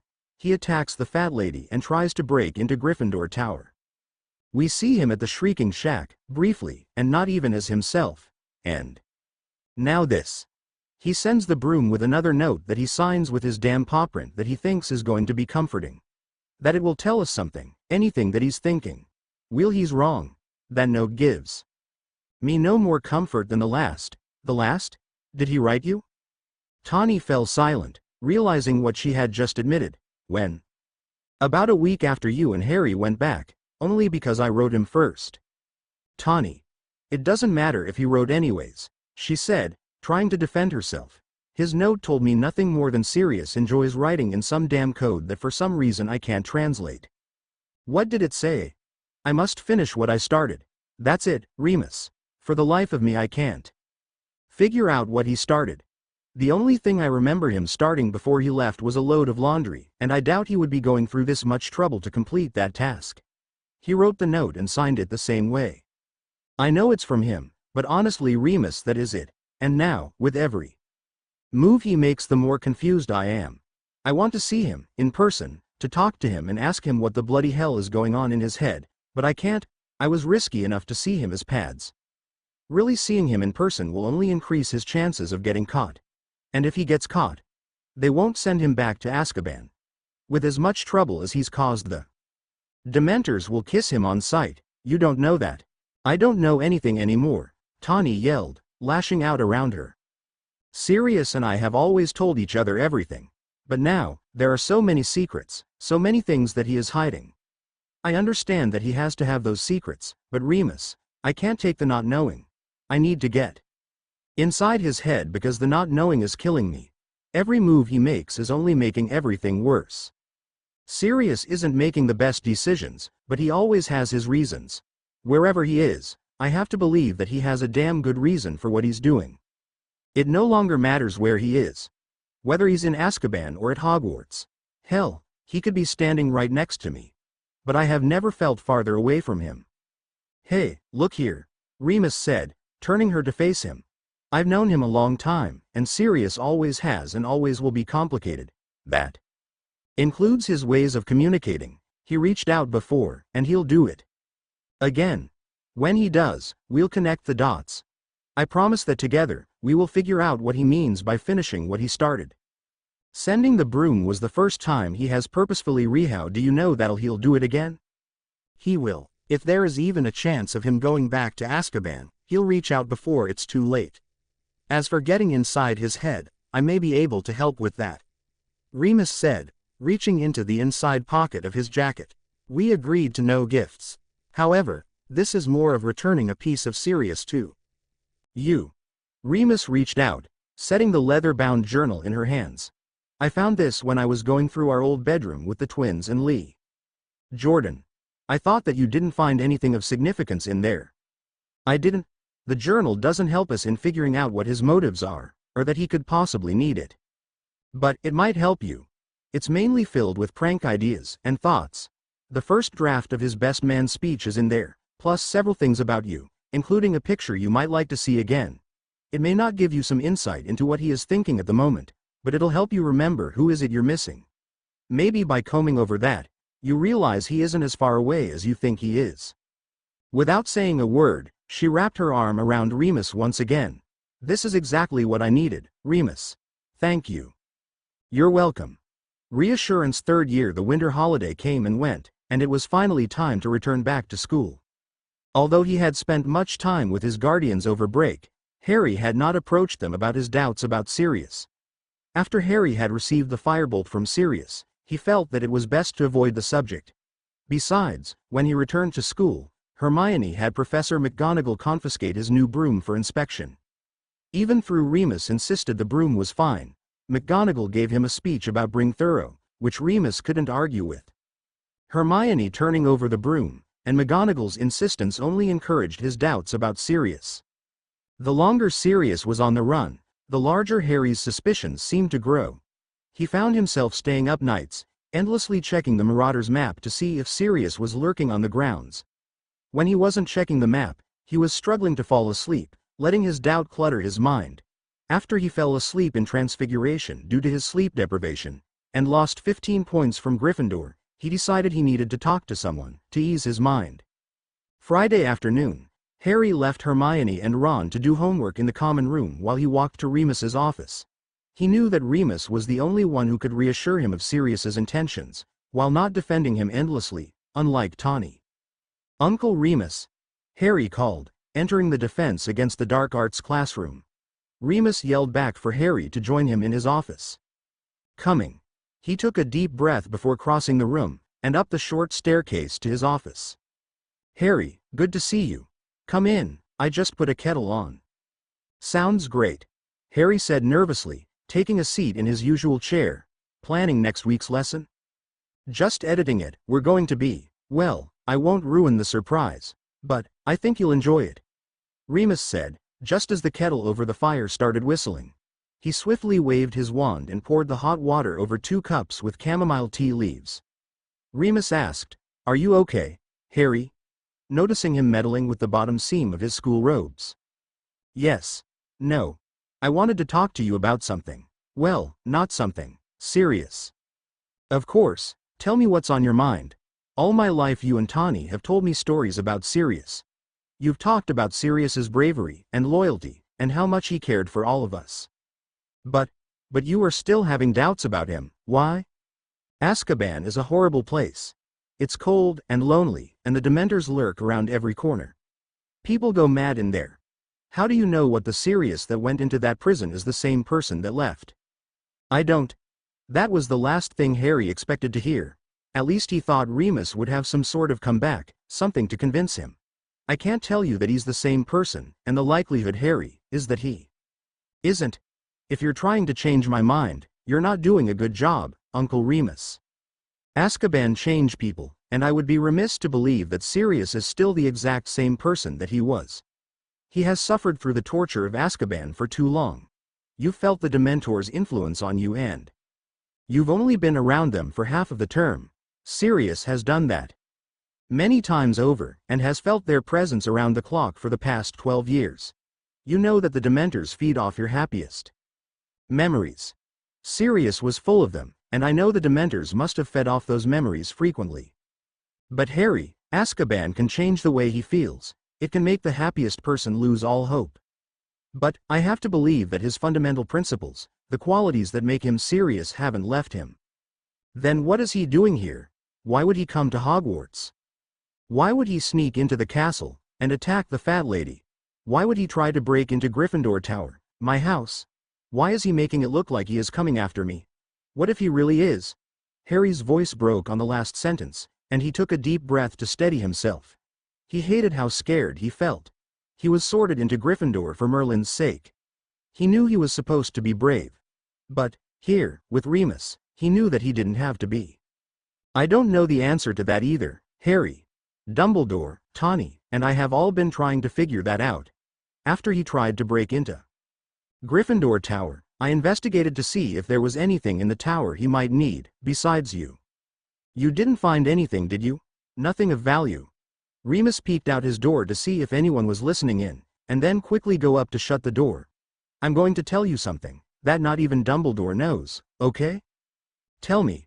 Remus took a seat on the edge of his desk, facing Harry. "A week after you and I came to Hogwarts in the fall, Tawny received a letter from Sirius." "What? No way. What did it say?" "I just included one phrase. I must finish what I started. That's all." "I must finish what I started? What the bloody hell is that supposed to mean?" "That is what we've been wondering. Tawny has been racking her brain for months. To be honest with you, Harry, you aren't the only one that has had doubts about Sirius. Tawny has had them. You can't be serious. Tawny doesn't have the same doubts as you, but she does worry that he has changed, or really that he hasn't changed." "Now I'm confused. The night that Sirius left, he went off to your parents' house. He had heard that Peter has betrayed your parents, and he had to go see for himself what happened. So, the last thing he did was go to Godric's Hollow. That's where he found Hagrid. Hagrid was holding me, and wouldn't give me to Sirius. Even Hagrid didn't trust him, Uncle Remus. Hagrid was under orders from Dumbledore to keep you safe. That meant not give you over to anyone unless Dumbledore was present. Hagrid had his reasons to keep from giving you up." "But he was suspicious. I mean, it would make sense to believe that Sirius was working with Voldemort. His family did." Remus paused for a moment, taken aback by Harry's response. How do you know that? I overheard some professors talking about it. It wasn't exactly a lie. Remus didn't ask where he overheard it. I hate to think like this, Uncle Remus, but are you sure it wasn't all an act? May the last thing he started was to finish the job that Voldemort started? There was a time, Harry, when I was the one under suspicion. Many people that worked with the Order of the Phoenix believed that I was working with Lord Voldemort. Why would they think that? The reason isn't important, it's the fact that they did. Sirius and Tawny believed in me. They never suspected that I was working against them, and I wouldn't believe that Sirius would have joined Voldemort either. But your family weren't Death Eaters. Sirius hated his family, and they felt the same towards him. To them, Sirius was a disappointment. He didn't uphold the family name of being not only a Slytherin, but a pureblood that only associates with other purebloods. His family called him a blood traitor for being friends with Peter, your mum, and I, and your father, another blood traitor. His parents burned his face off of their family tree when he left home at 16 to live with your dad. The minister may have mentioned the Black family being pure blood supremacists, but he didn't say a single thing about their mistreatment of Sirius. Yes, Harry, that could have been an act, but it would be difficult to fake the bruises on him when returned to school, or the chill that would go through him when he thought about returning home during the holidays. If anything, Sirius's family was a reason to defy Lord Voldemort, not support him. I may not know why he is here, Harry, but I don't believe that it has anything to do with Voldemort. Then what could it be? What didn't he finish? Harry groaned, resting his head in his hands. I wish we could just see him and ask. You haven't seen him, have you? Actually, Tawny and I did see him. What? Harry practically yelled, jumping to his feet. You saw him and you didn't ask him what was going on? Yes, we saw him, but he didn't say anything. It was very brief, and he wasn't really able to speak to us. When did you see him? Recently, Remus replied, shoving his hands in the pockets of his robes. Wait, is that why you didn't come home for the first days of holiday? It's because you and Tawny went to see Sirius? No, Tawny and I saw Sirius then, but it wasn't planned. He came to us. Tawny and I not being at the burrow had nothing to do with Sirius. Then what was it about? You and Tawny. You aren't? Harry asked, raising an eyebrow in suspicion. Remus flushed at Harry's statement, and waved his hands as disagreement. No, Harry, I assure you that isn't it. Then what? Does it have something to do with you being sick all the time? Mrs. Weasley said that Tawny had to work. Did you go to the hospital? No. Why are you sick all the time? You miss class all the time, and Snape has to cover. I know you wouldn't just miss class unless you absolutely couldn't make it. It's not serious, is it? You don't have what Tawny's mum had, do you? Are you dying, Uncle Remus? With every question Harry could feel himself fighting back the tears in the corners of his eyes. He already lost one father, he couldn't lose another. No, Harry, Remus said, reaching out to wrap him in a hug. I promise you, I'm not dying. Pushing Harry out slight so that he could look him in eye, Remus put both hands on his shoulders. Me being sick has nothing to do with the disease Tawny's mum had. It is completely different, and I will tell you about it in time. But I promise Harry, I'm not going anywhere. Are you sure? I'm sure. I'm not dying, and you aren't going to. We may be unsure of Sirius's intentions, but I will not let anyone hurt you. If I am wrong about Sirius, I will make sure that you are safe. Okay. One more thing. Before holiday we talked about Patronuses. Stop by tomorrow afternoon and we will have our first Patronus lesson. Maybe that will keep you from falling off your firebolt when McGonagall clears it for you. Does that sound good? Yeah, it does. Good. I better get going, Harry said. I have to go keep Ron and Hermione from killing each other.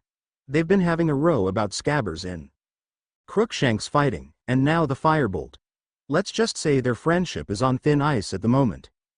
Remus wished him good luck as Harry headed for the door. Just as he opened the door he stopped and turned back to face his uncle. Uncle Remus? Yes, Harry? Thanks for the reassurance. I needed it. He smiled before slipping out the office door.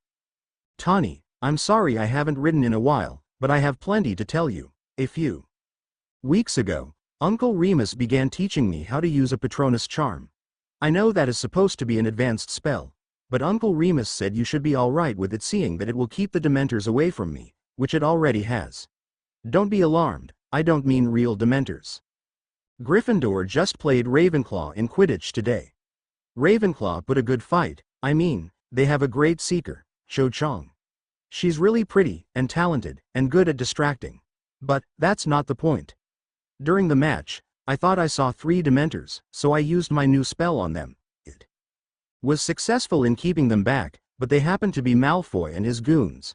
Not only did Gryffindor win the match, but McGonagall gave all 4 of them detention and took away 50 points from Slytherin. Let's just say that I was a good day. On the downside, Hermione and Ron are still having a row. Ron is convinced that Hermione's cat has gone after Scabbers, and Hermione disagrees. They've just been building up to this fight and now I'm stuck in the middle of it. They will get over it. Once Scabbers reappears, the fight will be over, maybe. I just hope that happens soon. I'm getting tired of the constant bickering. Anyway, I have a post-match party to get back to, but I'll write back soon. Harry later that night, after Harry had sent his letter to Tawny, and McGonagall had dismissed the party, everyone in the Gryffindor common room filed into their beds. But, the Gryffindor students were not the only ones occupying Gryffindor Tower that night. After whispering the password to Sir Cadogan, Sirius shoved the password list into his pocket, and slipped through the portrait hole for the first time since his last days at Hogwarts. His cloak was held up over his head, keeping him covered from the prying eyes of the portraits or any students that could come downstairs. Although he was hiding his eyes, he couldn't help but look around the room. It hadn't changed much since his days there. In fact, he felt as if he was sneaking in from a marauder's mission or a late-night date with Tawny. Being in the empty common room again, he shook his head, trying to regain his focus. He was in Gryffindor Tower for one reason, and one reason only: to find and kill Peter Pettigrew. He tiptoed up the staircase, being careful not to make a sound. Finally, when he reached the third-year dormitory, he paused for a moment. He took a deep breath, reassuring himself of his plan. This is what he had been planning for months: escape Azkaban, get to Hogwarts, find Peter, and kill the little rat. But for a split second he was second-guessing himself. But when he thought of his godson on the other side of that door, his godson that was in danger of Peter, that was all the reassurance he needed. Making sure not to let the door creak, he pushed the door open, and squeezed through the doorway, making sure to let in as little light as possible. Sirius closed the door behind him before swiftly walking across the room, scanning for Peter in his rat form. But what he saw first was the sleeping form of his godson right in front of him. He stood there, over him, watching him sleep, just soaking in the moment. The last time he'd been this close, Harry was just over a year old. Now he looked just like his father did. Harry's messy black hair fell across his eyes as he slept, with his glasses still on. His arm was draped over the Marauder's map, still open and showing the figures throughout the castle. Sirius couldn't help but smile at it. Even though the map had been confiscated years ago, it still managed to end up in Harry's hands. A Marauder already. Not wanting anyone else to see the map's secrets, Sirius quickly reached for his wand, tapped the parchment lightly and whispered, "Mischief managed," and watched as the ink faded from the paper. Just as Sirius tucked his wand back into his pocket, he heard a faint squeaking sound come from the bed next to him. He reached into his pocket, carefully pulling a knife from it. As quietly as he could, he turned around, moved as quietly as he could towards the bed. The curtains were still drawn exactly where Peter was, but he knew that this was his one chance. Sirius pushed through the curtains, and spotted the rat on the bed near Ron's sleeping figure. Peter squealed as Sirius began slashing at the rat, taking bits of the curtains with him. Sirius missed Peter, and he took the opportunity to scamper across Ron's chest to the other side of the bed. Aggravated, Sirius reached over the boy, once again trying to hit Peter. But Peter jumped and fell off the side of the bed to the floor, landing with a thud. About to run to the other side, Sirius couldn't help but hear Ron shifting to sit up, and realize what was happening, before he could transform and hide.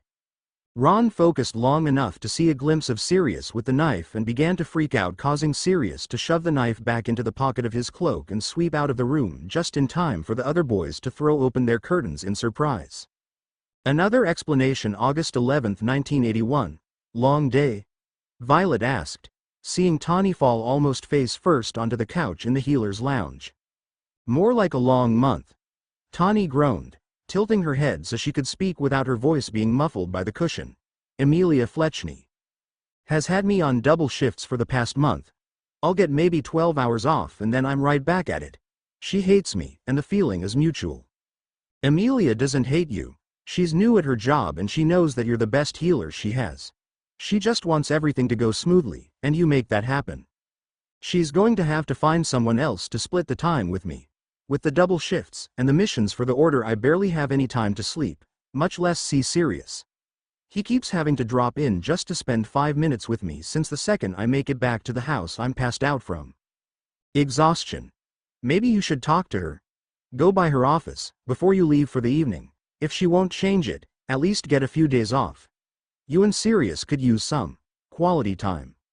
Like you wouldn't believe, Tawny smirked, sitting up. It's been too long. Then after your shift, go talk to her. You deserve some time off. I'm sure you can convince Sirius to do the same. I know I can. Tawny laughed and looked at her watch. It's 9, I've got to go. I have to go get the newest Weasley baby and take her to the nursery. For the night. I can do that if you want a few more minutes of rest. No, it's okay. I want to. I've taken care of every Weasley baby. I can't stop now. Besides, I'm on nursery duty until 3. I might as well settle in for the night. 6 hours left.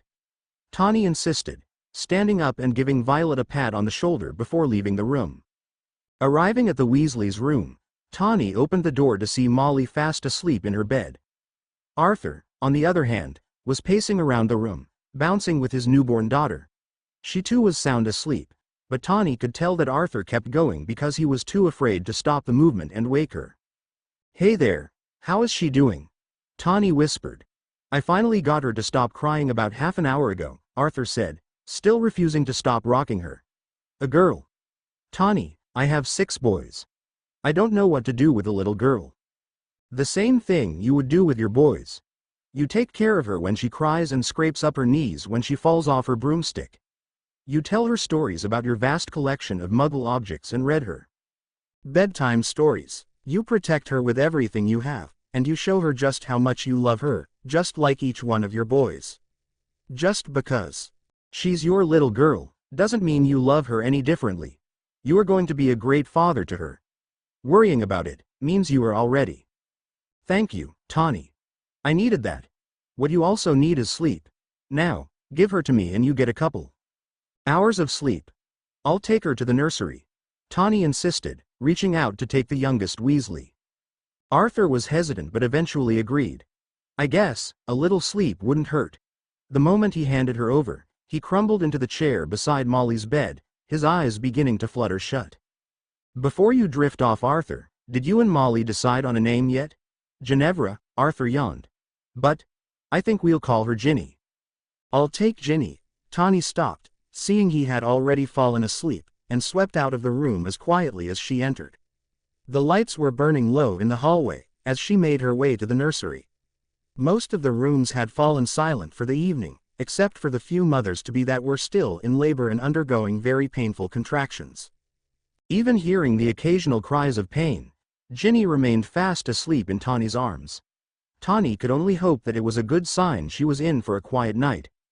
There was only supposed to be 6 newborns in the nursery that night. Maybe she would get lucky, and they would all try to sleep until 3 a.m. Most likely not, but she wouldn't complain about a couple of 5-minute power naps to make it through the night. Arriving at the nursery, she relieved Hannah, one of the newest healers, on the magical deliveries floor. She had barely finished school, and Amelia had also been putting Hannah through the ringer when it came to long shifts. To build experience, Amelia would say, but Tawny knew she was just looking for unmarried, childless people to work longer shifts on the floor. Unfortunately, she and Hannah seemed to be the only ones with those titles. An exhausted Hannah left the nursery almost immediately after Tawny's arrival, leaving Tawny alone with the newborns for the night. Around 2:30 a.m., just 30 minutes left in her night shift, Tawny had gotten up to change the Jones baby, and just as she was putting him back to sleep, that's when she saw it. Out the window, a figure in a black cloak had stopped in his tracks, pointed a wand towards the sky, and a jet of bright green light flew from the tip directly into the air. Oh shush, Before she could finish, the whole building shook violently beneath her feet, knocking a portrait of one of the hospital's founding members off the wall beside her. The frame crashed to the floor, snapping to pieces and causing the woman in the portrait to shriek. Her shriek was just the tip of the iceberg. The newborns throughout the room awoke to the sound and all began to cry out. Tawny didn't have time to settle them down. It was too late. Protecting them from what was coming was more important. Immediately she began casting locking and protection spells on the windows, knowing that the Death Eaters would do anything to get into the hospital. Right after she ran to the double doors, threw them open and almost slammed them behind her. She hated leaving the babies alone, but she knew they would be safer with her defending them from the outside. She cast spell after spell on the nursery. Every spell she could think of or read about was cast on the doors, trying to protect the children inside. The wailing from inside the doors only intensified as the hospital once again began to shake every time a Death Eater would cast a spell. Their screaming was accompanied by many other as she could parents down the hall were casting their own spells in defense against the approaching Death Eaters. Mid-spell, a bolt of green light flew right past her, just missing her shoulder as it crashed into the door with a bang. Tawny spun on her heels, firing a disarming spell, directly followed by a stunning spell, hitting her attacker square in the chest. His wand flew to her hand, and she gripped it harshly. "How dare you go after children?" she seethed, throwing his wand to the floor with enough force that she could have sworn it cracked upon impact. The first Death Eater was not last to come after her or the kids. They continued to come and be hit with spell after spell.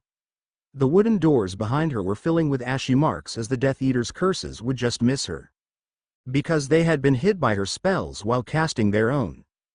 Terrified patients would occasionally get to the nursery, but Tawny would do everything she could to send them away. Their children were safe behind the nursery doors, but if they tried to get in, they would be caught in the crossfire. These children were only days, if not hours old. Tawny couldn't have them be orphans already. If that meant stunning the new dads that were losing their minds with worry, so be it. The numbers and consistency of the attackers were dying down, and for a brief moment, they stopped, giving Tawny enough time to repair the protective shields on the nursery. But only for a moment. Rounding the corner, Antonin Dolohov, Tawny's former classmate turned Voldemort supporter, came, throwing spells in all directions. Tawny had only just ducked to miss a killing curse that went bounding into the nursery doors, eliciting more loud screaming from the babies inside. A few other Death Eaters had put up a fight, but Dolohov was the only one who ended up having a full duel with Tawny over the entrance to the nursery. The two fought, sending countless spells and curses in each other's directions, both only slightly missing one another each time. As she fought, she couldn't help but wonder why they were here. Why would they attack the hospital? Why would Lord Voldemort send an army of Death Eaters to come after a nursery filled with newborn babies? What was so important made the children in that room a target on Lord Voldemort's hit list? Her thoughts almost cost her as she dove to the floor, another killing curse coming dangerously close to her. As she fell, her wand slipped from her grasp, rolling towards the floor. Tawny caught her breath, scrambling to grab the wand to avoid the next curse coming her way. She picked up her wand, and directly above her, pointing his wand back at her, was Dolohov. His cloak was ripped, and he was breathing heavy, a giant smirk plastered on his face. "You've put up a good fight, Lovegood." "Who said it was over? From where I see it, we both have our wands, and we are both doing whatever it takes to beat each other. You won't kill me, but I will most certainly kill you." "Good luck with that," Tawny said, right before using all her strength to kick him in his knee, causing him to stumble back towards the wall. While disoriented, he fired a curse at her just as Tawny sent one in his direction. Her stunning spell hit him in the shoulder of his spellcasting ribs, knocking him unconscious and into the wall, leaving a hole where he crashed directly through the dry wall. As for Tawny, the curse came bounding her way. At that moment it was as if time slowed, and she could see the green light coming at her while she couldn't move. All she could do was wait for it to come, to hit her, and for all of the work she had done to protect the children in the room behind her had come to an end. The fighting was over. But what she felt wasn't an explosion of the spell hitting her in the chest, it was the feeling of her being pushed directly into the tile floor, with Arthur Weasley tackling her down. For the first time that night, she was glad a worried parent had come after their child. In doing so, Arthur Weasley had saved her life. Third year. What happened? Remus said, throwing open Dumbledore's office door, his voice laced with panic. 10 minutes earlier he awoke to a house elf standing on his bed, shaking him awake. All he knew was that Dumbledore had summoned him to his office in the middle of the night, and that wasn't a good indicator of everything being all right. He felt a slight amount of relief seeing Harry sitting in one of the plush armchairs but was confused to see Ron in the other. Professor Lupin, I am terribly sorry to wake you. Please, take a seat. Dumbledore waved his wand and transfigured a paperweight on his desk into another plush armchair to accompany Harry and Ron. Once again, without moving from his spot by the door, Remus asked, "What happened?" "In a moment, Professor. We are just waiting on a few more guests." Almost immediately after he finished his statement, Tawny, Molly, and Arthur came tumbling through the floor. "Harry," Tawny called, just as Molly did the same with Ron. Both rushed to their sons, enveloping them in hugs. "Thank Merlin you're okay." "What's going on, Albus?" Arthur said, after making sure his son was safe and sound. "What's happened?" "This evening, Sirius Black broke into Gryffindor Tower and attacked Mr. Weasley." "Come again?" Remus said in disbelief, while Molly gasped, and Tawny remained speechless. "Mr. Black obtained a list of passwords for Gryffindor Tower, and Sir Cadogan let him into the tower. He then proceeded to enter the third-year boys' dormitory and attacked Mr. Weasley with a knife." "A knife, Ron?" Remus turned to the boy, still slightly shaken from the night's events. "Are you sure it was Sirius?" "I've seen his picture a million times, Remus. It was Sirius. He was standing over me, a knife in his hand, and madness in his eyes." "My dear boy, he could have gotten you," Molly said, hugging her son once more. "That doesn't make any sense, Albus. I know Sirius would never attack, Ron." "Oh please, Tawny, will you shut up about what you know about Sirius?"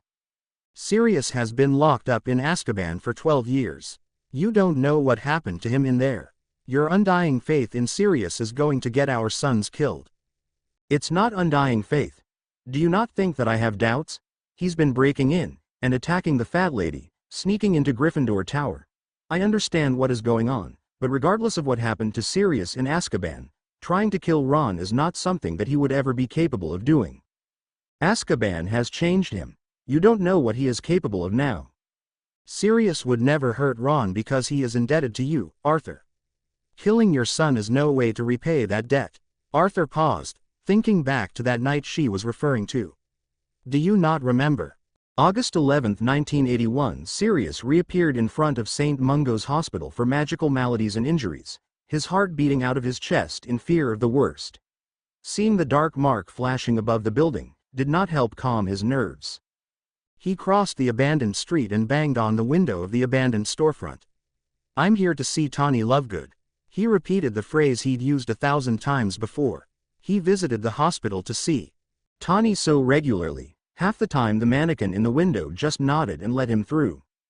Carefully he watched as the mannequin gave him nod, beckoning him inside. "Welcome to St. Mungo's." The mannequin began to speak, but Sirius dove through the window without waiting to hear the familiar speech. As he ran past, he heard the cries of people all around him. The waiting room was overflowing, and the exam rooms were filled. Witches and wizards moaned in pain or wept for loved ones that had fallen. On his way to the stairwell, he saw Frank Longbottom with a gash on his arm, oozing blood. A healer stood over him, wrapping a bandage around his bleeding arm. Frank spotted Sirius and tried to call out to him, but it was too late. Sirius had dismissed his call and had pushed past the door, bolting up the stairs. When he reached Tawny's floor, all he could hear was the sounds of infants crying, or new parents begging healers to find their significant others or visiting family members who had disappeared during the attack. Healers were running rampant trying to meet the needs of new parents and those soon-to-be mums who had gone into labor and came rushing into the hospital in the midst of the crisis. But Sirius didn't care about them. His goal was to find one person, and one person only. He weaved his way through healers and patients, winding down hallways, and constantly checking room signs. He kept running his last conversation through his head, trying to find a clue as to where she could be. "So, whose baby are you delivering tonight? Anybody I know?" "Molly and Arthur Weasley's." "Where the bloody hell are Molly and Arthur Weasley?" Sirius yelled, running down the hall asking any healer that came his way. Most were too busy or didn't know in every healer on its payroll to tend to the wounded, and the hospital regular patient load. Most healers passing Sirius wore different colored robes for their departments, leaving them clueless as to the whereabouts of a specific patient room. After 10 minutes of frantically searching, a flash of lime green robes caught his eye. "Melinda," he called, just as she was about to disappear around the corner. She stopped in her tracks, gave him a look and held up 4 fingers, then proceeded around the corner.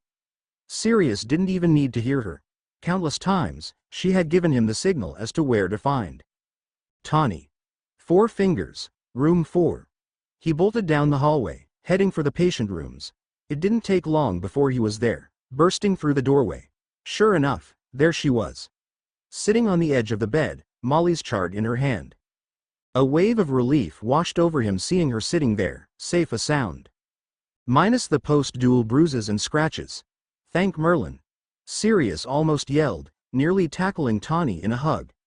Tawny dropped the chart, throwing her arms around him. "I'm okay, Sirius. Everything is okay," she reassured him, but that didn't loosen his hold on her. After thinking the worst, he couldn't let her go. "I heard about the attack from James and Lily. They didn't know if you made it. Bloody hell, Ton. I was scared out of my mind I had lost you. I'm only here because of Arthur. He saved my life. You shouldn't thank Merlin, you should thank him." "You saved her?"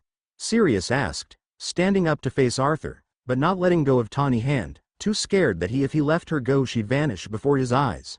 "I owe you a great debt, Arthur." "No, you don't." Arthur tried to disagree. "I was just in the right place at the right time. Tawny would have done the same for me. She did. She saved my daughter. If anything, I was just returning the favor. I do owe you. Tawny may have saved your daughter, still can't believe you have a girl instead of another boy. But, you saved Tawny, the most important person in my life. I owe you a debt, and I solemnly swear to repay you for that someday," he replied, meaning every word. 3rd year. How do I trust that the Sirius that made that promise then, is the same Sirius that is here now? How do you know that he didn't just forget about it in his time in Azkaban? Arthur asked, wishing he could believe her claims. "Have you forgotten about the night you could have lost Ginny? Of course not." Then Sirius hasn't forgotten either. I don't know why he was in Gryffindor Tower, but I am certain he was not there to hurt Ron. There has to be another explanation. "Let me know when you find it, but until then, I can't trust Sirius. Not the way you do," Arthur said, gripping onto Ron's shoulder so tightly. Ron was doing his best not to complain. "Albus, you understand, don't you?" Tawny asked, hoping for his support. "Ms. Lovegood, unfortunately, it no longer matters if I am understanding. After this evening's events, I had to contact the Ministry with the details of Mr. Black's entrance to Gryffindor Tower. As of tonight, the Ministry is handling all matters of Mr. Black's capture. The number of Dementors will increase on the school's grounds, and the Ministry is confident this will allow them to capture soon. There must be something you can do. This is still your school, and you know Sirius wouldn't do this." "I'm terribly sorry, Ms. Lovegood. The fate of Sirius Black is no longer in my hands. I need answers. Serious disclaimer. This chapter may contain passages from Harry Potter and the Prisoner of Azkaban. Those passages and ideas belong fully to J.K. Rowling." 3rd year. Another round, for the 2 of you. Madame Rosmerta asked Tawny and Remus. Nearly 2 weeks after Sirius's break-in, the two had decided they needed to make sure their dinner plans were actually carried out this time. With Tawny working late and the commotion with Sirius, they hadn't been keeping it up regularly since he and Harry returned to Hogwarts. But, now, was one night they truly needed it. "Yes, please, and make it strong," Tawny said, finishing off her current glass of fire whiskey. "Not for me, but you can bring her as many as she wants," Remus said, knowing showing up tipsy at the castle was probably not the best of ideas.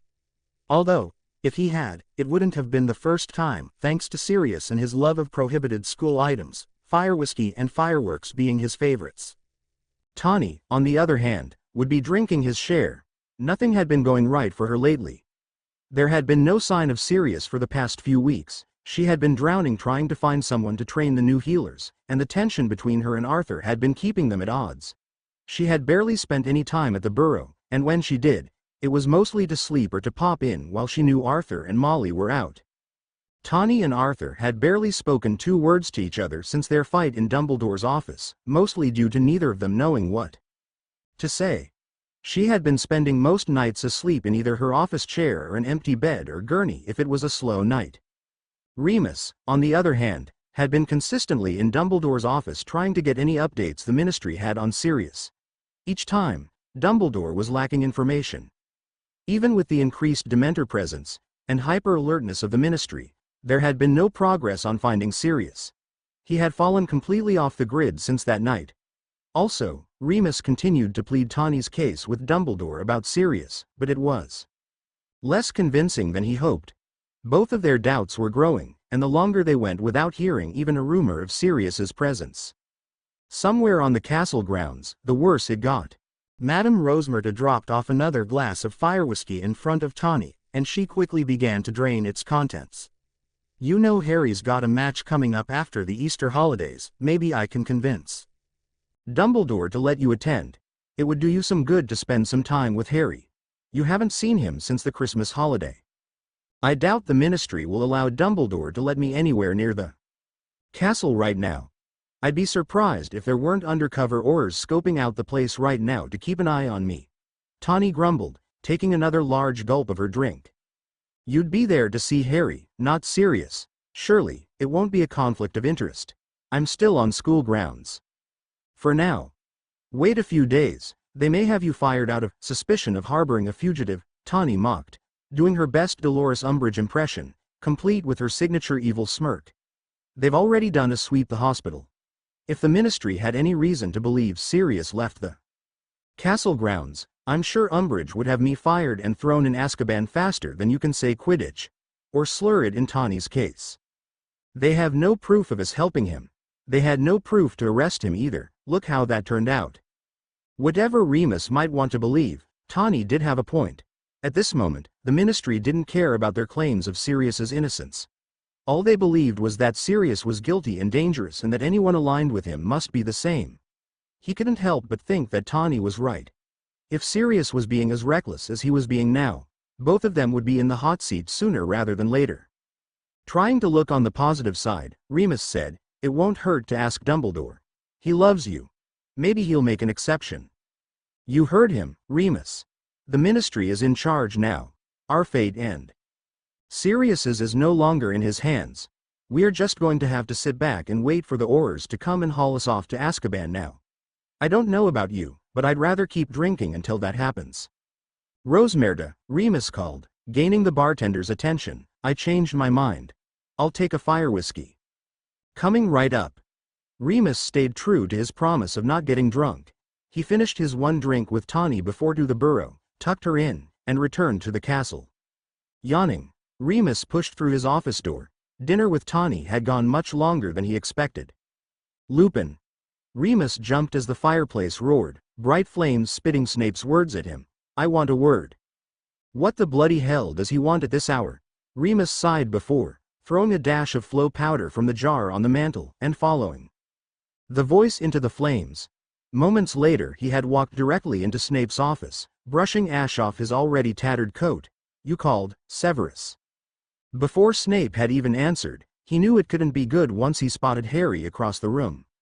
I certainly did. I just asked Potter to empty his pockets. He was carrying this. Snape held out the parchment, which Remus immediately recognized as the all-too-familiar Marauders map. Instead of its usual appearance, the map had hidden its secrets and instead chose to insult Snape. A precaution that Sirius and James had thought up in case the map ended up in the wrong hands. Remus knew the moment that Snape read Moony, Wormtail, Padfoot, and Prongs that regardless of not knowing the parchment was a map, that it belonged to the Marauders. Snape had heard those nicknames too many times before not to recognize them. Remus tried to keep his face expressionless while he searched for an answer to keep Snape at bay. Well? He was also realizing, Snape only had the map because he had taken it from Harry. Somehow, after all these years, the map, which had been confiscated by Filch his last year at school, had ended up in the hands of the descendant of one of its creators. Well? Snape called once more, trying to get a response from Remus. This parchment is plainly full of dark magic. This is supposed to be your area of expertise, Lupin. Where do you imagine Potter got such a thing? Snape glared at him, clearly believing Harry had received it directly from the source. Before answering, Remus looked directly at Harry, doing his best to tell him silently to keep quiet. Full of dark magic? Remus scoffed. Do you really think so, Severus? It looks to me as though it's a parchment that insults anyone who reads it. Childish, but surely not dangerous. I imagine Harry got it from a joke shop. Indeed?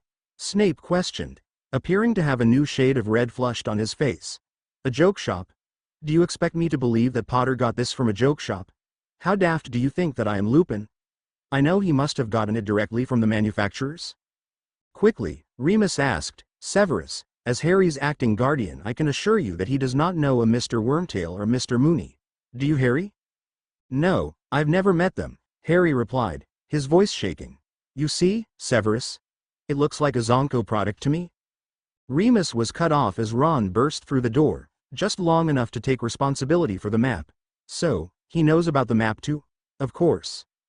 I gave Harry that stuff, Ron said, gasping for air. I bought it in Zonko's ages ago. Without giving Snape time to respond, Remus said, There we go, problem solved. Now, Severus, how about you let me discipline Harry and Ron? It's late, you should be getting to bed. I'll take that. Remus swiped the map swiftly from Snape's hands. Harry, Ron, follow me to my office. Remus ushered the boys out the doorway as quickly as possible, leaving no time for Snape to protest. The three of them walked in an uncomfortable silence the entirety of the trip to Remus's office. Without even looking at them, he knew the boys could sense the lecture Remus was about to rip into them. As the trio reached the office, Remus closed the door behind them and began. Where did you get the map? And yes, I am aware that it is a map, so do not even think about lying to me, Harry James Potter. After a long pause, Harry replied, Fred and George Weasley gave it to me. Of course. Out of all the troublemakers to have recovered the map and discovered the capabilities, it had to have been the Weasley twins. They had to have known what this was when they gave it to you. So, tell me, why would Fred and George be willing to part with something of such value? I'm not sure, they just did, Harry, Remus said sternly. Fine. They gave it to me so that I could go to Hogsmeade since you and Tawny wouldn't sign my permission slip. I see. Not only have you been using this to sneak around the castle, I'm assuming this isn't the first time, only the first time you've been caught. You've been using it to sneak out of the castle when Tawny and I specifically told you not to. I just wanted to go Hogsmeade, and you would have. The moment that Tawny and I knew where Sirius was and what he was up to, you would have been free to go, instead of listening to us. You blatantly disobeyed us. Remus raged, gripping the map fiercely. I'm sorry, Uncle Remus. Not only am I keeping this map, but you are also not, under any circumstances unless I am informed. The next Hogsmeade weekend you will be spending in my office under my watch. And both of you, Remus said, pointing to Ron and Harry, yes, both of you, will spend the next 3 weeks in detention working on essays of the topic of my choosing. I will also be checking carefully, and if either of you receives help on that work from Miss Granger, you will spend 3 additional weeks in detention. Do you understand? Why me, too? Ron began to protest. Because you knew about the map, lied to a professor, helped put me in a position to lie to Professor Snape, and helped Harry sneak out of the castle when you knew he wasn't allowed. Maybe it was the lack of answers finally getting to him, but Harry and Ron's lies only made Remus angrier. While he was normally calm and level-headed, everything kept piling up, and he was letting his anger out on the boys. Now both of you, back to your dormitory now. I'll be watching on the map, so I will know the moment you aren't where you are supposed to be. The boys nodded, staring at the floor and refusing to lock eyes with Remus. Just as Harry reached the door, he doubled back.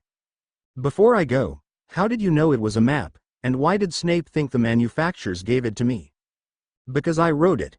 Harry's eyes widened in shock. While he doesn't know exactly what this is, Severus assumed I gave it to you. However, I know just how valuable this piece of parchment is. I also know that if it fell into the wrong hands, It could be extremely dangerous. Uncle Remus. It's getting late, Harry. You and Ron need to go to bed, immediately. Yes, sir. Harry nodded, dropping his head, and following Ron out the door. Just as the door closed, Remus slouched into his desk chair, throwing his head in his hands.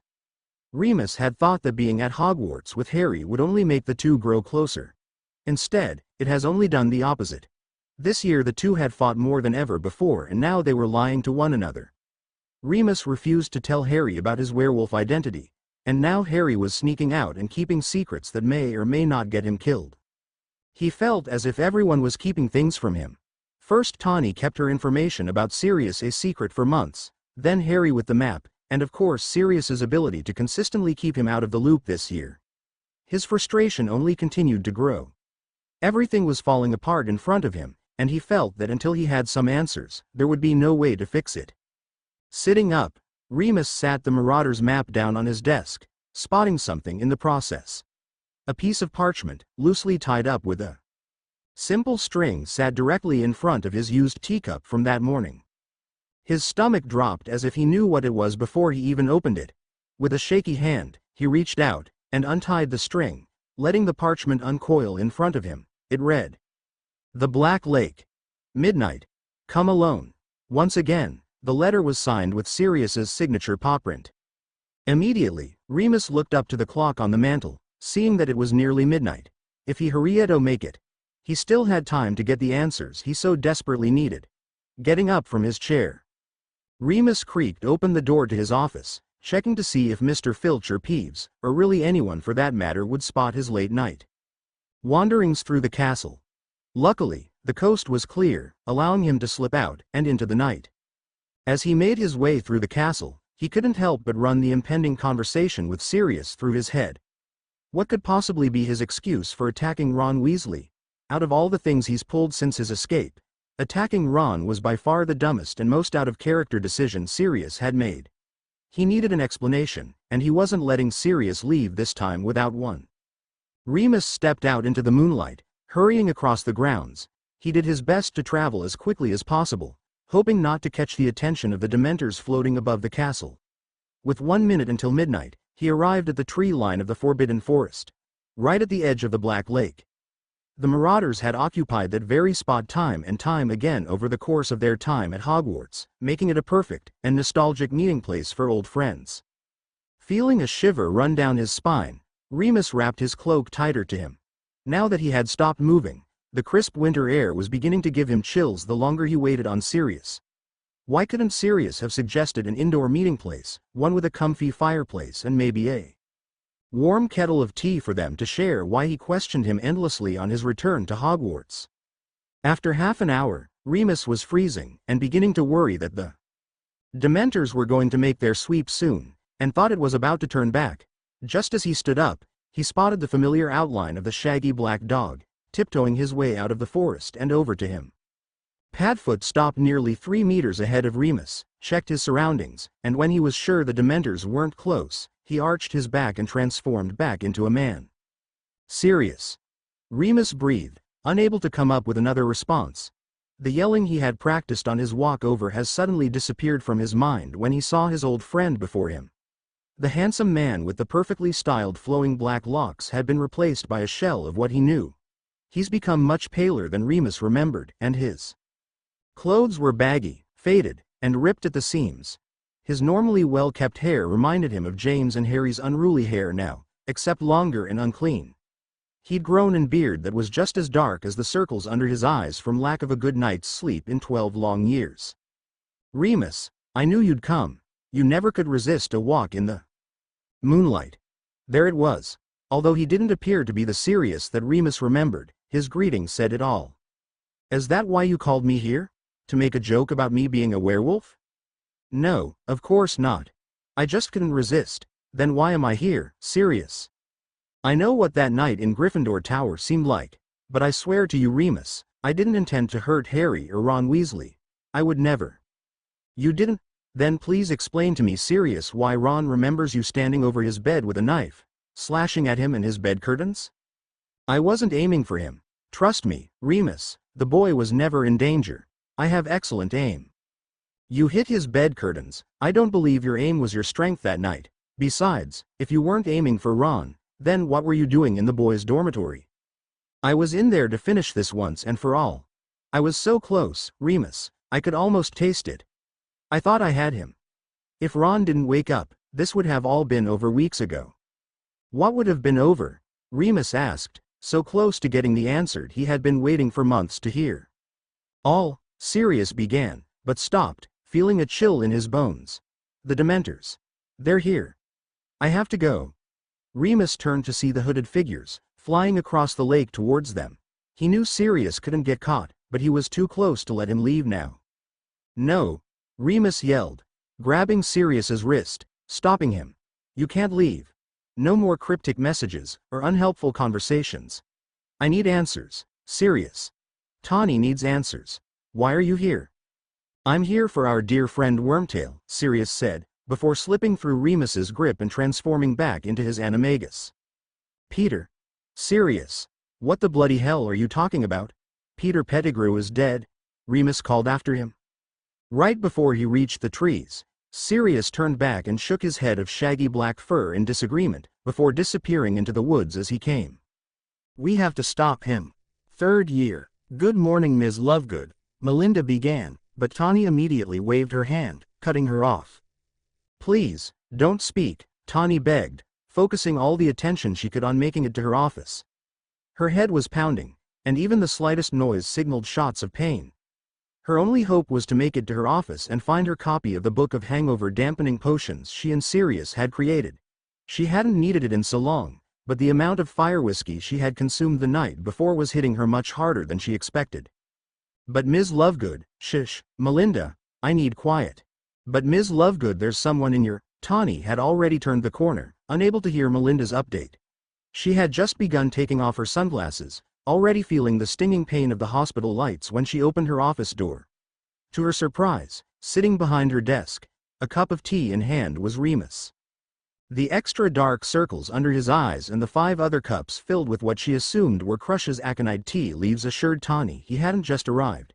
He must have been waiting all night for her to come in. Before she could say a word, Remus removed a vial from his pocket and set it down on the desk in front of him. Hangover potion. From how I left you last night, I assumed you would be needing it. Thank Merlin, Tawny said, lunging forward towards the vial. You. Remus Lupin, are a gift to this earth. It only took a second to uncork the vial and drain its contents.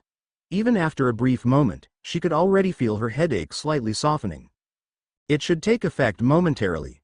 I'm not sure I could have even read my copy of our potions book. My headache was pounding so bad. I've never had a hangover like this. I've been vomiting in the Weasleys' bathroom for hours this morning. That must be why you're late. How long have you been here? Since 1 a.m. Why not just come to the burrow? Did you even sleep? Because what I'm about to tell you shouldn't be overheard by anyone. Just as he finished, he whispered, muffalato, making sure anyone that could be listening in wouldn't be able to hear their conversation. Remus, what's going on? I spoke to Sirius last night, in person, where we all used to meet down by the Black Lake. Without me?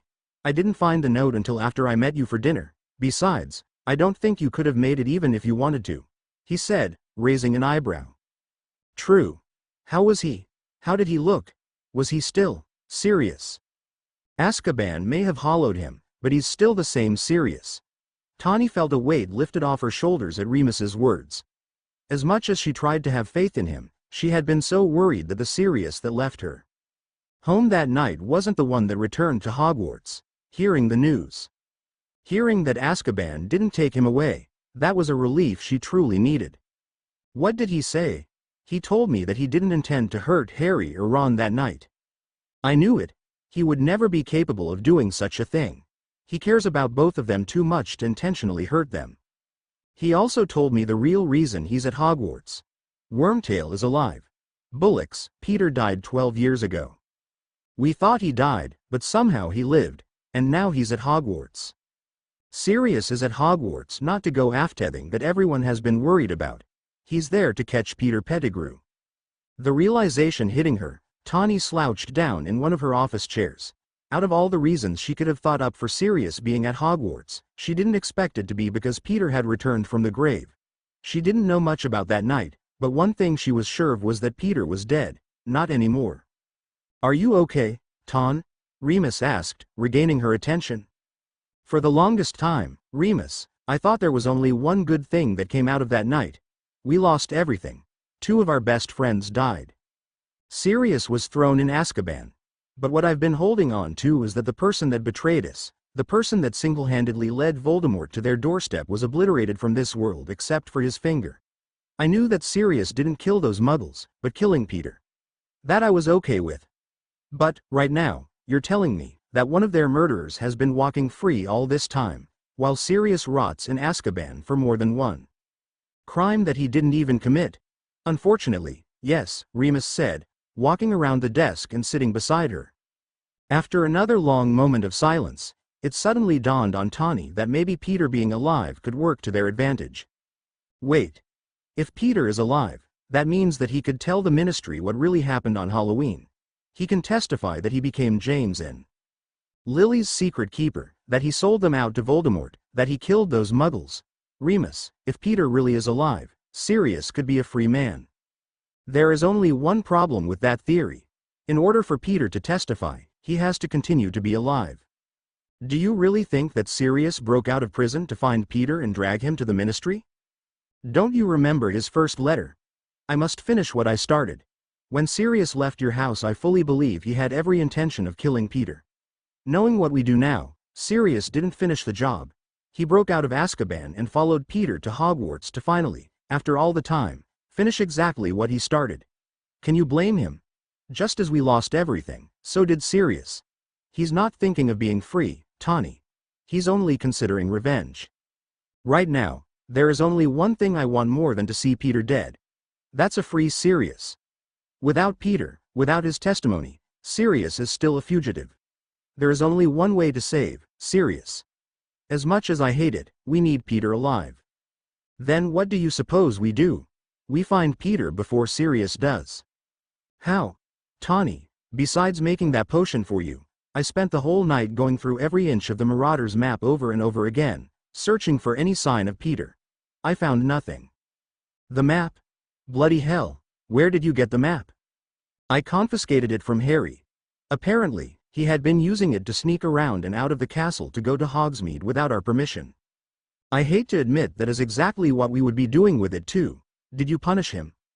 They're weeks of detentions and a paper of my choosing, without the help of Hermione. Oh, no help from Hermione. Smart move, Professor. I thought so, Remus smirked. Back to the issue at hand. Finding Peter. Keep checking the map. Peter knows his way around the castle just as well as we do. Check the secret passageways, anywhere that he could be hiding. I'll look for clues outside the school. Something that will tell us how we got there in the first place.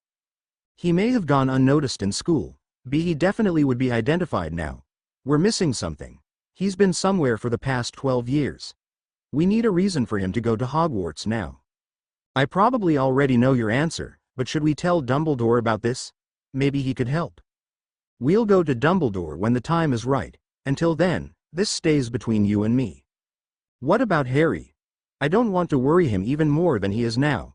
He knows Sirius isn't a threat. Telling him that Peter is alive and roaming the school won't do him any good. What if Peter goes after Harry? Shouldn't we warn him? Peter has been in hiding for a long time. He won't just jeopardize his safety to attack Harry out in the open. Keep him close. He has detention with you for 3 weeks, right? Keep an eye on him. Make sure someone is with him at all times. It's almost the end of the year. If we don't find him before the term ends, he'll be under our protection anyway. If the end of the term comes, how long do we keep this up? However long it takes. 1 month later, over the past month, finding Peter had been nearly impossible. Remus had kept an incredibly close eye on Harry and tracking him on the map constantly while searching for Peter. At night, when he knew Harry was asleep in Gryffindor Tower, he took to the secret passageways, trying to find any trace of Peter being there. So far, his search kept coming up empty. On Tawny's end, things hadn't progressed much either. Whenever she wasn't with a patient, she was looking for any way to find Peter. She even made an impromptu trip to the Ministry of Magic and begged Kingsley Shacklebolt to let her look over the case files and official reports Halloween 1981, to look for messages. Unfortunately, it didn't take long for Dolores Umbridge to find her and personally escort her out of the building.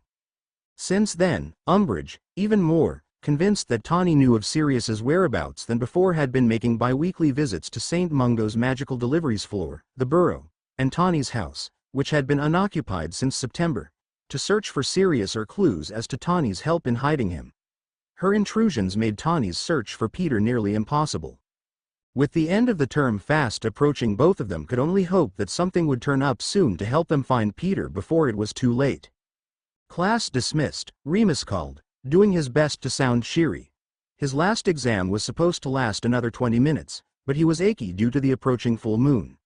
So, he ended class early, promising extra credit on the students that hadn't finished their exams in hopes of being able to brew a cup of aconite tea to ease his pain. As the last few students filed of the classroom, Remus gathered a couple of textbooks and hurried as fast as he was able to up the stairs to his office. He kicked the door shut behind him and immediately dropped the textbooks onto the top of the bookshelf, promising himself he'd put them up later. Aguamenti. With a flick of his wand, he filled a kettle and whisked it over his newly ignited fireplace, hoping the water would heat as fast as he could find aconite leaves to put into the steaming hot water. Remus groaned as he rummaged through his drawers, doing his best to find the leaves. Every motion caused him discomfort, and he begged he'd find the leaves soon enough. It wasn't long before the professor found the leaves, and the kettle finished heating. He waved his wand, his hand trembling slightly as he kettle poured the water over the leaves. The first sip brought him a small wave of relief. Thank Merlin. He sighed, walking around to his desk. Remus froze, nearly dropping his cup of aconite tea over a pile of the 7th-year students' essays. Laying right next to his framed photograph of he, Tawny, and Harry was a roll of parchment. Just like the one he had received a month prior, this one too was wrapped by a used piece of twine. Without even opening it, he knew it was from Sirius. But how did it appear on his desk? He was certain it hadn't been there earlier that morning when he went to breakfast, so it couldn't have been dropped off the night before. But that meant it had to have been placed upon his desk in the last 2 hours. Sirius was reckless, yes, but was he stupid enough to sneak into the castle in broad daylight? He could have been caught. What was he thinking? Both worried and frustrated, he carefully untied the letter and unrolled the parchment. This all ends tonight, Moony. One sentence. That was all it took for our chair. Moony. He hadn't been called that in over a decade. Tawny hadn't used it since Sirius left, and with Harry being blissfully unaware of his furry little problem, there was no need to tip him off. Any doubt about Sirius that had begun to flood his mind over the past few months had ceased when he read his nickname. Shaking his head, he tried to snap out of it. It all ends tonight. If he didn't hurry, Peter would die that night. He had to warn Tawny, as see if she had found anything new about where Peter could be hiding. If they didn't act fast, there would be no chance of saving Sirius. Sending a quick Patronus message to Dumbledore that he was leaving the castle temporarily, he drained the rest of his tea and flowed off to the burrow. Officially sleep-deprived and overworked, Violet, who finally back from maternity leave, she had given birth to a baby girl. Andrea sent Tawny home for the day. Tawny tried to put up a fight, but when Violet insisted that she would give Dolores Umbridge just as much hell as Tawny would during her visit that day, Tawny agreed to go home and get some much-needed rest. Not long after she arrived back at the burrow and got uncomfortable on the sofa, Hedwig flew through the kitchen window and dropped a letter on Tawny's lap. She sat on the arm of the sofa while Tawny softly stroked her wings as she read. Tawny, the Quidditch final was last week, and we won. The firebolt worked like a charm. Slytherin tried to cheat, but it didn't matter. I caught the snitch just in time. I wish you could have been there to see it. Remus told me that he tried to get you permission to come, but the Ministry has been on your case with Sirius still in the wind. Is it true that Ministry officials have been visiting your office? We've been taking our exams this week. Luckily today they finally finished. I wanted to ask you something about divination. Professor Trelawney made a prediction during my divination exam. It was something along the lines of Voldemort's servant returning tonight. Hermione thinks that divination is a pile of rubbish, but the way she said it wasn't anything like her previous predictions about my impending doom. What do you think? There is no way any of that can be true, right? Don't answer that, it's ridiculous. I'm going to Hagrid's tonight. I know I probably shouldn't be out, but I have to. Buckbeak, his hippogriff, is being executed tonight because of a little scratch he gave Malfoy. I think that's a load of rubbish, but Hermione, Ron and I are going to go console him, or try to. What do you say to someone that has their hippogriff executed? Well, probably just make some tea and chip our teeth on his rock-hard cookies. It'll be worth it to help Hagrid though. Do you know any teeth repairing spells? I will need them. See you soon. Love you. Harry. While Trelawney's prediction made her feel slightly uneasy, she had to agree with Hermione. She let Sirius stick to the divination classes rather than sitting in on them herself. Sirius had hated the subject as well. She was sure that out of all the things to worry about, Trelawney's unreliable predictions were the last thing she should concern herself with. Tawny hadn't been finished reading long when Remus came tumbling first through the fireplace, clutching a roll of parchment in his fist. The noise surprised Hedwig, causing her to screech and take flight out the window. Remus! Tawny immediately closed her book before getting up to brush the soot off the werewolf in front of her. What are you doing here? Did you get one? Remus asked, holding up the parchment. Is that from? He nodded eagerly. When did you? I found it just now. He risked getting caught to put this on my desk this morning. If he's willing to do that, then he definitely sent you one here. Did you get one today too? No, the only letter I've gotten today is from Harry. What did Sirius say? He said. Remus struggled to catch his breath as he got up and walked over to clutch the back of an overstuffed chair. Remus, are you okay? Tawny asked, rushing to his side. The full moon is tonight. I'll be fine. He sighed, stepping around her to sit in the plush chair. Sirius said that it all ends tonight. He's going after Peter. Have you found anything that can help us get to Peter first? Unfortunately, no. With work and Umbridge on my case, I haven't been able to find anything. You? I've checked everywhere. There's no sign of him, Ton. I don't know how he got in, or where he's been hiding, but I can't find him. What are we going to do? Remus, Sirius is going to throw his one shot at freedom away tonight for revenge. Tawny yelled, tugging on the ends of her blonde curls as she paced back and forth in front of the fireplace. Silence lingered over them as they tried to think of a solution. Silence lingered over them as they tried to think of a connection. Tawny scanned the pictures of the fireplace, begging one of them to give her an idea. On the far side of the mantel was one of Fred and George shooting off miniature filibuster fireworks. Next to that one was one of Ginny riding on one of her brother's brooms while still in her Christmas dress and stockings. Another one was of her and Remus, accompanied by Molly and Arthur in front of the burrow, with huge smiles plastered on their faces. Tawny remembered Arthur struggling to work the camera. The photo on display was one of many attempts. But the last photograph is what caught Tawny's eye. She recognized the photo from the Daily Prophet. Molly had cut the photo from the article on their family trip to Egypt and framed it. She skipped over most of the Weasleys but stopped at Ron. Tawny thought back to the night that Sirius entered Gryffindor Tower. The one person that Peter Pettigrew got close to was Ron. Why with Harry so close, hover by Ron Weasley? Ron was the key to all of this. But why? What was so special about the boy? He was just like any of the Weasleys in the photo. Fiery red hair, freckles, wearing a wide grin and waving hysterically. Unlike everyone else, Ron had a pet rat sitting on his shoulder. But that wasn't out of the ordinary. Scabbers was just a rat. A three-toed rat. They have witnesses that put Sirius at the scene of the 13 murders, as well as what is left of Mr. Pettigrew, his finger. Tawny mumbled as Albus Dumbledore's words rang through her head. What? Remus asked, looking up to her. How long have the Weasleys had Scabbers? I dunno. Percy had him first, and now Ron. A long time. What does that matter right now? How long, Remus? Tawny demanded, approaching him. As long as we've been good friends with them. Why? 12 years. They'd been close friends with them since James and Lily's deaths 12 years prior. He transformed. He cut off his own damn finger and transformed. Sirius found him that night, intent on killing him, but it didn't work because Peter transformed. Somehow Sirius knows that Peter is Ron's rat, he knows that Ron is at Hogwarts, and he knows Peter is there somewhere and tonight he's going to finish him. Tawny was rambling now, thinking out loud. Remus, who could already feel a headache coming from the full moon, was having trouble following her now audible train of thought. What are you talking about, Ton? Peter is missing a finger. Yes, I know. They found it at the crime scene. He cut it off himself. Why would Peter cut off his own finger?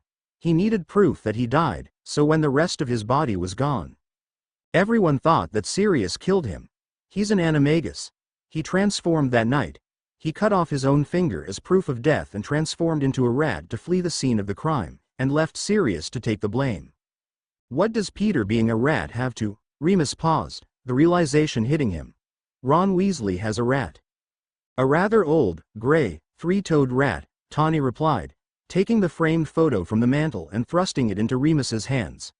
When Sirius broke into Gryffindor Tower, the reason it looked like he was attacking Ron was because Peter was right there with him. And Sirius tried to get him, not Ron. He's known all along that Peter is Ron's rat, and he made sure to follow him to Hogwarts because he knew he'd be there with Ron. We need to be looking at the map for places a rat could hide, not a person. Obvious places, small places, anywhere. Ron's rat has been missing for a while. He thought that Hermione's cat ate him. No, he's still alive. If Sirius is going after him tonight, he knows how to get him. We have to stop him before he kills Peter tonight. Then what are we waiting for? Let's go, Tawny said, taking Remus's hand and apparating the two of them as close to the castle as possible. Give me a reason. Disclaimer. This chapter includes passages, or similar passages from Harry Potter and the Prisoner of Azkaban. Those passages are property of J.K. Rowling. Third year. The moment Hagrid led Tawny and Remus through the gates, they did their best to hurry up to Remus's office. They had to check the map immediately. Once the map was unlocked, Remus spread it out as full as it could be across his desk. Both took a side as they scanned intently for any sign of Peter. There, Tawny cried, pointing to his footprints on the map, his name hovering over them in its name banner. Oh no, Remus, he's with Harry, Ron, and Hermione. That's not the only person he's with. Remus pointed to the approaching name banner and footprints. Fast approaching was Sirius's name banner and footprints. We may be too late. Just as Sirius's name appeared, it vanished, along with Peter's and Ron's. Where did they go? They must be off the map. Remus, look where they are. Hermione and Harry's names were right beside the Whomping Willow, and the tunnel leading off the map. Sirius is taking him to the Shrieking Shack. We have to go, now, Tawny yelled, heading for the office door. Remus, forgetting to lock the map, followed her out of the door. The two began rushing down the corridors, trying to find the fastest route to the shack. Tawny could remember doing the same thing years ago, following Sirius out to the Shrieking Shack as quickly as he could. She could only hope he didn't make it there faster than he normally would have. Just as Remus and Tawny turned a corner headed for the front doors of the castle, Tawny heard, "Ms. Lovegood, what are you doing here?" Stopping in her tracks, Tawny turned around to see Minerva McGonagall approaching her and Remus. Minerva. They had been so busy trying to get out to the Willow that they had completely missed the professor in the corridor. Remus, Albus didn't tell me Tawny was visiting. It's the end of the term. Harry should be home in a couple of days. Is something wrong with him? For the first time, Tawny and Remus could not come up with an excuse. They just stood there, searching endlessly for a reason as to why Tawny was there, but their minds were too preoccupied. Luckily, Professor McGonagall realized very quickly what was wrong. Looking directly at Tawny, she asked the one question she already knew the answer to. You know where he is, don't you? Tawny remained silent, unsure how to answer. Would McGonagall help them? Or take them directly to Dumbledore's office for knowing the whereabouts of Azkaban's only escaped convict and most wanted man alive? With a quick glance in both directions, the professor said, "Go." Tawny's was aghast. "Go now before I change my mind." "Thank you," Tawny whispered before running after Remus. It didn't take long before she caught up with him at the edge of the Whomping Willow, before Remus could even attempt to levitate a stone too. Hit the knot on the willow. Tawny leapt forward, transforming into her animagus and scampering up to the edge of the tree. She had learned that trick from Peter years ago. His animagus was so small that he had been able to sneak past without signaling the willow. Although Tawny's rabbit animagus was bigger, she still was fast enough to slip by and hit the knot, pausing the tree before it had enough time to react. That's one way to do it, Remus smirked as he followed a rabbit-sized Tawny into the secret passageway. Tawny transformed back into herself as soon as Remus entered the tunnel. Noticing him struggling, she did her best to help him through. Lumos, she whispered as the tip of her wand lit up, giving the pair light to guide their way.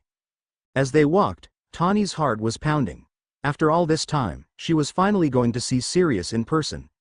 If everything went well, Sirius could be a free man that night. All they had to do was get to Peter before Sirius finished him off. Surely, they could. Even at the slow pace that they were going, they had to reach the Shrieking Shack before Sirius killed Peter. Not only were they not that far behind everyone, but she knew Sirius better than anyone else. He was going to have to make a dramatic speech before he did anything. He couldn't help it. It was just his style. You should go on without me. I'm slowing you down, Remus said, trying to slither out of Tawny's hold on him. You said it yourself. Sirius needs us both. Sirius loves you. One look at you and he'll do whatever you say. Tawny scoffed at his words. Bullocks. I begged him not to go after Peter that night, Remus. He didn't listen then. He needs you, and I need you to make sure that he listens now. He can't say no to both of us. What if we're too late, Tawn? I hope to Merlin we aren't. The rest of the walk, the two remained in silence, focusing on the fight ahead of them. Tawny didn't know what was running through Harry's head. Was he scared? Would he believe them? Would he believe Sirius? How would they convince him? She was starting to rethink her choice to keep Harry out of the loop. She didn't want to scare him then. But she didn't ever think that Harry would be in the situation he was now. There it is, Tawny said, pointing her wand at the trapdoor at the end of the passageway. Letting go of Remus, she pushed it open, letting it fall backward with a clash. But that wasn't the only clash she heard. She paused when she heard a loud thud come from upstairs, followed by a loud crashing in voices and gasps of pain she couldn't help but recognize. Remus, we have to get up there. Tawny pushed herself up through the doorway and extending both her hands to Remus, helping him through.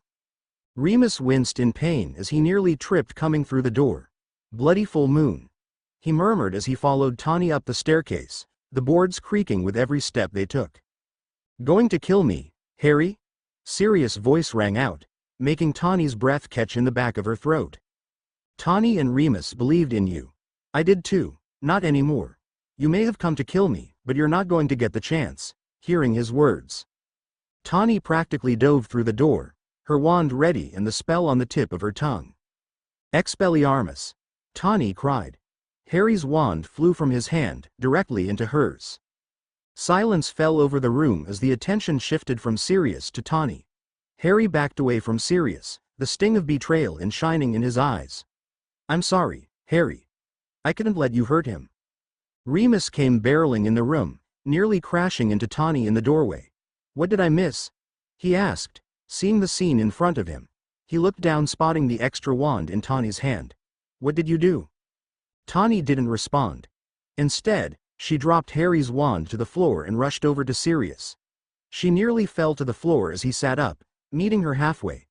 Tawny threw her arms around his neck, holding him as tightly as she could. Instantly, Sirius wrapped his arms around her torso. Tawny could feel him relaxing in her arms. Tears began rolling down her cheeks as she buried her head in his neck. After 12 years, finally, she saw him in person. Finally, they were together again. You should have told me what you were planning. I would have understood. I would have helped you. I couldn't risk you getting caught and being sent to Azkaban, too. Tawny leaned back and cupped his face with both hands, looking directly into his eyes, now glassy with tears. It's the risk. What? You would have helped him? Harry's question broke up the moment, directing Tawny and Sirius's gaze to him. If Tawny thought Harry was hurt before, this moment didn't even compare. How could you? And you? He looked to Remus. You too. Harry, you don't understand. I understand just fine. He's trying to kill me, and the both of you, the people that I thought loved me, would have helped him at the drop of a hat. We do love you. You're lying, Harry roared. If you loved me you'd never do this. That's not the only thing they're lying about, Hermione added. Remus, he's a werewolf. You didn't tell him. Sirius asked Remus, looking surprised. Of course, I didn't tell him. I didn't even tell either of you. I told you she'd figure it out, Remus. This is not the time to say, I told you so, Tawny. So, it's true? Harry said, interrupting their bickering. You really are a werewolf? Yes. Remus nodded reluctantly. I knew something was wrong. You haven't been ill at all, have you? And you knew, too, Tawny. I asked you about it, and you lied right to my face. I wanted to tell you, Harry, I just didn't know how. How about, Happy Christmas, Harry? Let me let you in on a secret that controls my bloody life. That's one way to put it. Remus turned to Hermione. How long have you known? Since Professor Snape assigned the essay. You've known for that long and didn't tell me? Harry said, surprised. I was hoping I wouldn't have to.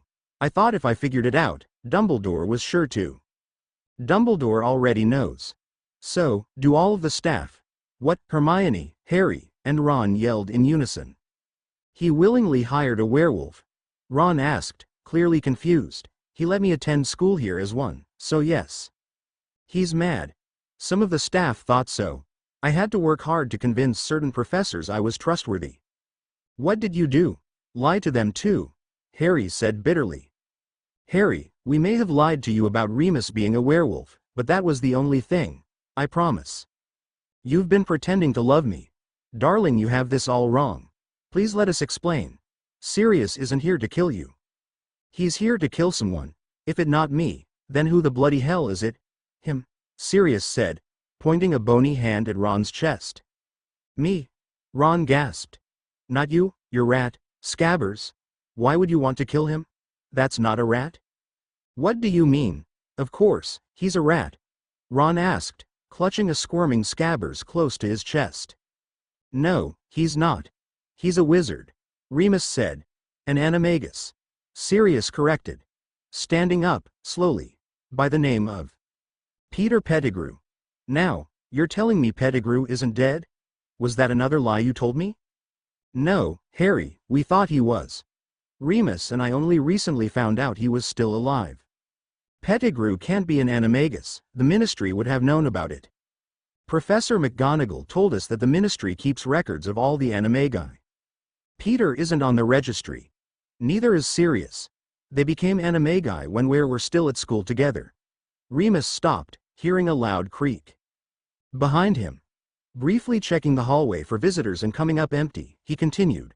When James, Sirius, and Peter found out about me being a werewolf, they did everything they could to be with me during the full moon. That included becoming unregistered animagi. My dad was an animagus. Yes. His was a stag. For the first time that evening, Tawny could have sworn Harry had smiled for a brief moment. Once they mastered their transformations, they joined me on every full moon.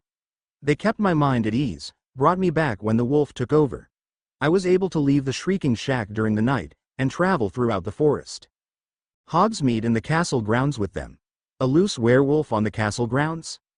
I never said it was a good plan, Hermione. Remus continued, adding, our trips throughout the grounds and Hogsmeade gave us the ability to know more about the castle than anyone else. Harry, I told you I wrote the Marauders map, remember? I wasn't the only one. Your dad, Sirius, and Peter wrote it with me. The names at the top the map. Moony, Wormtail, Padfoot and Prongs, that was us. I was Moony because of the moon. Sirius was Padfoot. Peter was Wormtail, and your dad was Prongs. That was reckless to do that. You could have bitten someone. I know. It was irresponsible, and we weren't thinking clearly. I wasn't thinking straight just then. I was too caught up being incredibly happy and honored that 3 people were willing to break the law just so I didn't have to be alone on the full moon anymore. So, no one else knew about you being a werewolf, and my dad, Sirius, and Peter being a legal animagi? I did. So, did your mom, Harry. Other than that, no one else knew. It was our secret. That's why when I confronted Peter that night, he was able to slip away from me, Sirius said, speaking up. Just before he transformed when I cornered him, he yelled for the whole street to heed that I'd betrayed Lily and James. Then, before I could curse him, he blew up the street with the wand behind his back, killed everyone within 20 feet of him, and then sped down into the sewer with the other rats. I've heard enough of this.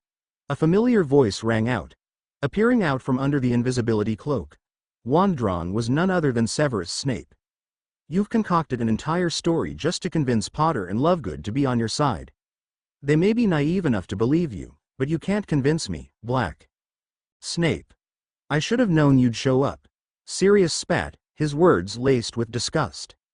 Severus, Remus began but was immediately interrupted by Snape.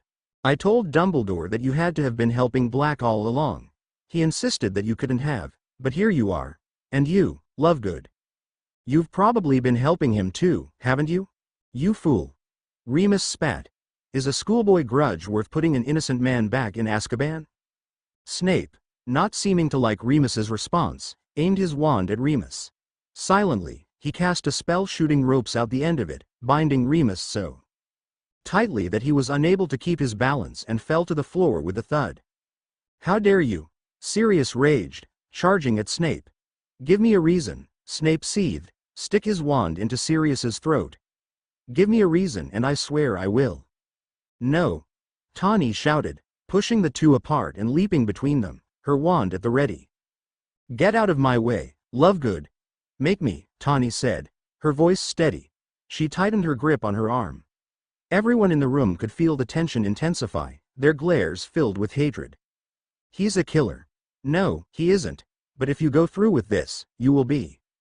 How can you have so much faith in him? At one point you hated him just as much as I do. He changed. I can't say the same for you, Severus. You think he's changed? Snape laughed coldly. Black is still the same man that tried to have me killed years ago. He may not have succeeded with me, but he did with Pettigrew and the Potters. I was just trying to scare you, Snivellus, not kill you, you slimy git. Sirius yelled, making Snape tighten his grip on his wand. Look at me. Tawny yelled, forcing Snape to look at her instead. If you want to kill Sirius, you'll have to kill me too. The Ministry will understand. They know that you would never let anything happen to Black. I explained that I was just defending myself. This isn't about going to the Ministry or doing the right thing for you. You hate him, and you hate me. So, you know what? Tawny loosened her grip, letting her wand fall to the floor between them. If you are going to kill me, do it. Tawny, no. Sirius tried to plead with her. Do it, Severus. Kill me in front of my godson. Kill me in front of her son. Even it was just for a moment, Snape wavered. That was all it took. Expelliarmus. Just like that, Snape was thrown backward into the floor, knocking him unconscious. Looking back, Tawny could see not only Harry but Hermione and Ron with their wands raised. Hermione was wide-eyed that she was in absolute shock of her actions. Harry. Show me. I probably just earned detentions for the rest of my days at Hogwarts for that. So, show me. Prove to me that you aren't lying about this. Prove to me that the man I have heard endless stories about isn't the killer everyone says he is. Prove to me that Scabbers is Peter Pettigrew. Harry. It's Scabbers, of course, it's not Pettigrew, he's been in my family for 12 years, Remus said, as Sirius untied his binds. That's quite a long time for a rat, Ron, Remus added. I take care of him. It doesn't look like it, Sirius added. Look how thin he is, probably due to the stress of knowing I was after him. He's been evading me for months, faking his death, and trying to flee the castle. He's just a rat. Let us perform a spell then. If he's really a rat, it won't hurt him.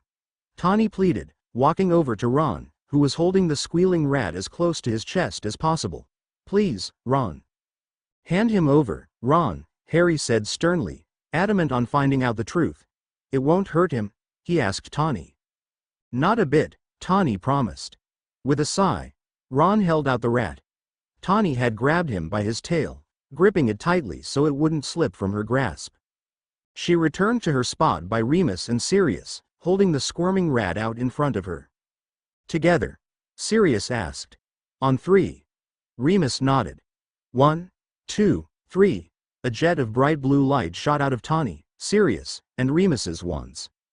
With a flash, in the center of the 3, the gray rat dropped from Tawny's grasp and began to shake and grow, transforming back into a human.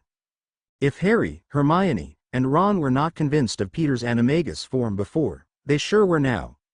Their mouths were open and eyes wide, staring at the shell of a man in front of them. "Hello, Peter," Remus began, smirking at his old friend. "It's been too long." "R. Remus. S. Sirius. T. Tawny. My friends." Peter reached out to Tawny, but Sirius swatted his hand away. "Don't you dare touch her, Wormtail. So, it's true. Everything you've ever told me." "Harry, darling, we wouldn't lie to you about that," Tawny said softly. "Why, you don't believe them, do you? Please, he tried to kill me. I barely escaped with my life." Peter panicked. "You shouldn't have." Sirius seethed. "See, he tried to kill me then, and he's going to do it now. I had to hide. I knew he would come after me." "You knew Sirius was going to break out of Azkaban when no one has done it before?" Remus questioned, raising an eyebrow. He's got dark magic. Save it, Wormtail. Tell Harry the truth. Tell him how you were a spy for Voldemort." Peter shivered at Sirius's words. "What's wrong? Afraid to hear your old master's name? The master you served for a year before you betrayed James and Lily? The moment you became James and Lily's secret keeper, you sold them out. You handed them directly to Lord Voldemort, you spineless piece of filth." "I had to," Pettigrew squealed, tightening into a ball to protect himself from an enraged Sirius. He was taking over everywhere. He was going to find them regardless. If I didn't help him, he would have killed me too." "Sirius. Then you should have died rather than betray your friends, just as any one of us would have done." "For you." Sirius was standing over Peter, his wand forced under Peter's chin. Peter was wailing, his whole body shaking as tears streamed down his face. "I'm so sorry, Sirius. Sorry does not bring back James and Lily. Sorry does resurrect those Muggles who you obliterated in order to frame me. Sorry does not change anything. If I could take it back, I would. You've already admitted you killed them. There's no use in lying anymore, Wormtail. You latch on to the strongest, most powerful people. When James, Remus, and I weren't strong enough for you anymore, you moved on to Voldemort. You would betray anyone to save your skin. You wouldn't change a single thing about that night, and you know it. I just wanted to make it out of the war alive.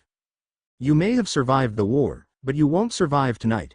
Sirius finished, stepping back to fully raise his wand. It was possible. Peter curled up even tighter, clenching his eyes shut as he choked on his tears. Unable to watch, Hermione turned to hide her face in Harry's shoulder. No. For the second time that night, Tawny had jumped in front of a wand. This time, her fiancé's. Without a second thought, Sirius lowered his wand. "You can't kill him." "Oh, Tawny, thank you," Peter cried, grabbing on to Tawny's legs. "Peter, touch me again and your finger is not the only appendage you'll be missing." Peter gulped and crawled back. "I can't let you kill him, Sirius. Do you know what he's done to us? He deserves to die. Do you not think I want that? Believe me, Sirius, I would love for you to kill him. You're right. What he has done to us, to James and Lily, to Harry, he does deserve death. Then why should I spare him?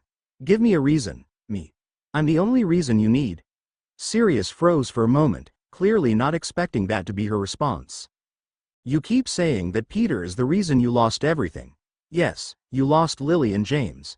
Yes, you lost the ability to raise one hell of a godson. But you didn't lose me. I have never, for a second, given up on you, Sirius. So, don't you dare give up on me. Peter deserves to die, but his testimony can save you.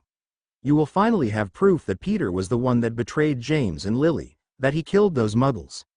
If he's dead, he can't tell all that to the Ministry. If you kill him tonight, any chance of you coming home to me dies with him." "Would he really testify?" "He will testify, even if that means I have to personally pour the Veritaserum down his throat. Your name will be cleared.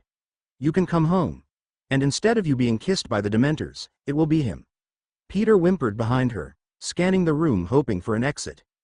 Unfortunately for him, Remus's eyes were glued to him, and his wand, as well as Harry, Ron, and Hermione's, was ready for any of Peter's sudden movements. "If you're not going to spare him for yourself, do it for me. Do it for Remus to have one of his best friends back. Do it so that you can finally help raise Harry like you should have been able to do before. Do it so we can have the life together we were supposed to have already started 12 years ago." Stepping away from Peter, she reached forward to take Sirius's hand. This time, she spoke more softly than before. "Please, Sirius. Let's take him to Dumbledore." Sirius was silent, just staring down at his and Tawny's intertwined hands. Tawny could see the pain and struggle in Sirius's eyes. She knew that he wanted nothing more than to get revenge for James and Lily, but at the same time, she could sense he was coming around, that everything she was saying was getting to him, making him change his mind. "Sirius," Harry said, stepping forward. Sirius looked up, staring at the boy who so closely resembled his father. "My dad wouldn't want his best friend to become a killer just for Peter. Do it for my dad." That was the final thing they needed to convince him. "Okay, we'll take him to Dumbledore." He sighed. "Tie him up, Moony." "My pleasure, Padfoot. More powerful than magic." Third year. If you had asked Tawny at the beginning of the previous summer where she would be by this one, she would never have believed she would be strolling down the tunnel to the Shrieking Shack hand in hand with Sirius, levitating an unconscious Snape, occasionally letting his head scrape the ceiling of the tunnel, on the way to Dumbledore's office. For the first time in 12 years, she could picture a future with Sirius that could actually happen. Finally, after all this time they could get married. Give Harry a few siblings, and just live their lives together. Just thinking about it almost brought tears to her eyes. In just a short while, Sirius was going to be a free man. Wow. Surely it was too good to be true. "Tawny, we might want to consider putting a Fidelis Charms said. Once the story breaks that I'm a free man, we'll be surrounded by reporters. Either that or we should consider moving to Grimmauld Place. Not that moving back to that hell is my first choice by any means." "Grimmauld? Trust me, that is a last resort kind of place." "I guess we should be looking for a reliable secret keeper then," Sirius said, squeezing her hand and directing his gaze ahead of them. In front of them were Remus, Peter, and Ron, all shackled together to keep Peter guarded at all times. When asked, Ron had insisted on being the other person tied to him, sickened at the Scabbers Peter's betrayal. Harry and Hermione followed right behind the trio and helping a struggling Ron and Remus with the difficulties of not only being in immense pain while navigating the tunnel but doing so while being tied to 2 other humans. The group had barely made it out of range of the Whomping Willow as the clouds rolled away, revealing the shining bright full moon. Immediately, Remus stopped in his tracks. Tawny and Sirius looked up at the moon, and back to one another, the realization hitting them at the exact same moment. "Oh no. What's wrong?" Harry asked, seeing the panic on his godparents' faces. "Harry, Hermione, back up very slowly. Ron, don't move," Tawny said, not taking her eyes off Remus. Before her eyes, she watched as Remus shrieked in pain as every bone in his body began to crack and shift. With a particularly loud pop, he fell to the ground, taking Peter and Ron down with him onto the grass. Remus' back began to arch, and his painful cry transformed into a deep howl. "Reducto!" Tawny cried, breaking off Remus's shackles from Ron's and Peter's. The breaking of the chains only made the transforming wolf angrier as he shifted his focus to Ron and Peter. "Tawny," Sirius said, grasping both of her hands in his. "Take the kids to the castle. I'll handle Remus." "No, you can't take him on alone. This wouldn't be the first time, remember? Now, go." Sirius immediately dropped both of her hands and leapt towards Remus, transforming into Padfoot midair. Padfoot tackled Remus, wrestling him away from Ron and Pettigrew. Ron jumped back in fear, tugging a struggling Pettigrew with him. Pettigrew, eager to escape, began kicking at his ankle shackles, doing whatever he could pull away from the restraints, including fighting off an already badly hurt Ron. Tawny froze, feeling as if everything was in slow motion before her eyes. Remus and Sirius fighting one another in a series of slashing and growling, tumbling over one another towards the Forbidden Forest. Ron fighting to keep Peter from trying to escape, and Harry and Hermione trying to keep Snape from floating off, still under the levitation charm. 5 minutes ago, everything was fine. All her problems were about to be solved, the future was so bright. Now, pure and utter chaos. She was so lost in the moment that the only thing that alerted her was Ron's scream. Breaking free of her thoughts, she saw Peter punch Ron square in the stomach, and lunge forward in the grass, in his shriveled little hand. Remus's fallen wand. Instantly she realized what was happening. "No!" Tawny yelled as she dove after Peter. But it was too late. She landed on the ground, her hands just brushing his worm-like tail as he darted out of her reach and disappeared into the tall grass. Not only had Peter disappeared, but so had his confession. "Tawny, help!" Hermione cried, catching Tawny's attention. She turned around, to see Ron, lying on the ground, moaning in pain. The bite on his leg was oozing thick blood, and his wrist, now covered in gashes from being shackled to and fighting with Pettigrew, had begun bleeding as well. "Ron, it's going to be okay," Tawny promised. Raising her wand, Tawny began to chant, Vulnera Sanantur. As the spell started working, the blood flow began to slow, and the skin started slowly, and what Tawny took from Ron's intensified moaning, painfully etching back together. "Ron, please be quiet. We don't want to attract Remus," Tawny said quickly before returning to the spell. "Here," Hermione said, taking Ron's hand in hers. "Squeeze my hand when it hurts." Ron nodded, biting his lip and holding on as tightly as he could to Hermione's hand. She winced in pain quietly but didn't tell Ron to stop. As Harry and Hermione gathered at Ron's side, Tawny continued the incantation. Ron's cries of pain were not the only ones the group heard. Coming from the forest was another whine, that of a dog's. Before Tawny could respond, Harry had already jumped up and began running towards the trees after the sound. "Harry, no. I've got to help him, Tawny," he yelled back as he disappeared into the tree line. "I have to go after him," Tawny began, getting up. "Wait," Hermione caught her arm. "What about Ron? The bleeding should have stopped for now. His skin is knitting back together. It should hold long enough to get him to Madame Pomfrey. Go, now," Tawny finished, following in the direction Harry headed. Tawny reached the lake just in time to see the rest of the Dementors scattering as different directions. What were they fleeing from? Across the lake, lighting up the water around it, was a shining bright stag. The stag, what she recognized as a beautiful, incredibly powerful Patronus, took one more look at her before running off and fading into the darkness. Tearing her attention away from the Patronus was the two incredibly pale bodies, Harry and Sirius. Tawny rushed to their sides, terrified of what she had missed. Was the Patronus too late? Had the Dementors administered the kiss to both of them? First reaching Harry, she pressed her ear to his chest, hearing his faint heartbeat still ringing through him. Mentally, she checked off that he was going to be okay. Taking his icy hand in hers, she then leaned over to her fiancé. Sirius' already tattered shirt was covered in more gashes, this time accompanied by blood from the open wounds on his chest and arms from what she assumed were Remus's claw marks. Luckily for him, the wounds were not as deep as the bite he had given Ron. Leaning down, she listened for his heartbeat too. Relief washed over her body hearing that familiar sound. Although it was even fainter than Harry's, it was still there.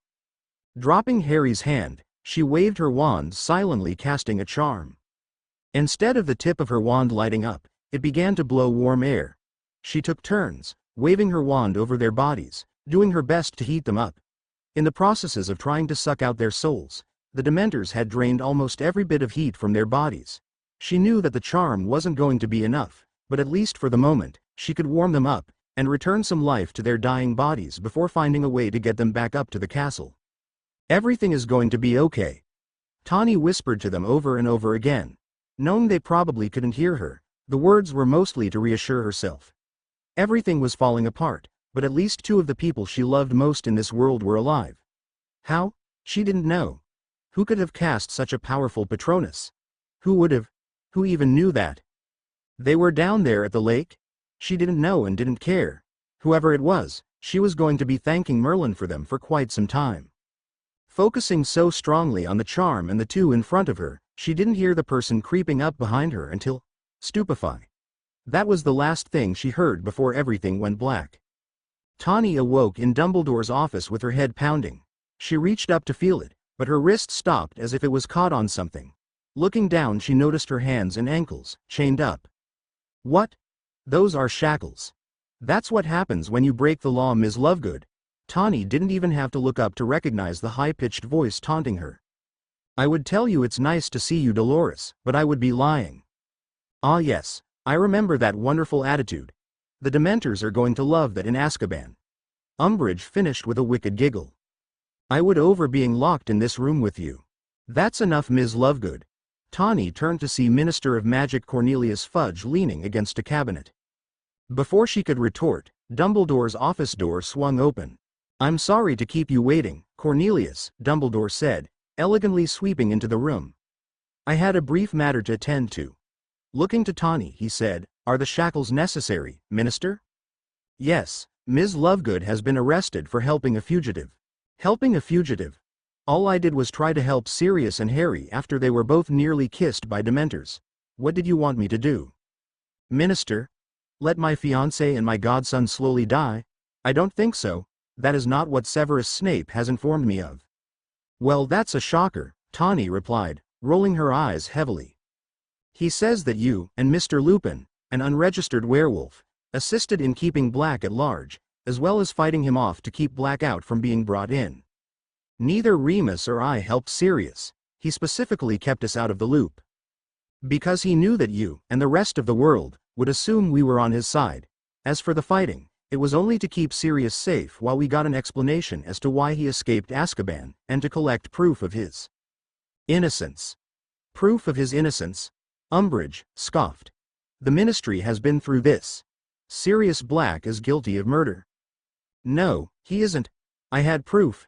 Peter Pettigrew is alive, and up until an hour ago he was going to confess to framing Sirius for murdering those 12 Muggles and handing over James and Lily Potter. Peter Pettigrew died ages ago, killed by Sirius Black." "No, I promise he isn't dead. Then where has he been all this time?" "Right under our noses. He was an unregistered animagus, a rat. He's been in his rat form since that night, unknowingly being housed by the Weasleys as their pet rat, Scabbers. I had him tonight.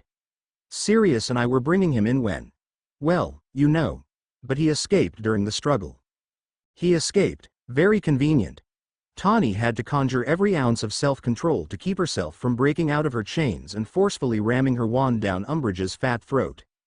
"Cornelius, while Ms. Lovegood's actions have shown us anything tonight, it's that there is more to the story of Sirius Black than we have previously thought. Maybe it's time to consider investigating her claims." "What is there to investigate? It's a lie, Albus." Tawny tuned out the two as their discussion began to get heated for the minister, that is. She knew that the minister was never going to believe her story. Tawny looked to Dumbledore and Fudge, watching their debate. Dumbledore was trying to plead with Fudge to stay the Dementor's kiss. If only he had a reason. If they had just stopped Peter from escaping, Sirius would be free. But no, of course, it wasn't that simple. Or was it? When watching the two, a cabinet behind the headmaster caught her eye.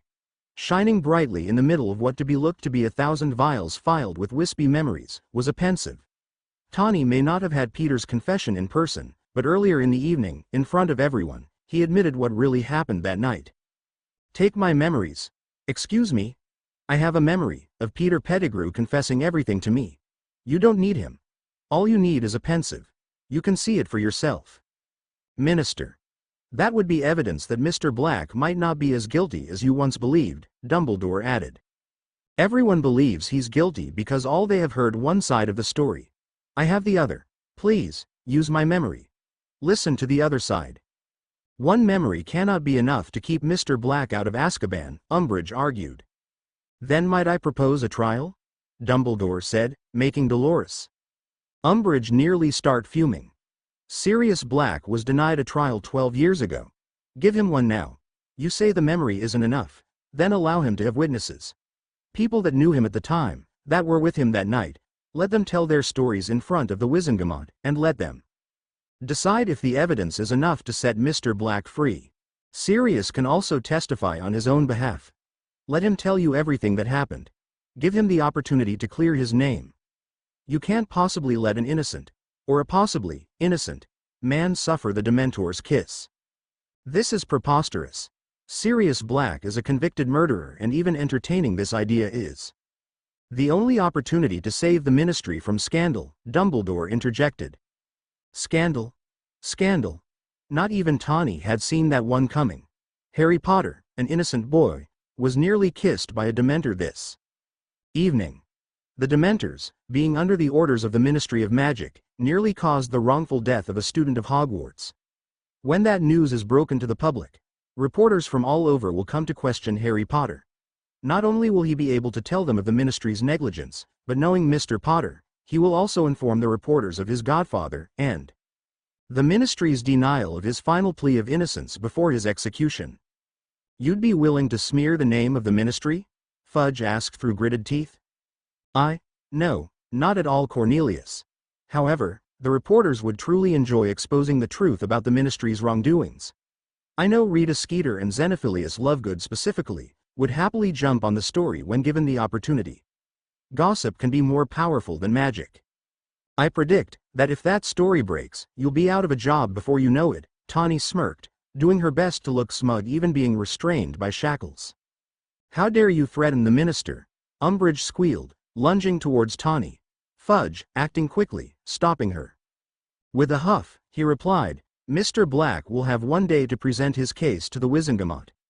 Until then, the kiss will be postponed, and he will remain in custody of Aurors at the ministry. If found guilty, the Dementors will be waiting on site to administer the kiss. If found innocent, although it is highly unlikely if Mr. Black is found innocent," Fudge sighed, "he will be free to go." Tawny felt a wave of relief wash over her. Maybe her future with Sirius was still possible. She just had to make sure that he didn't do anything stupid. Before they had the change to clear his name, "Dolores, send for Shacklebolt and Tonks. They can come to collect Black." "Before you take him, I need to see him," Tawny said, standing up and nearly tripping over her shackles. "Ms. Lovegood, I believe you've already asked for a lot this evening. He needs to know what's going on. He will come with Kingsley and Tonks willingly if I talk to him first. Please, this is the last thing I'll ask for. Just give me 5 minutes. Cornelius, don't make this harder than it has to be." With one final groan, the minister replied, 5 minutes, then he's off to the ministry. The Trial of Sirius Black, Part 1, 4th year. It's been 1 month since fugitive Sirius Black was arrested from Hogwarts School of Witchcraft and Wizardry after his escape from Azkaban last summer. Today, after almost 13 years, Black will stand trial for the murder of James and Lily Potter, Peter Pettigrew, and 12 Muggles on the 31st of October 1981. When questioned about the trial, Minister Fudge replied, "This trial is merely a formality to confirm what we already know.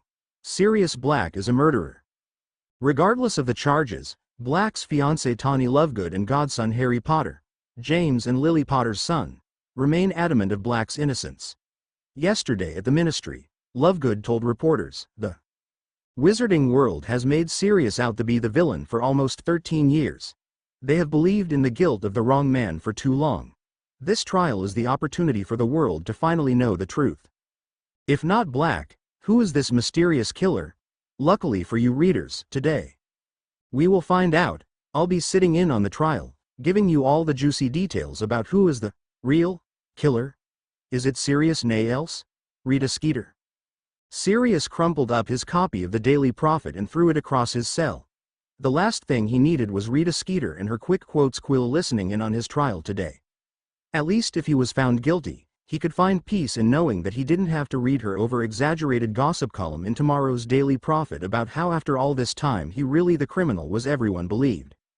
A month ago, when Tawny came to him in the tower at Hogwarts, she begged him to go through with the trial. For some reason, Cornelius Fudge granted him one. Why? He wasn't exactly sure, but he knew that Tawny wouldn't give up until she made one happen. Sirius had stood in that cell wanting with every fiber of his being to make her happy and hoped she was right. That hopefully they would have enough evidence to convict Peter instead and set him free. But, when Harry and Hermione showed up outside his window on the back of a hippogriff, pleading with him to fly away from this madness, the thought crossed his mind. He wanted to jump on and escape. He wanted Tawny to understand his fear of this trial. That maybe running away was the only way to save his life. That he would make an effort to see her, so be there for Harry as he continued at Hogwarts. That he could search for Wormtail and bring him to justice eventually. At the same time, he knew he had left her for too long. That he wanted nothing more than for this madness to be over.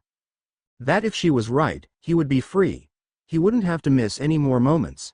They could finally get married. They could live the life he promised her almost 14 years ago. She had waited so long for him. Could he bear to make her wait any longer? Could he wait any longer? He didn't want to. He couldn't. He had to take the risk. So, he sent Harry and Hermione off and agreed to a trial that would either save him or condemn him. That brought him to his cell at the Ministry. Fudge was paranoid that if they sent him back to Azkaban he would somehow flee, again. At the Ministry, they could keep a close eye on him. To be fully honest, Sirius couldn't blame him. The thought crossed his mind more than once over the past month. However, with him being at the Ministry, he was allowed visitors. Well, allowed might not be the correct phrase. It was more like Kingsley and Tonks snuck in Tawny, Remus and Harry to see him occasionally. Those visits kept him going. Tawny would come in and update him on the witness lists, and evidence that she had fine-tuned with Dumbledore. She would also bring snacks and have them a picnic. Well, a picnic separated by cell bars, but still a picnic. It reminded him of him bringing her lunch, dinner at Mungo's. Harry would come in and talk to him about Quidditch and Hogwarts. He even brought the Marauder's map with him one time and Sirius walked him through all the secret corridors and the best ways to sneak around the castle. Yes, Remus had given the map back to him. The moment that Harry mentioned wanting to show it to Sirius, Remus gave in. How could he deny the man a potentially last look at one of his most prized creations? Remus came a few times to talk about old memories and fill Sirius in on everything he had missed. He recapped birthdays and pranks he and Tawny still pulled on each other. He talked about her being there for him during the full moons and their weekly dinners while he was away. Sirius couldn't help but feel that the two of them had grown overly close. He feared maybe their friendship had become more than just co-parents. But Remus put his worries to bed, reassuring him that Tawny had only ever loved him. Sirius looked up as the chamber door creaked open to see Kingsley and Tawny entering the dungeon. "It's time," Kingsley announced, approaching Sirius' cell. "All right," Sirius replied, swallowing hard. With a flick of Kingsley's wand, the cell swung wide open. "This is it. Just think, in a few hours this will all be over, and you can finally come home," Tawny said, taking both his hands in hers. Her eyes were beaming with hope. Sirius tried to mimic her smile, but he didn't think he could be as positive as her at this moment. "Kingsley, can you give us a minute?" Sirius asked. "Be quick. We don't have long," Kingsley replied, heading towards the door. "Tawny," Sirius began, cupping Tawny's face in his hands, "if this doesn't go my way." "Don't say that, you're going to win, they have to see that." "If this doesn't go my way, remember that I love you. Tell me that when you're free," Tawny said, throwing her arms around his neck. Sirius responded, wrapped his arms tightly around her waist and burying his head in her shoulder. He wished more than anything he could freeze this moment in time and never had to let her go. This moment, right here, could be the last time he ever held her. Letting go might be the hardest thing he would ever have to do. "This has to go your way, Sirius. I can't lose you again." Sirius pulled back just far enough to look into Tawny's eyes, now brimming with tears. "You'll never really lose me, Tawn. I'll always be with you. Until the very end." Bringing her as close as he could, Sirius kissed her deeply, hoping, begging, this wouldn't be the last time he ever got the chance to. "I love you, Sirius. I love you too, Tawny." Their moment was broken up by Kingsley, knocking on the chamber door, signaling their time was up. "Let's finish this." As Sirius entered the courtroom, all he could see was the rows upon rows of Wizengamot members, staring coldly at him. The trial hadn't even begun, and he knew he was going to be convicted from the looks on their faces. In the middle of them, sitting high up at his podium, was Minister Fudge. He glared smugly at Sirius as he made his way to his seat in the center of the room. In the corner, sitting in the mostly empty spectator stands, was Rita Skeeter. Her quick quotes quill was already fluttering all over her parchment pad as she whispered comments about his arrival. Fudge had agreed this was to be a private trial, cutting off the public access to witness his eventual demise. Unfortunately for him, Rita Skeeter had wormed her way into the courtroom. How? Most likely with dirt she had on Fudge. Waiting for him in the center of the room was Albus Dumbledore, his counsel. His periwinkle robes contrasted the dark, cold atmosphere of the courtroom. "Welcome, Sirius." Sirius nodded and took a seat next to Albus as Kingsley fastened his chains to the chair, looking directly above him. Sirius saw a sea of Dementors floating high above him, trapped by a barrier charm, waiting to attack. Which one would ever be so lucky to get the opportunity to kiss him one last time? He'd find out soon enough. As Kingsley fastened his last shackle, he stopped and whispered, "Good luck, Sirius." "Thanks, mate," Sirius replied right before the Auror patted him on the shoulder and swept out of the room without even a look at the minister or the Wizengamot. "Now that Mr. Black has finally arrived, we may begin." Fudge's voice rang out across the chamber. "The charges against Mr. Black are conspiracy to murder James, Lily, and Harry Potter, the murders of Peter Pettigrew and 12 Muggles on the night of the 31st of October, 1981. Conspiracy to aid he who must not be named in his quest to control the wizarding world. Fleeing Azkaban. Breaking into the Hogwarts School of Witchcraft and Wizardry. Endangerment of young witches and wizards. Mr. Black, how did you plead?" "Had the charges increased since his conviction?" "It seems so, and not guilty, sir." "Very well. Mr. Dumbledore, I see you have elected to defend Mr. Black?" "I have, Minister." "You may begin with your opening statement." "Thank you, Minister, Under-Secretary Umbridge, Wizards and Witches of the Wizengamot. I am here today to tell you of the story of Sirius Black. For the past 13 years, Sirius Black has been declared a murderer in the eyes of the wizarding world. That is only because on the night the 31st of October 1981 Mr. Black was taken into custody by the Minister of Magic and convicted on RDER charges that the minister just read. However, had Mr. Black been given that trial all those years ago, he would have been cleared. For Mr. Black is not a murderer the world perceives him to be. As I call witnesses today, their testimonies and memories will sway your preconceived opinion of Sirius Black. Instead of a murderer, you see a concerned best friend and godfather. Instead of a Death Eater, you will see a proud member of the Order of the Phoenix. Instead of a criminal, you will see a young man just fighting for the freedom he so desperately deserves. Rita Skeeter was hanging on to every word, completely enthralled with Dumbledore's speech. "Are you finished?" Fudge asked, rolling his eyes. "Yes, Minister." "Then call your first witness." The sass. Sirius couldn't help but wonder if Fudge was even taking this trial seriously, regardless of what his witnesses claimed. There would be no convincing him. Sirius could only hope the other members of the Wizengamot were more open-minded than the minister. "I will begin by calling Moony-Lovegood." "Tawny." "Yes, of course, that would be Dumbledore's first choice," Sirius thought, starting off strong. Upon hearing Tawny's name, the heavy door of the chamber pushed open and Tawny walked into the room. Dumbledore took a handkerchief from his pocket and immediately transfigured it into a chair that sat right next to Sirius's. He then extended a hand to Tawny and guided her to her seat. "Ms. Lovegood, thank you for joining us today. Of course, I wouldn't miss this," she said, looking over to Sirius. She flashed him a sweet smile, making Sirius's heart warm in this cold room looming with dementors and death stares. "Ms. Lovegood, how do you know Sirius Black?" "He's my fiancé. Has been for nearly 14 years. Even when Sirius was in Azkaban, you still proclaimed he was your fiancé. Why would you declare an alleged murderer as your fiancé?" "Because I knew he was innocent. I still do. Sirius isn't capable of committing such crimes."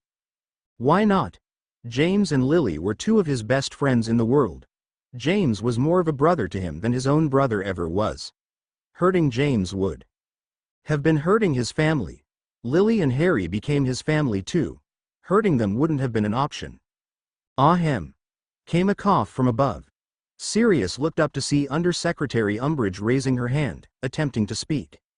"Yes, Ms. Umbridge?" Dumbledore asked. "May I ask a question?" "You may. You and Mr. Black were not always as close as you are now, correct?" "Well, yes, but that was ages ago. Sirius and I have moved way past that." "Ah, yes, that is what it seems. I have a record of your visits to the hospital wing at Hogwarts School of Witchcraft and Wizardry ranging from your first 3rd year there." She paused briefly, holding them up for everyone to see. "The reports specifically claim that you yourself stated that Mr. Black put you there. Specifically, an incident where Mr. Black gave you a cursed candy that made you vomit slugs. Is that correct?" "Yes, but I sent him to the hospital wing too. We had an ongoing prank war for years. Going to the hospital wing was just a consequence of a good prank.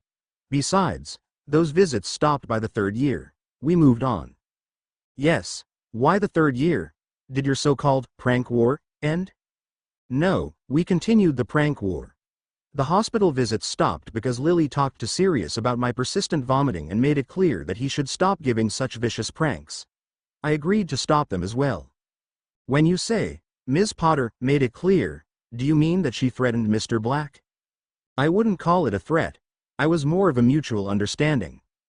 Do you believe that Sirius Black could have been thrown by said threat, giving him a disdain for Lily Potter or a hatred? Over that? No, of course not. Sirius and Lily grew to become friends, just like Sirius and I did. That all became water under the bridge a few years later. Are you sure? Because to me, a threat like that could cause a deep distrust between people. She was only trying to protect you, correct? Maybe Lily thought that Mr. Black was no good for you, Ms. Lovegood.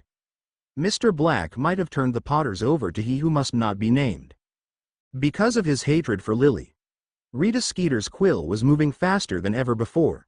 Sirius could have sworn his heartbeat would stay in sync with her quill for the remainder of the trial.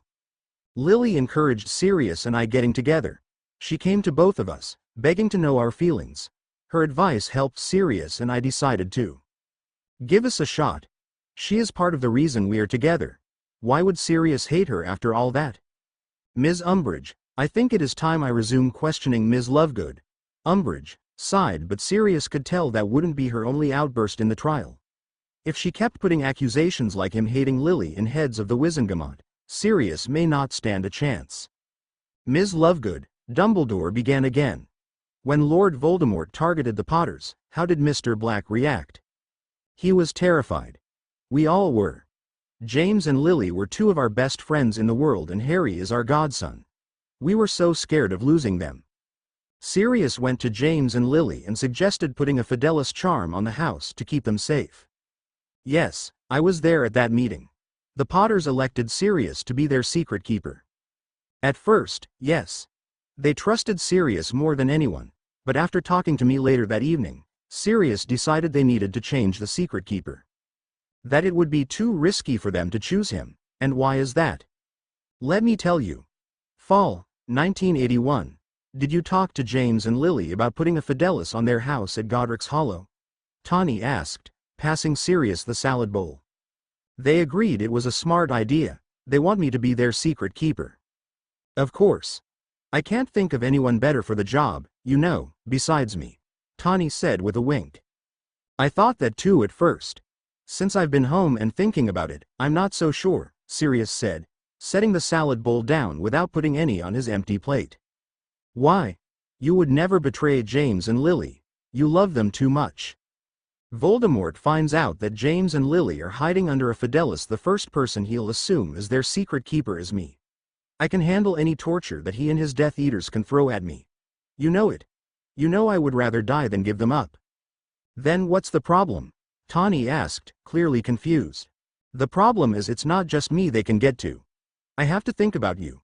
I almost lost you a couple of months back because Death Eaters attacked St. Mungo's. What happens if they take you and friend to torture or kill you in exchange for James and Lily's whereabouts? Sirius said, with his eyes glassing over. Tawny reached across the dining table, taking Sirius's hands in hers. You don't give in to their demands.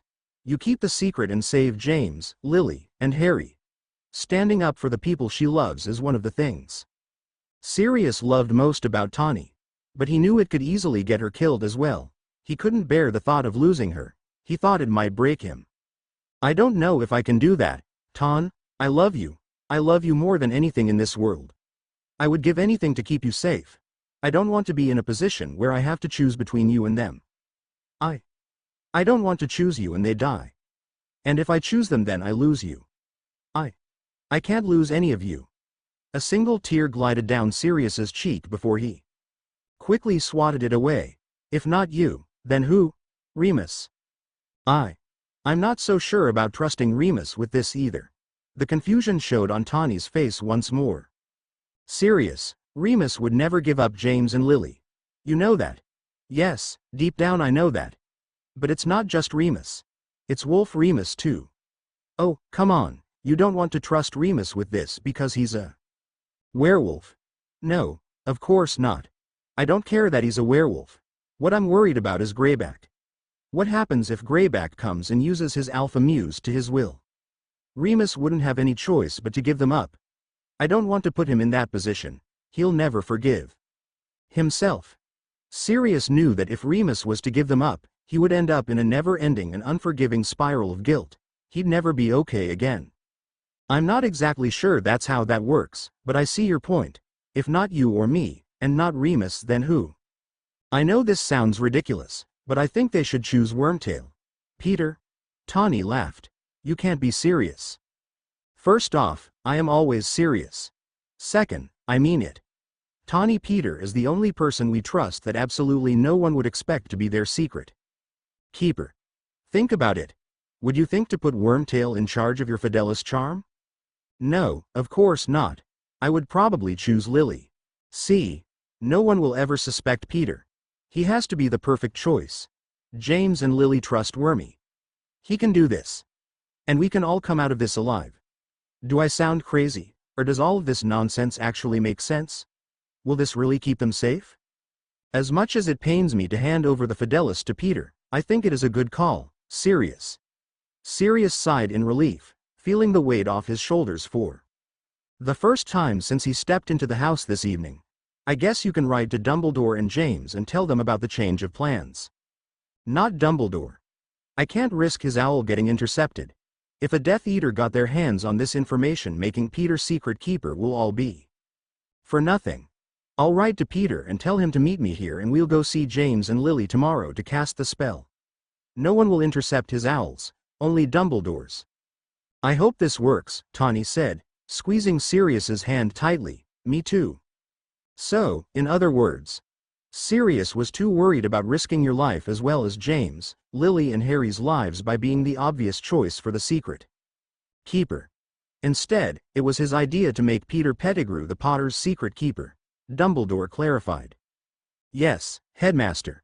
Sirius thought that would be the safest move. Unfortunately, he didn't see Peter's betrayal coming. None of us did.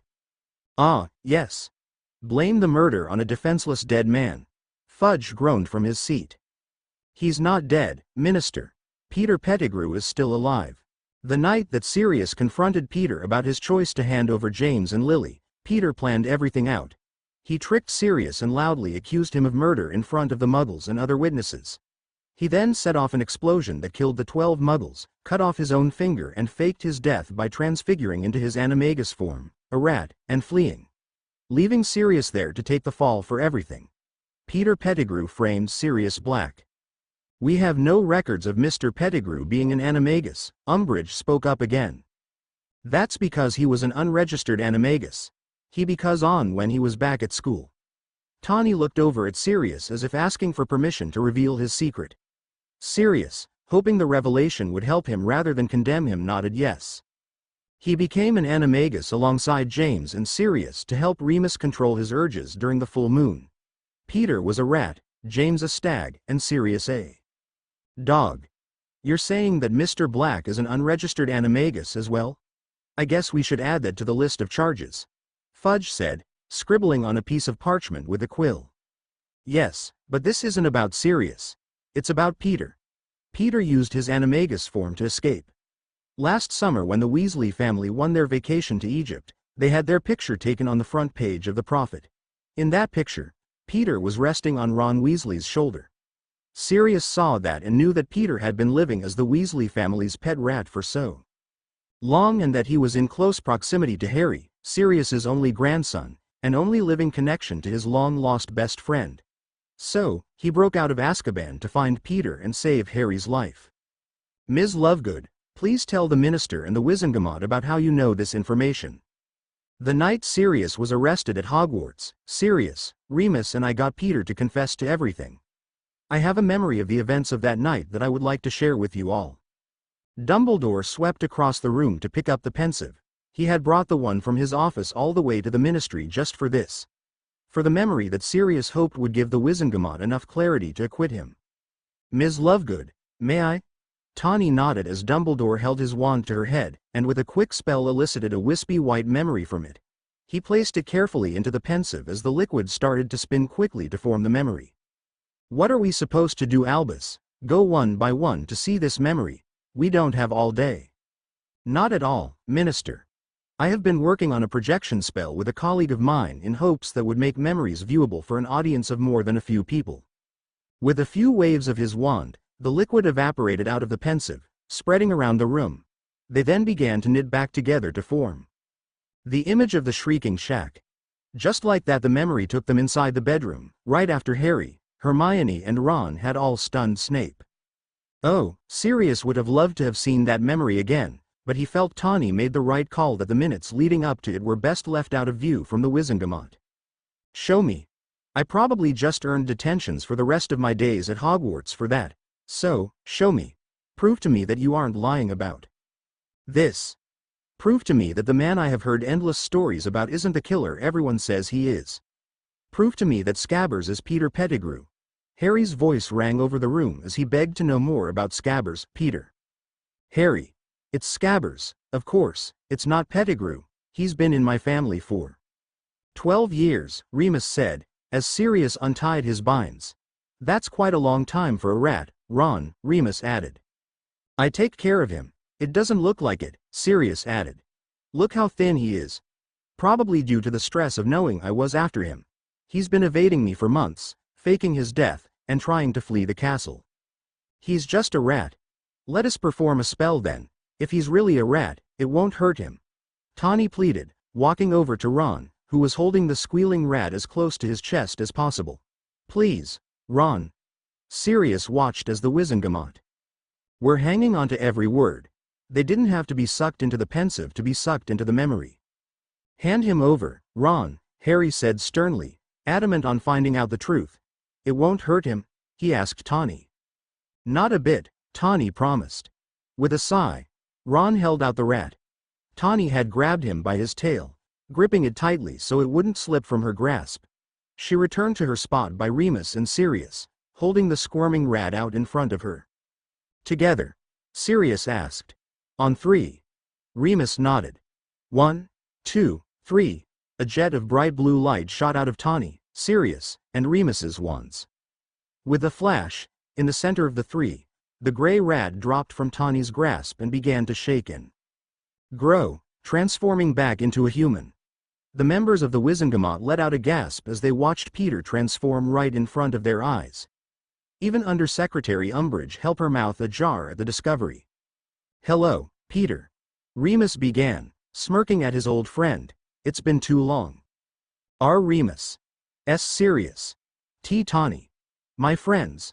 Peter reached out to Tawny, but Sirius swatted his hand away. Sirius remembered this next part. Oh, he knew this was where it was going to make him look bad for a minute. He hoped they could look past the anger to see Peter's confession. Don't you dare touch her, Wormtail. So, it's true. Everything you've ever told me, Harry said, his tone relaying his shock. Harry, darling, we wouldn't lie to you about that, Tawny said softly. Why, you don't believe them, do you? Please, he tried to kill me. I barely escaped with my life, Peter panicked. Eurius seethed. Umbridge and the minister wore smiles seeing Peter beg Sirius. This part of the memory was giving them everything they needed to convict him. Just a little bit longer and they could see the truth. See? He tried to kill me then, and he's going to do it now. I had to hide.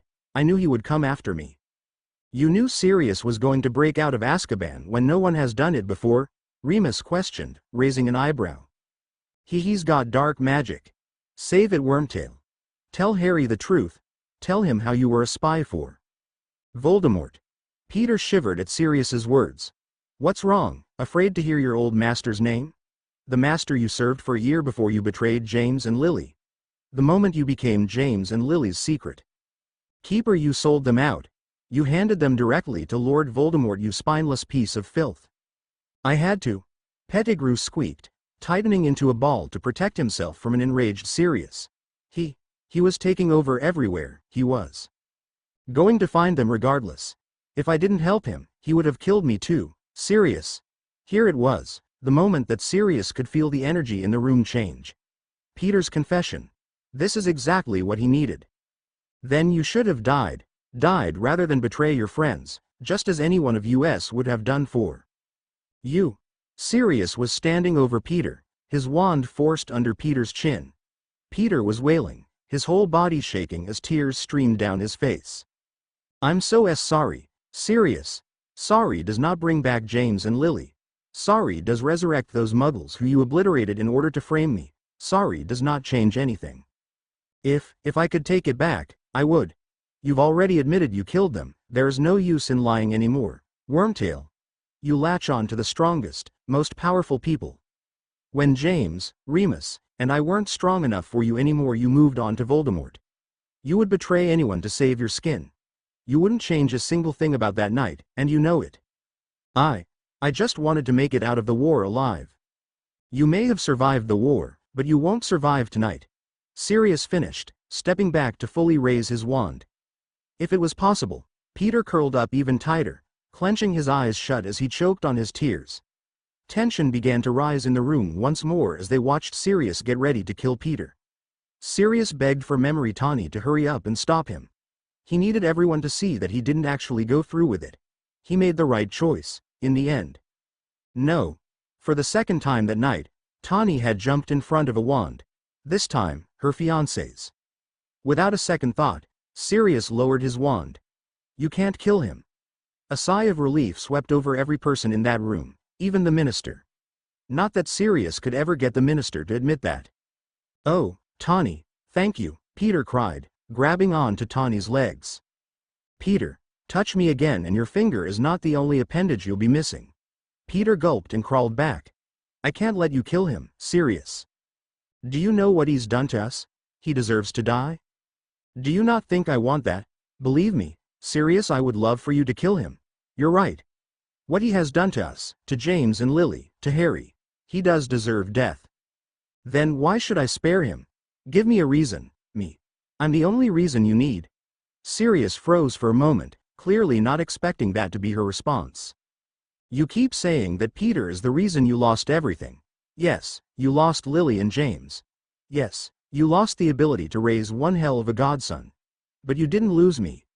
I have never, for a second, given up on you, Sirius. So, don't you dare give up on me. Peter deserves to die, but his testimony can save you. You will finally have proof that Peter was the one that betrayed James and Lily, that he killed those muggles. If he's dead, he can't tell all. That to the ministry. If you kill him tonight, any chance of you coming home to me dies with him. Would he really testify? He will testify, even if that means I have to personally pour the Veritaserum down his throat. Your name will be cleared. You can come home. And instead of you being kissed by the Dementors, it will be him, Peter." Whimpered behind her, scanning the room hoping for an exit. Unfortunately for him, Remus's eyes were glued to him, and his wand, as well as Harry, Ron, and Hermione's, was ready for any of Peter's sudden movements. "If you're not going to spare him for yourself, do it for me. Do it for Remus to have one of his best friends back. Do it so that you can finally help raise Harry like you should have been able to do before. Do it so we can have the life together we were supposed to have already started 12 years ago." Stepping away from Peter, she reached forward to take Sirius's hand. This time, she spoke more softly than before. "Please, Sirius. Let's take him to Dumbledore." Sirius was silent, just staring down at his and Tawny's intertwined hands. "Sirius," Harry said, stepping forward. Sirius looked up, staring at the boy who so closely resembled his father. "My dad wouldn't want his best friend to become a killer just for Peter. Do it for my dad." That was the final thing they needed to convince him. "Okay, we'll take him to Dumbledore." He sighed. "Tie him up, Moony." "My pleasure, Padfoot." Watching the exchange all over again, he couldn't help but thank Tawny all over again. She might have saved Peter, but she also saved Sirius with one conversation. That was one of the things he loved about her. Her ability to say all the right things. Just like that, the memory shifted. There they were walking about of the tunnel of the Whomping Willow, making their way across the grounds. This is where it all went to hell. The group had barely made it out of range of the Whomping Willow as the clouds rolled away, revealing the shining bright full moon. Immediately, Remus stopped in his tracks. Tawny and Sirius looked up at the moon, and back to one another, the realization hitting them at the exact same moment. "Oh no. What's wrong?" Harry asked, seeing the panic on his godparents' faces. "Harry, Hermione, back up very slowly. Ron, don't move," Tawny said, not taking her eyes off Remus. Before her eyes, she watched as Remus shrieked in pain as every bone in his body began to crack and shift. With a particularly loud pop, he fell to the ground, taking Peter and Ron down with him onto the grass. Remus' back began to arch, and his painful cry transformed into a deep howl. The Wizengamot filled with terror watching the memory ahead of them. Unlike Sirius, most of them had never watched a werewolf transform in front of their eyes. He knew all they could see was the danger ahead of them. What they really needed to be watching was Peter. Reducto! Tawny cried, breaking off Remus's shackles from Ron's and Peter's. The breaking of the chains only made the transforming wolf angrier as he shifted his focus to Ron and Peter. Tawny, Sirius said, grasping both of her hands in his. Take the kids to the castle. I'll handle Remus. No, you can't take him on alone. This wouldn't be the first time, remember? Now, go. Sirius immediately dropped both of her hands and leapt towards Remus, transforming into Padfoot midair. Padfoot tackled Remus, wrestling him away from Ron and Pettigrew. Ron jumped back in fear, tugging a struggling Pettigrew with him. Pettigrew, eager to escape, began kicking at his ankle shackles, doing whatever he could pull away from the restraints, including fighting off an already badly hurt Ron. Tawny froze, feeling as if everything was in slow motion before her eyes. Remus and Sirius fighting one another in a series of slashing and growling, tumbling over one another towards the Forbidden Forest. Ron fighting to keep Peter from trying to escape, and Harry and Hermione trying to keep Snape from floating off, still under the levitation charm. 5 minutes ago, everything was fine. All her problems were about to be solved. The future was so bright. Now, pure and utter chaos. She was so lost in the thing that alerted her was Ron's scream. Breaking free of her thoughts, she saw Peter punch Ron square in the stomach, and lunge forward in the grass, in his shriveled little hand. Remus's fallen wand. Instantly she realized what was happening. No, Tawny yelled as she dove after Peter. But it was too late. She landed on the ground, her hands just brushing his worm-like tail as he darted out of her reach and disappeared into the tall grass. Not only had Peter disappeared, but so had his confession. Once again Sirius looked up at the faces of the members of the Wizengamot. Many of them wore terrified looks and their hands over their chests in hopes to calm their heartbeats. This was it. They were seeing the whole story. One moment they're going to turn in Peter, the next he's fleeing off into the night. Tawny, help! Hermione cried, catching Tawny's attention. The memory faded out slowly, letting everyone listen to Tawny's healing spell until the memory fully returned to the pensive. Well, that proved nothing, the minister said, causing Tawny to respond with, what? Not only did Sirius's jaw drop as the minister's comment, but the Wizengamot's faces all bore similar confused looks as they awaited an explanation. Cornelius, minister. That was exactly the proof you needed. Peter Pettigrew confessed to trading the location of the Potters in exchange for his life. He admitted to killing the Muggles and framing Sirius. Also, his mere presence proves that Sirius Black did not kill him 13 years ago as we all previously believed. This proves Sirius's innocence.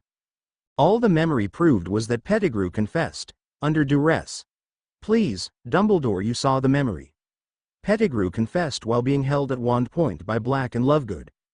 At that point, Pettigrew would have said anything to save his life. Black would have killed him if it wasn't for Lovegood. When we first transfigured Peter back, he was lying. He kept saying that he didn't kill anyone.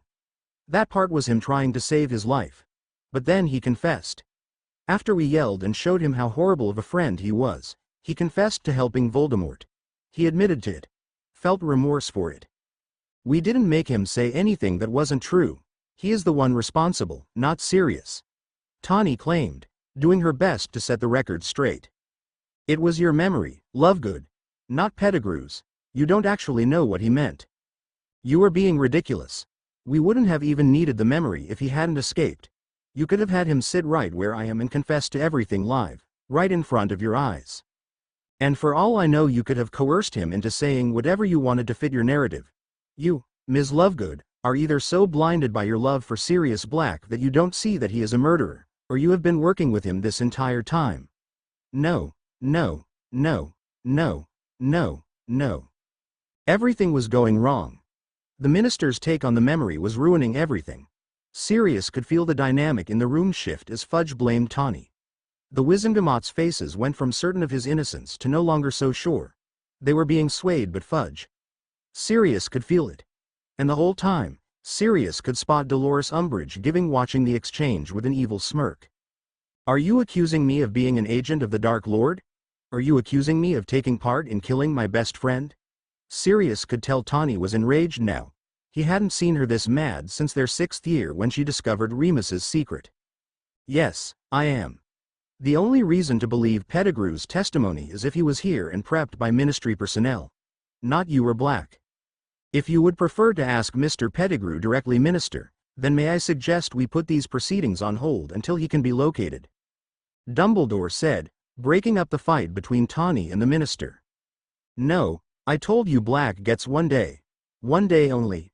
We are not putting this trial on hold so that you can stand up here and continue to try and make a mockery of me when we already know that Black is guilty. Minister, the point of this trial is to present the evidence. If you cannot be impartial and review the evidence of this case before determining your position, then I believe it would be in the best interest of this court for you to excuse yourself. Excuse myself?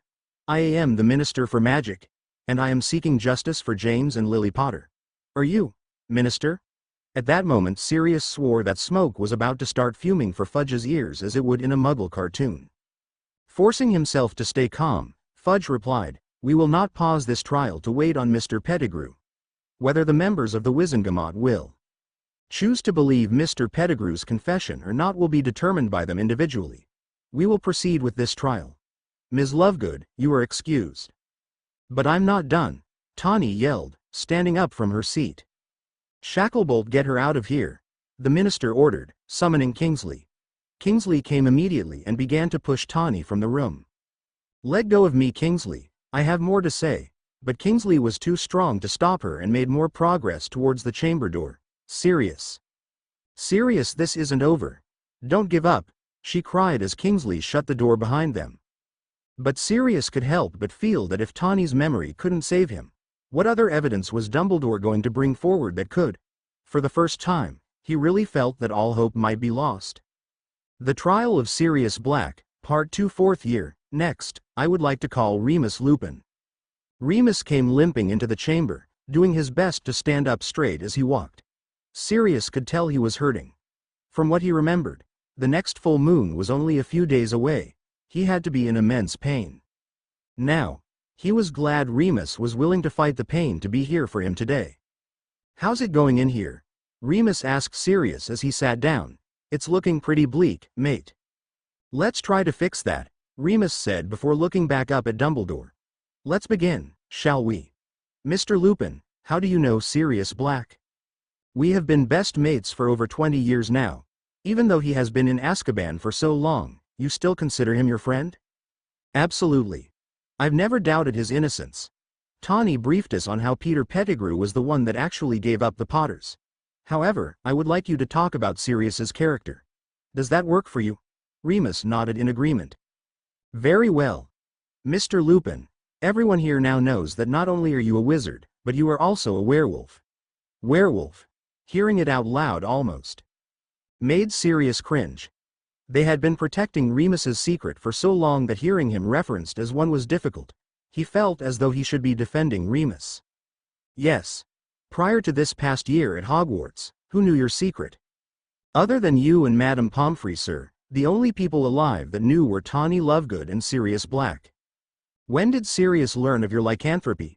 Sirius has known since we were 12 or 13 years old. Our 2nd year at Hogwarts. How did Sirius react to this information? Oh, I didn't have to tell Sirius. He figured it out all on his own. Gryffindor Tower, 1972. I've been doing research, James, I know I'm right.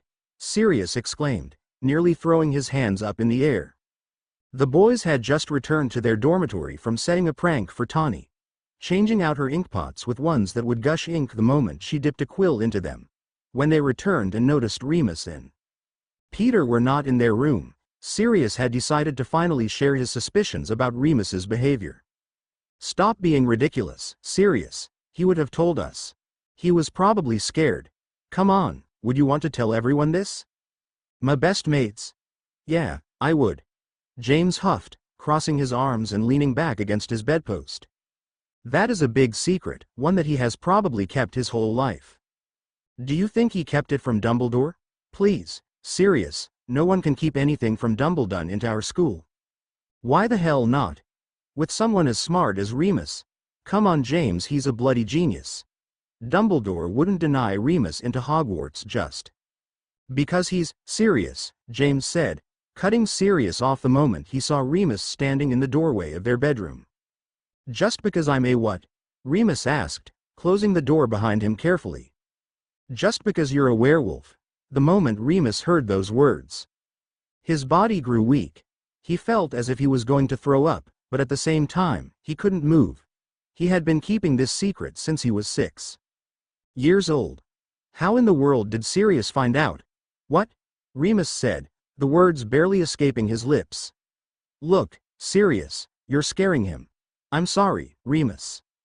You look, James, Sirius said, reaching for his journal. He tore through it until he found a select page and threw it wide open on his bed. I've marked every date Remus has been sick this term. Every date aligns with the full moon. He's ill for a few days before, and 1 or 2 after. And every night of the full moon, he's supposedly in the hospital wing. But Madame Pomfrey never lets us visit on those nights. James picked up the journal, studying it carefully. You've been tracking me? Remus asked as he let his schoolbooks fall from his hands. They crashed on the floor, but Remus didn't bother to pick them up. It was as if he didn't notice. He was so focused on Sirius, that nothing else in the world mattered at the moment, including folded corners on old textbooks. I was worried.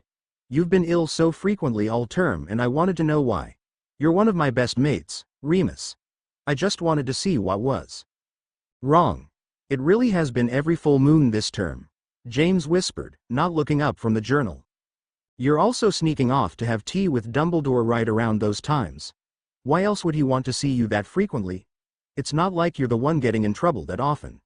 That's my job. That was true. Remus only got in trouble a handful of times when he helped out with Sirius's pranks. Normally, he would help plan and then let Sirius be the showman. That way, Sirius was the main one getting detention. Tell me I'm wrong, Remus. Tell me I'm wrong and I'll never bring it up again.